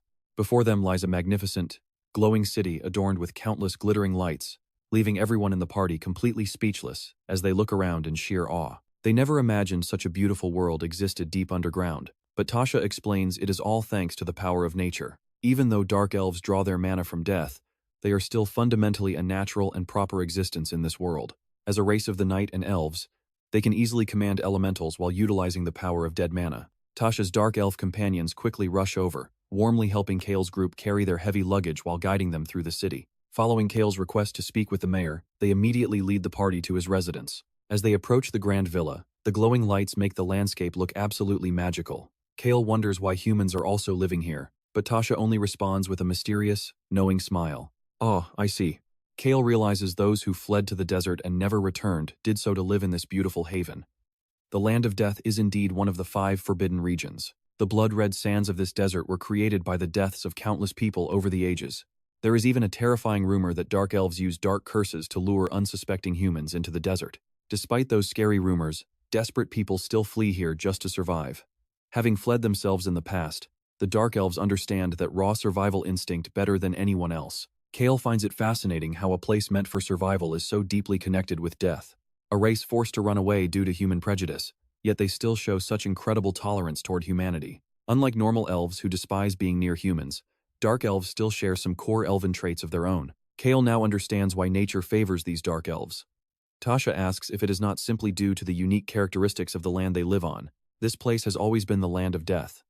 Though we do not know the reason, this entire desert is filled with the aura of death. And trust me, you and I are going to see that dead manna bloom across these sands once or twice a year. Alright, you and I are starting a new arc, as Cage chimed in, noting the desert's deathly aura isn't actually evil. It is simply the natural energy of death that should fade away or depart in accordance with the order of the world. Sean chuckled awkwardly, guessing that Cage's sensitivity came from being a priestess of the god of death. Perhaps this land was blessed by death itself. Even though they are dark races who rely on the power of death, it doesn't mean they only commit evil deeds. Besides, aren't there plenty of crazy and cruel humans out there who are just as bad? Cale smirked and said. Tasha nodded, finding his words highly logical. In short, this city was definitely a livable place, so the group quickly headed to the mayor's office. In this city, the mayor is the oldest resident, having lived for 521 years. Tasha saw the old mayor trembling and unable to stand steadily, so she quickly rushed over to support him. Only now did Cale realize that Tasha was the mayor's granddaughter. This meant the crown prince was actually the old man's great-grandson. Truly, someone of royal blood could never have an ordinary lineage. Cale thought to himself, sweating profusely. The trembling mayor approached Cale, stating that he could sense a dragon's power right near him. RAON silently praised the old dark elf for having such an incredibly sharp intuition. Even though Cale firmly denied being a dragon, the old man insisted this aura was identical to the one he felt when meeting a dragon in his youth. Cale was startled, wondering what on earth the mayor had met.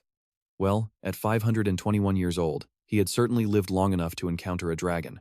The issue was that once an elemental senses a certain powerful aura, it will remember and recognize it forever. Watch closely, because Cale realized he couldn't possibly keep lying now that the mayor's elemental had already seen through his disguise. The old mayor clearly felt the dragon's powerful aura, so continuously denying it would only raise endless suspicion, leaving him completely out of options. After calculating his options, Cale waited for the doors to close before letting RAON reveal himself, leaving everyone in the room completely gasping in shock. Witnessing a genuine, living dragon made the mayor's knees buckle, while the other dark elves stood frozen, unable to even close their mouths. The mayor immediately dropped to his knees, bowing reverently at RAON's feet, leaving Cale completely speechless at the dramatic display. After letting them exchange a respectful greeting, Cale quickly urged the old mayor to stand up, but the elder stubbornly refused. The majestic dragon I met in the past told me that standing on 2 feet means you are preparing for battle. I definitely don't want to fight a dragon. You and I can see how terrified he is, making Cale wonder what kind of dragon this man had met. Based on his extreme reaction, he wasn't showing respect, he was downright terrified of dragons. RAON immediately commanded the mayor to stand up, and the old man hurriedly obeyed the dragon's orders. The little dragon winked at Cale, looking incredibly proud of himself. Once the others left to rest, Cale finally sat down to enjoy tea and snacks while chatting with the mayor. After learning that his name was Obante, Cale requested that the mayor keep the dragon's existence a strict secret. Of course, young master. I swear on my relationship with the elementals that I will keep this matter an absolute secret, Obante answered quickly, though Cale noticed the mayor still seemed incredibly tense around him. It was likely due to RAON's presence and Cale's casually close relationship with the dragon. Hearing Obante speak of the crown prince so casually, Cale suspected they were related. It seemed Albaru was secretly connected to someone of such a high status. Am I forbidden from telling Albaru as well? Obante asked, to which Cale firmly replied that he would handle that matter himself. I will certainly keep my promise. Anyway, I heard you have not received a detailed explanation about the item you are getting today. It is shaped like a bracelet, but before Obante could finish, Cale suddenly cut him off. Mayor, I do not care about what it looks like. More importantly, is it perfectly fine if multiple humans end up touching this bracelet? We have someone in our group who can perform the blessing of death. Until that item is officially delivered to me, I hope to receive that blessing every day. Therefore, 2 priests and I will participate in performing this ceremony. They will both need to touch it. If that is the reason, then I must thank you. It should be fine. Doing it this way makes it much less likely for Albaru to notice anything. Even in a dangerous situation, you will easily be able to avoid detection. Obante smiled warmly, knowing the crazy priestess would perform the god of death's blessing. Even though she has been excommunicated, the power of her divine blessing hasn't weakened in the slightest. In fact, her strength alone should be enough to counter the blessings of the sun god twins. After telling Obante to prepare the crafting carefully, Cale announced he would depart tomorrow as soon as the bracelet was finished. Obante suddenly hesitated, revealing that leaving so soon might be difficult. He asked if Cale was aware that twice a year, Dead mana literally erupts directly from the desert sands, and since there's no set schedule for this, you and I are left wondering what danger Cale will face next. Stick with me here, this disaster is coming in just 3 days. Understanding that the scent of dead mana isn't just a flowing liquid but also floats as a toxic gas, Cale feels quite concerned about its sheer danger. Even though Tasha is a dark elf who can easily fly across the desert right now, it is still far safer for everyone to leave in a week. Cale does some quick math and decides they will stay here for a week. A thrilled Obante immediately promises to personally serve as his tour guide. Suddenly, Cale glances over at the mysterious, fully hooded figure who has been sitting silently beside them this entire time, wondering who they really are. Ah, that child is currently learning how to craft by helping us make this magical bracelet, Obante explains. I had them come over specifically so I could introduce them to you. RAON and Cale whisper to each other, wondering how a human could possibly survive in this underground dark city. Suddenly, the mysterious hooded girl named Mary speaks up, saying she wants to go outside. I am extremely curious about the world out there. This sudden declaration from Mary leaves all the dark elves completely speechless. Despite everyone instantly warning her about how incredibly dangerous the outside world is, Mary stubbornly refuses to back down, causing Tasha to lose her temper completely and slam the table, instantly turning the room's atmosphere dead silent. RAON whispers softly into Cale's ear, deeply confused about why someone as powerful as Mary is forbidden from going outside. Now pay close attention. Mary falls completely silent, releasing a chilling aura that forces everyone to hold their breath. Then, right in front of their eyes, she pulls back her long sleeve, revealing an arm covered in thick black veins. She is 100% human, yet she possesses the attributes of the dark race, and even crafts items imbued with dark energy. This is her reality. Acquiring the dark attribute is nearly impossible for an ordinary human. But if this mysterious spider is actually a mage, this story is about to take a massive turn. She can create a new arm for RAON. Cale plots silently. I am Mary, 25 years old, she introduces herself. Tasha is deeply worried about Mary showing her scarred body to strangers, but she pauses for a second as she processes Mary's quiet self-introduction. When Obante asks if he knows anything about necromancers, Cale simply replies that he only knows what the public knows. In that case, I do not need to explain things from the absolute basics. During the season of Dead Mana, we venture onto the surface every single night to rescue fleeing humans and bring them here immediately. Most of the refugees running away into the land of death are already severely weakened and malnourished. That is because absorbing even a tiny fragment of dead mana can be absolutely fatal to them. But we cannot save everyone, as the rumors claim. And that is exactly how we first stumbled upon young Mary. It happened on the day with the absolute highest level of dead mana in recent years. They found Mary after she had absorbed an astronomical amount of dead mana, yet she miraculously survived. She remembers the pain, vividly feeling like every blood vessel in her body was about to explode. To survive that agonizing pain racking her entire body, she had to learn how to control that dead mana. So, given the choice of black magic or becoming a necromancer, I chose the necromancer. The pain vanished, and I feel nothing now. You and I are probably just as shocked as Cale to learn Mary is a woman, found as a girl in that toxic desert. Mary had to become a necromancer just to survive. But because the gods reject those who absorb such high amounts of dead mana, necromancers are normally cursed to live in agony for the rest of their days. But I have no past memories. I only remember my family members collapsing one by one, and me running blindly through the endless, red desert. The faces of my beloved family, or the outside world I once lived in, I cannot remember any of it. The only thing left is my mother's soft voice. Even though I have suffered in pain for 15 years, I was genuinely happy. I am still happy and incredibly grateful. I know humans despise necromancers and find these dark scars absolutely disgusting. I will simply stay out of everyone's sight so they never have to look at these ugly marks. I have prepared so much. I'm so curious about this world. Mary explains in one long, emotional breath. Suddenly, RAON jumps up on his feet, loudly declaring that Mary is incredibly cool and amazing for surviving such a harsh fate. But if a weak human, who isn't even as strong as one of my tiny claws, claims she won't get hurt, yet returns covered in wounds, I will flatten this entire desert. RAON's fiery, protective threat makes even Cale break a small sweat. Of course, Mary wouldn't want her precious people getting hurt either.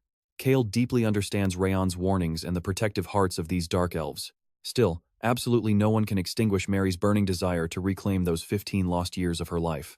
I will not leave this city until you agree, and I promise to return within a year without ever getting caught by anyone. Mary insists. But Obante simply waves his hand, suggesting they continue this heavy discussion at a later time. The mayor asks to contact the young master once the toxic dead mana clears, offering him a warm place to rest. Trust me, you'll want to see what happens next. Stick with me, as Cale strikes a deal with Obante, who has Tasha guide him. Shortly after, Cale secretly goes back to meet Mary, asking her to help create a new left arm. To his surprise, she agrees to do it right away without asking for a single coin in return. Mary, if you go to the human world, what is it that you want to see? Cale asks curiously. I really don't know. Since I have no memories and only read stories in books, I cannot even begin to imagine what the human world actually looks like, Mary replies. So I suppose I must see it with my own eyes first to find what I truly want. Mary quietly answers, and Cale completely understands her sentiment. It is a vague desire not wanting to see or do anything in particular, but simply wanting to be free. To her, this underground city is just a cave, so she knows nothing and desires nothing at all. Knowing that the one who understands Mary's thoughts the most is RAON, who keeps praising her, Cale chuckles quietly to himself. Is the kid trying to hint that he wants Mary to come along? 2 days later, Cale brings Mary to see RAON and Crocs. He introduces her as the person who will create RAON's left arm, leaving the old man completely shocked. Now, pay attention here. Cale really loves free stuff, money, and backstabbing, but he is definitely no cheap scammer. To avoid owing Mary anything, Cale offers to provide her with a place to stay for an entire year and a half. Seeing Mary stand there completely frozen in place, not understanding his point, Cale simply clarifies that he will provide her with a place to live until winter arrives. However, compared to the normal towns where regular humans live, this place is quite different. It is not a bustling village or a city where everyone crowds together, but she will still be able to enjoy the true, raw beauty of nature there. That is because she will be staying in the Forest of Darkness, a monster-filled territory, though the scenery there is actually quite stunning. All of these crazy preparations Cale is making are just to go against the secret organization, and he keeps pushing forward since they can never catch him. And 6 months from now, if you encounter the Church of the Sun God, I will at least make sure you survive and help you escape once. Hearing Cale say this immediately fills Mary with absolute excitement. Meanwhile, the owner of this inn is a 70-year-old man. As expected, this old man was also rescued from the desert by the Dark Elves. After Tasha left, the old man basically became Mary's family. Now, Cale plans to let Mary try using a dragon's dead mana to see what happens. You and I both know Mary is already as strong as Rosalind, but she needs to be even stronger to avoid those annoying priests from the Sun God Church. Since she is making a new arm for RAON, Cale believes this is the least he can do for her, Cale tells himself. When RAON hears about the dragon's dead mana, he gets incredibly agitated because it is extremely precious. But seeing Cale wave his hand casually as if it is nothing important, RAON can only calm down and sit quietly, feeling a bit guilty that this is all his fault. Mary then speaks up, saying she plans to make the arm first as requested. Your muscles have already developed in a very unusual way, Mary notes. Looking at your right arm and your body balance, it seems you used your left arm in a similar manner. I think this arm must be crafted with meticulous care, and it would be best for you to test it out so we can adjust it along the way, Mary explains. Knowing that it will take about a month or two, Cale suggests that she can work on it at the inn up on the surface. Since RAON is working at the inn above, Cale suggests this. However, Mary finds it a bit difficult. This makes me a bit anxious because I cannot cause any trouble for you. But since you have such incredibly powerful forces by your side, it probably won't be a problem. Mary replies hesitantly, while RAON immediately starts showing off. He proudly raises his voice, boasting that if anything happens, he will just beat everyone up, leaving Cale sweating at his absolute nonsense. Mary asks for time to think it over. Cale nods, reminding her to make a quick decision before they depart, so she can pack up her things and join them. He also invites her to try the lemonade made by Crocs. Shortly after, RAON pulls Cale aside to quietly ask about Mary's true identity.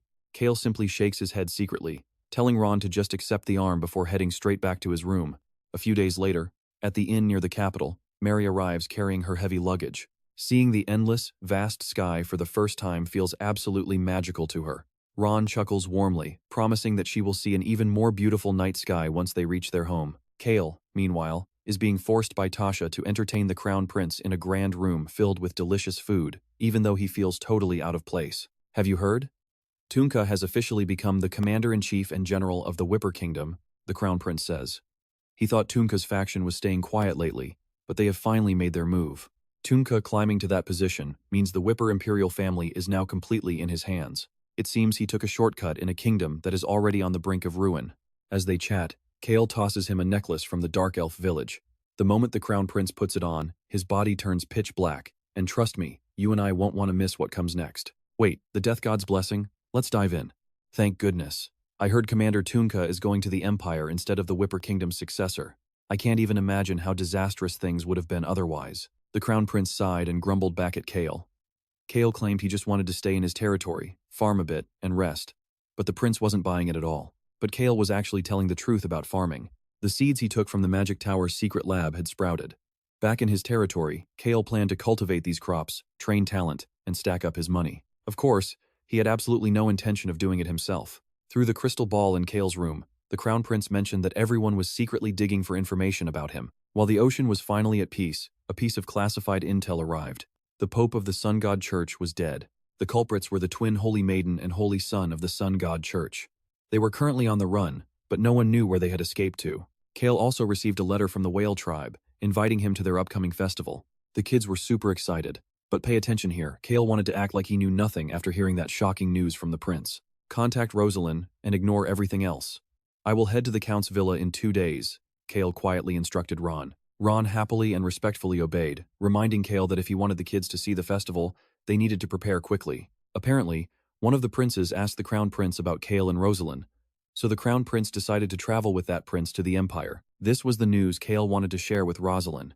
She guessed it was the 4th prince, which left Cale utterly confused. When he was little, he whined and cried about everything, so I ended up scolding him quite a lot back then. Being a prince, he might not have known any better, but it's not like anyone asked me to babysit him. The world doesn't just bow down to a prince's whiny tantrums. So, I simply taught him a little lesson about how reality actually works. Rosalind's chuckling made Cale feel a bit uneasy. It felt like she had nothing but pure contempt for that prince. Even the way she said the word entertain sounded downright terrifying to him. Just then, the doorbell rang, and Mary and On walked in. Hong excitedly announced that he and Mary had stumbled upon something incredibly awesome. You and I probably expected some weird rocks or leaves, right? But Cale never expected Hong to find actual bones. We found a place containing around 200 corpses, Mary explained. Most were buried immediately after death, so the bones are perfectly preserved. They've likely been there for about 2 years at most. We can make a highly accurate deduction by comparing the bone joints. It looks like a massive clash occurred between various land monsters, flying monsters, and other small monster races. While Mary explained, Hong stood nearby, constantly begging Cale to let Mary use some of those bones. Even after restoring and assembling the broken parts, they still seem incredibly sturdy, Mary added. There are about 70 of them. Though fewer than the land monsters, they seem to be mutant beasts smaller than wyverns. Listening to Mary's detailed description, a sudden idea popped into Cale's head. If they had to fight the Northern Wyvern Knights Brigade using only fire and magic, they would have to worry about taking massive casualties on their side. But now, that might not even be necessary. Cale smirked, hearing Mary firmly promise to repay him whenever she got the chance. Cale agreed to let her take the monster bones back to his territory to practice, on one condition: she must return them. Rosalind sat nearby, completely baffled by this bizarre transaction. But Cale asked, Mary, if these are flying monster corpses, can they still take to the skies? Yes, but since this is my first time using flying monster bones, I need to test it out first, Mary replied. She agreed. Cale calculated that if everything went according to plan, this would serve as an incredibly effective weapon to counter the formidable Northern Wyvern Knights Brigade, an army of flying skeleton beasts. Just thinking about the name made Cale feel incredibly hyped. Mary, once you master controlling the flying monsters, let me know. Cale quietly instructed before sending her, On, and Hong on their way.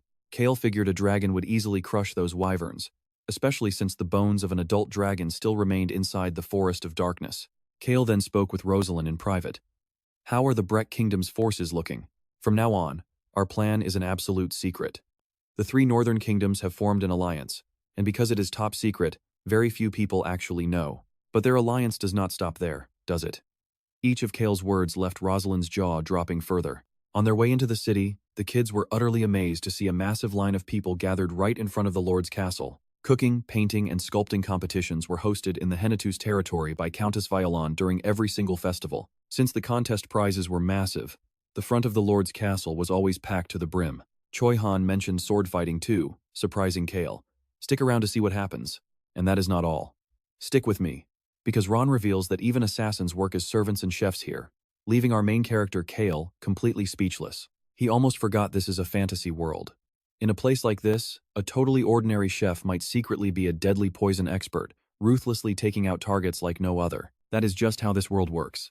Back home, Cale video calls the Crown Prince, letting out a tired sigh since he has to look at that annoying, exhausted face of his every single day. Your Highness, have the 3 northern kingdoms formed an alliance? Cale asks. Albaru chuckles. So you were just pretending to be completely clueless this whole time? That is why you helped me secure the coastal base and recruit those mages. So, what do you think our next move should be? The Crown Prince asks with a playful smirk. Actually, Lady Rosalind is going to meet her younger brother soon. She is my trusted ally. Cale adds, Make sure to keep this a secret from the others. Since Cale already knows about the fourth prince's arrival, the Crown Prince confirms he is coming with 3 royal escort knights, heading straight towards the Henituse territory. I leave the Empire tomorrow, so plan around that schedule. Cale silently calculates that, at the very latest, they will arrive in about a month. Still, he cannot help but wonder if his father knows that Rosalind was actually a princess. As he gets lost in thought, the Crown Prince's voice suddenly cuts in. Young Master Cale, do you want to hear something incredibly funny? Do you know how the Pope of the Sun God Church ended up losing his life? Right after the Emperor declared the festival open, the Pope gave a congratulatory speech, since it was a sacred event tied to the Sun God. The Pope was standing at a podium right in front of the Grand Sun God Temple in the Empire's capital, but that podium suddenly got blown sky high, just like our little incident. Cale freezes, instantly realizing this was a massive explosion. Trust me, the plot is really thickening here. It is the exact same magic bomb terror attack that hit the capital before. Since Crown Prince Alberu said our, he has to be referring to that disaster. Cale thinks about the Sun God twins, the black-robed villains, and the magic bombs. The sheer destructive power matches what he witnessed back in the capital. Doesn't that sound crazy? Luckily, I survived thanks to a mage's barrier, but the crowd of believers standing in front became a complete and utter disaster, which means the Pope was not the only casualty. I am going to track down the organization behind this and make them pay. After all, they previously planned to do the exact same thing to our entire kingdom. Even though the perpetrator this time is a different mage instead of that previous guy, I am still absolutely determined to capture this new mage and deliver some serious justice. The Crown Prince clenches his fist in pure rage, growling with frustration. Cale, sweating bullets, interrupts to mention that the mage kicked the bucket ages ago, leaving Alberu completely speechless. This whole situation is a tangled mess of cause and effect. The Sun God twins, and now these magic bombs. It is highly frustrating, but Cale knows he cannot just send his companions to investigate. As he worries, the Crown Prince wraps up the call. Before hanging up, the Crown Prince leaves a final warning. You and I know Cale hates trouble, but he must contact Alberu the moment the fourth prince arrives. The fourth prince is a very polite and elegant gentleman. You two should have a nice chat. Hearing this leaves Cale completely bewildered, since it contradicts everything Rosalind previously told him about her brother. The next day, Cale explains currency to Gashan while handing out some pocket money to the kids. Seeing their bright, joyful smiles makes the whole gesture totally worth it. Soon, detailed reports about powerful knight captains, skilled archers, and deadly assassins are piled high on Cale's desk. With this many experts, he could easily form a highly capable combat division. Imagine the sheer shock on the enemy's faces when a flying skeleton brigade and this elite combat force suddenly show up. Cale chuckles, reviewing the profiles. To make things better, RAON reveals that their top 3 recruits are as strong as Vice Captain Hillsman, making Cale incredibly pleased. Realizing the Henituse territory is becoming a real powerhouse, Cale and RAON lock eyes with a deep, knowing understanding. They let out a pair of highly suspicious smiles, leaving poor Hans absolutely clueless. With the terrifying threat of the Northern Alliance looming, Count Daruth has been busy reinforcing the castle walls while rapidly upgrading the overall training and quality of the local military forces. Naturally, his father is pouring absolute mountains of gold into these defense projects. Yet, Cale still feels it is not quite enough. But as he sits there worrying, a dramatic, pathetic wailing echoes from right outside, shattering the quiet atmosphere. An old painter is crying out, dramatically blaming his own lack of talent amidst scattered papers and brushes, leaving a highly confused Cale to simply watch, especially since the old man's artwork actually looks incredibly beautiful. Right now, the art festival's preliminaries are underway, with a second round of evaluation coming up to decide the grand champion. Currently, the artists who advanced are busy sketching the Rocky Mountains and the massive stone quarry located directly behind the Lord's castle. That dramatic old artist is secretly a master archer with an incredibly sensitive personality. He settled here 3 months ago. Trust me, you and I need to watch him closely, especially since he lives right next to the slum's white tree. That iconic tree is his ultimate source of inspiration. Let's jump into a wild story. Choi Han stands by, watching an eccentric old artist tearing his hair out and screaming about his latest epic inspiration, the legendary indestructible shield from the man-eating tree in the slums where Cale obtained his first ancient power. See, that tree only reacted to him because he actually possesses the legendary indestructible shield. If Cale visited him, the old man might witness the tree shaking and reacting directly to his presence. Cale worried he would end up as the old artist's next muse. Talk about bad luck, he decided to ignore him completely. Then, RAON delivered some shocking news. The sculptor actually failed the preliminaries, leaving Cale totally and utterly dumbfounded. With no other option, Cale headed out to see the chef instead, and the two quickly crossed paths. Cale offered a respectful bow to the head chef, who was once his mother's teacher, and now mentored his little sister. Standing nearby, little Lily flinched, almost blowing her cover of secret sword training by accidentally calling the chef master. Yet, Cale remained completely unfazed by her sudden slip of the tongue, leaving the young girl totally confused by his calm reaction. This chef, Edro, was actually the former captain of a famous knight brigade. Specifically, he led the knights for a noble family that had fallen from grace. When Countess Violon decided to throw herself into the brutal business world, Edro abandoned his knighthood to protect her. He worked as her guild's mercenary bodyguard, eventually following her all the way here to the Henituse territory. Once Violon married and officially became the countess, he finally transitioned into a chef. Cooking was his lifelong dream, so he settled down, and Count de Ruth even built this very restaurant just for him. He taught Violon swordsmanship in her youth, and now he is Lily's master. Smiling, Cale politely mentioned how excited he was to finally try his legendary cooking here. Edro quickly escorted Cale to a private room. Glancing back at Ron, he muttered about the butler's sly nature, making Ron chuckle softly. "We snuck out without the Countess knowing, so please keep today's little visit a secret. The young master came both for Lady Lily and to meet you, the loyal man who served his mother in the past. He simply wanted to learn more about his mother's past," Ron explained.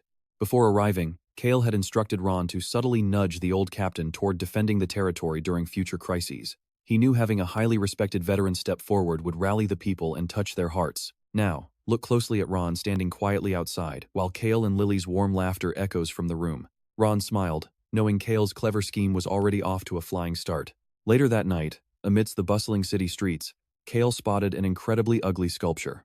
Honestly, whoever carved this monstrosity must be a bizarre kind of genius. When Cale offered to buy it, the middle-aged vendor grinned ear to ear, thrilled that someone finally appreciated her unique artistic vision. If she was putting on an act, her performance was absolutely flawless. She had to be either an assassin or a spy, though reports confirmed she was not a spy. You and I both knew she was dangerous, and Cale did too. He tossed her a gold coin and lowered his hood, leaving her completely stunned as she gasped out, "Young master." After paying her, Cale handed the reins over to Ron, knowing an assassin speaks another assassin's language best. This woman was actually Frisia, the fugitive assassin sculptor. Just like that, another deadly pawn fell right into Cale's masterful trap. If he was going to assemble a stealthy shadow squad, he might as well do it right. Cale smirked, walking away. 3 weeks later, however, he was quietly munching cookies while being tortured by the relentless sobbing of Prince Pen, Rosalind's dramatic younger brother. Even Rosalind had no clue how to handle her brother, who kept weeping and whining in her ear out of pity for her living in such a barren, rocky wasteland. Cale stared hard but could not find a single trace of the elegant dignity Crown Prince Alberu had praised about Brett Kingdom's fourth prince. As Pen chatted with Alberu via the videosphere about staying a few days before heading out, Cale kept staring, highly skeptical of this supposedly polite and sophisticated prince's true nature. Sure, the guy looked somewhat decent now, but Cale still could not detect any of that legendary royal refinement. Honestly, the kid acted more like a wild, hyperactive puppy than a refined gentleman.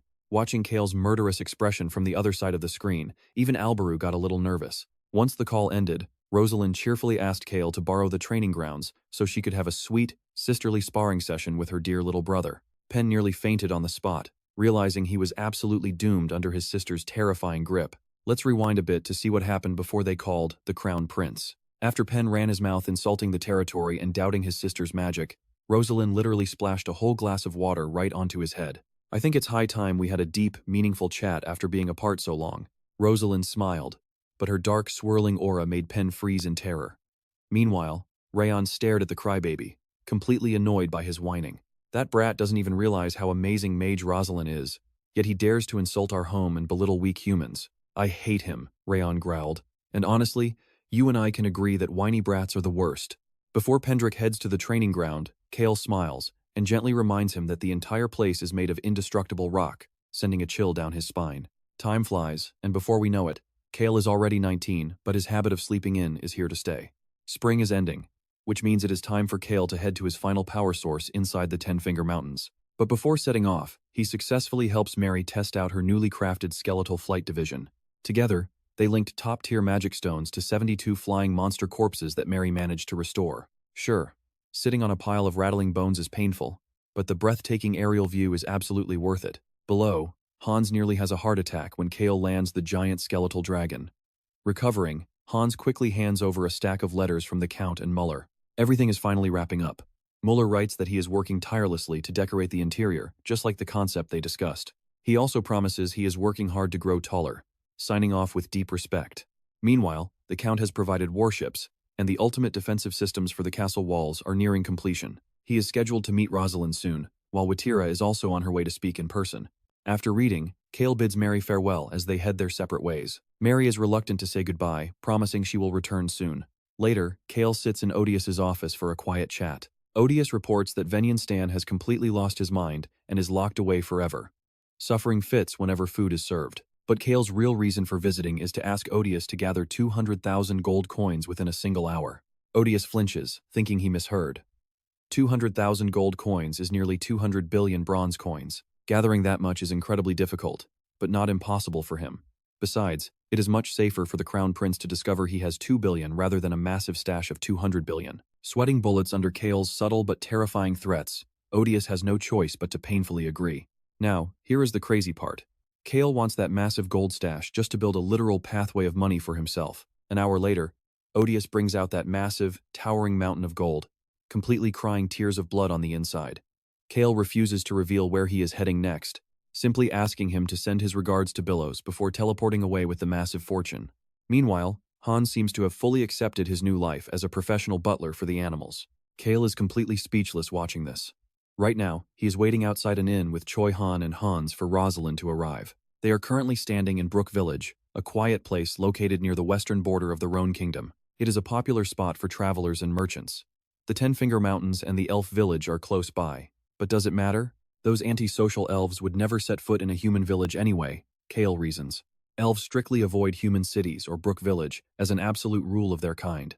The only time they would ever leave their mountains is if their entire village was on the verge of total destruction. Knowing this, Cale feels completely safe from running into them, ready to enjoy his food in peace. But you and I both know things never go as planned. The second he walks in, he spots a group of suspicious people in black. Seeing them eating nothing but leaves and grass instantly makes Cale highly uneasy. Suddenly, one of them turns pale, begins shaking violently, and leaps up to look around, making Cale worry that this guy might have sensed the dragon aura. RAON, fly around the restaurant quietly, make sure no one sees you, and pretend we do not know each other. Cale quietly whispers to RAON, telling the little dragon to fly away. Luckily, this place is packed, so RAON flying in circles near the ceiling while invisible should keep them perfectly safe. Meanwhile, the suspicious man in black grows increasingly pale and anxious, while Cale tenses up, doing his best to act completely innocent. But RAON is still happily fluttering around. Compared to normal elves, the sensitivity of a dark elf is practically nothing. For real elves, just a tiny flick of RAON's tail would make them collapse in awe. If they actually met him, Cale cannot even imagine the sheer, terrifying chaos that would unfold. He desperately hopes this secret never gets exposed. The pale man in black stumbles forward with a completely dazed and exhausted expression, looking exactly like a drunkard, which sends Cale's stress levels straight through the roof. Meanwhile, under his master's orders, RAON keeps spinning around in the air until he is dizzy. Suddenly, Hans calls out loudly, giving Cale a massive fright, asking if staying on the third floor for better rooms is acceptable. Sweating buckets, Cale forces a weak smile, agrees, and immediately turns toward the stairs. RAON, seeing him head off alone, panics. The dragon tries to follow, but Cale stops him using telepathy, forcing his own legs to climb the stairs faster and faster. Suddenly, a chilling voice rings out from right behind him, making him freeze. You and I both know a terrifying confrontation is brewing. But wait, let's pause for a second because our main character isn't alone. He still has Choi Han right by his side, so the entire group turns to stare intensely at the strange man standing behind them. Alright, you and I are jumping right into the action as Cale curiously asks who this stranger is, immediately recognizing the guy's companion as Pendrick from the distinct mark near his eye. The mysterious man in black only stammers, asking if Cale believes in mana might sound weird. But that sudden question leaves our main character completely frozen, utterly speechless and not knowing how to respond. As for this bizarre stranger, he instantly senses a powerful dragon aura lingering in the air. Though the idea of a legendary dragon casually loitering around here makes absolutely no sense to him, he is certain a dragon is actively masking its presence. After all, dragons are terrifying beings. Yet, the refreshing sense of wind and lush forest and flowing water radiating from Cale are far too pure for any mere human to possess all at once. Suspicion grows, but when Cale bluntly replies that he does not believe in mana at all, the stranger is completely caught off guard by the unexpected answer. Since you have set things up this way, I will gladly follow your grand design. The man in black responds with a weirdly mysterious tone, leaving Cale feeling deeply perplexed. Realizing this guy is treating him like some legendary dragon, Cale plays dumb, quickly saying his goodbyes and escaping before his racing heart gives him away. After apologizing and leaving, The man urgently commands Pendrick to hurry back to their village to gather more strength. On Ten-Finger Mountain, the devastating fire of destruction has already ignited on the third peak. This blazing liquid looks like a mix of fire and lava, and within 2 weeks, it will melt half of the entire peak. Now, watch closely. Because unless an elf claims the ancient power to control the fire elementals, absolutely no one can stop this catastrophic blaze from devouring everything. Ordinary people would never figure out the secret to claiming this legendary ancient power. Only someone who read the novel The Birth of a Hero knows the exact method to claim it. Cale confidently smiles and immediately tosses cold silver coins straight into the lava with pure excitement. It has been way too long since he last smelled the sweet scent of cold hard cash. Naturally, his mood instantly skyrockets. It turns out the original owner of this ancient power was completely obsessed with money. Cale relentlessly dumps his entire fortune directly into the bubbling lava, creating a dazzling river of molten silver. With 200,000 silver coins gifted by the Crown Prince, Cale can throw away cash to his heart's content. The original elf could never unlock the fire's full potential, abandoning it completely because he mistakenly believed the power was entirely useless. But Cale knows better. The more money he feeds this hungry flame, the more its true, terrifying power will manifest. If that elf knew how insanely powerful this fire actually was, he would be crying tears of regret. Just then, a golden pig emerges from the sea of flames. Seeing Cale throw money around like absolute garbage makes the greedy creature incredibly happy, promptly deciding that Cale has the sheer ambition required to inherit this legendary power. You and I both know Cale loves being enabled, so he keeps throwing money, making the pig grin widely. It admits it hesitated only because it sensed its best friend's power within him. Clearly, absolutely none of the legendary people who possessed these ancient powers were ever normal. As the pig speaks, Cale realizes this beast is close friends with the thief, leaving the wind elemental utterly dumbfounded. Cale gets slightly annoyed at being called weird, but honestly, who cares? Getting a legendary ability that can incinerate absolutely anything makes him more than satisfied with the outcome. Wait a minute, you live in the kingdom of boulders but do not possess any stone power? Since you cleared my ancient grudge, I will share a secret. There is actually one more thing besides money that I can never destroy, and that is stone.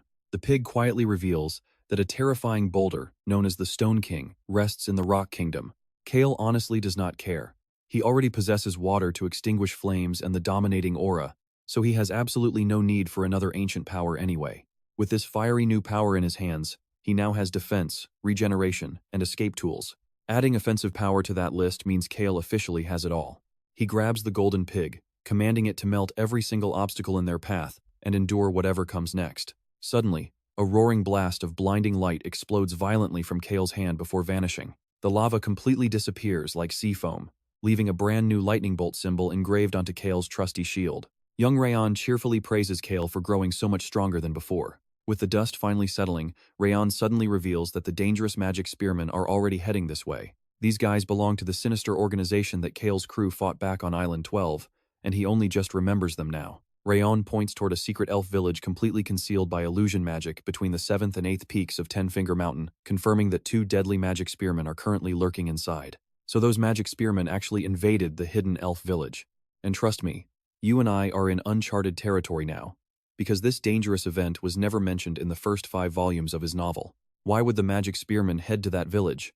Stick with me, because now we know exactly who the elves are fighting. As Cale is deep in thought, RAON suddenly announces that the guy they met last time has arrived, then instantly flies off to hide, leaving Cale completely baffled and utterly alone. That guy is none other than Healer Pendrick, who has just spotted Cale standing right there. He recalls the words of the man in black, warning that Cale is a dangerous figure, best left completely unknown. As Pendrick hesitates, unsure if he should approach and greet Cale, our main character turns around and speaks first. Owen whispers in Cale's ear, revealing that Pendrick is the elf standing behind the one who approached them at the inn. Cale did not even need Owen's whisper to recognize him. He calmly tells Pendrick that they met at the inn, distinctly remembering their direct eye contact. Pendrick steps forward to greet Cale, but to his utter surprise, Cale coldly turns his back and walks away. He acts tough on the outside, but inside, Cale is actually panicking that the elf might see right through his secrets. So, walking away now is his best bet. But then, Pendrick bluntly asks if Cale has acquired an ancient power. This direct question catches Cale off guard, but he has no choice but to nod and confirm it. Based on the current situation, Pendrick stubbornly follows Cale, asking incredibly awkward questions one after another, which makes the poor guy break out into a heavy, nervous sweat. He asks if he can borrow that ancient power, and this hesitancy successfully gets Cale to stop in his tracks and turn around to look at him. At that moment, Pendrick pulls back his hood, revealing a remarkably pale yet undeniably handsome elven face. He is an elf who cannot communicate with elementals, forcing him to live in despair his entire life. I am an elf from the elf village. A secret organization has attacked us to steal a branch of the world tree. Pendrick's words surprise Cale.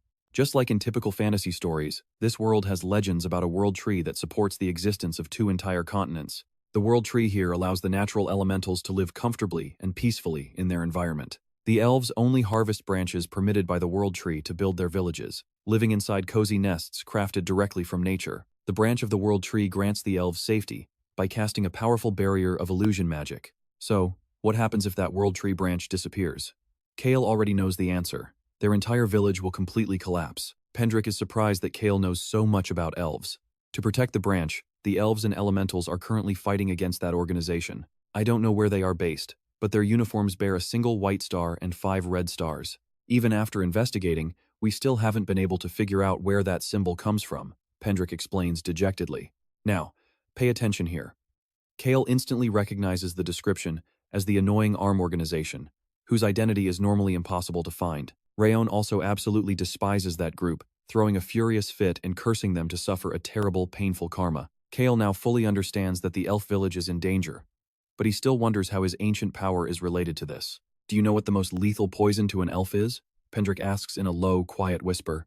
Of course, Cale knows exactly what it is. It is the primary reason why elves and dark elves do not get along. While highly beneficial to dark elves, dead mana is a lethal poison to regular elves.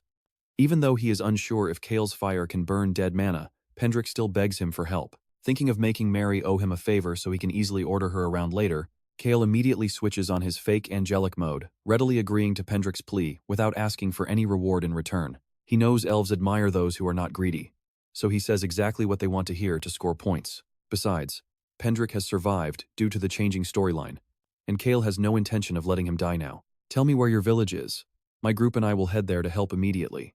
After all, that organization is likely full of people I have already crossed paths with before. You and I both know Cale loves a good fight. That very evening, his fully disguised crew charges in, swords flashing, beating the arm invaders to a bloody pulp. He unleashes a sudden attack. The enemies scream in rage, demanding to know who these meddlesome bastards are, but Cale would never tell. Even the usually cold Choi Han can't help but smirk now. Choi Han proudly claims they are a secret organization, sending a mild shiver down Cale's spine. Our group successfully triggers the enemy's absolute fury. Getting into their battle stances, they are ready to teach these fools a painful, unforgettable lesson. Among the enemies we face is a young guy named Balbud. If we had to describe him, he is nothing more than a mere kid. The middle-aged swordsman accompanying him is desperately trying to protect the boy. The moment they see the whites of Balbud's eyes, all the wolves in the village go completely wild. That must be his special talent. Balbud is indeed a very tricky opponent, using the surrounding animals to spread his deadly dead mana. Dead mana is fatal to elves, who are too busy dodging it to fight back. Trust me, we're about to see Cale change the game. Alright, let's dive into a moment where Pendrick warns that despite being weaker than the spearman, the tamer boy is uniquely dangerous. His ability allows him to either make friends with wild beasts and have them fight, or completely strip away their minds, turning them into mindless zombies. And once these beasts lose their free will, they are controlled as if they were already dead. Once the tamer retracts his control, the beasts, unable to survive on their own, begin to mutate and slowly die off. Meanwhile, Cale and RAON have already suited up in matching black gear from head to toe, ready to head to the battlefield. And just like that, hidden inside the thick fog, Cale's team fights with all their might against the enemy group. But the enemies are completely crushed by Cale's squad, including the wolf boy. Throwing his blood-stained gloves aside, Locke stares blankly at Cale's retreating figure in awe. Now, pay attention here. They realize he is not a dragon, but a savior protecting them from the secret organization's deadly magic bombs. I heard about him during my investigation, and the people traveling by his side are definitely not ordinary either. Just where did he find these incredibly powerful people with immeasurable skills? The wolf boy wonders. Facing the fierce tamer boy head-on, Cale remains incredibly calm and completely unfazed. Despite having immense power, Cale does not use dark magic, but unleashes pure fire instead, leaving Pendrick completely wide-eyed. That destructive firestorm erupts violently, burning through the sky with a blinding light right after a thunderous explosion roars across the battlefield. Suddenly, Cale recoils backward, coughing up blood in agonizing pain, having never expected the backlash to be this intense. Worried voices echo all around him. Cale, is that RAON crying? But the sudden wave of pain is just too much to bear. It hurts so much. Ever since arriving in this fantasy world, this is the first time I have felt such agonizing pain. Choi Han quickly rushes to support him. Young Master Cale, Suddenly, a cold voice interrupts. Stop. Ron steps forward, warning that one wrong move will cause the blood to backflow. What if it blocks his airway? Choi Han remains deeply worried, but Cale wipes his blood away, trying to reassure them. I am fine, Cale wheezes. More importantly, you must hurry. And, cough, cough. Choi Han panics even more at the sight. But Cale already knows the answer to why his blood won't stop dripping. You might be thinking the same thing I did. Cale's heart power is healing him, but his stomach is burning like he has been starving for ages. I am so hungry, Cale tries to urge them. Simple as that. But On steps forward, crying out in worry. What are you saying? We should take care of your body first. Cale is in too much pain to speak, thinking to himself, no, I am trying to tell you to go get me some bread. I am starving. I am hungry. Suddenly, a desperate shriek echoes from behind as the tamer stares in horror at his severe burns. My skin, my precious skin. As the flames rage on, Cale quietly explains his actions to Choi Han. I obtained a new ancient power and wanted to test it. That is why I signaled everyone to back away earlier. Behind Cale, the tamer continues to scream in agony. It hurts so much, I am going to murder all of you. His protector teleports him away from the raging fire. But the tamer continues to curse, swearing to kill everyone. Ron is shocked, wondering how they could use teleportation in such a short time. They are not dead yet, but their bodies look deformed. Cale reminds Choi Han, what are you waiting for? Simple as that. Go take care of those tamed beasts. Are you going to leave those innocent animals like that? Choi Han recalls Cale doing the same during the Capital Terror incident. He is someone who always saves others even when he is severely hurt, staying by their side despite being covered in blood. Even when exhausted and in pain, he still pushes himself. Choi Han wonders bitterly, what is the point of having great power, if using it always leaves him injured like this? Wouldn't it be better to? Then Cale urges him to hurry. Choi Han still hesitates. But young master, Cale places his hand on Choi Han's shoulder, saying he is counting on him. Cale wanted to send On, but Ron acts strange, crying out about the blood. Choi Han finally agrees, promising he will return quickly. Cale nods, telling them to go. He orders the others, Ron and Locke, to go help Choi Han. Both of them leave immediately. Cale knows Ron's new left arm was specially crafted by Mary, the necromancer. Because it is artificial, it can safely absorb dead mana. Cale calculates, no matter how tired he is, he cannot give up on making a profit. He can sell this precious dead mana to the Dark Elves and the Crown Prince for a fortune. Hearing a meow, Cale gently pats his cats. I am fine, do not worry, Cale says, peering through the raging flames. We need to catch up to them quickly. But is the fire of destruction always this powerful? Not bad at all. It was definitely worth the 2 billion spent. Just as Cale prepares to leave, dizziness hits him and his body collapses. RAON screams out in panic, weak human. Supporting his back, the weeping dragon cries out, you cannot fall down, Cale. Pendrick quickly channels his healing power into him in panic. Young master, are you okay? Cale nods, saying he is fine, but trust me, you and I are about to see Pendrick gasp in sudden shock. All right, let's dive into this wild scene. Cale feels something touching his back and mutters in confusion, realizing it is actually a dragon. Cale calmly speaks up.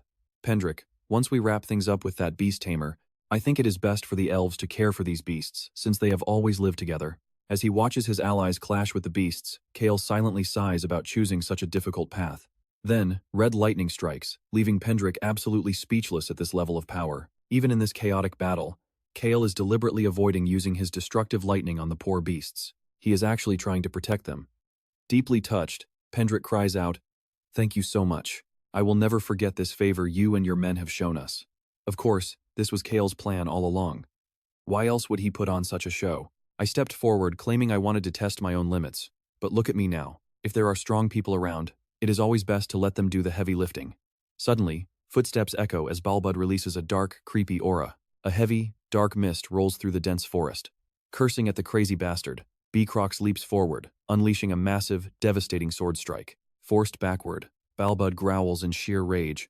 It is all because of you, Cale. Now pay attention, because RAON coldly declares, I will kill you, as lightning strikes Balbud, leaving him shocked that he is facing a mage's. RAON casually mutters, weak human, my patience has run out, so do not expect me to reveal my true form as you requested, but do not watch what I am about to do next. It might be too intense.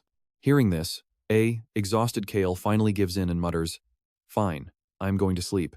Violent dark energy completely traps Balbud as he screams in despair, questioning if this is the protection of a high-ranking being. Meanwhile, Cale's eyes grow heavy as his entire body collapses. Even as he passes out, his only thought is that the second he wakes up, he needs to eat some bread. A voice keeps counting down inside Cale's head, whispering, 3, 2, 1, human. I am going to start counting from 100 again. You must wake up before I hit 0, or I will destroy this entire continent. Slowly, his eyes flutter open to that very same voice. 98, 97, 96. Cale finally remembers. Right, he passed out. Was he stuck here the entire time he was asleep? The countdown reaches 59 when Cale finally moves, making RAON scream with absolute joy and tears. I know what you are thinking. 3 days is a long nap. RAON cries out that Cale was out for 3 days straight, leaving our hero completely shocked. RAON grumpily tells him that he can summon plenty of lightning, so Cale should never overexert himself like that again if he is so weak. Right on cue, RAON returns, calling out to young Master Cale as all his loyal allies quickly gather around his bed. You are finally awake.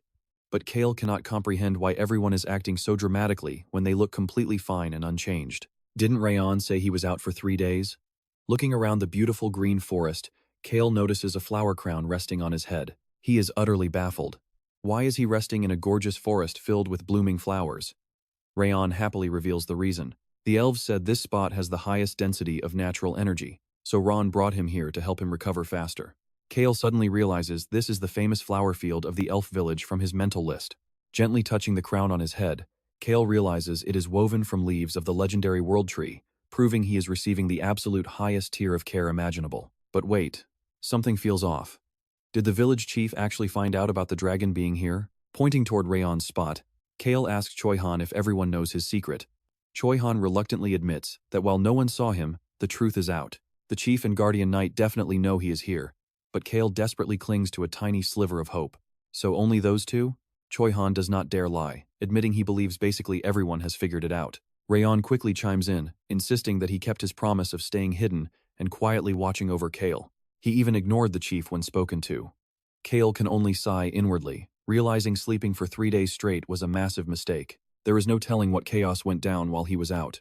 Cale quickly asks if his allies are completely unhurt. RAON smiles gently and reassures him that everyone is perfectly fine. Letting out a soft sigh, Cale is glad to hear it.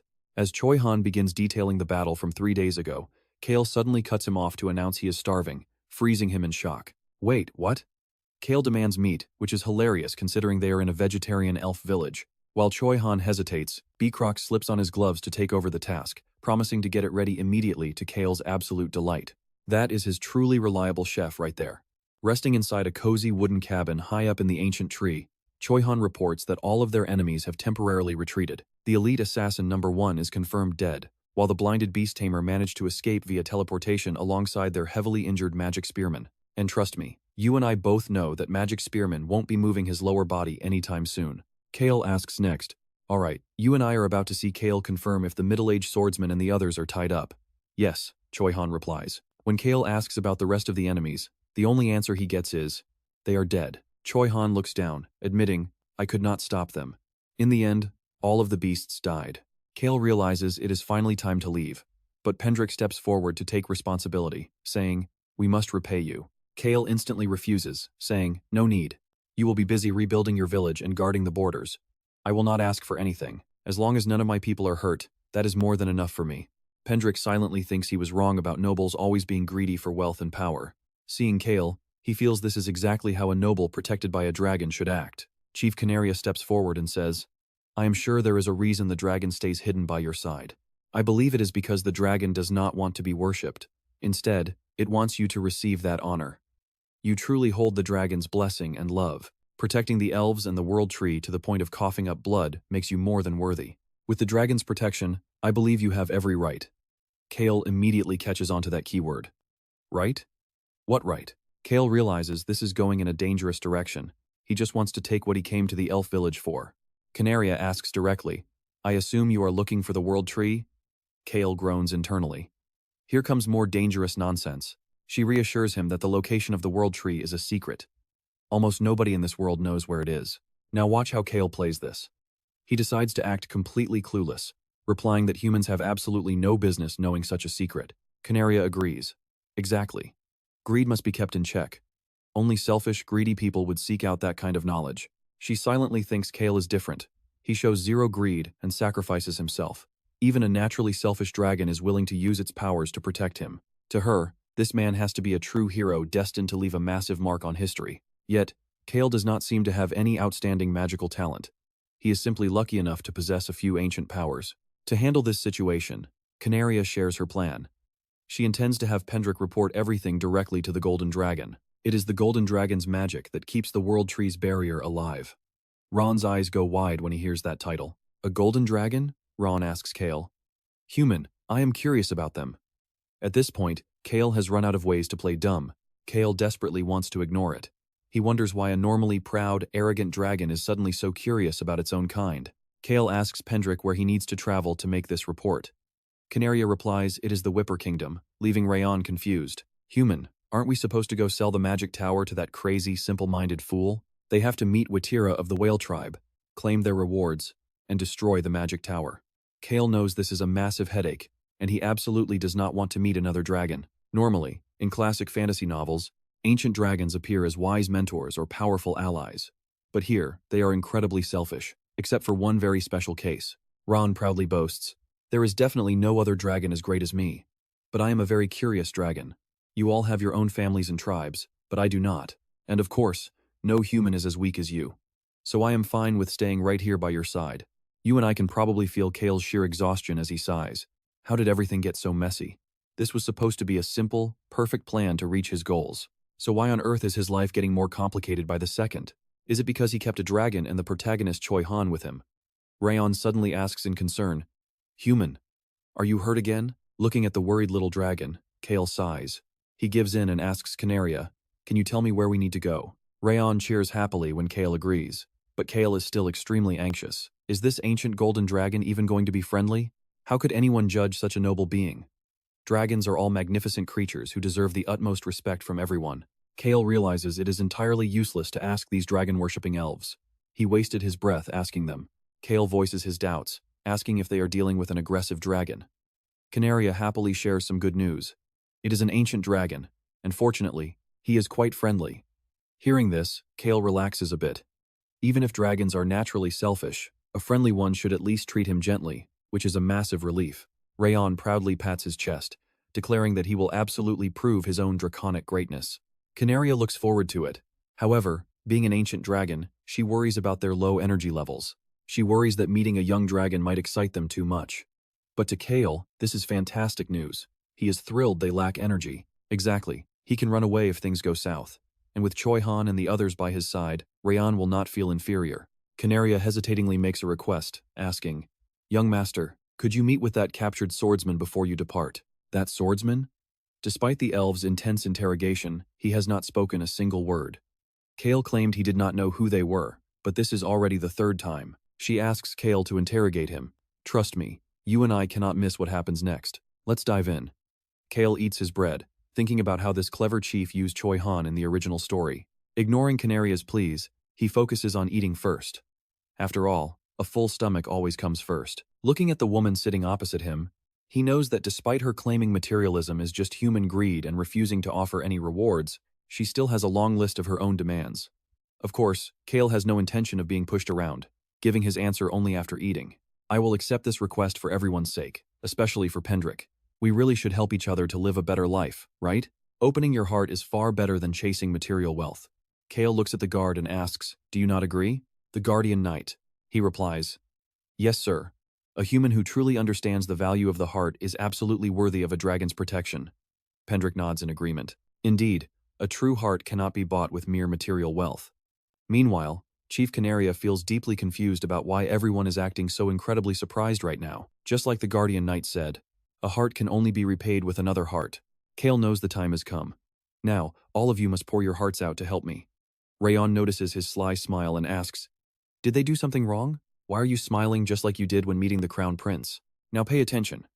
Cale declares that since they need help, it is only natural to dive right into the work. Cale thinks to himself that when he first heard about the interrogation, he expected the elves to just ask simple questions. This place was never mentioned in the novel, The Birth of a Hero.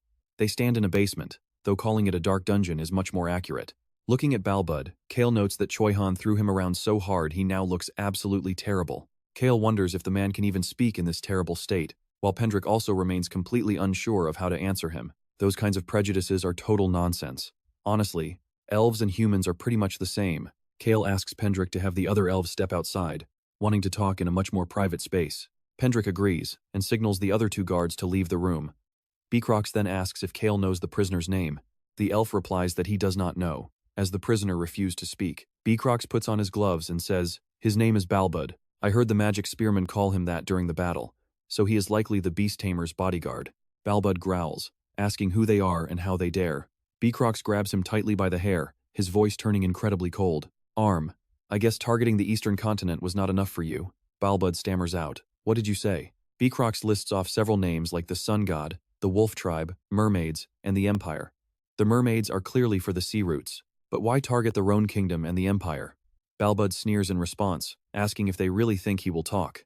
He secretly plans to detonate the explosive magic bead hidden inside his mouth, which will reduce his entire body to foam. Balbud roars that he will never talk, choosing death instead. But right as he tries to self-destruct, Awn suddenly makes her move. You and I both know what's coming. Awn's mist paralyzes his entire body, leaving him completely frozen in shock. Beacrox forces his mouth open with a cold sneer, telling him he has seriously underestimated them if he thought he could escape. He reaches deep into Balbud's throat and pulls out the magic bead, mocking the enemy's highly predictable suicide tricks. Holding the magic bead, Beacrox knows that while capturing these guys is easy, extracting actual information is nearly impossible once they swallow their hidden poison devices. A truly unfortunate situation for any typical protagonist. Fortunately, Cale is glad he is not some heroic protagonist who has to deal with such tragedies. Meanwhile, RAON recognizes the magic device and offers to analyze it. Beacrox notes that the prisoner has fainted from the paralyzing poison and asks if he should wake him up. Cale tells him to leave it be. Every life is precious, after all. Cale then turns to Pendrick and asks how they plan to handle this prisoner. Pendrick admits he has no idea. Cale smiles, confirming their hesitation, before offering to make a very interesting suggestion. A suggestion? Pendrick asks with confusion. Cale nods, knowing the elf healer definitely remembers the key details he brought up earlier. He specifically mentioned the eastern continent earlier, a detail he purposefully kept hidden from the elf chief. Naturally, this makes Pendrick even more desperate to extract every piece of valuable information. After all, no race seeks absolute revenge like the elves. Cale smiles and asks how they feel about handing Balbud over to others. Pendrick asks if that person is the young master, but Cale quickly clears his throat and denies it. You should discuss this proposal with your chief first. Once I get your final answer, I will share the exact location for the handover. Pendrick still hesitates, deeply wondering if this mysterious location is actually safe. Cale assures him it is, urging him to decide by tonight since they leave tomorrow. And trust me, you and I are about to see some wild moves next. If a dragon trusts you, you must be trustworthy. Stick with me as we see Cale ask him, "Are you heading to the Whipper Kingdom alone?" He nods blankly. "Yes, I suppose so." Cale then offers, "Then let's go together." Pendrick gasps in shock. "What did you say?" Cale explains, "Heading to the Whipper Kingdom alone right now is extremely dangerous. We have business there too, so traveling with us will be much safer." Pendrick replies hesitantly, "But I really cannot impose on you like that." Cale coldly asks, "Impose? You should come with us. We can also check on the prisoner handover while we are at it. Think about it." Pendrick is deeply moved and says, "Thank you, young master." Cale politely replies, "No need to thank me. We must help each other survive." Cale secretly schemes, wouldn't it be better to have an elf present when meeting the Golden Dragon? Might as well drag everyone along, though I will be hiding behind Choi Han at the very back. Pendrick is overjoyed. "Indeed, you are absolutely right, young master." Cale casually replies, "Of course I am." Now it is time to meet the prisoner they are handing over. Entering the secret room, Cale looks at the video communication orb and greets him. "It has been a while. Your Highness is still shining like the ultimate star in our citizens' hearts." Seeing the flattery, Alberu frowns and asks, "What do you want from me now?" Cale calmly replies, "You understand me so well, Your Highness." Alberu coldly cuts him off. Cut the act. Cale reports, "We captured one of the members responsible for the terror attack in the capital. He is likely a mid to low rank swordsman, and we currently have him in custody." Alberu asks, "How did you do that?" "Wait, the process doesn't matter." Cale disagrees. "No, the process is actually vital. Watch what happens next." Cale secretly thinks he wants nothing more to do with this secret organization or solving their mess. He then reveals, he was captured in the RAON Kingdom. He hopes the Crown Prince takes the bait, since this is not a problem that a mere Count's eldest son should be dealing with. And the result does not surprise Cale at all. He took the bait. The Crown Prince is someone the secret organization and elves cannot touch, plus Cale already has him wrapped around his finger. That person can only be our Crown Prince. Cale quickly summarizes the situation, adding, "I will explain the full details once we finish our official discussion. But overall, a member of that organization was captured near the Ten-Finger Mountains in the RAON Kingdom." Alberu warily asks, "Why are you telling me this?" Cale just smiles without responding, waiting for his final answer. Albaru finally relents and sighs. Just hand him over to me. You always dump all the troublesome tasks on my lap. Cale calmly asks, don't you like it? Albaru replies, like it? Of course I love it. Cale then inquires, Your Highness, will you investigate them? He asks where, but you and I know the answer is obviously the Empire. Cale wonders why he even bothered to ask. Albaru laughs at that response. Yes, we must investigate the Empire. Cale knows the Empire has not caught the secret organization or the twins who killed the Pope, which must worry them. The Crown Prince values his reputation more than anyone. Therefore, it makes absolutely no sense for the Empire to have zero leads on this case. The Crown Prince is someone who would set the jungle on fire to seize control. Right now, he is waiting for the North to break. He wants to watch RAON and Breck tear each other apart and weaken. Someone like that won't just ignore the secret organization. It has to be one of two things. Either the Empire wants to deal with them secretly, or they are actually working together. Tunka of the Whipper Kingdom is about to march on the Empire. Volume 5 of the novel Cale read is wrapping up, though his actions have already shifted the plot, but I must still carry out my plans regardless. Albaru instructs Cale to hand over the prisoner and report the whole process. Cale agrees, but then hesitantly offers a business deal. I have dead mana for sale. Startled, Albaru gasps. What? Cale drops a huge bombshell. It is a massive amount, so it must be sold directly in a dark elf city. This stuff is rare, so I will charge full price without any discounts. Only cash and direct transactions are accepted. Interested? Albaru quietly weighs his options and asks, how much are we talking about? Having successfully hooked his customer, Cale grins warmly. I will deliver it at a very reasonable price, Your Highness. Down in the dungeon, Balbud is splashed with water to wake him. Dazed, he asks, what is this? Cale speaks up. Are you finally awake? Cale looks down coldly. Balbud glares back with bloodshot eyes. Noticing this, Cale warns, I really do not appreciate that look of yours. Gritting his teeth, Balbud spits. What did you do to me? Cale replies, nothing yet, but I am just getting started. Hearing this, Balbud's eyes bulge with rage. Cale announces, you are leaving this elf village with me. That means your very life is entirely in my hands. So I will let you in on my schedule. Better get used to it. After all, who is the strongest race right after dragons? Cale reveals, I plan on meeting the whale tribe first. The whale royal family, Cale secretly smiles, is a race that absolutely despises your secret organization. Trust me, you won't want to miss what comes next. Alright, you and I are about to join Cale as he plans his next move to meet a dragon. You know how dragons are, right? Super selfish and cruel. Hearing this, RAON doesn't even want to admit they are related. I am not like that at all, RAON protests, and Cale doesn't deny it. Well, of course there are exceptional dragons. The ancient dragon we are meeting actually loves the world tree and elves. So, you definitely have something amazing to look forward to. The next morning, Cale closes his eyes in pure exhaustion. What a headache. He specifically asked to leave quietly. Yet the entire elf village showed up to see him off. Sensing the dragon's aura, the elves are completely shocked. Are you really under a dragon's protection? Is it too hard to answer? Pendrick trembles as he apologizes. I am so sorry. I only mentioned this departure to my own family. Cale replies that it is fine. Then Cale kneels down to look at Hammy. It is not hard to answer, so do not feel bad.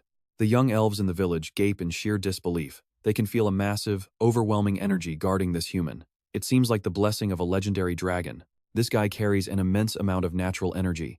It is honestly the very first time they have ever seen someone like him. He is not an elemental, nor is he an elf. He must be deeply loved by ancient powers and nature itself. How incredibly rare. Cale freely admits it to the children. Yes, the great dragon is indeed protecting a weakling like me. Behind him, RAON proudly agrees. You got that right, weak human. The entire area fills with the amazed murmurs of the elves. They are so jealous, calling Cale incredibly cool. For the past 3 days, we really wanted to visit the World Tree Garden to see you. But the people traveling with you were just too scary. I mean, they are all so powerful that we could not even get close. Cale finally realizes what happened. So that is why the elves stayed away. Now, let's look at his companions. Cale glares at his 3 subordinates, wondering what on earth they did to terrify everyone while protecting him for 3 days. Hammy asks curiously, Young master, what is the dragon actually like? RAON and Cale shout in unison, saying he is great and mighty. She excitedly asks if the dragon is super cool and unbelievably powerful. RAON boasts proudly, declaring that absolutely nobody is stronger than him. Cale quickly chimes in, confirming that the dragon is cool and possesses immense power. Hammy then decides to beg him for a favor. Can we please meet the great dragon just once, young master? RAON happily agrees, saying they can meet right now. Cale internally panics, thinking there is no way he will let elves and dragons mix. So, he quickly deflects, asking them if they can already feel the grand presence of the dragon. Since you are all so close to nature, surely you can already feel that magnificent energy. I will speak with the great dragon. If the opportunity arises next time, I will arrange a proper meeting for everyone. But as you all know, we are in a tight spot right now, with scary things happening all over the place. So I must depart quickly. I still have numerous tasks ahead, responsibilities that have been entrusted directly to me. Although I am deeply honored to meet nature-loving friends like the elves, Beacrox frowns at his acting as Cale bids them farewell. But now, I must go. Giving one last look to the crowd, Cale takes his leave. Of course, he has plenty of work.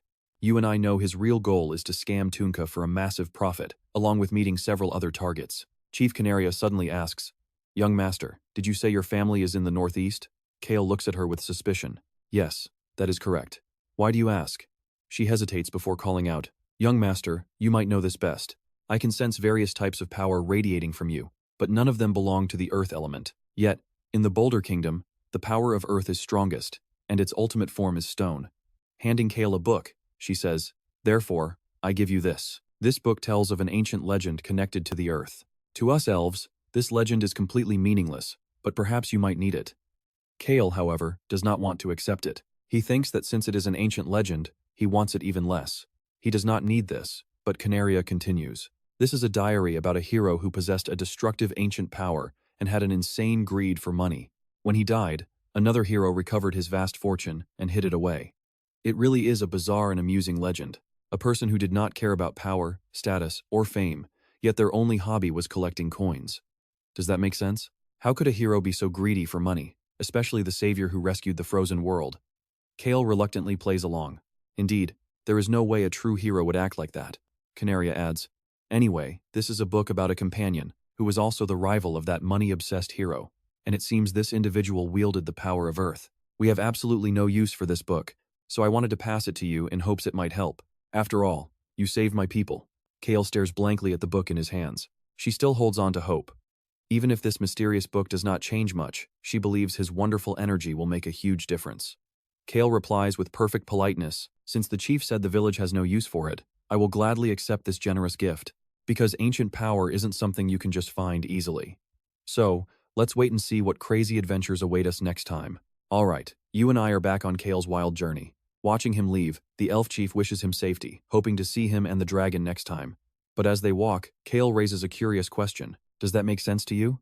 Why would a hero who literally saved a frozen world be so obsessed with money? For someone who does not crave power, status, or fame, collecting coins is just a harmless hobby. Is that really so hard to believe? Besides, it was not that long ago that Cale himself was throwing money at that exact hero. The master of the destructive fire was a money-mad hero, and his best friend was the owner of the scary cobblestone. Does that mean the cobblestone master actually stole the fire master's money? Suddenly, RAON spots something. He excitedly shouts out, "Look, do you see the ruins left behind from our epic battle? We destroyed everything. But weak human, the massive path carved by your thunderbolt fire is by far the craziest. See that?" Cale sighs in total helplessness. At least Pendrick, the elf, reassured him that it is a power worth using. But do not ever use it again. Otherwise, I will show you a power that easily dwarfs your little thunderbolt fire. Returning to the capital, Cale is stunned to learn 3 months have passed. After his subordinate confirms it, he goes to greet Rosalind, who warmly laughs and announces her return. "Miss Rosalind, I have been waiting a long time to hear that greeting. Here is where it gets interesting, so pay attention." Cale reads the document Rosalind hands him, revealing she is now commanding the joint mage brigade of both Breck and RAON, right inside this hideout. On the surface, it looks like a completely normal inn, but deep underground, the mages are utilizing it as their secret base. Tasha warmly asks him, "Young Master Cale, do you like this place?" He looks around with zero interest, muttering that he still vastly prefers the comfort of his own Henituse castle. Tasha awkwardly laughs and replies, "No matter what you say, this place is better than your lord's castle." She proudly explains that, while this is not their main base, it is packed with the most advanced magic devices in the kingdom. You already know that. Right now, advanced magic devices are almost completely sold out everywhere. Now, they are monopolizing these devices, with no clue where the mysterious merchant originally sourced them. Naturally, Rosalind and Cale share a highly knowing look with each other. Tasha freezes as realization hits her, stammering out, "Young master, are the magic devices at your Henituse castle really that much better?" Rosalind stands right beside them, nodding in agreement. She wonders how the remote Henituse territory, where magic is barely developed, could possibly possess such advanced, high-tech magical equipment. You and I both saw this coming, right? Tasha finally connects the dots, realizing that the blueprints Crown Prince Alberu boasted about getting from the magic tower actually came from Cale all along. Cale smugly replies, "Of course." He knows that even though Rosalind manages the magical devices for the Henituse territory, in reality, most of those devices were crafted by RAON. Cale didn't hand over those 10 silver coins for absolutely nothing. Tasha eagerly pleads, "Young master, I really want to visit Henituse Castle sometime." Cale agrees without a single moment of hesitation. Construction is still underway right now, so visit once it is fully complete. Make sure to bring Mary along with you too. Looking around the underground facility, Cale is actually quite satisfied. This place is surprisingly cozy, and that guy will surely feel comfortable here. Running his hand over a chair, Cale notes that every single corner is completely rounded, clearly designed to prevent the prisoner from self-harming. Choosing psychological torture over physical pain, are we? Tasha simply smiles in silence, offering no response. Beecrox carries the paralyzed Balbud inside, bringing him straight down to the secure basement. Beecrox coldly orders him to open his eyes. Looking at his pitifully trembling body, Cale reveals that while his lower half is completely paralyzed, all his minor wounds have already been healed. Beecrox remarks that the young master is far too soft-hearted. Cale shrugs and offers, "If you need a mental torture expert, I can happily recommend one." Tasha immediately declines, saying they have their own special methods.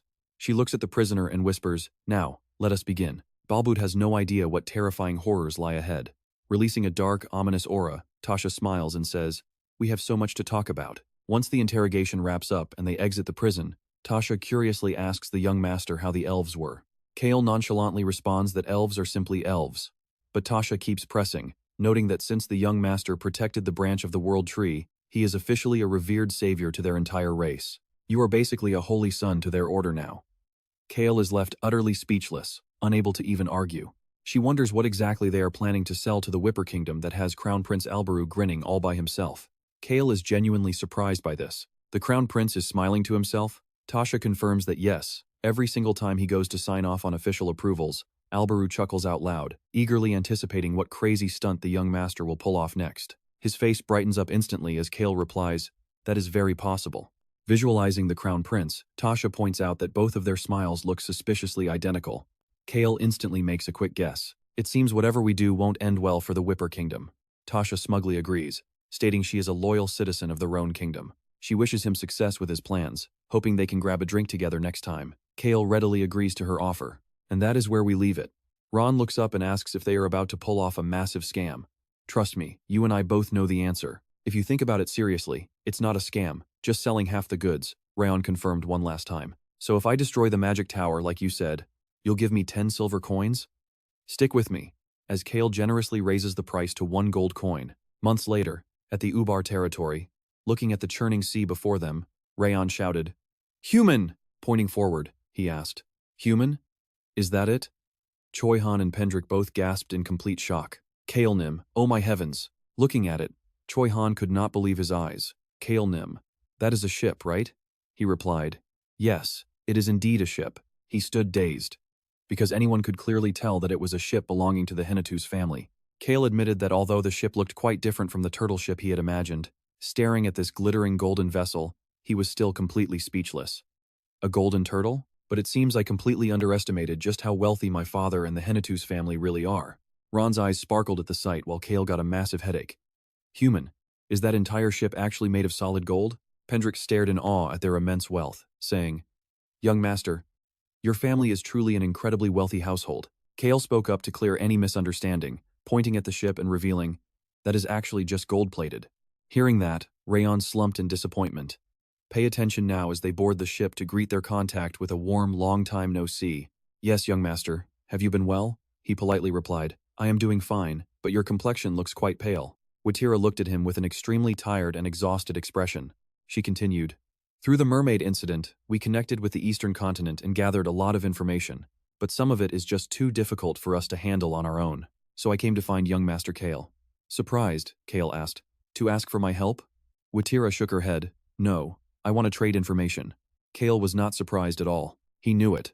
For her to search him out like this, it definitely was not a minor issue. But Cale couldn't just play dumb. If it became too troublesome, he could always pass it off to the elves, the Crown Prince, or the ancient gold dragon. Cale asked directly, "So, who did you meet over there?" And what is this information? Watira revealed the source. The ones who gave us this information are the Tiger Tribe. Cale gasped. The Tiger Tribe? Yes, the strongest tribe of the Eastern continent, she replied. Because of that secret organization, the Tiger Tribe is facing total extinction. We actually know a shaman among them. Their vast network completely surprised Cale. They even have a shaman on their side? Thinking of Hong and On, Cale wondered if he was running a vet clinic. Was his destiny somehow tied to animals? Otherwise, why was he constantly dealing with all these beast people? Getting involved with the Tiger Tribe is going to be pure chaos. Watira then concluded. I am only sharing this, young master. You do not have to give us anything in return. This is not some massive top-secret trade. We only want to share info.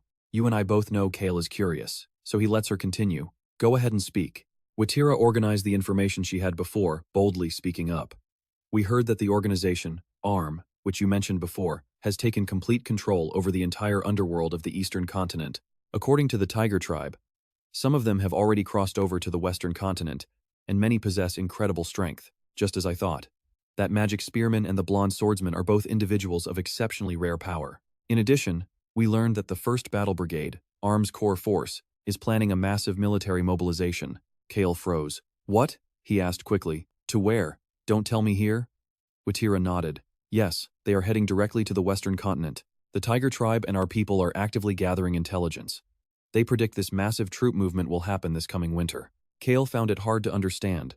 Why was the Tiger Tribe, facing literal extinction, running around digging up information like this? Could they be planning revenge against that secret organization?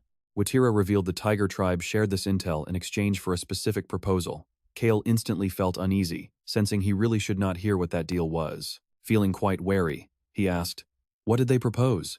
Watira answered, When ARM's 1st Battle Brigade travels across the vast ocean to the Western continent, we must wipe them all out completely without leaving a trace. That is why we are currently looking for information, in exchange for the intelligence they provided us. Before winter arrives, we must seek our revenge against this mysterious, dark organization, and we want to find information to trade. Cale understood her goal. You want that information from me? She casually replied. Honestly, this is not that difficult, but I figured you would know far more about it. Cale raised an eyebrow. My knowledge? Isn't it just information? Watira then laid out their requirements. A place with very few people, as cold as possible, and with a dense forest of thick trees. Especially one that isn't ruled by any faction, is spacious, and allows them to easily interact with the human world. We want to find a place like that. Cale couldn't fathom the Tiger Tribe's intentions. Why there? The answer he got was that the Tiger Tribe wanted to migrate. Cale gasped. Migrate? But then, recalling his past, he froze completely. Wait, the Tiger Tribe? They once asked, We need a big house. Any good ones here? Trust me, you and I must see what's next. All right, you and I are jumping right into a mess. Cale can't think of any safe location, even though RAON is hovering nearby, urgently trying to feed him a perfect spot. It's the Forest of Darkness, human. Don't you know? Repeat after me. Forest of Darkness. But stubborn Cale refuses. If he doesn't want to, he won't say it. Cale simply answers Watira. Right now, I can't think of any location. Watira gasps in disappointment. Is that true? Cale simply nods. Yes. In his heart, Cale knows that if he mentions the Forest of Darkness, she will jump on it immediately, begging him to let the Tiger Tribe settle down there. Sure, the Whale Tribe wouldn't ask for a free favor, but Cale honestly doesn't want to deal with it. The Tiger Tribe wants revenge against the secret organization, and getting involved now would be like jumping onto a runaway, exhausted train headed for disaster. Even though having the Tiger Tribe would make their northern defenses rock solid if the Knights attack, no means no. Cale already has more than enough fighters to crush that coming army. Watira doesn't push him any further. In that case, I guess there is no other way. If you think of a good place later, let me know. Cale agrees with a simple, sure, while RAON beside him fumes in anger, calling Cale a dummy. Watira shares another crucial detail. The enemy seems to be mapping out a sea route specifically to avoid clashing with the Whale Tribe, so a few of them will cross the sea first. Cale asks if she plans to just let them go, and she admits they will simply observe for now. Looking at Watira, you and I can easily guess why. They are keeping a close watch to see exactly where these bastards are heading. The members of ARM have already flooded the Western continent. They won't head straight to their main base, but they might leave minor clues behind. Cale just wants this annoying conversation to end, but why is he suddenly shivering? Cale mutters, then keep working hard. Turning around, Cale sees his companions radiating pure, terrifying bloodlust. Is he seriously the only one who finds this whole mess annoying? Shaking it off, he turns back to Watira. Keep up the hard work and send me reports. She readily agrees, But Choi Han suddenly cold smiles, whispering that they should make the enemy bleed and starve. Cale shivers at those creepy words. He quickly wraps things up, telling Witira to report their destination the moment the enemy sets foot on the mainland. I understand, she replies. Cale sighs with relief, thinking it's finally over, but Witira suddenly voices a question. But young Master Cale, he blinks. What is it? She points toward the flashy vessel anchored below. Is that golden ship yours? Cale admits it, explaining that it belongs to his territory, adding that she managed to guess it immediately. Suddenly, the cabin door flies open with a loud shout. Cale turns around, calmly addressing the newcomer who has just burst onto the deck. Seeing Muller rush toward them, Cale explains that he built the ship. The dwarf rat runs frantically over, checking on Cale with deep concern. Young master, are you all right? Cale nods. I'm fine. By the way, An and Hong said they missed you. Muller freezes, looking at An and Hong. Those two are with you? Cale casually replies. The kids have been asking about you quite a bit. They're probably thrilled to see you again. They hate water, so they're staying inside. Honestly, you and I can't help but smile seeing those kittens cheer. Let's play. I love catching mice. Cale introduces him, explaining that Muller is a dwarf rat hybrid who possesses legendary craftsmanship. Right, Mueller? The dwarf proudly boasts that the ship is built for devastating offensive power, featuring an incredibly futuristic design. A vessel unlike anything before. Witira gazes at it in awe, marveling at how Cale always seems to be 10 steps ahead. Has he already prepared for a war at sea? Cale ignores her praise, asking, What about the blueprints for my villa? Muller reports. They are almost finished. It will be an absolute fortress with the most incredible defensive capabilities imaginable. Cale sternly warns him to give it everything he has, and Muller confidently promises that he will get the job done. Though they call it a simple villa, Cale puts full trust in his subordinate, telling Muller that he believes in him. Witira quietly assumes Cale is building a secret base. Days later in the Whipper Kingdom, Tunka asks in shock, We are destroying the magic tower tomorrow. Cale shakes his head. He emphasizes that they aren't just collapsing it, they are going to completely obliterate it. We will wipe it from existence. Tunka roars in pure excitement, shouting to his nearby warriors to listen to Cale's epic plan. Our dark history is finally over. A new era for Whipper begins. Cale, however, just sighs, already incredibly sick of his loud nonsense. Harold notices his expression and asks if Cale is uncomfortable with the massive crowd of soldiers. The training grounds nearby are spacious, so we had them practicing there. Once we heard you arrived, we brought everyone over. Cale knows that is complete garbage. They clearly brought the army here to witness the tower's destruction and give their morale a massive boost. He answers Harold, It is fine. The more eyes on this, the better, because it is going to be a magnificent show. RAON lets out an excited gasp. We all get to watch the explosion? Everyone will finally witness the greatness of my magic bombs. Harold looks at him, puzzled. But how do you plan on destroying it? Cale simply grins and replies, By selling it. Cale pats his shoulder. Destroying the ultimate symbol of magic with magic itself? There is nothing more satisfying than that. So do not cross the line. How I destroy this tower is up to me. You have this kingdom now. So let us watch this unfold. Let's dive in. Cale makes it clear he won't cross Harold's lines, so Harold shouldn't cross his either. Harold laughs heartily and replies, You haven't changed a bit, which makes me even happier. Cale proudly accepts the compliment. Yes, Cale still loves peace as always. RAON scoffs. Human, you're smiling the exact same way you did when meeting the Crown Prince. Spotting Choi Han, Tunka immediately provokes him, saying, Long time no see. Why don't we fight a round? Choi Han fires back with heavy sarcasm, noting it would be quite amusing if the great commander got beaten to pulp before the battle. Tunka snaps back that Choi Han's scent is growing thicker. Cale wonders if Choi Han got stronger, though he was already ridiculously overpowered. Choi Han reflects, explaining he always strives to protect people. But after hearing those words a few days ago, he feels he chose correctly. Cale is stunned.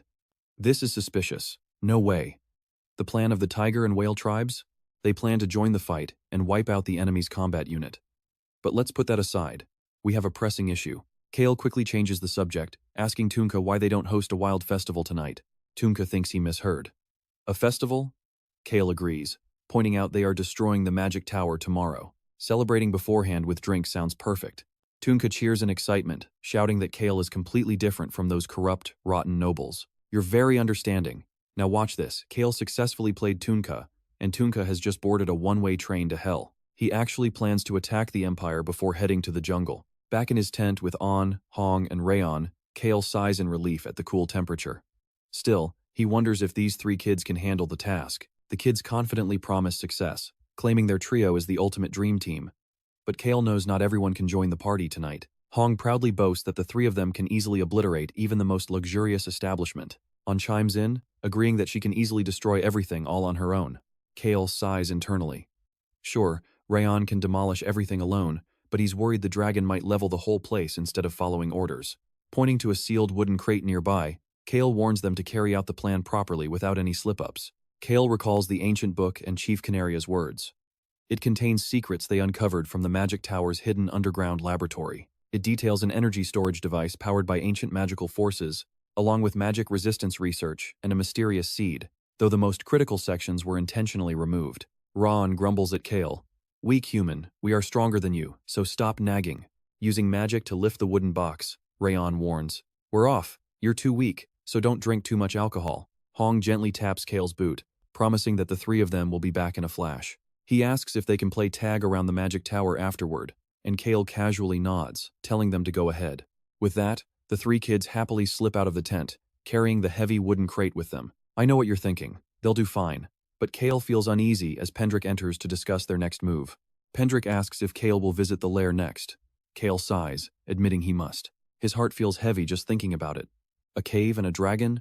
It already makes him feel suffocated. Pendrick smiles, promising to contact them because they'll be thrilled. Then, with sparkling, hopeful eyes, he asks if he can meet the mighty dragon protecting Cale. Cale calmly replies, "Sure, you can." Pendrick cheers, dreaming of the day he'll become the only elf in history to meet two dragons simultaneously while fulfilling his duty to heal his patient. Asking if they'll meet on the way, Cale confirms they definitely will. Cale shares a secret, explaining that he already asked Tasha in the capital to arrange healing for the necromancer Mary.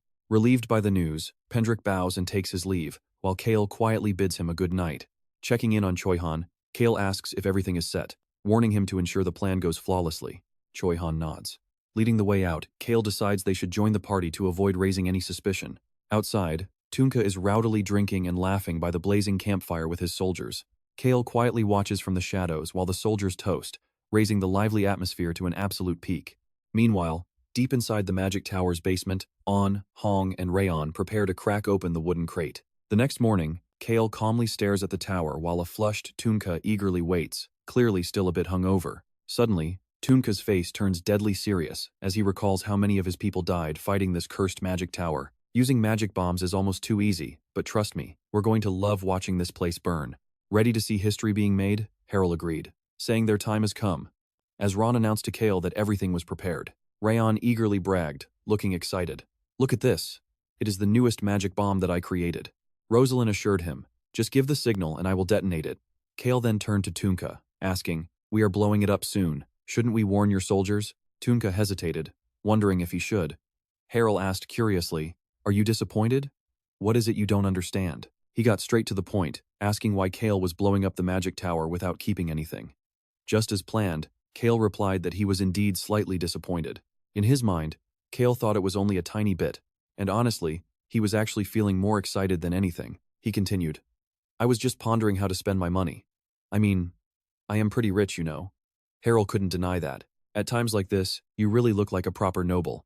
Cale casually replied, indeed, never forget who I am. Everyone moved to their designated spots, bracing themselves firmly as they prepared for the blast. Rosalind stepped forward first, with soldiers cheering behind them. Cale declared it was time, and Rosalind let her blazing mana erupt. Understood. As the roaring flames swept through, Ron and Beacrox felt the intense heat on their faces. Tunka watched with pure glee, while Cale quietly waited for the final outcome. Rosalind raised the blazing fire high in her hands, her face filled with total confidence. Don't blink during this countdown from 5 to 1. Fire exploded sky high, completely engulfing the massive tower in flames. Behind them, RAON cheered that it was so much fun since nobody got hurt. Tunka was ecstatic as well, shouting that the damn thing was finally collapsing down. The soldiers watching from behind erupted in cheers, yelling, the magic tower is falling. That guy is completely insane. Harold observed Cale's expression and remarked, you are smiling too, young master. Cale was indeed enjoying the sheer thrill of this destruction. It felt so refreshing, but once only ruins remained amidst a massive cloud of dust, Cale sighed, grumbling about how annoying the dust was. On noticed his reaction and asked if he had a cold, while Harold chimed in from behind, would you like to examine the ruins?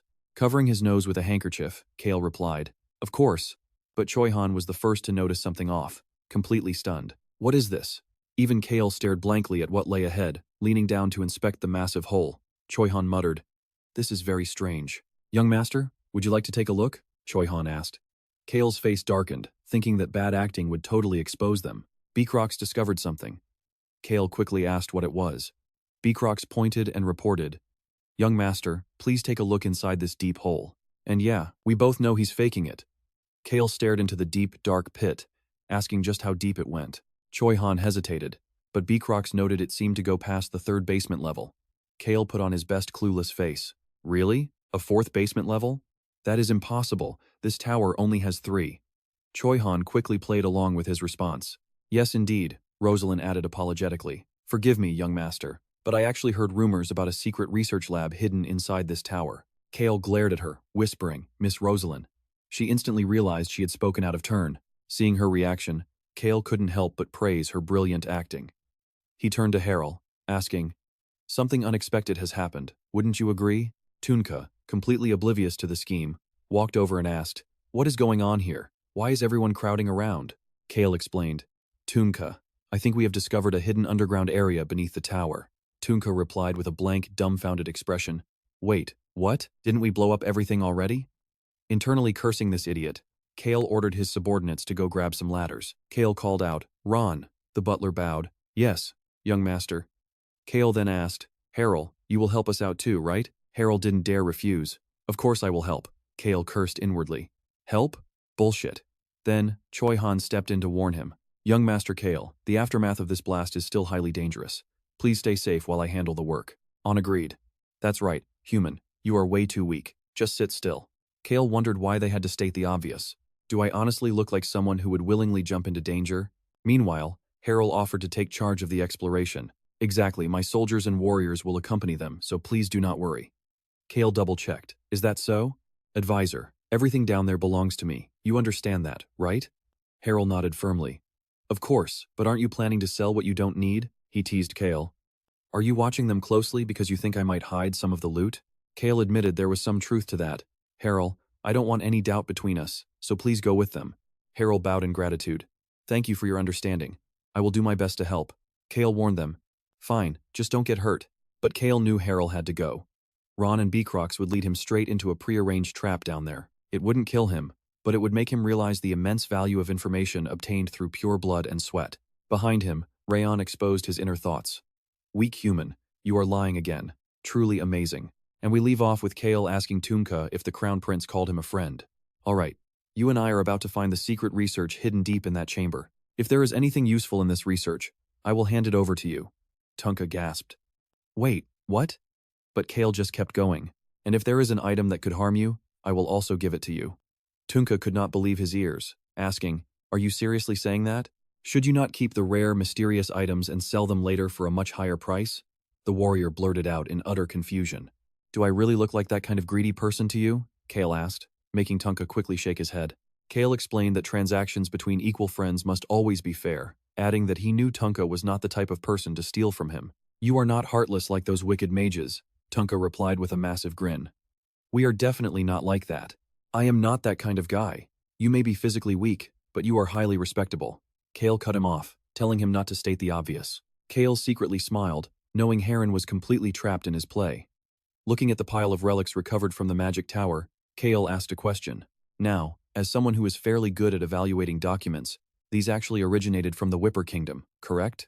Heron admitted it, praising his immense knowledge, while knowing deep down that everyone wanted to seize such powerful magic. Cale picked up one of the mysterious devices and asked if they were referring to the mana storage unit hidden inside. "Indeed, our people crafted it."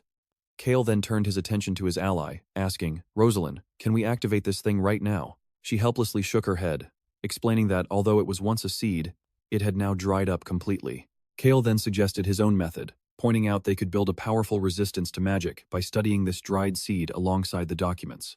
While this discovery was incredibly shocking, it was only a small fragment of their overall research and not highly critical. "So, we can just throw all of this trash away, right?" Cale muttered, instantly sending shockwaves through the entire room. Cale chuckled. "I am just joking. Even if it is incomplete, it is still extremely valuable." Heron and Tunka finally breathed a sigh of relief. Cale secretly calculated that this research took 10 years of intense work by the most talented mages. Although these scraps seemed useless to others, Heron clearly wanted to continue this project. So he looked at Tunka and announced he would hand it over, leaving the warrior staring back in utter disbelief. Wait, really? Cale nodded, saying he had just blown 10 billion on a magic tower and walked away with absolutely nothing. I want to sell the only thing I recovered to you. What will you do with it? Tunka blurted out. Sell it for a higher price, Cale smirked. Bingo, Heron grumbled internally, knowing they had to recoup a profit after spending 10 billion. But here is the catch, they were broke from preparing for war, so they could not offend this formidable young master. Cale agreed, but secretly resolved that no matter what went down, he had to be the one to dictate the price first. He flashed 5 fingers to signal his price. Tunka gasped, whispering, 50. Heron turned pale, shocked that Cale was starting the bid at 50 billion, but Cale dropped a ridiculously cheap price, saying, not 50 billion, just give me 5 billion. Everyone in the room stood completely frozen.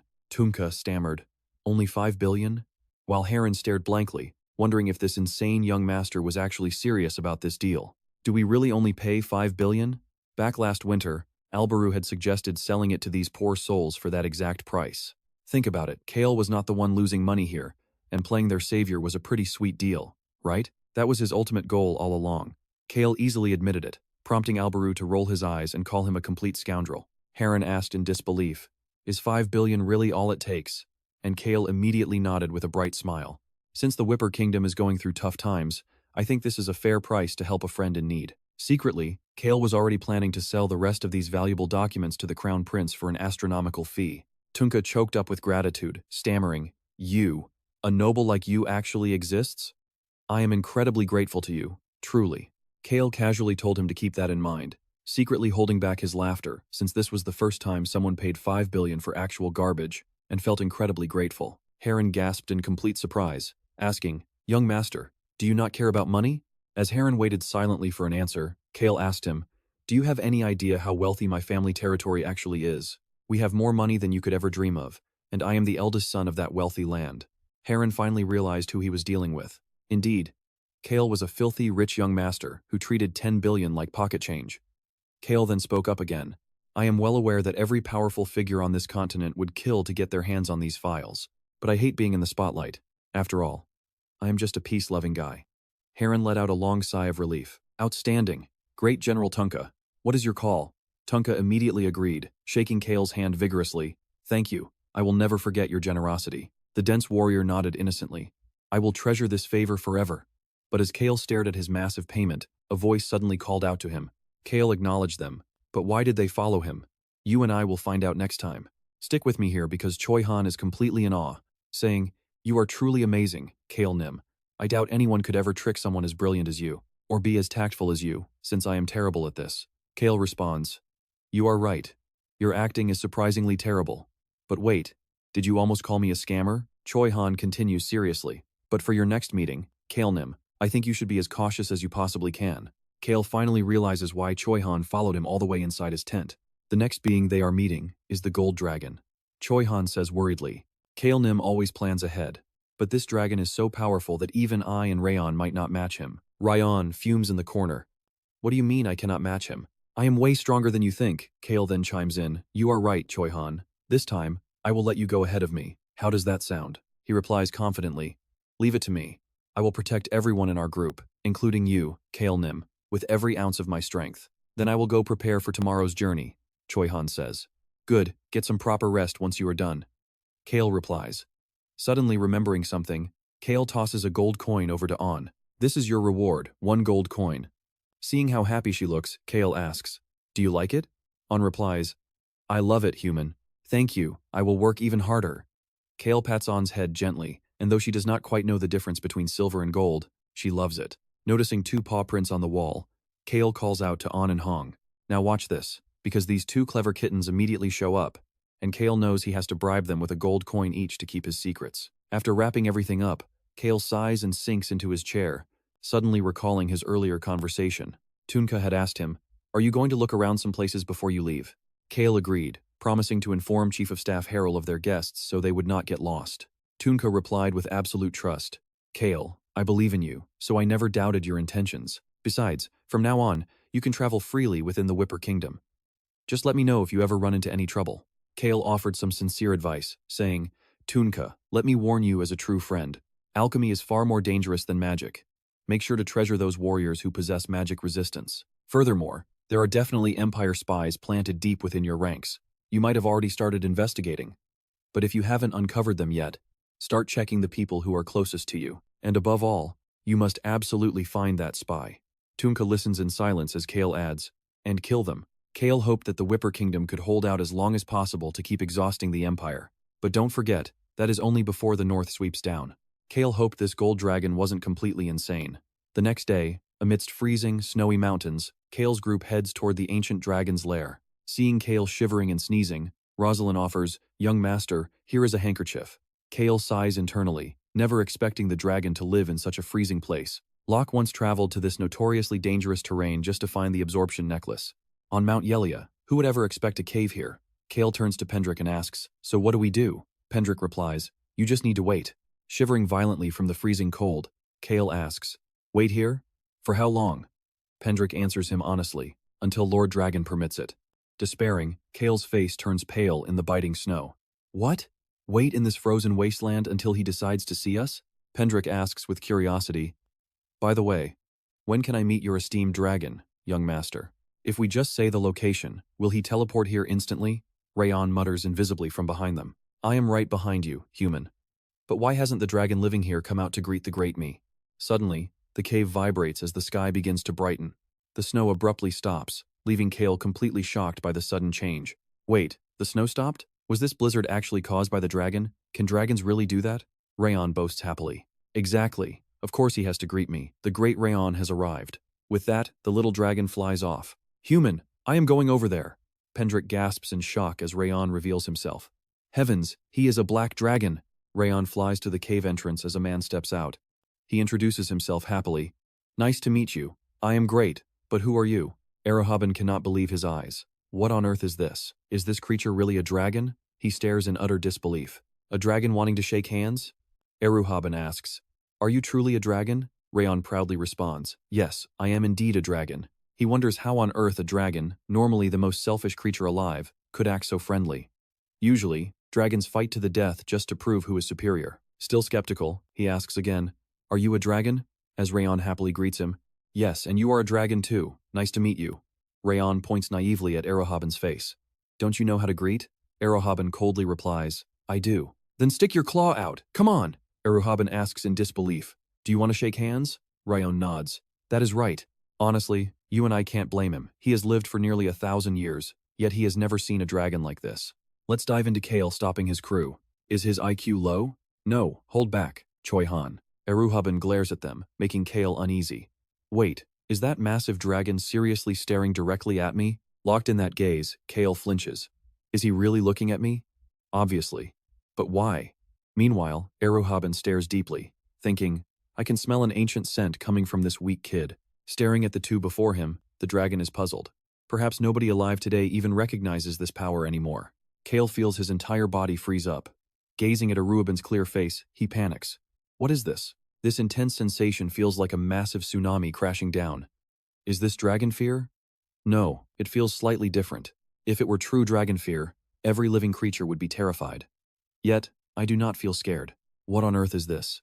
It feels warm, not aggressive, not dragon fear, but temperature-keeping magic. RAON steps up to protect him. Hey, gold dragon, stop staring at our weak human like that. Don't you know he is extremely easily frightened? Cale is shocked. A gold dragon? RAON keeps speaking. Human, even though you are only as strong as my claw now, I will protect you. Do not be scared or worry. Earlier, when that gold dragon glared at you, I was completely ready to fight him. But pay attention, he used cozy warming magic, so I guess he is somewhat reasonable. Erohaben scoffs. He really is weak, but what did you mean by calling him yours? Are you stupid? RAON mocks him. My IQ is not low. I just have excellent social skills, unlike you, a gold dragon with zero social skills who doesn't even know how to shake hands. Cale feels proud. Wow. When it comes to arguments, RAON never loses. But did he just call him Gold Dragon? Well, he is golden. Nearby, Pendrick sighs in awe. Heavens, the dragons are not fighting. They are actually chatting in total peace? I should have recorded this historic moment using recording magic. I thought I was just cursed with bad luck, unable to see elementals, but now fortune finally smiles on me. This is a sight to be truly grateful for. Watching these two natural wonders, Cale stands in the corner and realizes, oh right, this guy is not mentally normal either. RAON cackles. teasing Aruhaben. Are you shocked by my sheer greatness, Gold Dragon? Holding his forehead, he sighs. Yes, you surprise me constantly. Suddenly he coughs violently. RAON gets worried. What is it? What's wrong? He panics, seeing blood drip from Aruhaben's mouth. Gold Dragon, you are bleeding. Cale is shocked. What? Is he coughing up blood? RAON pleads desperately. Don't spit blood. Cale knows that coughing up this much blood isn't just simple exhaustion. This looks serious. RAON holds his hand tightly, crying out. You and I can see the worry as blood keeps flowing from him. Aruhaben chuckles at this. A dragon worrying about another dragon? Stop talking, Gold Dragon. Pendrick rushes over to check on him. Lord Aruhaben, are you all right? Aruhaben replies. I stopped coughing. Behind them, Cale nudges Choi Han. Let's move too. Aruhaben says. Pendrick, this is our first meeting since you were a child. He replies. Yes, it is an honor to see you. With that, Aruhaben is helped over to Cale. The young master and his crew quietly observe the ancient dragon. Aruhaben stares directly back at Cale. RAON warns him, stop staring. Our weak human gets scared extremely easily. I already told you not to look at him with those intense eyes. Cale admits he is a coward, but not weak enough to faint from a simple glare. Aruhaben smirks. A coward? Interesting. He leads the way. Follow me. Think of this as fate. Inside the cave lies a magnificent, luxurious palace. Aruhaben asks about their plans. Are you aiming for the World Tree? Pendrick answers, yes. According to young Master Cale, they belong to an organization, possibly backed by a foreign kingdom or some massive group. Meanwhile, Cale is absolutely mind-blown by Aruhaben's insane wealth. Even the table is made of solid gold. A gold dragon? Turns out, this dragon is incredibly rich. Aruhaben is currently deep in thought, wondering who the actual mastermind behind this mysterious organization could be. Cale silently thinks, mastermind? Truly dragon-level vocabulary. Pendrick answers, yes, we still do not know. He analyzes, strange. A massive organization like that couldn't have just appeared overnight in such a short time. Ruling the underworld of the eastern continent takes decades of planning. This is frustrating. Pendrick politely asks him, what do you think about this, Lord Aruhaben? Though he lacks a concrete answer, he can still make an assertion. I haven't left my cave in a century, so I'm out of touch with continental affairs. However, running amok across both the eastern and western continents is completely impossible for humans acting on their own. Pendrick gasps in absolute shock. Lord Aruhaben, could it be the demon race? Choi Han is also stunned. Demons? Aruhaben finds his wild theory completely out of this world. Pendrick, your imagination is as wild as ever. Disappointed, he asks. It's not? And that's where we leave it. Stick around to see what happens next. All right, you and I are jumping right in. If the demon race actually moves, the heavens will guide us. Pendrick stands there, completely stunned. Aruhaben then points out that, just like they suspected, some secret kingdom must have been actively funding this group for decades, or perhaps some incredibly powerful, hidden forces within nature itself have been backing them up this whole time, or maybe both. Aruhaben stares intensely at Cale, cryptically whispering how curious this all is. Feeling that burning gaze, Cale gets totally annoyed, wondering why on earth the dragon keeps looking at him. But anyway, that is simply none of my business. I am far too old to get involved now, and I really do not care about taking sides, but I suppose I should at least reinforce the defensive magic barrier of the World Tree. Aruhaben then announces, I will craft an extra defensive magic tool, so make sure you take it with you. Pendrick is deeply grateful, thanking him. Cale quietly thinks to himself that this ancient dragon is actually pretty decent, but pay attention here, because Aruhaben turns right back to stare at Cale, making him flinch. Is he looking at me again? The dragon assesses him, calling him a strange, yet remarkably powerful guy. Aruhaben asks bluntly, how are you still alive while hoarding all those ancient powers? Normally, your body would have exploded. Cale freezes in shock, while Choi Han gasps out in pure disbelief. Dead? An also lets out a worried meow. RAON rushes forward. What did you just say, Golden Dragon? What did you say? Aruhaben is surprised, asking, did nobody know about this? Ancient powers are incredibly precious treasures that are only meant to be obtained through absolute, heaven-sent luck, regardless of how immense that destructive force actually is. Do you all know that? RAON snaps back aggressively. I know that, so what? Hurry up and explain, Golden Dragon. He mocks him. You are truly ignorant, a dragon so uneducated that you need me to explain this to you? Cale silently sits back and watches them bicker. RAON snaps.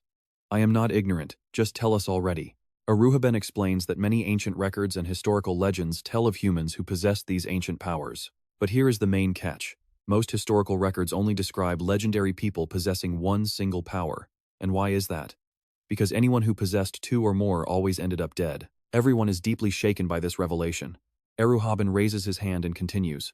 Of course, if you are lucky enough to obtain multiple ancient powers of the exact same attribute, you might survive. But in your unique case, packing entirely different elemental attributes inside a tiny human body that is no bigger than my palm, you should have easily blown up. He coldly utters the terrifying words, torn to shreds, completely destroyed. Listening to his words, Cale suddenly realizes, I know what you are thinking. Why did he never question it? In the original novel, The Birth of a Hero, absolutely nobody ever possessed more than one single ancient power. So the real reason was that everyone who had multiple ancient powers died, which is why they never appeared in historical records. RAON turns to him, demanding, Weak human, why do you keep picking up those dangerous things and swallowing them? He yells in pure frustration, every time you struggle to absorb them, you end up coughing blood. Your logic is so bizarre, listen to me.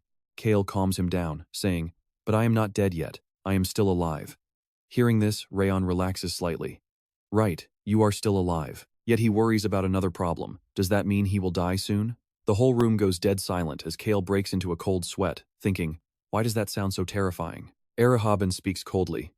What do you mean die? He is a bizarre and unbelievable guy for not dying. But wait, is that water contained inside that necklace? The necklace resting on his chest suddenly glows. Eruhaben slowly lists all his items, confirming he has the power of wood, the power of wind, and even the power of fire. The dominating water inside the necklace, the indestructible shield from the wood, the sound of the wind, and the destructive fire. On top of that, you have a highly unique power that only humans possess, the vitality of the heart, which is restoration. Cale finally understands everything now. So it is because of that power that I am still alive. Yes, the sheer vitality of ancient humans.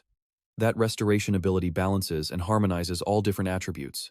Cale remembers when he obtained the sound of the wind, he thought his body was just strengthened by the vitality of the heart, but was it actually harmony instead of basic enhancement? Eruhaben guesses he must have acquired that vital power first or second. Cale has absolutely nothing left to hide. That is right, it was my second ancient power. Eruhaben concludes. That is exactly why you survived. The restoration power entered your body safely before the two contrasting attributes could clash, preventing an internal collision that would have blown your entire body up. Suddenly, Eruhaben remembers something. His name was Cale Henituse, right?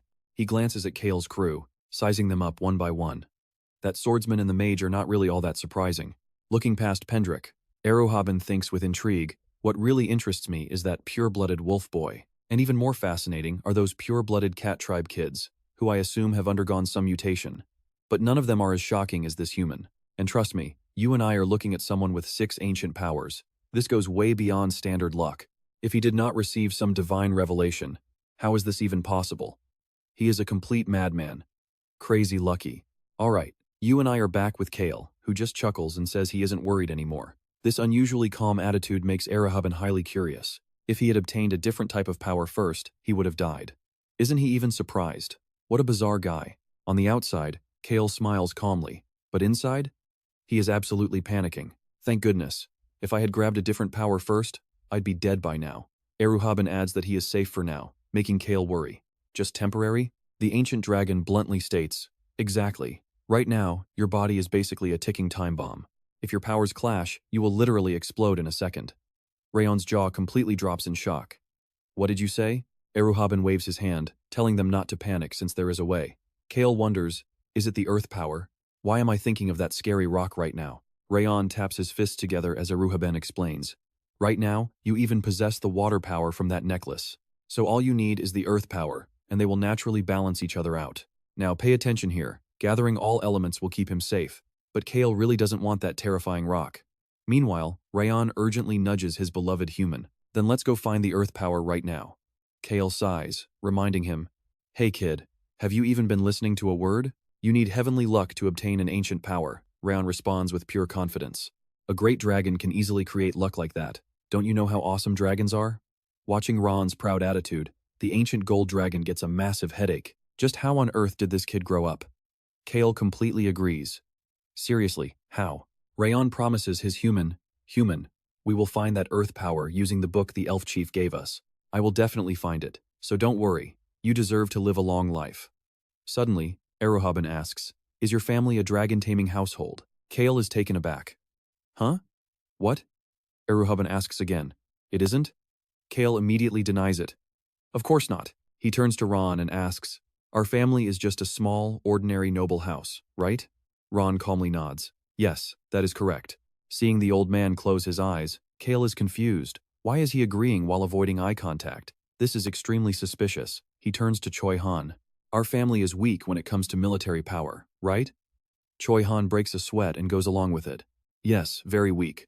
Cale thinks, see, our Henituse family has plenty of money, but our military strength is totally average. So why on earth are they reacting in such a bizarre way? Eruhaben asks directly. Wait, isn't your family a line of dragon slayers?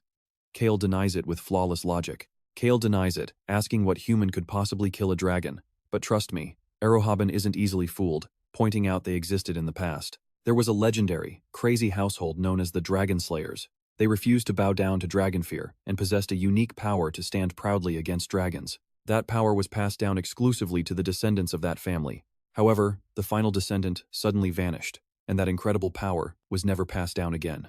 Cale thinks to himself, a power to face dragons head-on, and it vanished? Why does that make me feel so uneasy? Could it be his dominating aura? But Eruhaben reveals that it was a power filled with courage. Cale lets out a quiet sigh of relief. Courage? Then it has nothing to do with my dominating aura, which is only good for bluffing. So he replies, is that so? Then it definitely isn't me. The golden dragon casually replies, if you say so, then that must be true. Secretly, Eruhaben thinks Cale is still completely in the dark. You see, an adult dragon possesses a unique dominating pressure that normally overwhelms everyone easily. Yet he has no idea what normal humans feel when facing me. Cale remains perfectly calm, while his subordinates are breaking out in a cold sweat of pure terror. Then, Eruhaben continues. One more thing. Cale screams internally, wondering what else he is going to say. The dragon looks at RAON, calling him kid, and RAON glares. What is it, old dragon? That nickname completely freezes Eruhaben. Old dragon? Cale is secretly thrilled. Yes, the basic rule of verbal warfare is establishing dominance right from the start. Eruhaben targets his youth instead. It looks like you haven't even gone through your first growth phase yet. RAON doesn't back down at all. I am still extremely strong. The ancient dragon teases, but if you meet other dragons, you will get crushed to dust. Getting his head patted, RAON protests. Crushed to dust? There is no way that would ever happen to me. Eruhaben chuckles. You really aren't like other dragons. How cute. Hearing that word completely annoys the baby dragon. Excuse me? I am not cute. I am great and mighty. Eruhaben offers his help. I will teach you. I can pass on all my knowledge. Why don't you stay in my lair? Just 3 short months here will give you a truly incredible experience. RAON is completely stunned into silence. Cale wonders if his dragon pride will make him decline. Seeing RAON quiet, Eruhaben says, of course, you can reject it if you don't want to. I am extremely generous, unlike those other dragons who hold petty grudges. So make yourself comfortable. RAON smirks and asks directly, Gold Dragon, is this training free? Are food and lodging free too? Eruhaben says yes, and the deal is sealed. RAON accepts instantly, and trust me, you and I know he's only thinking about that sweet, sparkling gold. Alright, you and I are jumping right back in with Cale proudly telling Ron that getting the gold dragon's free treasures would easily double their strength. His kids definitely inherited his top-tier financial sense. RAON immediately starts stomping his feet, begging the older dragon to teach him everything, including all of his secret arts. Eruhaben calmly replies, that was his plan all along. RAON praises him for making a wise choice. You agree with me, right, weak human? Hearing RAON's words, Cale does not even dare to argue. Of course, Eruhaben casually adds that since he is dying soon anyway, passing his skills down is a good idea, leaving Pendrick absolutely shocked by the sudden news. What? What is wrong? Why are you dying? RAON is just as worried, asking the gold dragon what he just said and if he is truly going to die. But why? Were you poisoned? Did someone curse you? Or did you get injured while fighting some incredibly powerful enemy? Eruhaben tells him to calm down, pointing out that there is no way a mighty dragon could easily get injured, leaving RAON completely confused. Then why are you dying? Do not die, you are the only other dragon I know. Meanwhile, Cale curiously stares at Eruhaben. When Cale asks if he is suffering from some illness, the ancient dragon casually answers that he is simply growing weak from old age. Every living creature in nature must eventually face death due to old age, and even he cannot overcome it. Cale finds this hard to believe. Now think about this with me. Don't dragons have massive ancient power to extend their lives? Cale is highly suspicious since Eruhaben just said he is dying. Eruhaben then reveals there is actually a way for him to avoid death entirely without getting hurt, prompting Cale to immediately ask what it is. The dragon replies that he would have to fall into the darkness, becoming like a lich, an entity that cannot get hurt or die. A lich is truly immortal, But even powerful necromancers will eventually perish, despite following the path of darkness. The Dark Elves face the same fate, but if I choose to become a lich, I will never die. However, I absolutely refuse to do that. A few dragons chose that dark path long ago. While I understand their feelings, I utterly despise that kind of existence. He tells them his final day is far off, so do not worry, leaving Pendrick to sadly nod in understanding. Unable to bear losing the only other dragon he knows, RAON fiercely vows that since he is so great, he will absolutely find a way to make Erohaben live forever. Just wait and see. RAON then turns to urge Cale, reminding him that he needs to go meet the Jungle Queen. Hurry back, I will only give you 1 week because I do not want to be left alone. Cale agrees, but RAON suddenly turns to demand things from Erohaben. Goldie, this weak human only sleeps on the most luxurious beds, loves fresh fruits, and strictly eats the highest quality meat available. Stunned, Erohaben asks if he is actually supposed to prepare those things. RAON casually replies that as the host who offered free lodging, it is only natural. Erohaben never expected to be played by a young kid, while Cale is incredibly proud of his dragon's brilliant, calculating mind. Standing up, Cale simply tells them that he will be back soon. Erohaben casually waves it off, saying he does not care where Cale goes but warns him to tread lightly, admitting he only tolerates him because of RAON but is still extremely sensitive. He murmurs that he doubts if he is even doing the right thing, adding that he will strictly teach only the young dragon. He refuses to teach Cale anything else, and although he has some interest in the beast people, a hard no is still a no. You and I can clearly see RAON's dynamic here. He tells Cale that Goldie is not sensitive at all and will definitely teach them more. Asking why Cale is grinning like that, Cale quickly covers it up, replying that he is simply agreeing with RAON's words. RAON keeps rambling, telling Cale to return quickly and warning him not to volunteer to help others, just to act nice. Cale sighs and promises to bring a few people along and return immediately, while RAON asks with concern if his young master is all right. Cale smiles and assures him that he is fine, finding it quite pleasant to travel with such a cozy group after a long time. But looking at his squad, Cale internally takes it back.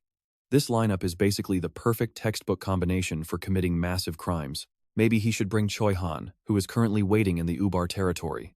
Cale fondly recalls Choi Han's bright smile when sending him off. As RAON announces they are fully prepared, Cale nods and gives the order to set off. Arriving at Hoik village on the southern border of the Whipper Kingdom, they are greeted by a heavy downpour soaking the entire forest. Entering a dark cave, Cale's footsteps suddenly come to a halt.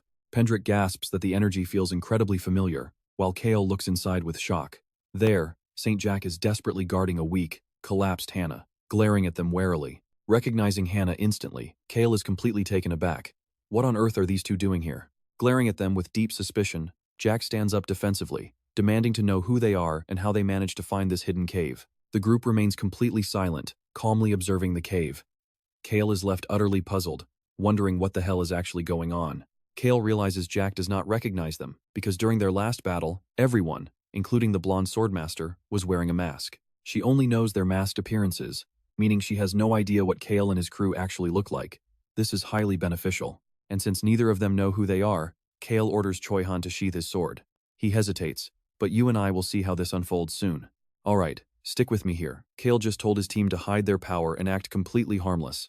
I am sorry. We must have startled you, RAON says, playing his part first. My apologies. Our young master's bodyguard takes his job very seriously. He wears a warm, friendly smile, secretly thinking, I have no idea what is happening, but I will play along anyway. Cale feels proud to have such an adaptable butler. That is RAON for you, always completely reliable.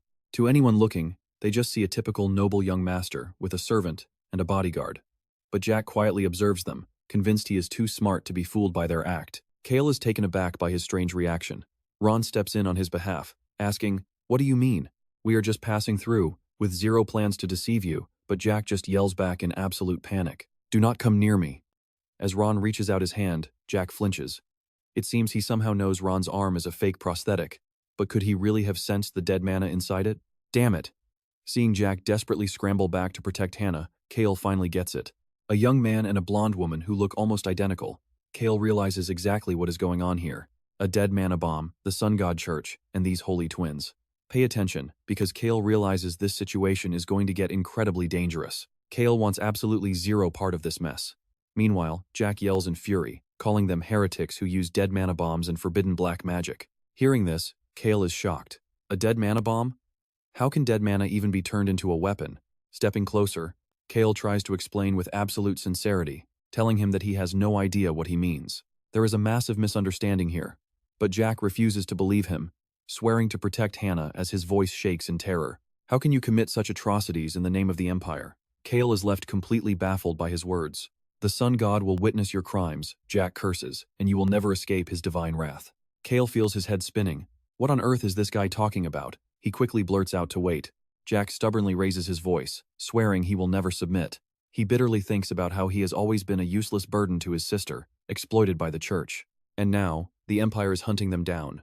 But no matter what happens, he absolutely must protect Hannah. I know what you're thinking, this kid is totally helpless.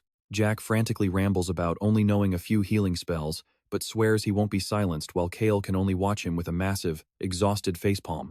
Outside, the rain pours heavily, matching Cale's growing headache as he tries to untangle this massive mess. Is he seriously saying the Empire created that dead mana bomb? And now, these blonde twins are being actively hunted by them. Looking at Hannah's severe injuries, Cale recognizes the dark stain spreading across her body as dead mana poisoning. This is extremely bad. He never even considered the possibility of the Empire developing a dead mana weapon. The original novel never mentioned a single thing about it. Even though Jack is shaking like a leaf, he desperately tries to stay defiant, but Cale simply cuts him off with an order. "Ron, hand them a recovery potion." Jack is completely stunned, unable to comprehend what this mysterious group is actually planning. Ron places the bottle on the ground, explaining that this is a top-tier potion meant to combat dead mana poisoning. "Use this to stop the poison from spreading," Cale adds. "My loyal servant went through this himself, so he knows a thing or two." Ron nods, sharing that his left arm and lower abdomen were once severely infected, and it was an agonizing struggle to heal. Jack is stunned that he actually cured it. Cale gently explains that these are the highest-grade recovery potions, crafted by the Death God Church of the RAON Kingdom. Why not use these to treat your sister's wounds first, and let everything else go? Jack stands there, completely dazed. "Are you serious? This medicine must be insanely expensive." Cale casually replies that saving a life is far more important, but in his mind, he is just glad these top-tier potions are working. Billows supplied him with so many potions, it is practically ridiculous. Watching this, Jack's hostile glare completely softens as he sees them differently. Remembering his manners, Cale introduces himself as Cale Henituse, a noble visiting all the way from the RAON Kingdom. Cale instructs Beecrox to deliver a message in person, since they do not have a mage to activate their video communication devices. Beecrox double-checks if this is for Tunka, knowing Cale's clever intentions even without him spelling it all out. Handing over the item to Beecrox, Cale adds a final warning, telling him to deliver this directly to Tunka to guarantee a fair fight. Without knowing about the Empire's terrifying dead mana bombs, Tunka will be completely blindsided in this war. Beecrox remarks that Cale seems deeply worried about Tunka. Cale freezes in shock. "What? Worry about that brute?" "Yeah," he replies. Cale thinks that is totally ridiculous, telling him to just go, since he knows how Tunka and her all fight. Even if their own soldiers fall wounded or die, they will relentlessly push forward, leaving everyone behind. And that's where we leave it. Cale is not worried about a reckless commander like Tunka, but the innocent soldiers who will suffer. You and I know that in the end, those innocent people are the ones who will suffer from that bomb. What did those soldiers do wrong to follow leaders blinded by greed who only care about themselves? If they are infected with dead mana, they must constantly consume highest-grade potions just to stop it from spreading. Do you think Tunka or Harrell would actually use those expensive potions for their soldiers? Cale mentions there is no need to visit Tunka right away. Rosalind is nearby, so if he hands the item over to her, she can easily pass it along. She will also deliver it to Crown Prince Albaru. Beecrox nods in understanding, but curiously asks who they actually are. Cale shares his theory, suspecting they are the Sun God twins. Beecrox is stunned, asking if they are those famous runaways, prompting Cale to reveal more. Specifically, that woman is the deadly swordmaster from the secret organization they fought alongside the Whale Tribe. Beecrox frowns upon hearing this, muttering about that woman. Cale reassures him to trust him and Ron, promising to make up a good excuse. Beecrox holds on tightly, agreeing to the plan. Meanwhile, check this out inside the cave. Hannah finally wakes up, making Jack panic and ask if she is okay. He turns to Cale with deep gratitude, saying, "Thank you, young master. Because of you, my sister has finally opened her eyes." Cale politely responds, feeling relieved. He figures she is only in the early stages of dead mana poisoning, wondering if her swordmaster constitution helped her survive. She truly has incredible endurance. Swordmasters are famously known for their high physical resistance thanks to their aura. It is highly likely the aura inside her is actively fighting to stop the dead mana from spreading. Though coughing up blood, Hannah forces out, "I told you not to let anyone in." Jack quickly stops her, begging her to rest since she is spitting blood, promising to explain everything. Cale decides to collect the black blood now and consult the golden dragon about it later. Sitting down, he hands her a clean handkerchief, advising her to focus on her own critical condition first. He mentions how her brother desperately searched for ways to save her, a bond that truly moved him. RAON then hands Cale a bottle of recovery potion. Here, young master. Cale silently notes they are playing their roles perfectly, a far cry from his chaotic days with Rosalind and those 8-year-old kids. Hannah coldly observes the two of them before demanding to know who these bastards are. Jack quickly corrects his sister, explaining they are not bad people at all, and that she actually knows them. You have heard of Cale Henituse of Harris Village, right? Hannah recalls the name in shock. Jack confirms that she was the one who claimed to know him. She had called him a great hero who stepped in to save civilians during the terror incident in the RAON Kingdom. Cale's face darkens, internally scoffing at the great hero title since he was actually annoyed to death. Meanwhile, Jack continues pleading earnestly. He mentions Queen Latana also praised Cale as a kind person, which immediately makes Cale freeze. Wait, what is he talking about? Why did he bring up Latana? Cale immediately asks who he means, and Jack explains she is the jungle queen they met during a past trip. Those words pierce Cale like arrows. I know what you are thinking. The famous Silver Shield? The embarrassment is real for him. Hearing that cheesy nickname after so long makes him cringe. But he summons the Silver Shield anyway, finally admitting his identity. Yes, I am indeed that Cale. The brilliant light radiating from his shield reflects in the wide, astonished eyes of the shocked twins. Cale asks, "Do you believe me now?" They immediately nod in agreement. Cale tells them to rest, explaining that his group will take turns guarding tonight. He casually claims that protecting the injured and exhausted is simply the duty of a noble, acting the part of a virtuous leader. RAON seamlessly chimes in, agreeing that they are nothing like the cruel monsters who committed those horrific atrocities back in the capital city. He adds that humans must actively save others and live differently from heartless killers, a sentiment Hannah silently agrees with. While she agrees, Cale is actually surprised that RAON chimed in so perfectly. He smiles awkwardly as Hannah viciously vows to make those religious fanatics bleed to death. Cale notes her brutality, but starts wondering if the twins actually belong to that mysterious organization at all. Could it be that the Swordmaster woman betrayed them? Suddenly, Choi-han calls out from the entrance, warning that a distant light is approaching their location, whispering about a detail from their battle with the elves. That enemy claimed everything was orchestrated by the blonde twins, leaving everyone questioning why the twins would ever do such a thing. Cale acknowledges the information. Behind them, Jack speaks up, suggesting that the approaching light likely belongs to an incoming guest. Cale turns around in surprise, asking if it is true. Jack confirms, explaining it is likely their final guest, the Queen of the Jungle. It makes sense why the saint kept her identity hidden, as the twins traveled all this way specifically to meet her. Latana steps out from the dense foliage, immediately spotting a familiar face and asking if it is indeed young Master Cale. Cale politely bows, greeting Lady Latana after their long time apart. Staring at the glowing orb in her hands, Cale is deeply curious, asking why she is carrying a Sun God Church artifact that points directly to the twins' location. Jack gasps in amazement that Cale noticed. Looking closely at them now, they share such a striking resemblance they could pass for twins. So we finally understand why she didn't get lost in this dense jungle. And trust me, the real mystery is just beginning. Alright, stick with me, because Cale just told Latana he knows who they are, making her flinch. He continues in a low voice, explaining that he helped them out of kindness, only to find they belong to the Sun God Church, the very terrorists behind the attack. Latana gasps in shock, asking how this is possible, while Jack reacts wildly, denying it, as his sister Hannah tries to calm him down. "Brother, calm down," she says, while Cale deserves an award for this outstanding acting performance. Lowering his head, Cale solemnly adds that there must be something else going on, because the Latana he knows would never commit such a horrific crime. He also doubts those close twins are responsible, saying firmly, "No, I truly believe you had nothing to do with it." Right on cue, Latana falls straight into Cale's trap, asserting, "I am exactly the person you think I am." Jack, playing the loyal follower beside her, chimes in, insisting they came here with absolutely no bad intentions. Cale merely bows his head and smiles, but nobody realizes the sheer malice hidden behind that gentle expression. While Latana sends her guards to inspect the interior, RAON quietly approaches Cale, flashing a thumbs up to praise his master, whose slight smile suggests this was child's play. Once settled, Latana politely invites Cale inside, but he declines, acting as if their brief chat was utterly exhausting, thinking to himself that a proper noble should refuse at least once, making it seem like this is a situation a fragile noble simply cannot handle. Latana quickly adds, "This actually isn't a matter where we require your assistance. Rather, it is something I wanted to share with you given the chance."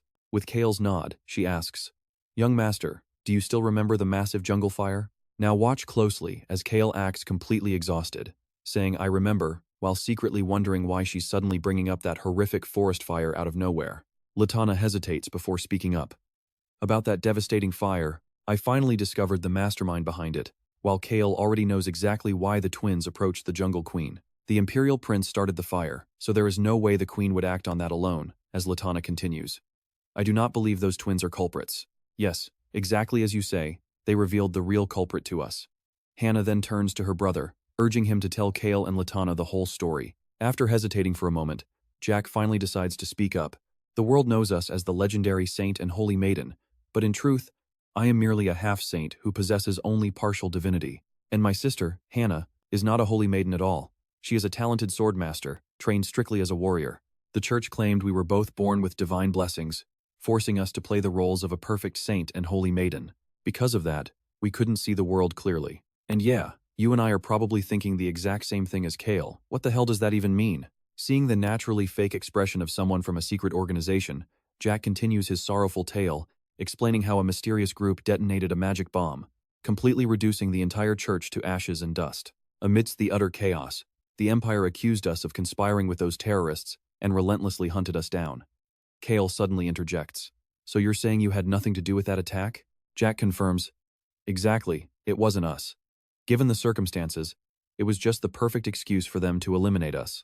Cale asks why they would do that, and Jack explains it is because they know what the church planned to announce during the festival. Aside from the two of us, everyone else who held this dangerous secret has already been murdered. Latana asks, unable to hide her curiosity, what is that information?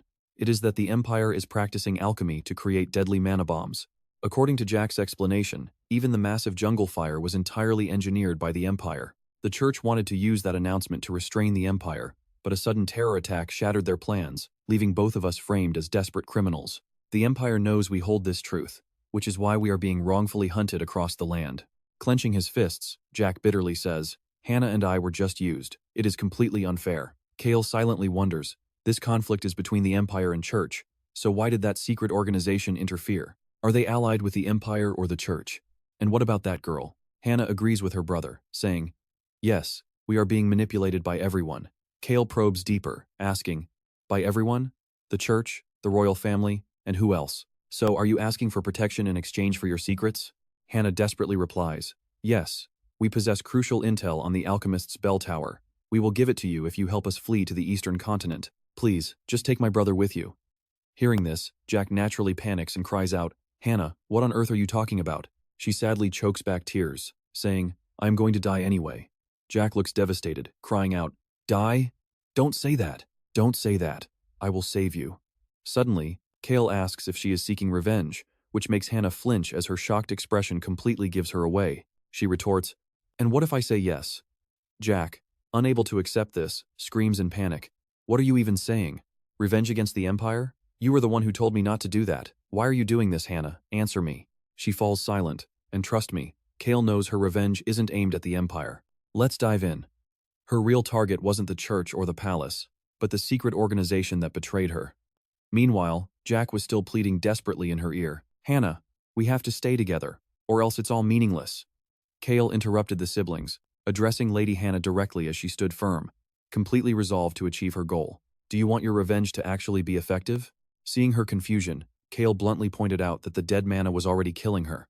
But I can extend your life for you. Hannah still had no clue what he meant, so Cale cut straight to the chase, asking if she wanted to die like a blood-crazy mage. Jack looked completely baffled, whispering, a blood-crazy mage?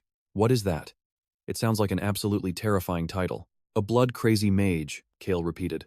I've only heard faint rumors about someone with that terrifying name, but he is already dead and gone. From what I've heard, he met an incredibly brutal and agonizing end. He was stabbed to death by his own comrade's sword. Hearing this, Hannah flinched in absolute shock, freezing in place. Noticing her strange reaction, Jack quickly asked if she wanted another healing potion. You don't look good, Hannah. Cale then gasped with mock concern. Oh dear, perhaps I spoke of something far too violent. Look at how her forehead is drenched in sweat. Let me wipe that off for her. It's all right. Her heart is just racing a bit after that story, Jack said, thanking Cale for being so thoughtful. Cale silently realized that while he couldn't befriend these enemies, he could easily exploit them for his own personal gain. So Cale kept playing with Hannah's frayed nerves. Pay attention to what he says next. He claims he hates seeing people die in front of him. Hannah's face turned completely ghost white. Latana, feeling deep sympathy for Cale's kind heart, nodded. Of course, I understand your feelings. You are far too soft-hearted to watch people die, young master. But do you actually plan to help them get revenge? Cale looked at Latana and asked, do you know what the most vicious form of revenge is? She gasped in surprise. The most vicious? Cale turned his gaze back to Hannah. Lady Hannah, though I probably shouldn't meddle in your personal affairs, I want to tell you this. Living a long, happy, and fulfilling life is the ultimate form of revenge. You should just live happily with your brother. Cale thought he was merely saying this to manipulate them, but the idea of a long, peaceful life actually resonated with him. How ridiculous. True revenge means making those bastards suffer exactly what they inflicted on us. Only after that debt is paid can a person truly rest in peace. Hearing this, Latana praised Cale's deep, empathetic wisdom. So that's what you meant. Unlike me, you truly understand the depths of human nature. Ron smiled warmly in agreement. Indeed, that is the real way to avenge someone, Jack spoke up. Dawn is breaking, and since we have a sick patient, let's rest here. What do you think, Cale? Cale warned that the enemy could strike at any moment. So how about Lena's team and mine take turns patrolling this area? What do you think? Cale then reassured the twins. Please, just rest without any worries. Once everyone stepped outside, Jack whispered to his sister. It has been a very long time since we could sleep this peacefully. I think we can rest easy tonight, Cale decided. In that case, we will take the first patrol shift. Long after the siblings fell asleep, Ron approached Cale. Let's notice how he gently reminds the young master that his patrol had already reached the forest's edge. Latana stepped in to take over, offering to handle the patrol for the next 2 hours. Cale replied, Understood, please be careful out there. Back inside the cave, Hannah slowly woke up, shedding her wet cloak, and asked a bizarre question. Just who on earth are you? Cale remained completely silent for a moment before slowly responding. That is the question I should be asking you. Hannah warily pressed him. Are you one of them? Cale pretended not to know who she was referring to. When Hannah hinted at the secret organization, Cale guessed she found this entire situation extremely strange. Since she was in the exact same desperate situation, how would she feel asking a complete stranger if they were connected to that treacherous secret organization? So he probed further. If you truly believed I was one of them, you would have run away by now. So why haven't you fled? You're worried about your brother, aren't you? Hannah fell silent, realizing Cale had read her perfectly. Cold sweat poured down Hannah's face as she frantically wondered what to do. The church and the Pope had thoroughly used them. Then, this secret organization approached them while they were on the run. They treated us like family, only to brutally betray us. And now, cornered, I have run straight into yet another dangerous enemy. She darted her eyes between Cale and his servants, her mind screaming, What should I do? What should I do? Her hand trembled violently as she gripped her brother's shoulder. Suddenly, Cale spoke up. We are not going to threaten you. Hannah gasped in disbelief. What? If that wasn't a threat, then what the hell was everything you just did? Cale calmly explained they were analyzing the situation, realizing she was betrayed. It seemed that Magic Spearman was actively hunting both of them down. The Empire, the Church, and now this secret organization? Hannah is totally overwhelmed. Trust me. You and I must watch what she does next. Let's dive into a tense standoff. She demands to know why Cale said that, asking if she must confess everything and swear loyalty just because she is cornered. Worshipped as a hero by the kingdom, constantly acting so kind, I bet nobody knows your true face looks like this, right? It seems the queen is totally clueless. Cale cuts her off, but his calm attitude catches Hannah off guard once again. I already showed you both sides of my personality. Is not that enough of an answer for you? Showing you this was purely out of pity because you were betrayed. Hannah hesitates, then asks, So you actually want to talk to me? That is right. More specifically, I want to negotiate. It looks like you are finally ready. The main thing is, I will not take you and your brother to the Eastern Continent. Hannah is completely confused, but Cale sighs, saying he is the one who does not understand her thoughts. Are you even aware that darkness completely dominates the underworld of the Eastern Continent? Hannah reacts with genuine shock, hearing this for the first time. What? I did not know that. You clearly know way more than me. I thought that organization was small and only active in the north. They promised they would take my brother and me to the north. I assumed we would survive if we escaped to the Eastern Continent after being betrayed. Choi Han and Cale quickly exchange glances, wondering if they heard her right. Now pay attention, because she just linked that shadow organization directly to the north. Should Cale probe her for more information? Cale presses further. That is exactly why you cannot go. The Empire, the North, and the Organization of Darkness are all colluding together. She realizes the grim truth, stating that there is absolutely nowhere left in the Western continent for them to hide. But she had no idea the North and the Empire were connected. Internally, Cale curses. Damn it, this unexpected news is driving him absolutely crazy. He frowns deeply and comes to a conclusion. So that is your point. You knew all along. But Hannah desperately responds that she really knows nothing. There is truly nowhere left to run. She does not know the full picture at all. What she just revealed is everything she knows. Cale explains that is precisely why he cannot let them go to the Eastern continent, the 3 northern kingdoms, that secret group, and the Empire. Based on the book, Cale assumed the Empire possessed top-tier intelligence. After all, they knew about the Wyvern Knights of the Northern Alliance. But it turns out Cale was completely wrong about that. Now that he is aware of this connection, it won't be long before everything turns into complete and utter chaos.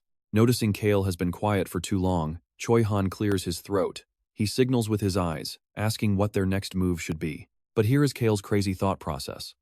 Since things are already this messy, why not make the situation even more chaotic? Hannah asks what they should do now. But Cale, putting on his best dramatic performance, fires back, asking why she is trusting him now after doubting him earlier. This completely flusters Hannah, leaving her stuttering as she tosses the question right back to him. But you are fighting against them, are you not?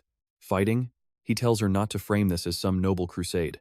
Playing his weak young master role, Cale reminds her the vast jungle has plenty of hiding spots. For now, rely on Miss Latana and focus on healing your body. You are the only one who can protect yourself, and you know that. Hannah lowers her voice, admitting she knows that all too well after everything she has been through. She thinks of her brother, who was born with the sun god's healing power. Perhaps because of that, his physical strength is terrible, unlike her own. She possesses immense swordsmanship talent and sharp reflexes, so she must protect them both. Cale agrees with her logic. Exactly. Trust absolutely nobody. Do not trust Miss Latana, do not trust me. Just survive alongside your brother. For so long, people manipulated the siblings for selfish goals, constantly claiming they would set them free. They pleaded for trust, promising that only by believing in them could she walk the radiant path of the sun god. They boasted about turning mere beggars like her into something grand. Every single person she met only ever demanded her blind trust. But Cale does not demand trust. Instead, he offers a promise. He will bring someone to save her, so she just needs to wait. Hannah remains highly skeptical, asking if she can truly survive, and what price she must pay for her life. Since you mentioned a deal, Cale nods. Yes, a deal. And this deal will be bound by a vow of life and death. We will make the deal once I bring the person who can save you. Hannah still cannot believe she might actually recover and live. But Cale keeps talking. And once your treatment is complete, I will ensure you get your proper revenge. So keep your head down and wait. For a bloodthirsty warrior like you, I will let you bathe in blood. The next morning, Latana returns from her night patrol and finds Cale sitting alone, looking completely exhausted. She wonders why he is sighing so early, asking if he slept poorly. He explains that his mind is simply a bit cluttered right now. Hearing his story, Latana sympathizes, believing this is incredibly tough for him. Knowing his supposedly kind heart, she assumes these harsh truths are painful to accept. Meanwhile, Cale covers his face. His mind is spinning, not from a grand crisis, but because his dream slacker life is vanishing. Let's see how he survives this in the next episode. Latana sits down, gently advising him. Young master, you said that living happily and healthy, instead of focusing on enemies, is the best revenge.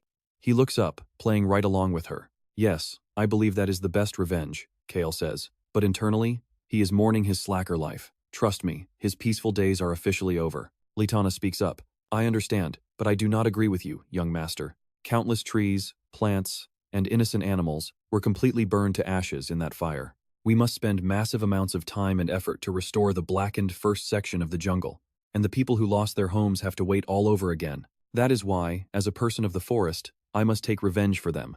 What she rules is not just the tribes, but the entire southern jungle, a vast land that deeply values harmony. A leader there must know how to embrace others. But more than that, they must possess the strength to face external threats and ruthlessly fight their enemies. Latana did not become the queen of the jungle for nothing. Cale easily guesses why she brought up last night. Watch closely, this is where he makes his move. Should I contact the Crown Prince? Crown Prince Albaru will surely welcome a talk with you, Miss Latana. Hearing this, she is overjoyed, realizing he is exactly as kind as she hoped. You are both kind and intelligent. Young master, thank you for saying that. Since the Mogoru Empire is involved, I do not think we can solve this alone. We need to prepare to expose the dead mana bombs. Cale curiously asks if she plans to do this after the war between the Empire and the Whipper Kingdom. Latana confirms this, stating they also need time to prepare for war. Cale quietly thinks to himself how ruthless she can be. Suddenly, Latana pulls out a scroll as a return gift. Before Cale can even ask what it is, she explains that his villa plot is way too small. So, I decided it would be better to give you the entire hill and a portion of the coast. Cale is genuinely stunned by her rich lady generosity. The entire hill where top-grade magic stones were discovered, right on the coast of the jungle's first section, Are you really handing over the ownership of half that coastline to me? He totally wants it, but Cale still has to act a little surprised, claiming half the coast is way too much. But Latana insists, you travel by ship anyway, so I'm gifting this to make things easier for you. The area is not fully restored yet, but fortunately, the chief managed the land, and the tribe agreed to give it to you. It is a gift from our people, please accept it. Cale has no choice but to take it, proposing they secretly bring the crown prince by ship to meet at this very coast. She looks at him, deeply amazed. I know what you are thinking. She genuinely believes he is a selfless saint, when he is actually just plotting his slacker future. Acting like a saint once more, Cale gently adds, and Miss Latana, those twin children sound so pitiful. Please look after them until I can bring someone who can heal dead mana poisoning. Deeply moved, Latana replies, your incredible kindness always touches my heart, to the point of tears. Young Master Cale thinks to himself, everything is settled here. But once the Crown Prince hears about this massive scheme, he is definitely going to explode with rage. After returning to the Golden Dragon's villa, Cale tries contacting Albaru, but the prince takes quite a while to finally pick up. The moment Albaru sees Cale, he barks, where on earth are you? What kind of crazy place is that, with everything flashing and glowing in the background? Cale cuts straight to the chase. Your Highness, that does not matter right now. The terrorists behind the bomb attacks are working with the 3 northern kingdoms. There is also a link between the Sun God Church and the Empire, not to mention the Empire's atrocities and our encounter with the Dark Elf twins. Add to that the dark connection between the jungle and the Empire, our past relations with the Whale Tribe, and our grand plan to completely wipe out the secret organization's elite battle units. Cale quickly summarizes everything that went down. Stunned, Albaru asks, so you are saying the Queen of the Jungle wants to have a meeting with me now? The Empire committed all those atrocities, and the North is involved too? Just what kind of person are you, Cale? Cale chuckles warmly, just Cale Henituse, of course. Albaru clutches his head, groaning, you are driving me absolutely insane. Looks like we are about to step right into hell, aren't we? Cale replies that the prince is spot on, the entire kingdom is in absolute chaos right now. So, why don't we create some chaos of our own? Your Highness, we already allied with the Brett Kingdom, and who else is on our side? The Jungle, the Whale Tribe, and even the Whipper Kingdom. We also have those falsely accused twins, plus a dark elf who can completely control those dangerous dead mana bombs. RAON chimes in, sending Cale a telepathic message. Human, it has been a long time since I saw you smile like that. Tell me what you are plotting. I want to join the fun too. But Cale still wants to hear Albaru's thoughts, asking, what do you think? We are preparing to strike the Empire, the North, and the secret organization.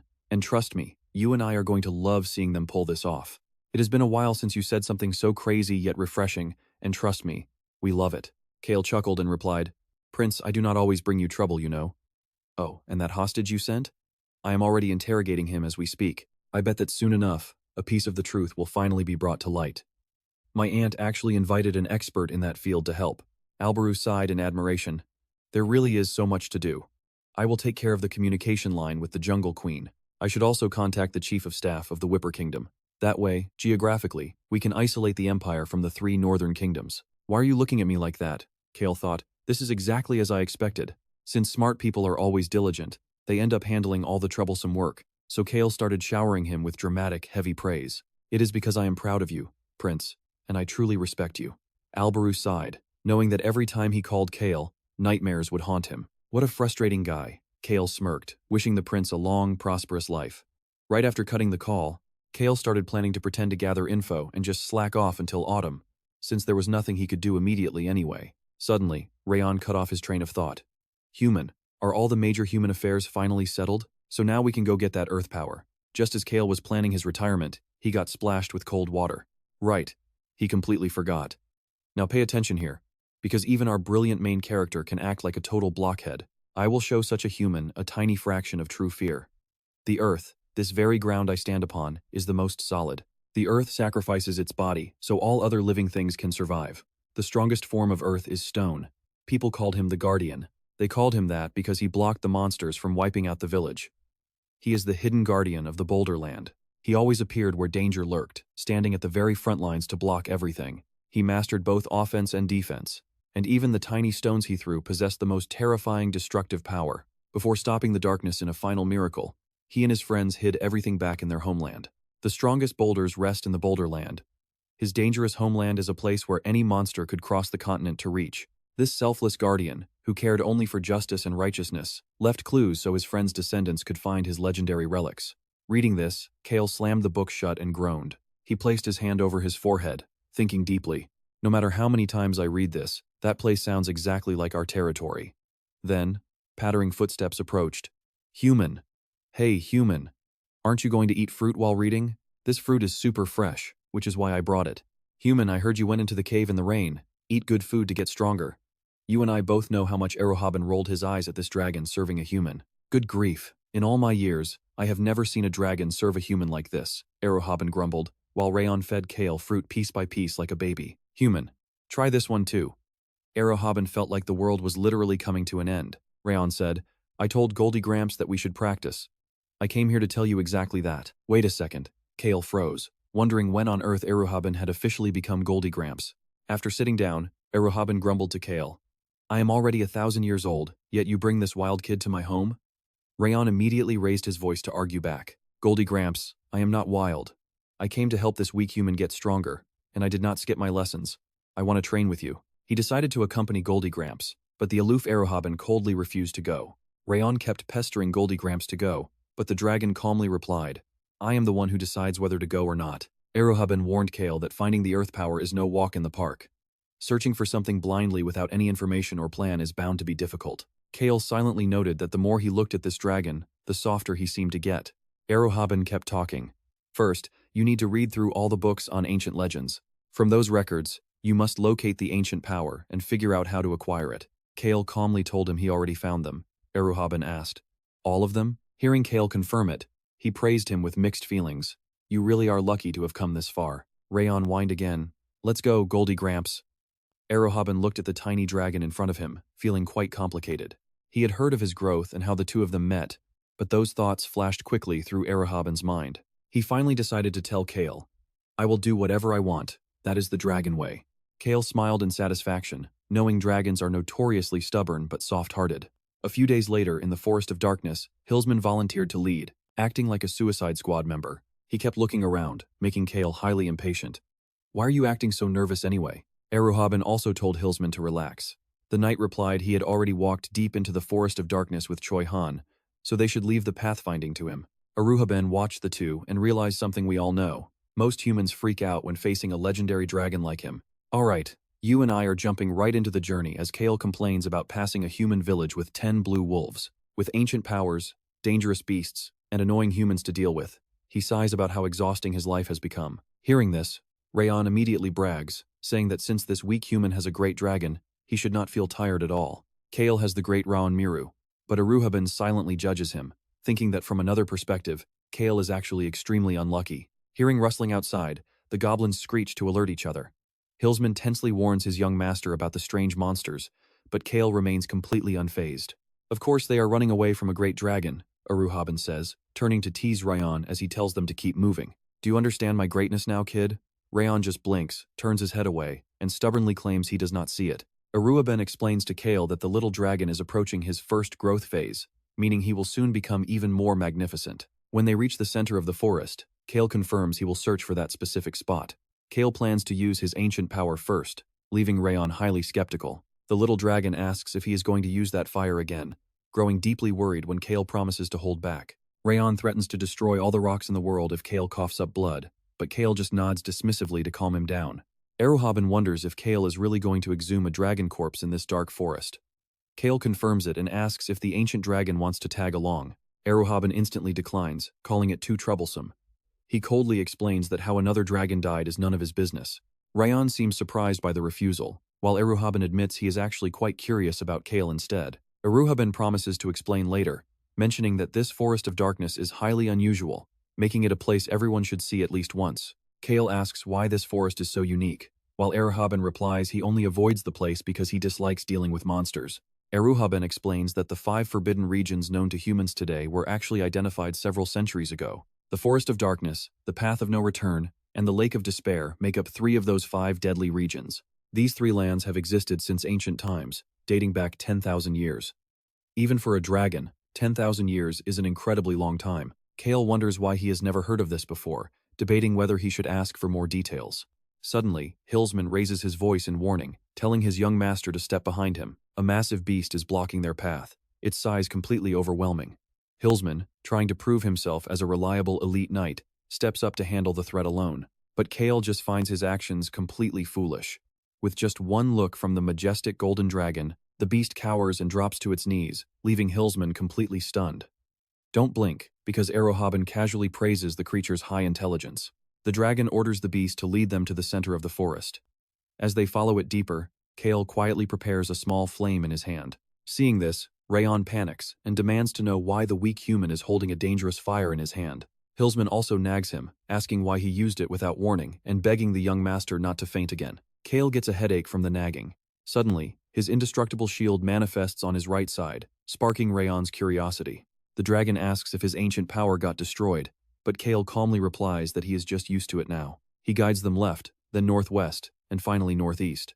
Reaching his exact target location, Cale smiles with satisfaction and announces that they have arrived. Standing before a massive, towering boulder, Cale uses the fire in his hand to strike the ancient stone directly. A voice echoes from the rock, welcoming the final flame as a dear friend, an eternal rival, and a lifelong companion. Sensing multiple ancient powers swirling within Cale, the boulder asks in utter shock what on earth is going on.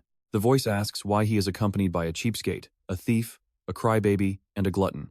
Cale smiles knowingly. He silently remembers that the cheapskate is the fire of destruction, and the thief is the wind. The crybaby is his vitality of the heart, and the glutton is his shield. You and I both know who he is, but the voice demands his name. Cale confidently replies with his name, declaring he has finally found it. As multiple ancient powers erupt from his body, a brilliant golden light begins to shine from within the rock. Arohaban warns a restless Hillsman to stay back, knowing that ancient powers must be claimed alone without any outside interference. At most, others can only guard the area. But a mighty dragon standing guard for a mere human? It is absolutely mind-boggling. But of course, there are always rare exceptions to the rule. Sensing that their human is behaving very strangely, RAON orders the golden dragon to stand guard. Suddenly, that mysterious voice echoes once again. The voice marvels at a human awakening 4 ancient powers at once as the blinding golden light grows increasingly radiant. The boulder splits down the middle, whispering for Cale to take the keepsakes of its fallen comrades, declaring him worthy. Stepping inside, he realizes the massive stone itself is the gateway. What a bizarre and surreal experience. As the ground lights up with foreign writing, you and I are left wondering what these legendary keepsakes actually are. Stick with me here because just like the other ancient powers, this voice is about to dump a massive tragic backstory on us. What a brutal life. Back then, my only dream was to eat 3 full meals and sleep without a care. I was just an orphan struggling to survive on my own. The only thing I could rely on was the earth itself. By destiny's design, I realized the power the earth gifted me was already inside my body, and I believed I should use this strength for the greater good of the world. That is why I always chose to stand up and fight. I wanted to shield the weak and helpless, those who were just like I used to be. I have absolutely no regrets living that way. But if I had one single regret, it is that I lived far too harshly. Even knowing my comrades were in grave danger, I stayed behind to protect the weak, and in doing so, I lost every single one of my allies. And that is why, in the end, all I could save were their keepsakes, and I had to leave this world before I could even pass them on to anyone. Meanwhile, Cale remains completely silent as he walks deeper inside. He tells himself he does not need to listen to this guy's endless rambling anymore, because he is different. Cale firmly believes that his own safety and his people must always come first. He has no noble ambitions to go around sacrificing himself just to protect others. Watch closely here. The voice doesn't stop, calmly noting they don't have to think the same way. I was proud to protect this land, but failing to pass on the legacy of my comrades, especially without even witnessing their deaths with my own eyes, is deeply painful. And it feels bitter knowing that I couldn't leave behind even a single trace of my own existence. Cale raises a hand to block the brilliant light shining right into his face. Are you kidding me? Standing before Cale is a mansion actually. It looks like a grand palace plated in 100% gold. Talk about flashy. He scans the entire place, admiring the marble pillars and exquisite decorations that look like a master craftsman spent days and days carving them by hand. This kind of luxury is exactly what you would expect from the Count Henituse family. No, this is actually grander than the Crown Prince's palace itself. The voice speaks up again, claiming he isn't greedy, but since someone carries his comrades' wills, he couldn't let it look cheap. So I put in some effort. Honestly, Cale just wanted to curse him out. Wow, this place is ridiculously beautiful. Isn't calling himself non-greedy a total lie? But then Cale spots 2 pillars wrapped in chains and ancient runes, sending a shiver down his spine. What on earth is that? It feels incredibly ominous, like a seal trapping a demon king, a devil, or a ghost. Even though Cale does not want to care, the voice keeps rambling about a tragic truth hidden deep within this place. Strangely enough, this forest is home to mutant monsters that you won't ever see anywhere else in the world. They actually come from the eastern continent. I uncovered this truth after entering this cave, which contains a mysterious path directly connecting our world to the eastern continent. Monsters that accidentally wandered into this path ended up reaching the western continent, mutating along the way to become significantly stronger and far more aggressive. Elves, dwarves, and humans were all driven back. Only monsters could pass through. My companions and I couldn't crack that mystery, but we ended up sealing both ends of the path so those mutated beasts could never cross over again. You and I know Cale hates work, so he's just facepalming at learning more useless information. The voice explains that the seal is incredibly strong, lasting for 100,000 years. If it needs to be unsealed before then, only the heir to my power can do it. He silently calculates that 10,000 years ago was still the ancient era, so it's not bad. Either way, it's not happening today. Standing before the main hall, Cale steps inside once permitted. The voice instructs him to head to the third floor's first room. The glutton only cared about eating, so when rewarded with precious jewels, she just tossed them into a corner. That's why I gathered them. Next is the second room. The crybaby had regeneration powers but was too cowardly, so he hoarded weapons. They were just ordinary weapons, but I took them anyway. As for the third room, gold and silver are literally overflowing. This is the personal vault of the cheapskate. Though I have no idea if this currency is still in circulation, gold and silver coins are always useful, aren't they? The fourth room belongs to the thief, who kept records of his stolen loot, his power, and even his secret base, and the 3 remaining rooms on this floor hold everything of mine. He said if I saved him, I could take it all as a reward, so I did. Cale is absolutely thrilled. Take it all? Where on earth could he find such a generous, kind-hearted person? Are you some kind of collector? Cale offers a polite compliment just to be respectful. You are truly amazing. How did you collect all of this? The voice takes on a solemn tone, clearing his throat. Well, I am just a bit meticulous. This is my room. Reaching the 5th floor, Cale pushes open the door. He was just thinking the 4th floor was plain, but the 5th floor totally blows him away. Is this entire 5th floor just one single room? Right on the table, in the middle of the room, sits a lonely stone. Suddenly, Cale wonders if this quest was really this easy. It feels kind of anticlimactic, doesn't it? The voice announces, "This is my power. If you want it, listen close. Trust me, you won't want to miss what's next." Alright, stick with me as Cale hesitates before the giant's crazy request. The old man speaks up again, but it only activates when you truly want to protect something. I want my power used for a noble cause, with an unwavering will that never, ever retreats in the face of danger. Kindness and justice are what hold up this world. Now chew it, eat it, and this power will be yours. Cale asks himself, do I really have to chew this? Chew it, the voice commands. Do it now. Since earning this legendary power makes you my descendant, I am also leaving this entire hidden estate to you as well. Cale reluctantly complies and chews the rock. Honestly, he does not care about the power itself, he just needs that earth attribute. The giant starts nagging again about protecting, defending, and self-sacrifice the true nature of this earth power, the force that gives everything to all life. Outside, the group was waiting, and RAON literally flies with joy seeing Cale finally emerge. Fluttering in circles around Cale, the baby dragon excitedly gasps, "Human, I can feel the earth's power radiating from you. We are saved now." RAON proactively warns him, "Human, stop doing crazy, dangerous things from now on and just go get some rest already." Noticing Cale's weirdly dark grin, Eruhubin curiously asks him, "Why are you smiling like that?" Our clever human lead mysteriously whispers back, "I just got myself a brand new lair." Now watch closely, RAON cannot hide his absolute shock at this massive mansion. Cale calmly explains that this spectacular place is actually their new villa. RAON happily spreads his wings and flies around, completely disbelieving his own eyes as he asks, "Human, is this really ours?" Cale nods and confirms that yes, this is indeed 100% real. Watching Cale pull this off, Eruhubin realizes this human has the most ridiculous, godlike luck.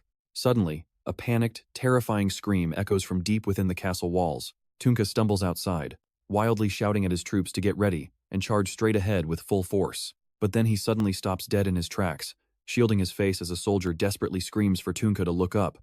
Looking up, the general spots 3 masked figures hovering high in the air, and one of them quickly barks an order to RAON. "Activate invisibility." RAON quickly casts his magic, making them instantly vanish from the sky. Understood. Before Tunka can even comprehend what is happening, he roars out in absolute shock and furious disbelief. Are they actually running away? A panicked soldier steps up, asking, "General, what should we do now?" Tunka, his face darkening into a furious grimace, snaps back with his command, "Go inside the castle and search every single corner, then sweep the entire surrounding area." His subordinate quickly rushes to carry it out. Understood! Meanwhile, Cale's face is completely flushed as he shivers, his voice trembling. It is so cold. Rosalind quickly offers him a towel to help, saying, Young Master Cale, let me cast drying magic on you right away. Here is a dry towel. Choi Han jumps in, deeply worried about Cale's state, saying, Young Master, you are going to completely collapse like this. Ron helplessly flies over to help dry him off. That's right, human. Getting sick is a disaster. You absolutely cannot collapse and cough up blood again. Cale listens to all of them fussing over him and sighs, thinking to himself that a little cold water is not going to make him faint. Now, let's check in on Cale in this lush forest as Harold politely approaches his tent, hoping the recent unexpected chaos did not startle our young master. Cale, still wearing his priest disguise, calmly steps outside to ask about the current situation. I am fine. Now that I am awake, I will resume treating patients. Are there any more wounded? Harold shakes his head, reporting, No, there are none left. Harold then smiles with deep, heartfelt gratitude, saying, Thank you, young master. Walking past him, Cale suddenly whispers a warning, Keep your voice down, remember. Harold nods firmly, declaring that he will definitely never forget. Tunka tightly grips Cale's hand, his voice full of regret, asking, Are you really planning to leave in 2 days, priest? Cale replies firmly, emphasizing his decision. Yes, it is time for me to go, Cale says. From afar, a recovering patient bows his head, whispering, Thank you, priest. Tunka looks at Cale with a regretful face. You really should have stayed and rested a few more days in our castle. It is truly a pity. Cale smiles brightly and spreads his arms wide, asserting his view. No, General, luxury does not suit us. Right now, there are surely still many other people suffering in this world. Cale gazes up at the distant sky with fake longing. Out there, in the world, that is where we truly belong. Deeply moved, Tunka immediately turns and commands his soldiers. Clear the path quickly. Do not block the way of these holy priests. One of the soldiers steps forward and asks directly, Priest, if you do not mind, which god is it that you worship? Even though I do not personally believe in gods, I still wish to know. Hearing this, a faint smile appears on Cale's face. Pointing a dramatic finger toward the vast open sky, Cale proudly declares his own personal ideals. The golden sun shines down on all living things, without making any discrimination. He continues speaking to them with absolute sincerity. If you truly feel grateful, then you should remember that light even after the sun sets. Tunka turns around to address his people, sharing his thoughts while reminding them, we, too, were once discriminated against, just because of our magic. But now we stand up for an equal world. Never forget that. Rosalind then turns to Cale, whispering a question we've all been wondering. Young master, when you mentioned the sun god, what were you actually thinking in your heart? But Cale chooses to keep his real thoughts a secret. All right. You and I are diving right back into Cale's epic journey. Rosalind watches him smile, her heart filled with absolute trust. I truly believe our young master will make a magnificent pope one day.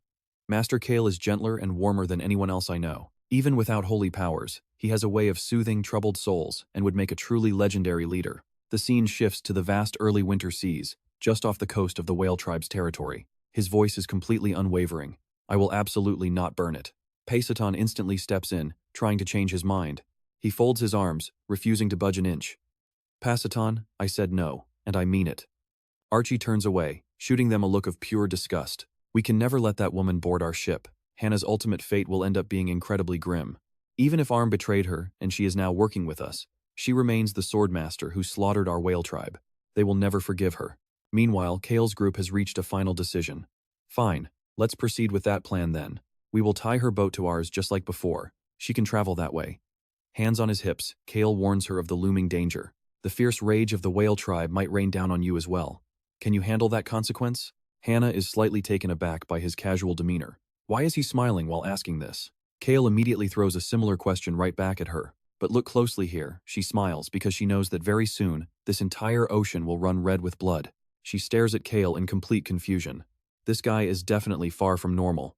Why are you staring at me? Do you want me to cover up my face? Cale shrugs, leaving the decision to her because it makes no difference to him. She continues with another strange question. Do you want to know why I keep my face uncovered? Full of deep-seated hatred, Hannah growls coldly. Because I must never be allowed to forget. Every time strangers flinch at these ugly scars, it reminds me of the blood of those I need to slaughter. Hannah falls silent again. Cale lets out a soft sigh, not letting it bother him. He'll just let her do as she pleases. Hands on his hips, Cale loudly announces, All right, let's head to Heis Island 99 to meet the Tiger Tribe. Mary pulls her hood down, staying quiet. When they finally arrive, Ron chuckles softly. Heis Island 99. Young master, This will be your very first time encountering the fierce tiger tribe. Watira steps forward to remind him of their terrifying size. Young master, tigers are absolutely massive. She gestures ahead to make the introduction. Behold, the tiger tribe. Cale narrows his eyes, taking a close look at them. Yeah, they certainly fit the description. Their towering, muscular physiques scream raw power. Looking them over, Cale searches his memories. Watira did mention that they have a powerful shaman among them. We both know RAON is sharp, and right now, he warns Cale that something is off with that giant tiger. Right on cue, Gashan appears, immediately drawing everyone's gaze. The shaman frowns, walking up to them with a heavy step. I have been waiting. Cale shifts his tone, addressing Gashan directly. So you already knew who I was, yet you still waited? Suspicion begins to bubble up in his mind. So this is the shaman who wanted to meet him. Extremely suspicious. Did Watira tell them the Forest of Darkness is a good place to live? Then, the shaman suddenly asks a bizarre question. Do you believe in fate? Cale eyes him with immense caution. This old man is deeply unsettling, and it is honestly giving him goosebumps. A different theory crosses his mind. This guy acts more like a spiritual medium than a standard mage. Right then, RAON tilts his head in curiosity. Human, what does fate mean? Cale crosses his arms, letting out a flat sigh. I don't buy into that stuff. Gashan suddenly shares a personal truth. My whole life, people have called me a gifted spiritualist, but you don't care. Suddenly, he stomps his foot hard against the earth. Gashan bursts into a joyful, roaring laugh. Nature itself spoke to me. It whispered that a red-haired man from the western continent, someone who found a brand new life, would come to us. Cale looks up, utterly dumbfounded by these words. Wait, what? The shaman narrows his eyes, delivering the prophecy. We were commanded to completely overthrow them. Gashan locks eyes with Cale. The one destined to sink the ships of those bastards in that cursed secret organization is none other than you, the redhead. Hearing this, Cale feels a cold shiver run down his spine. How on earth did this guy know that? Later on their journey, Watira curiously asks him, Young Master Cale, do you truly plan to flip their ships over? Cale awkwardly covers his mouth. No, not exactly, Cale answers, clarifying his actual strategy. I just thought rocking their boats a little would help them move on much faster. Isn't it better if they cross over to the afterlife without us exerting too much effort? RAON smiles warmly, offering a gentle reminder. That shaman truly seems to possess genuine prophetic abilities. He even read your innermost thoughts, young master. After all, didn't you grow up living like a total trash in the past? That is where we leave it. Trust me, you and I must see what happens next. Alright, let me show you how a prophecy about a man living a new life gets hilariously misunderstood as Cale turning his trash life around, okay? Isn't that right? Hearing this, Cale immediately starts having very different thoughts. Maybe it doesn't mean that at all. Watira chimes in, sounding completely shocked. Was there ever a time young Master Cale was actually considered trash? Mary quickly shut down that idea, asserting with absolute certainty. No way, the young master could never be trash. Cale looks away, feeling a bit awkward and embarrassed. Deep down, even now, he can't exactly claim he was never a total piece of trash. After all, even if it was for his dream slacker life, he did cause plenty of chaos and pulled off his share of scams. Suddenly, a warm smile spreads across Watira's face. She nods in satisfaction, realizing that despite all of that, he is still far from being a real scoundrel. I see, so that's what you meant.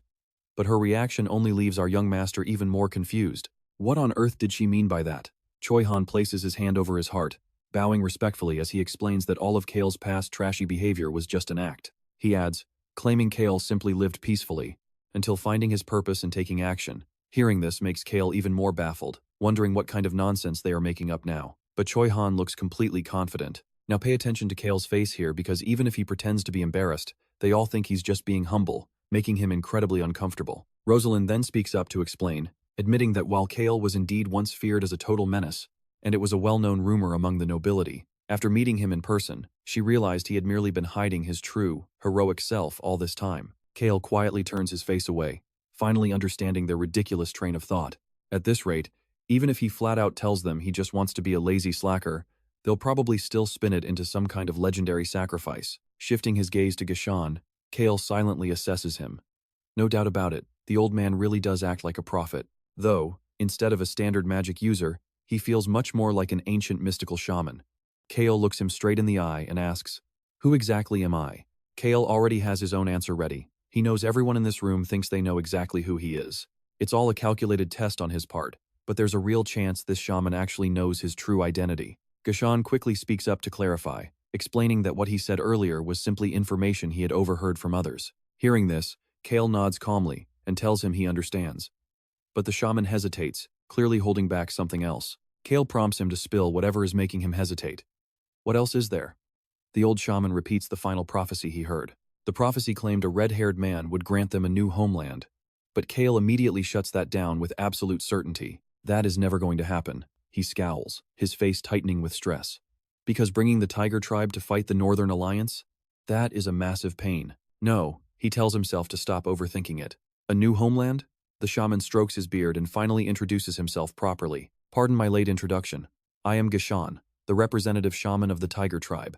It is an honor to meet the great figures of the Western continent, including the dragon. He warmly extends his hand, inviting them to step inside so they can continue their strategic planning. He briefly explains the geography of this beautiful region, noting that the Heis Islands consist of 15 distinct islands.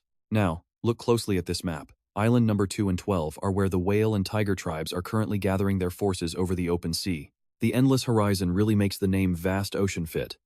Flying high up in the sky, Cale looks down, genuinely impressed. Those ships are more numerous than expected.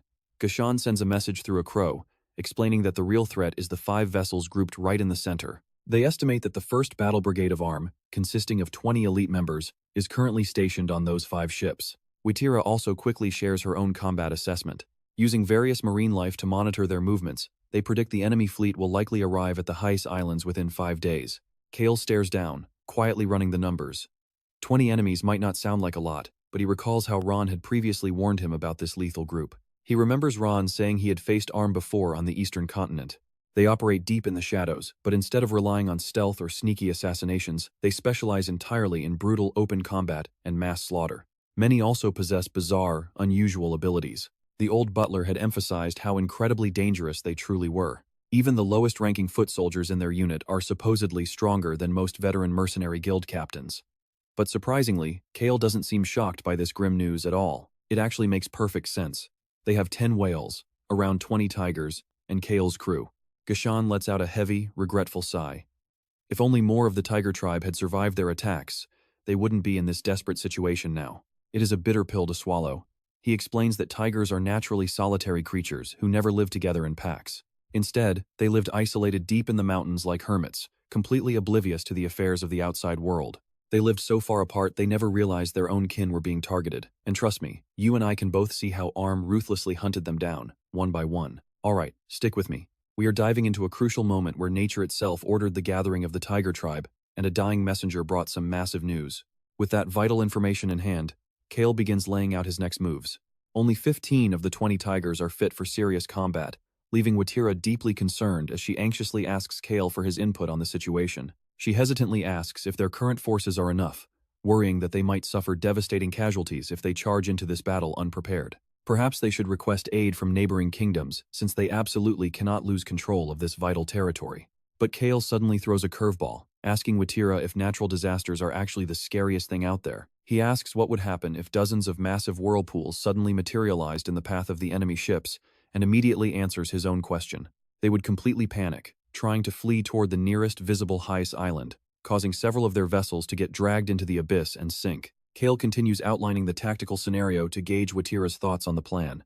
If they place whirlpools between the 15 Heis islands, the enemies will instinctively gather in tight clusters around specific spots. What does she think? RAON is totally hyped, urging Cale to get to work. He boasts that he learned from Goldie Gramps and is way stronger now.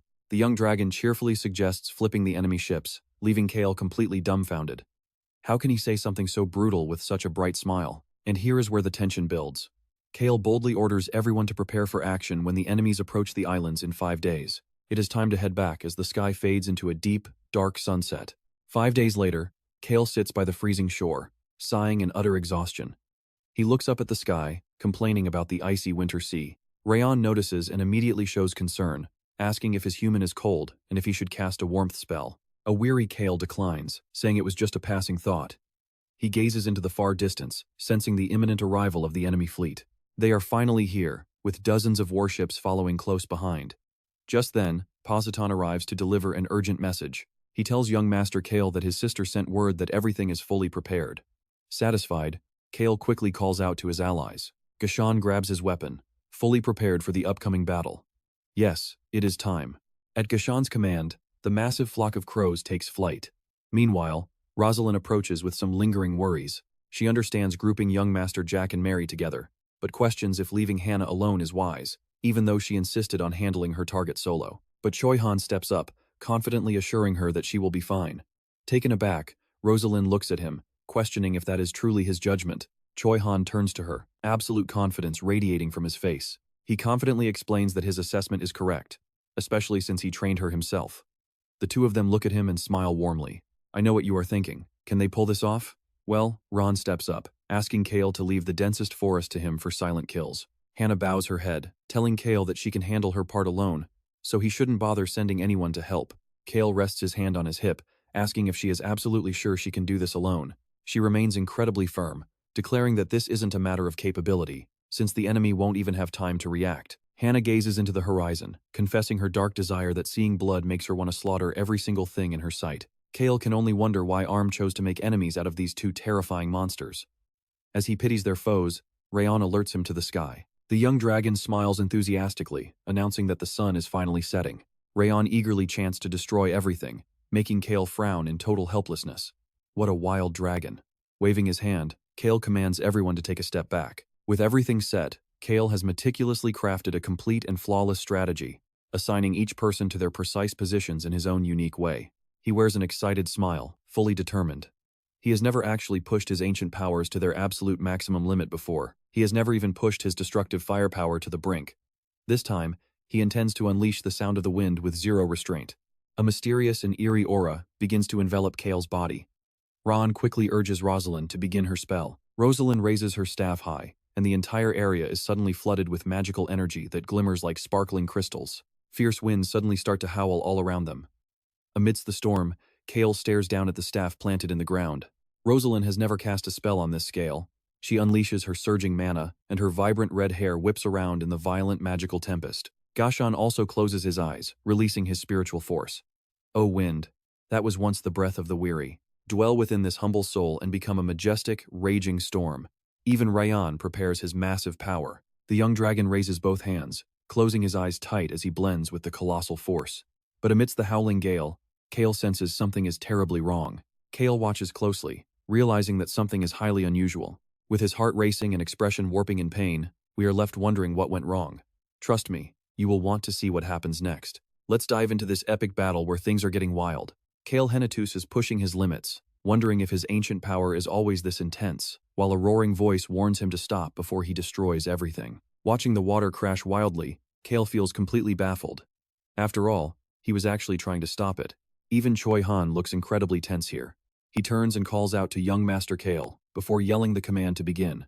Cale immediately reaches out his hand, unleashing his overwhelming power.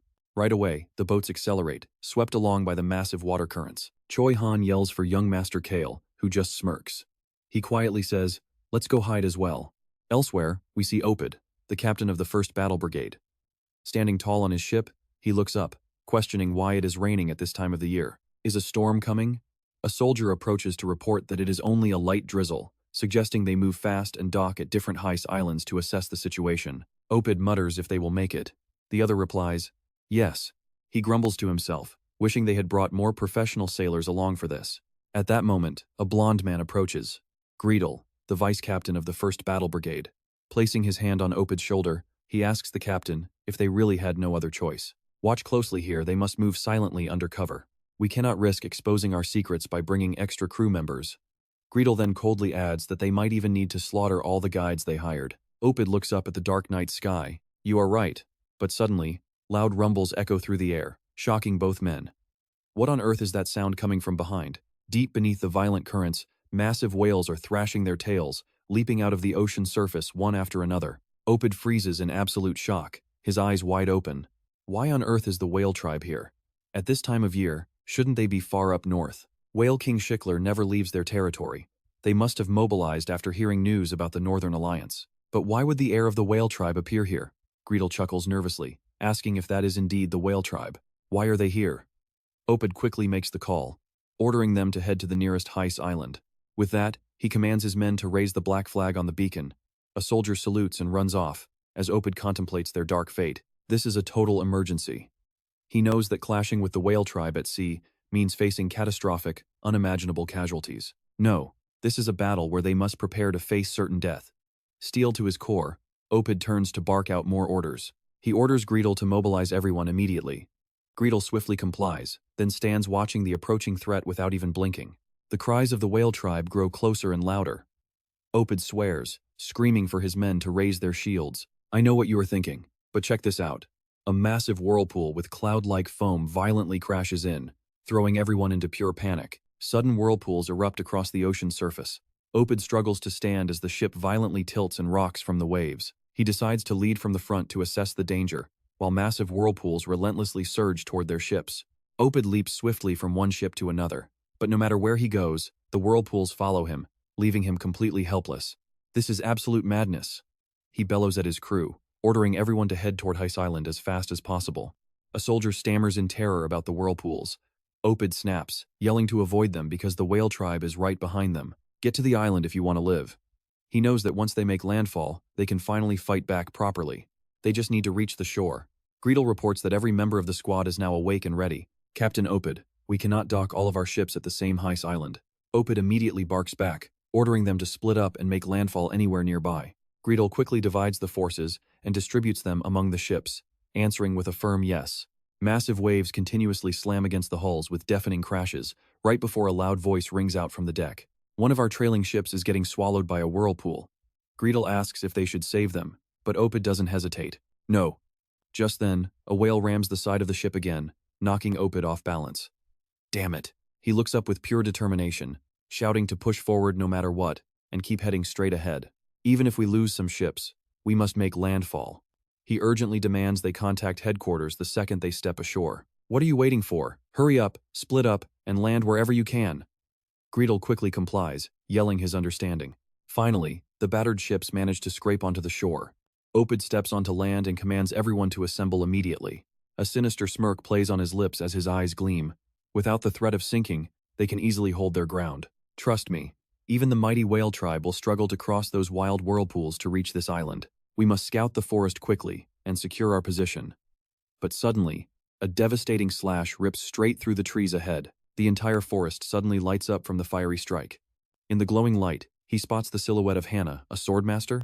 All right, let's jump over to another island where RAON steps up, telling Mary, I'll deal with these assassins myself. Please rest. Mary quietly replies, yes.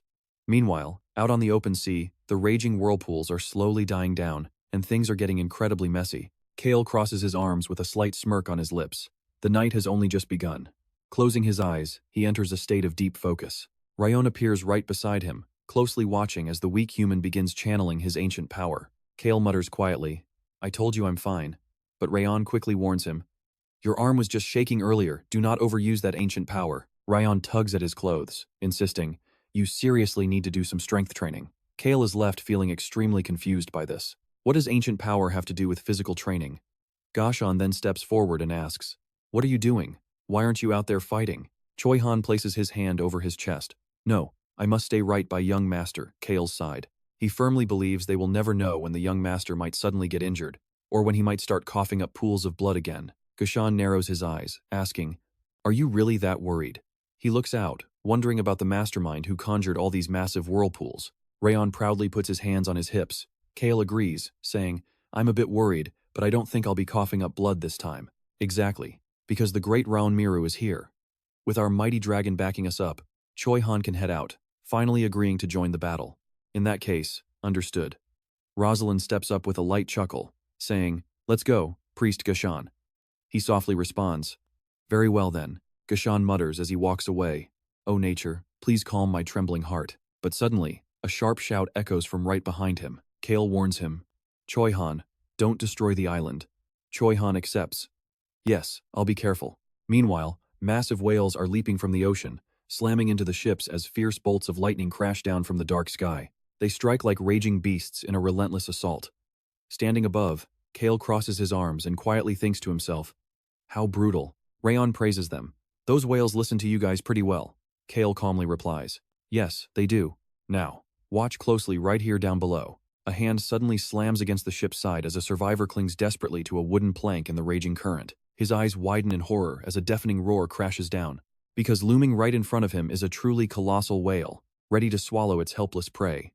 A desperate scream echoes through the heavy rainstorm. Suddenly, A foot with razor-sharp claws steps forward, and what's worse is that it's completely covered in fresh blood. Opid begins to shake uncontrollably. He finds himself surrounded by ferocious tiger warriors as their beastly leader lets out a terrifying roar. This is insane. Why are these guys even here? A fierce warrior coldly demands. You skinned our kind alive, didn't you? This time, we will tear you apart. Sharp claws slash forward as blood sprays like a broken faucet, accompanied by desperate, agonizing screams of pure despair, tearing him apart piece by piece. Opid coughs up a massive glob of blood, glaring up at RAON. How could an old man be this terrifying? Okay, let's pause right here hearing the noise. RAON looks up as a massive explosion shatters the night sky, throwing debris everywhere as a wild figure bursts out laughing like a total maniac. Opid grinds his teeth in rage, muttering, "Damn it, where on earth did a monster like that come from?" He glares in Hannah's direction, thinking, the fake holy maiden who was abandoned by our organization? It's definitely her, but why is she here? Opid realizes he needs to contact the organization immediately, but before he can, a fierce, blazing slash cuts right through the air toward him. Opid crashes heavily onto the hard ground. Hannah mocks him, saying, "Did you seriously think you could just keep running and survive?" Hannah walks over to him as he writhes in pain on the ground, saying, "The rain is so beautiful, don't you think so? Is that why you tried to kill me?" Opid curses, "Damn it, that was close." He scrambles to his feet and bolts into a dead sprint. Opid dashes toward the ocean, thinking to himself, "Just a little further. If I can just reach that ship stranded on the beach." But suddenly, his legs freeze as his vision goes dark with dread. Standing right there in front of him is none other than Choi Han. "What now?" Choi Han chuckles softly. "You're still here?" Opid curses under his breath, "Damn it." Suddenly, a powerful slash strikes the back of his neck from behind. Caught completely off guard, he is sent crashing face first into the dirt once again. Hannah sighs. "What's this? How boring. Let me handle this." Choi Han calmly replies, "Fine. I get it." He warns her, "I only came to tell you not to lose your mind and destroy the island." Hannah turns away, saying, "We took out their leader first, just like Cale ordered. Now it's time to wipe out the rest." Choi Han smirks, his expression completely unreadable. He mutters, "I just don't get it." Pasatan leaps up, asking, "What do you mean?" Choi Han wonders why this secret organization wants to target the strong. The Whale Tribe, Tiger Tribe, the fake Holy Maiden, and even the Swordmaster. Instead of bringing the strongest people in this world over to their side, they seem to want to wipe them all out. He simply cannot comprehend their logic. Pasatan replies, "Maybe they want to be the strongest to rule easily. And trust me, as Choi Han closes his eyes, we are left wondering the same thing. Alright, let's dive back in. No matter their reasons, it is none of our business. Our only job is to wipe them out completely before they can act." He orders Pasatan to go support the weaker whales. Meanwhile, someone nearby glares at Cale with intense disdain, leaving him utterly confused as to why they are looking at him like that. Cale calls out to RAON, who suddenly covers his own eyes. What is wrong? Did something happen? The dragon claims he cannot see a thing, leaving Cale totally puzzled. RAON then whispers that faint-hearted people really should not look at all the blood splattered down below. Cale asks if he brought the magic bomb along. RAON confirms it is ready, then curiously asks why his human is questioning him about it. Cale smirks, replying that they should probably leave some clear evidence behind on the most heavily devastated island of the group. RAON tilts his head in curiosity. Traces of the bomb? Cale notes they have a mana jammer, but the enemy likely sent an emergency report seeing the whales allied with a mage. He softly adds that the secret organization will surely come here out of curiosity. RAON cheers in excitement, agreeing that will happen. Cale crosses his arms, stating that is exactly why they came to investigate, and if they realize the Empire tried to cover up the magic bomb's traces, what on earth will they think? RAON smirks, saying this is going to be incredibly fun. But trust me, looking at this terrifying dragon, Cale is completely speechless. What a truly frightening dragon. Cale looks down at the wrecked ships below in utter panic, finding the whole scene absolutely horrifying. Noticing Cale holding his head, RAON asks if his human is in shock or just incredibly surprised. RAON watches the enemy soldiers drifting helplessly on the water, muttering that there was no other choice. He rambles on, lecturing that sometimes one side must fall for the other to survive, and Cale must forge his weak heart into pure steel to endure the chaos ahead. Aruhaban said so himself that no one is as unlucky as you. Yes, I can truly feel your deep misfortune. Cale suddenly calls out RAON's name. The dragon proudly responds, telling his human to trust the great RAON Miru as they descend. The dragon reluctantly obeys. This was a critical battle they absolutely could not lose for the whales, tigers, and Cale's group. Who could have ever predicted these incredibly powerful forces would unite and fight side by side? Soon, Cale steps onto the sandy beach, muttering under his breath about how the enemies turned the entire island into a chaotic mess. Hannah, covered in fresh blood, sweeps her hair back and casually asks if she looks stunning. Cale silently observes her, surrounded by a battlefield completely drenched in crimson. A second later, Cale tosses a red bottle high into the air, which Hannah quickly snatches. He tells her to check her condition and be glad, since the saint will easily overlook it. She smirks, silently thinking that this guy has completely lost his mind. Then again, so has the saint. Hannah hesitates before calling out, claiming she still has not collected enough blood. Cale crosses his arms, replying coldly that he knows. Hannah stares down at the bottle, whispering a thank you for keeping his promise. He kept every single promise, saving her life and giving her revenge. Let's pause to appreciate what a reliable guy Cale is. Switching to the shore, a report states that they have wiped out the entire first enemy unit and are currently clearing out survivors hiding in rock crevices and deep caves. They will finish before this afternoon, Watira adds while gazing out into the distance. She explains they will clean up the bodies and shipwreckage. Her companion then asks what they should do with the undamaged vessels. Watira wonders, noting they do not need them, and asks if they should perhaps gift them to other kingdoms instead. Cale chimes in, asking if he can have the vessels for himself. He asks to tow away the intact ships, and Watira immediately agrees, saying keeping them is of no use to them anyway. She would rather Cale have them than other kingdoms, and Cale nods in agreement. If they send the secret organization's ships to confront the alliance fleet of the 3 northern kingdoms, it will make for a magnificent show. RAON playfully pats his head, praising him. Great job, human. We got free ships, so let me pat your head. Cale smiles and pats him back, thinking the dragon has gotten sharper. Soon, Ron and Mary approach from behind, and Cale asks them how it went. Ron places his hand on his chest, reporting they finished quietly, earning a warm praise from Cale. Soon, the whales dive into the deep sea as birds soar across the sky. Cale feels the resounding roar of the ocean. It seems everyone is finished. As a voice suggests heading to Island 29, Cale's face suddenly darkens, blaming himself for a major oversight. He notices everyone staring intently at him and feels incredibly embarrassed. He had let himself get far too arrogant. Men, women, and even children are looking at him with those intense expressions. Gashan suddenly calls his name, and Cale responds gloomily. Gashan bows in deep gratitude, saying it is not like that at all. Thanks to Cale, they could finally avenge their fallen tribe members properly. For the first time in ages, they were finally able to hunt with absolute precision. The Tiger Boy joyfully thanks him. Gashan deduces that if they remain on the eastern continent, they will inevitably clash with Arm again. We must guide them west. Stick with me for the next chapter. Alright, you and I are jumping right into a moment where Cale listens solemnly, knowing these beastmen desperately need a safe haven until their youth grow up. Plus, their quest for vengeance is far from over. Gassan emphasizes they even brought rare treasures to offer in exchange for a safe sanctuary. Cale narrows his eyes, curious about this treasure. Gassan then places a wooden chest on the ground to explain.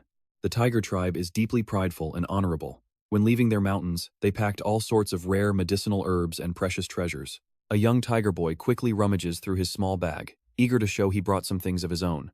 He happily holds out a dark clump, explaining these are 200-year-old snake scales from their mountain caves, which are said to forge incredibly strong and durable arrows. RAON whispers softly into Cale's ear, noting that these beast people actually seem quite kind. Cale chuckles softly, but internally worries that bringing the Tiger tribe to the Forest of Darkness might drag them deeper into that dangerous secret organization. He contemplates deeply, asking himself if he has ever successfully avoided getting involved just by running away. Now that he is involved in the Four Kingdoms Conference, escaping the secret organization is impossible anyway. Cale speaks up, setting one strict condition. But wait, pay attention here. Gassan suddenly starts shaking violently, leaving Cale totally baffled by this old man's terrifying sudden behavior. The old shaman looks up at the sky and shouts, declaring that nature has finally spoken to them. Griping his wooden staff, Gassan prophesies that when spring arrives, the Tiger tribe will clash with swords across the entire western continent. Cale shivers in awe, realizing this old shaman possesses a genuine, chilling ability to foresee the future. How could he possibly know the tigers are destined to clash with knights from the northern 3 kingdoms? Cale suddenly questions them, asking if they will still follow him even if that violent future is guaranteed to happen. Gassan answers immediately without a second thought. The Tiger tribe has remained quiet for too long. If it leads to avenging our people, we will gladly unleash absolute devastation.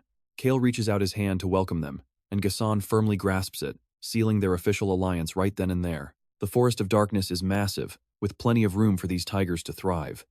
Watching this handshake, Ron finally realizes the truth. He finally understands why his young master hesitated to accept the Tiger tribe from the very beginning. He wanted to shield them from fighting the northern three kingdoms. Cale then offers to transport their entire tribe safely by sea. Ghassan is incredibly grateful for his help, and Cale notes they must carefully map out their secret maritime routes. Suddenly, RAON, holding the glowing communication sphere, calls out to Cale, observing that the red light means the Crown Prince is calling. You and I both know Cale loves slacking off, so he just chuckles and decides to ignore it since Alberu told him to rest up. The scene shifts inside a quiet room as a familiar voice echoes. You do not even know what the Crown Prince looks like, do you? Cale complains, sitting directly before the communication sphere. Crown Prince Adon, heir to the Mogoru Empire, is not someone you can easily ignore either. Cale stares at the sphere, pointing out that Alberu should at least recognize the man's hair and eye color on sight. Alberu confirms he knows of the prince, but has never actually met him face to face. With a smirk, Alberu quotes the old saying about knowing your enemy to win 100 battles, urging Cale to go investigate, which leaves Cale breaking into a nervous sweat. He wants me to go all the way to the Empire? Why me? Cale quickly raises his hand, frantically searching for an excuse. My prince. Perhaps my ears are playing tricks, but I swear I heard something bizarre just now. Alberu immediately dismisses it, telling him he definitely misheard. Let me rephrase that. Alberu offers smoothly, suggesting Cale join him for a quick task instead, leaving Cale completely suspicious in his empty room. He had never seen a crown prince with such a shameless face before, sighing as he reluctantly decides to play along anyway. Let us go see, Alberu says gently, noting that the Empire must despise him, considering he plays the role of a righteous crown prince, who spends day and night relentlessly hunting down magic bomb terrorists. It seems his ultimate goal is not politics, but purely wiping out evil. Resting his chin on his hand, he maintains a lazy smirk. He displays intense solidarity with the Empire, sharing their pain while demanding they catch the culprits together, making Cale highly suspicious. The Empire must be having a massive headache, right?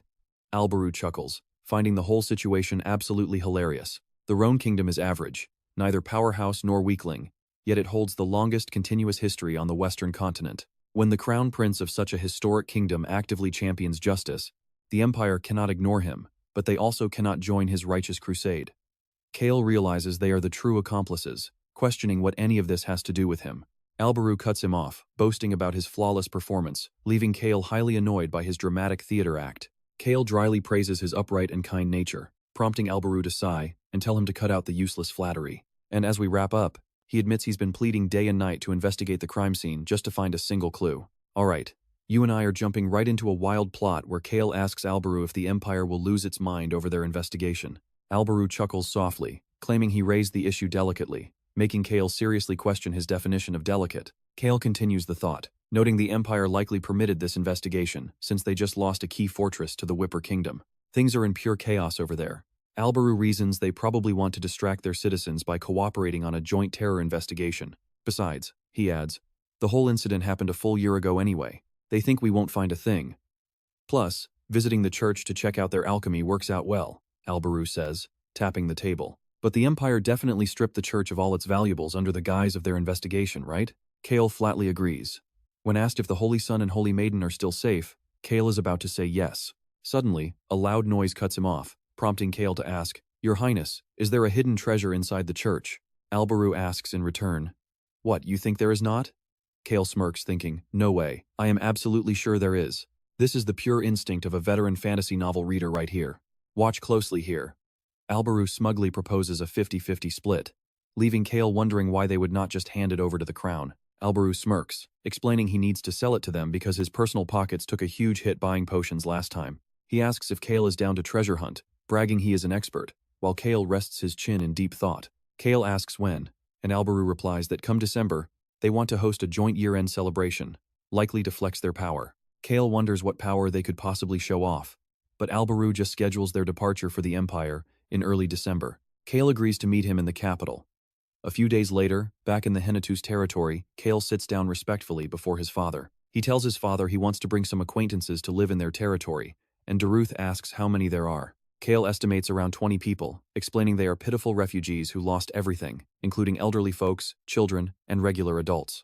He wants them to settle in Harris Village. Is that okay? Accepting or relocating residents is normally the sole authority of the territory lord. Even if it is his son's request, giving people a permanent home instead of hosting temporary guests requires caution, though Cale expects a quick approval. Instead, Daruth calls it a difficult request. Cale is startled, agreeing outwardly while quietly shocked by his father's sudden refusal. Daruth leans in, explaining Harris Village sits at the extreme north, and with the northern kingdoms expected to move south, they cannot place future residents there.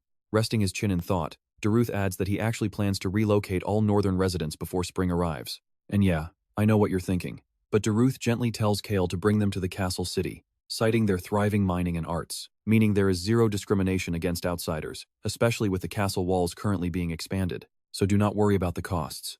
But Cale interrupts, sipping his tea, to drop a major truth bomb. They are tigers. He explains that these tiger tribe refugees are incredibly strong warriors who can serve as an elite defense force in the upcoming war. Seeing them wandering homeless made him want to help. Cale notes that since Harris Village's reconstruction is done, and no citizens live there yet, it is perfect. Tigers love being close to the forest anyway, so giving them that village would make them incredibly happy. Daruth praises him enthusiastically for the brilliant idea, as Cale smiles and RAON silently appears behind them. RAON thinks the Count smiles exactly like Cale when he is scamming someone.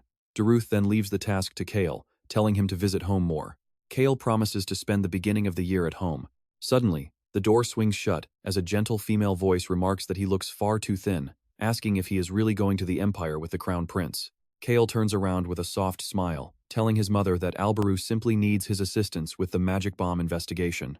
Violin asks if the Crown Prince is overworking him, but Cale quickly assures her that is not the case. She sighs in relief, happy to hear it, though Cale secretly grumbles to himself about what is so great. Cale asks if she is resting after finally finishing her massive shipbuilding project, and Violin replies she will personally escort the tigers to Harris Village. Cale smiles and thanks her, admiring how quickly she understands his plans while they continue their conversation. Leaving the matter in her hands, she readily agrees. Outside, as two figures stroll leisurely, a sudden voice calls out to them. Someone notes his siblings have gotten stronger, and Basin quietly agrees. Basin is busy learning territory administration as the official successor, while Lily is becoming absolutely terrifying. Outside, a familiar voice suddenly calls out to inquire. Greeting him warmly, Cale expresses surprise that the merchant arrived so incredibly fast right after being contacted. With a sheepish laugh, Billow says he was nearby. But trust me, you and I know nobody keeps Cale waiting. Alright, stick with me as we see Cale plunge the Empire into total chaos. Bylos knows every time Cale calls, things blow up. So when Cale urges them to head to the Empire, Bylos gets seriously worried. The Empire? Bylos asks, before Cale questions if he knows any alchemists. Bylos tries to recall, wondering if he does. Cale mutters, specifying he needs the outcasts abandoned by the alchemist's bell tower, just like the mages from the Whipper Kingdom. Cale taps his fingers impatiently on the desk, clearly eager to hear an immediate answer. After a brief pause, Bylos replies that even if he does not know any, he will find them. Cale snaps his fingers, praising the perfect response. But what does Cale plan to do once they find those alchemists? Cale calmly says he will simply use them, making Bylos gasp in exaggerated admiration. Cale then asks where they can purchase alchemy materials. Bylos confidently responds that the Empire has plenty of them. Cale orders him to buy up everything he listed, while RAON suddenly pops in, excitedly asking if they will make another giant fire pillar. It will be so fun.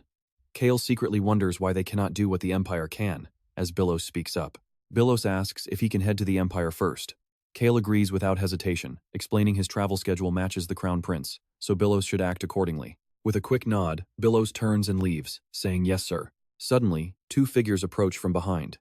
Cale speaks up, greeting Frisia after a long time, and asking if she is originally from the southwest region. Frisia confirms it. To reach the Empire, one must cross the sea from the southwest region of the RAON Kingdom, which borders the Jer Duke's influential territory. Cale then asks if she fled the southwest because of an attempted noble murder and for killing her former leader. Frisia nods, confirming the dark rumor. Yes, she admits. Cale points out that the targeted noble was a vassal to the powerful Jer household ruling over the southwest. Frisia quietly agrees. Along with her, the members of Cale's current secret intelligence group were actually former assassins. Their old group only targeted corrupt nobles. Frisia killed her chief for accepting an order to kidnap a child and attempted to eliminate that noble herself. A vassal family under the prestigious Jer Duke was actually involved in such disgusting deeds. Cale ponders how anyone dared to traffic children in the RAON Kingdom, where slavery is banned, before a voice snaps him out of it. Addressing him as young master, Frisia curiously asks why he is suddenly bringing up all these dark details. He calmly replies that he is just looking to hold on to her weakness. The Jer territory in the southwest is the gateway to the Empire.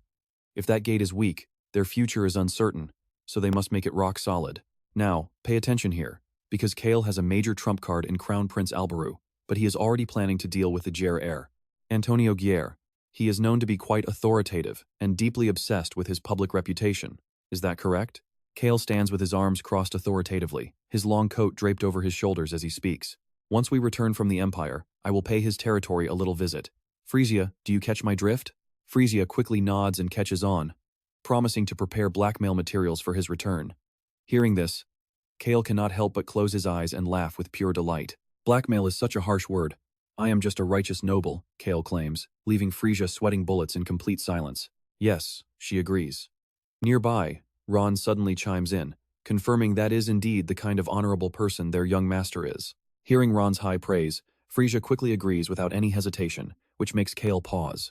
Cale strokes his chin thoughtfully, smiling as he tells her he knew he could always count on her. Let's pause here as the scene shifts to the RAON capital, where a magnificent palace towers over modest, humble houses. Alberu, who seems to have been waiting by the city gates for quite a while, eagerly opens his arms to greet Cale Henituse. He praises Cale as the perfect candidate for this critical diplomatic trip to the Empire, and Cale responds with a seamless, polite reply. Your Highness, I am deeply honored to offer my humble, insignificant abilities for the sake of our great kingdom. Just then, the diplomat Daltaro steps out from behind Alberu, warmly expressing his admiration for Cale's deep, profound loyalty to the kingdom. He notes it is a reply worthy of someone highly valued by the Crown Prince. Hearing this praise, Cale instantly plays along, flushing slightly as he places a hand over his chest, and responds with incredibly elegant, noble grace. He claims it is only natural for a noble to prioritize the kingdom, while Daltaro slowly reveals his true intention. He admits he came to investigate why the Crown Prince kept Cale so close, but now sees there is absolutely no need. Alberu slowly turns around, narrowing his eyes at the diplomat. Daltaro then points out Cale's famous reputation as the young master Silver Shield. Alberu assures him Cale is a noble soul with nothing to worry about, and Daltaro quickly agrees with a nod. Daltaro praises the legendary Silver Shield he saw with his own eyes, which causes the young master to pause and awkwardly wave it off. He downplays it as a minor effort, internally cringing at being called the Silver Shield Noble. And trust me, you and I are going to love watching Daltaro laugh and point at Cale, refusing to let him downplay his legendary Silver Shield. Welcome back. You and I are about to dive into Cale Henituse's journey, starting with everyone wondering when they will see his legendary shield again, while Cale himself gets a bad feeling. Seriously, why does my skin crawl every single time that diplomat opens his mouth? I will not have to use that shield anymore, right? Yet a persistent chill keeps creeping up my neck. Elsewhere, Cale walks alone, letting his mind drift with random thoughts. RAON floats in midair, wondering if a human can actually be happy just sitting completely still. Immediately, an unhesitant thought pops up. Yes, exactly. Doing absolutely nothing is indeed the absolute best. Mountains are mountains, water is water. Going with the natural flow and letting life drift, that is true bliss. Suddenly, someone rushes through the door in a complete panic and gasps. Young Master Cale, we will head to the teleportation circle soon.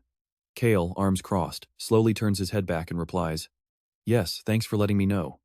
Wait, did you come all this way just to tell me that? But meanwhile, the messenger anxiously continues, delivering the message that the Crown Prince wants him to come immediately, which leaves Cale utterly stunned as he asks in disbelief, What? Immediately, the aide bluntly asks, Did you not hear His Highness? Now, here's the part you and I need to watch closely. What exactly is Cale supposed to hear?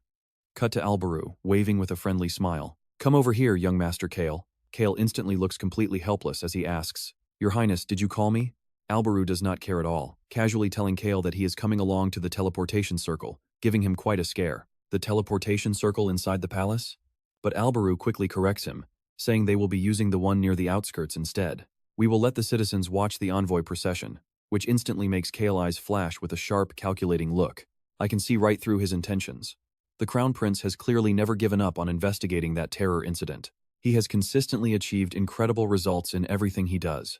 A truly capable and upright leader. And now, the hero of that terror incident, Cale Henituse, is accompanying him to the Empire, giving the royal family a perfect chance to win public favor. Cale can only think to himself that he is already starting to absolutely hate how this is playing out.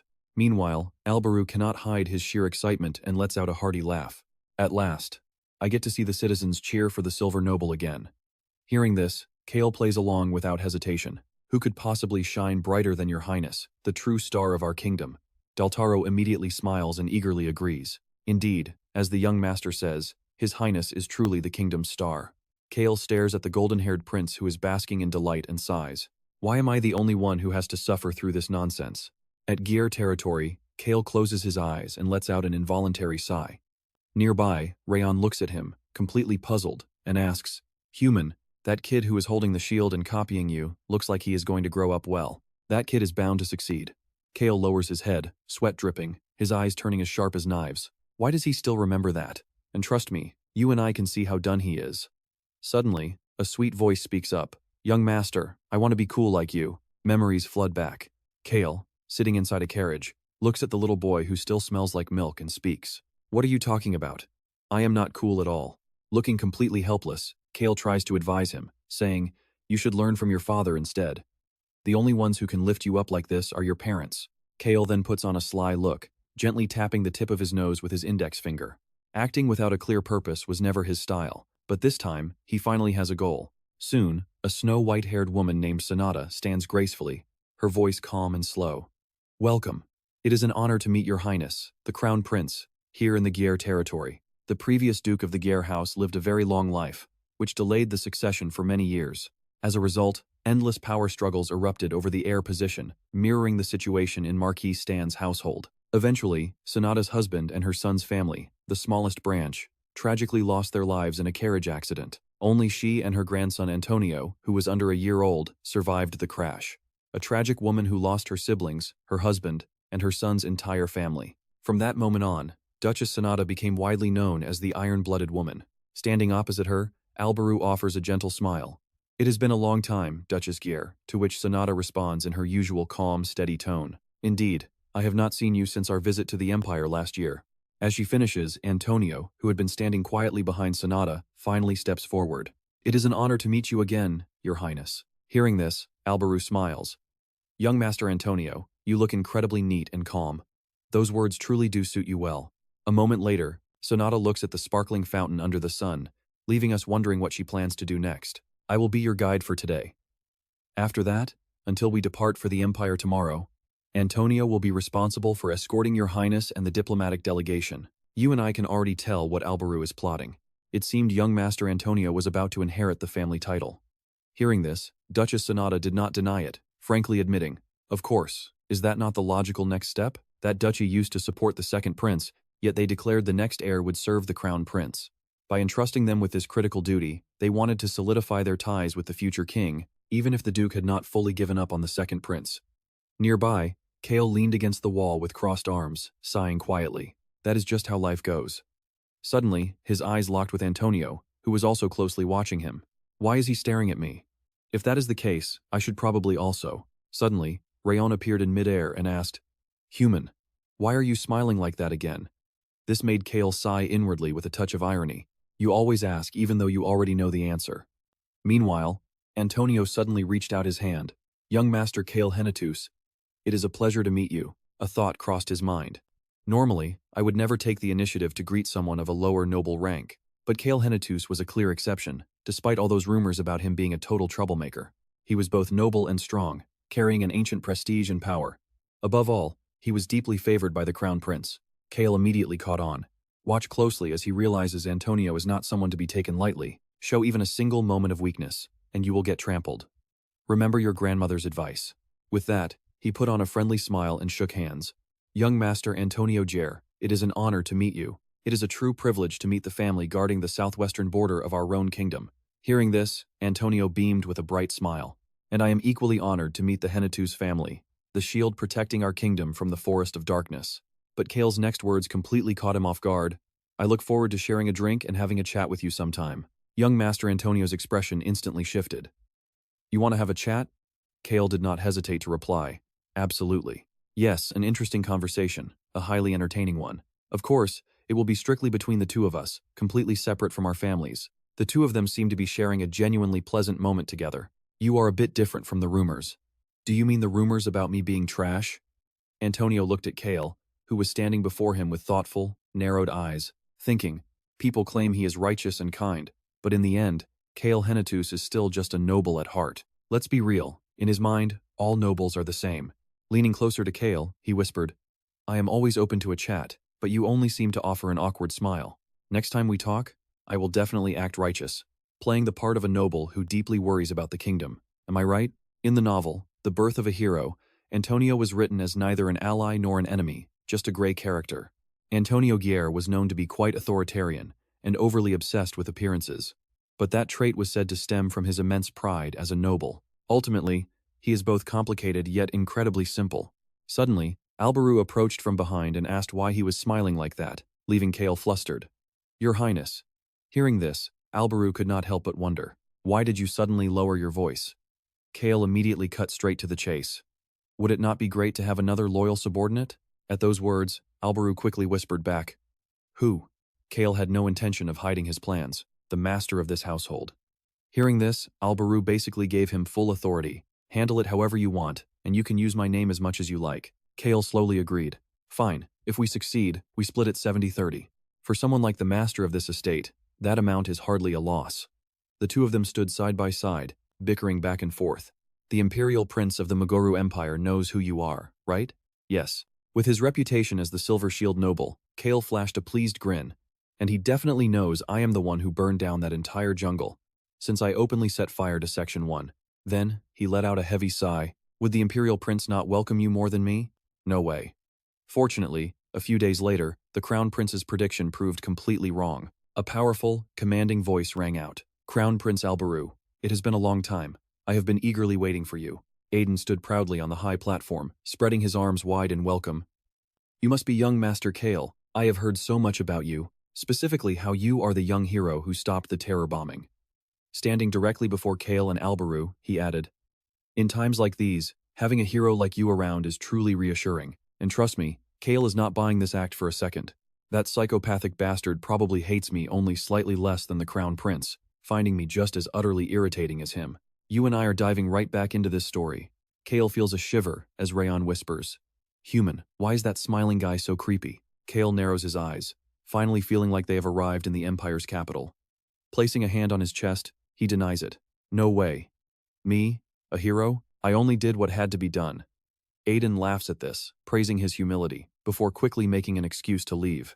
"I would love to chat more, but time is short. Let us catch up properly at the upcoming banquet." Cale smiles politely while secretly thinking, "I have absolutely zero interest in talking to this fake Imperial Prince." Suddenly, RAON looks behind Aiden and points, whispering, "Human. That prince is as strong as that cowardly vice-captain." Cale just scoffs. Prince Aden favors alchemy and always pulls the strings from behind the scenes. But that grinning guy is a high-ranking knight. Cale closes his eyes, thinking, "He looks dangerous. I need to stay far away.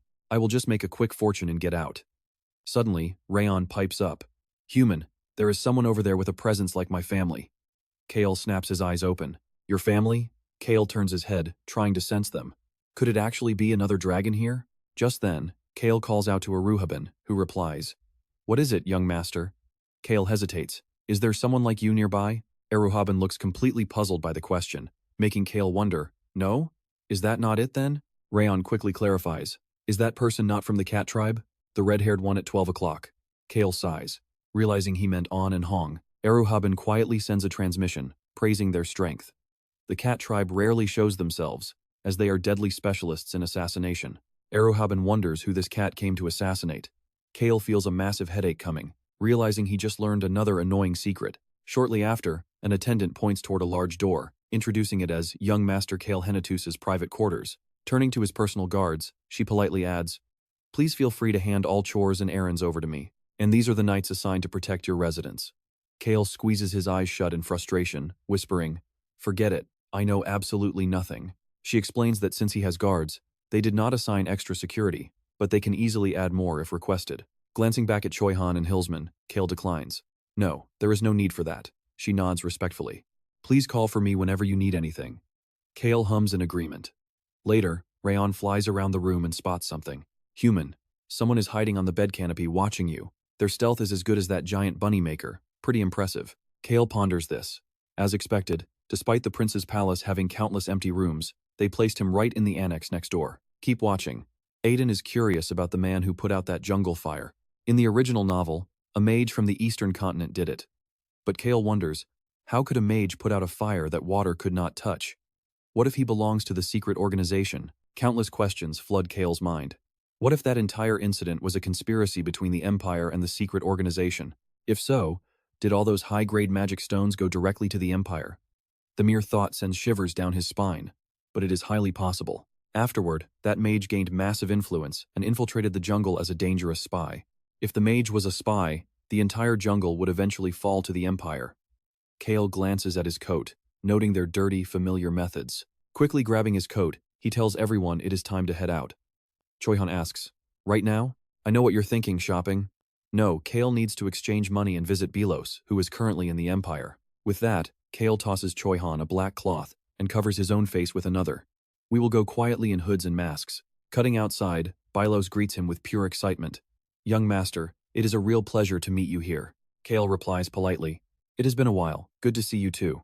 Belos immediately turns to his staff. "No more customers today." The employee bows respectfully in agreement. "Understood." Belos leads the way up the stairs, gesturing for them to follow him inside. "Please step into my office." Cale walks inside, looking around in confusion. "This cannot be your actual room, right?" Belos turns back with a bright smile. "I have an even better room for us." Suddenly, a hidden door slides open, leading to a secret chamber where Cale takes a seat. "Do you really live in such a tiny space?" Belos laughs. "It is simple and quiet. A pretty great room, actually. I found him. He is a famous underground alchemist." Cale immediately questions him. "What kind of person is he?" Belos replies cryptically, "A good but bad guy." Cale is completely baffled. Good yet bad? If he works underground, he is bad. Why call him good? Fine, we are going to meet him right now. Belos looks surprised. "Right now?" Choi-han is equally shocked. We head straight there. "Ah, wait," Cale calls out. "Choi-han." Choi-han places a hand over his chest. "Yes, if you go, I will accompany you as."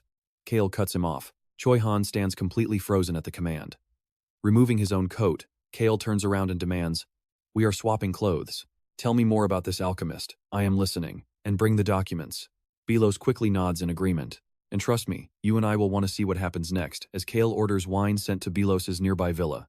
"Alright, you and I are about to watch Cale start his wild plan."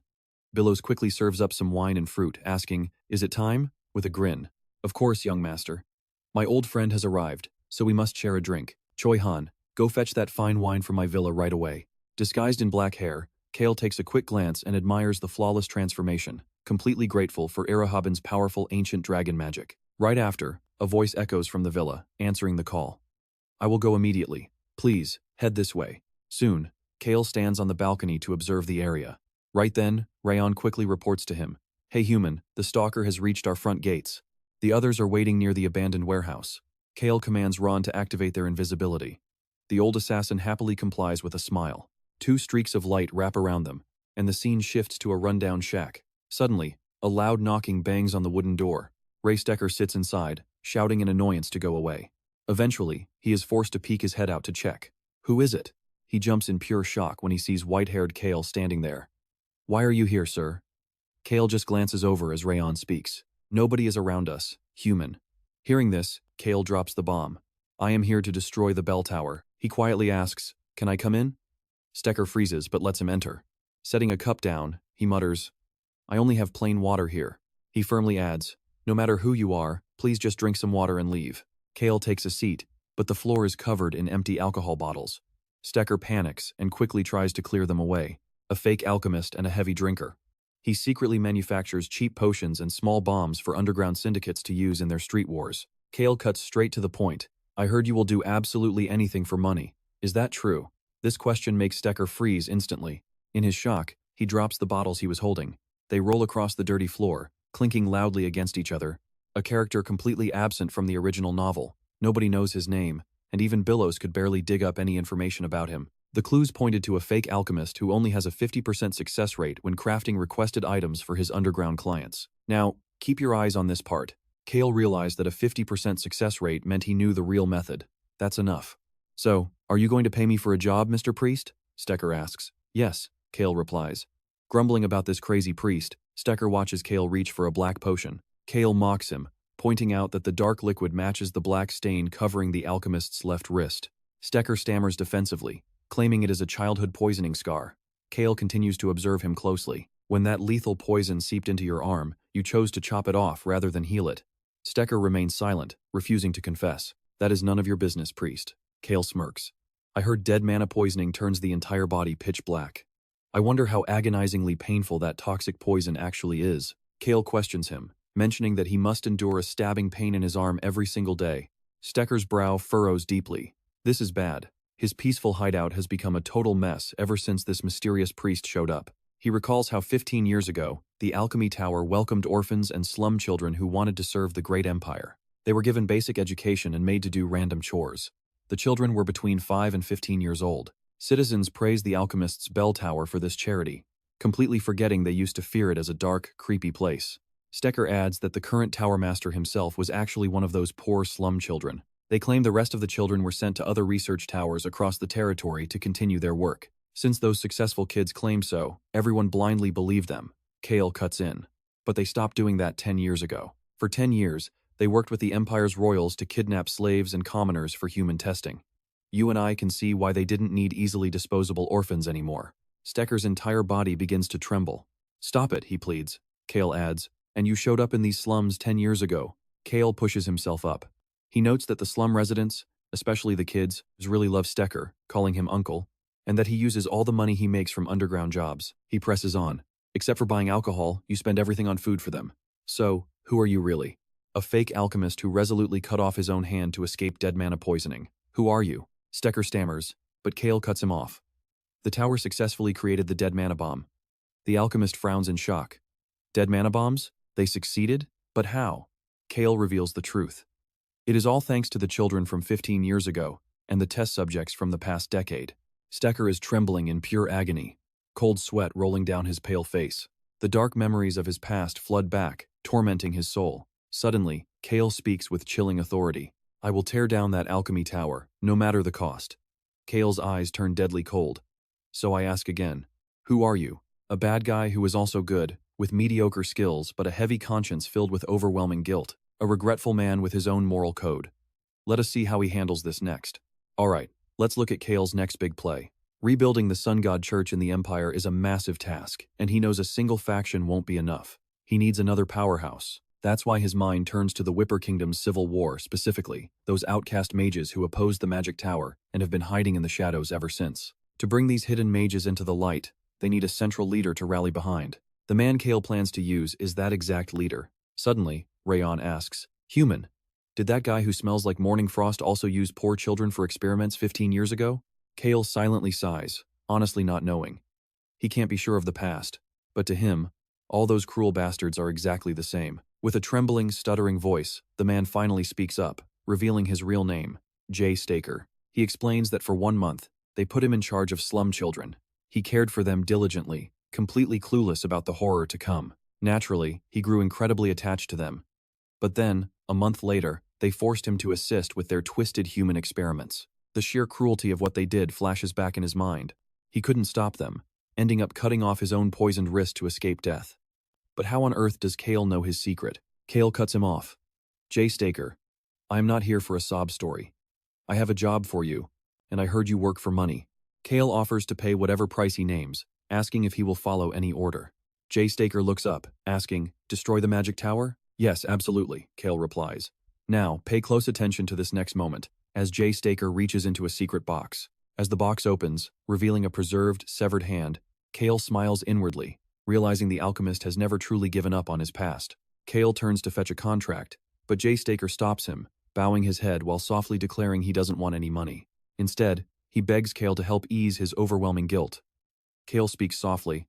If that is your price, then I can certainly help you. First, go drink some cold water and sober up, Cale advises, noting he hates working with anyone whose mind is clouded by alcohol. Nodding, Jay Staker approaches the table, grabs a bowl of water, and immediately pours it straight down his throat. Wiping his wet chin, the alchemist lets out a long, satisfied sigh. Cale asks if he is sober now, before the scene shifts to them standing before a massive castle. Is this the Pope's palace? Cale is highly curious, wondering if they've managed to track down the mythical condemnation of the sun yet. Does it truly exist? This divine artifact is a direct gift from God, possessing power so immense that even the legendary thief who owned an ancient power was killed just by carrying it. Not only that, it can easily wipe out the highly poison-resistant Blue Wolf tribe. Everything points back to this incredibly precious divine artifact. Cale asks the team, where is it hidden? I'll find it. St. Jack shakes his head, admitting he has no idea, while Hannah points out that even the Pope was completely clueless. This means it is hidden somewhere. That greedy old Pope must have hidden it well. But even if he found it, he wouldn't be able to wield its power anyway. Hannah explains that ever since the Pope from over 500 years ago, Not a single pope has been chosen by the sun god. They are all just elected by the corrupt church council. Council? More like a greedy struggle for power. And trust me, you and I can hear the furious protesters screaming right outside. They scream to capture the evil twins who ruined the empire, shouting that the sun god church is completely rotten to the core. A religion chasing only power is no longer holy. Cale realizes that royal spies have clearly infiltrated the angry mob. The crowd chants endlessly for the sun god to get out of their empire, while RAON chimes in with his thoughts. He boasts about finding so many treasures. Cale silently muses that the empire is quite entertaining, as Hannah points toward the path. She mentions the secret room where the Pope and Council conspired, noting it still holds various valuable artifacts belonging directly to the Holy Church. However, she kept the secret of the hidden table in that room to herself because that table is the actual entrance. They teleport to a new location, where Cale observes an empty backyard. A nearby man awkwardly asks if the place looks too messy. Cale shakes his head, saying it is fine, though the painful memory of that tragedy still stings. He hopes they find the culprit to bring peace to the dead and offer closure to those who survived.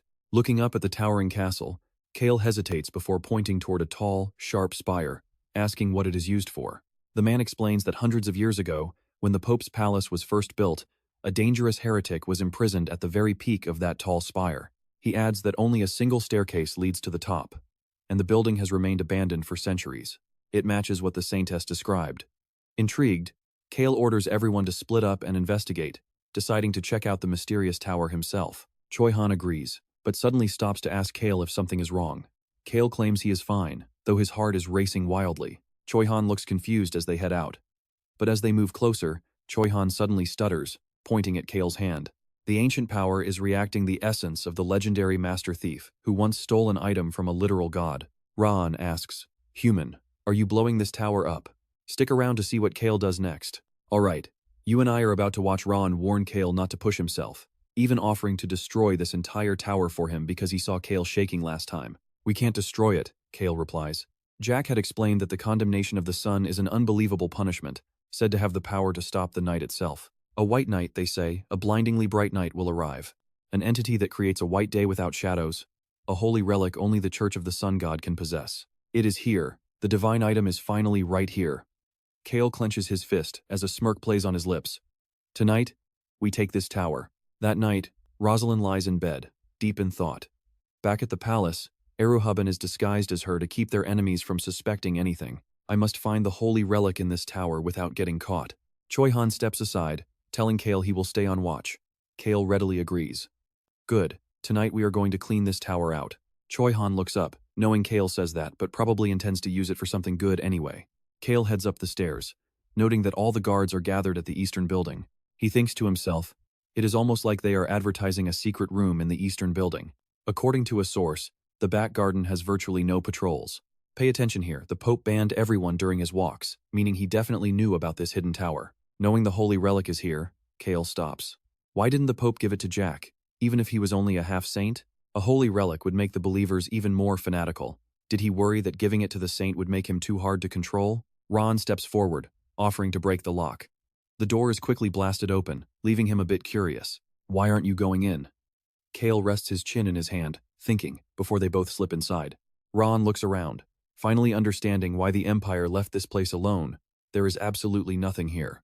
An old iron bed, a broken table, and a steel chair are all that remain. It is basically a prison cell. The dragon wonders why this human room feels so desolate and creepy. Cale taps the floor, and a powerful aura immediately rises up. It is right here. RAON uses his magic to lift the floorboards. Let me lift it. Cale smiles brightly. Found it.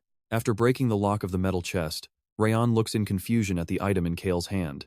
What on earth is this? The dragon is suspicious since this object feels incredibly cold and terrifying. It reads, "How to die peacefully." He ponders, realizing this is definitely not the condemnation of the Sunday. Suddenly, a cold voice echoes. Are you planning a sacrifice? Cale asks RAON if the book is cursed.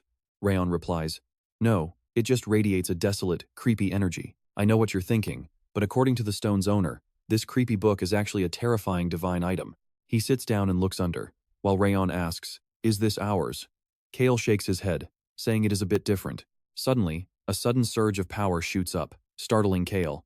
He looks at the book, confused that a rumored holy relic has no curses. But why is it written in the language of the RAON kingdom? Cale asks, RAON, this is the RAON language, right? RAON inspects it closely, agreeing it looks like RAON. Suddenly, Cale gasps. What? All living things in this world are beautiful in death. Do you want to die? Follow me to the easiest way. Cale asks in confusion. RAON, isn't this the scripture of the god of death?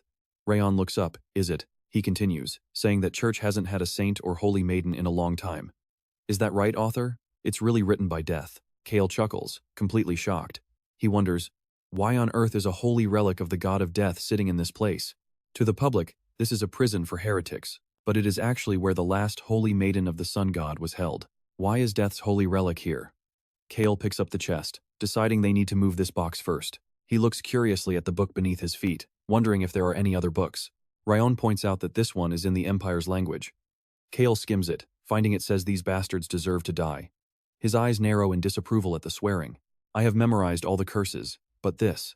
RAON is puzzled, guessing that the owner of this room must have written it. Cale gives an order. RAON, read it to me. The dragon quickly agrees, proudly claiming that the great RAON knows every language on the continent. RAON begins to read. Pope, you bastard, how dare you lock me up? This piece of trash doesn't deserve the sun god's light. That is what is written, Cale says calmly. Indeed. RAON continues reading out loud. How dare they lock my precious body up in this tiny, cramped prison? Those bastards deserve to suffocate for 100,000 days. Unforgivable. I was so foolish to trust those evil people. What idiots. Cale agrees, saying that of course anyone locked up like this would be absolutely furious. RAON reads on. Did they lock death's holy relic in here with me just to suppress my powers? Just wait. I will hide this book under the holy relic so the truth will be revealed.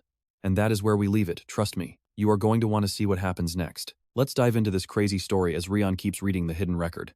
You fools. Do you really not know where the sun god's sacred relic is? How could someone like me, who was destined to be emperor, end up locked away here? This is just too strange. He urges him to keep reading. I was once called the next emperor.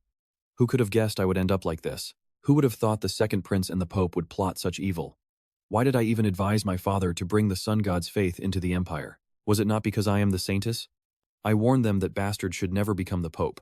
Pay attention here because everyone was fooled by his ugly mask, allowing that terrifying death cult to steal their sacred relic. That was never the noble will of the sun god. Those bastards deserve a beating. RAON closes his eyes and bows his head. So that is why the pope always takes walks out here. It is not for solar punishment, but for a much darker secret. A massive stain and a ticking bomb the church had to bury. I know it. They burned all my belongings when they locked me up, right? Then they mocked me as crazy and called me a heretic. Why did I laugh, you ask?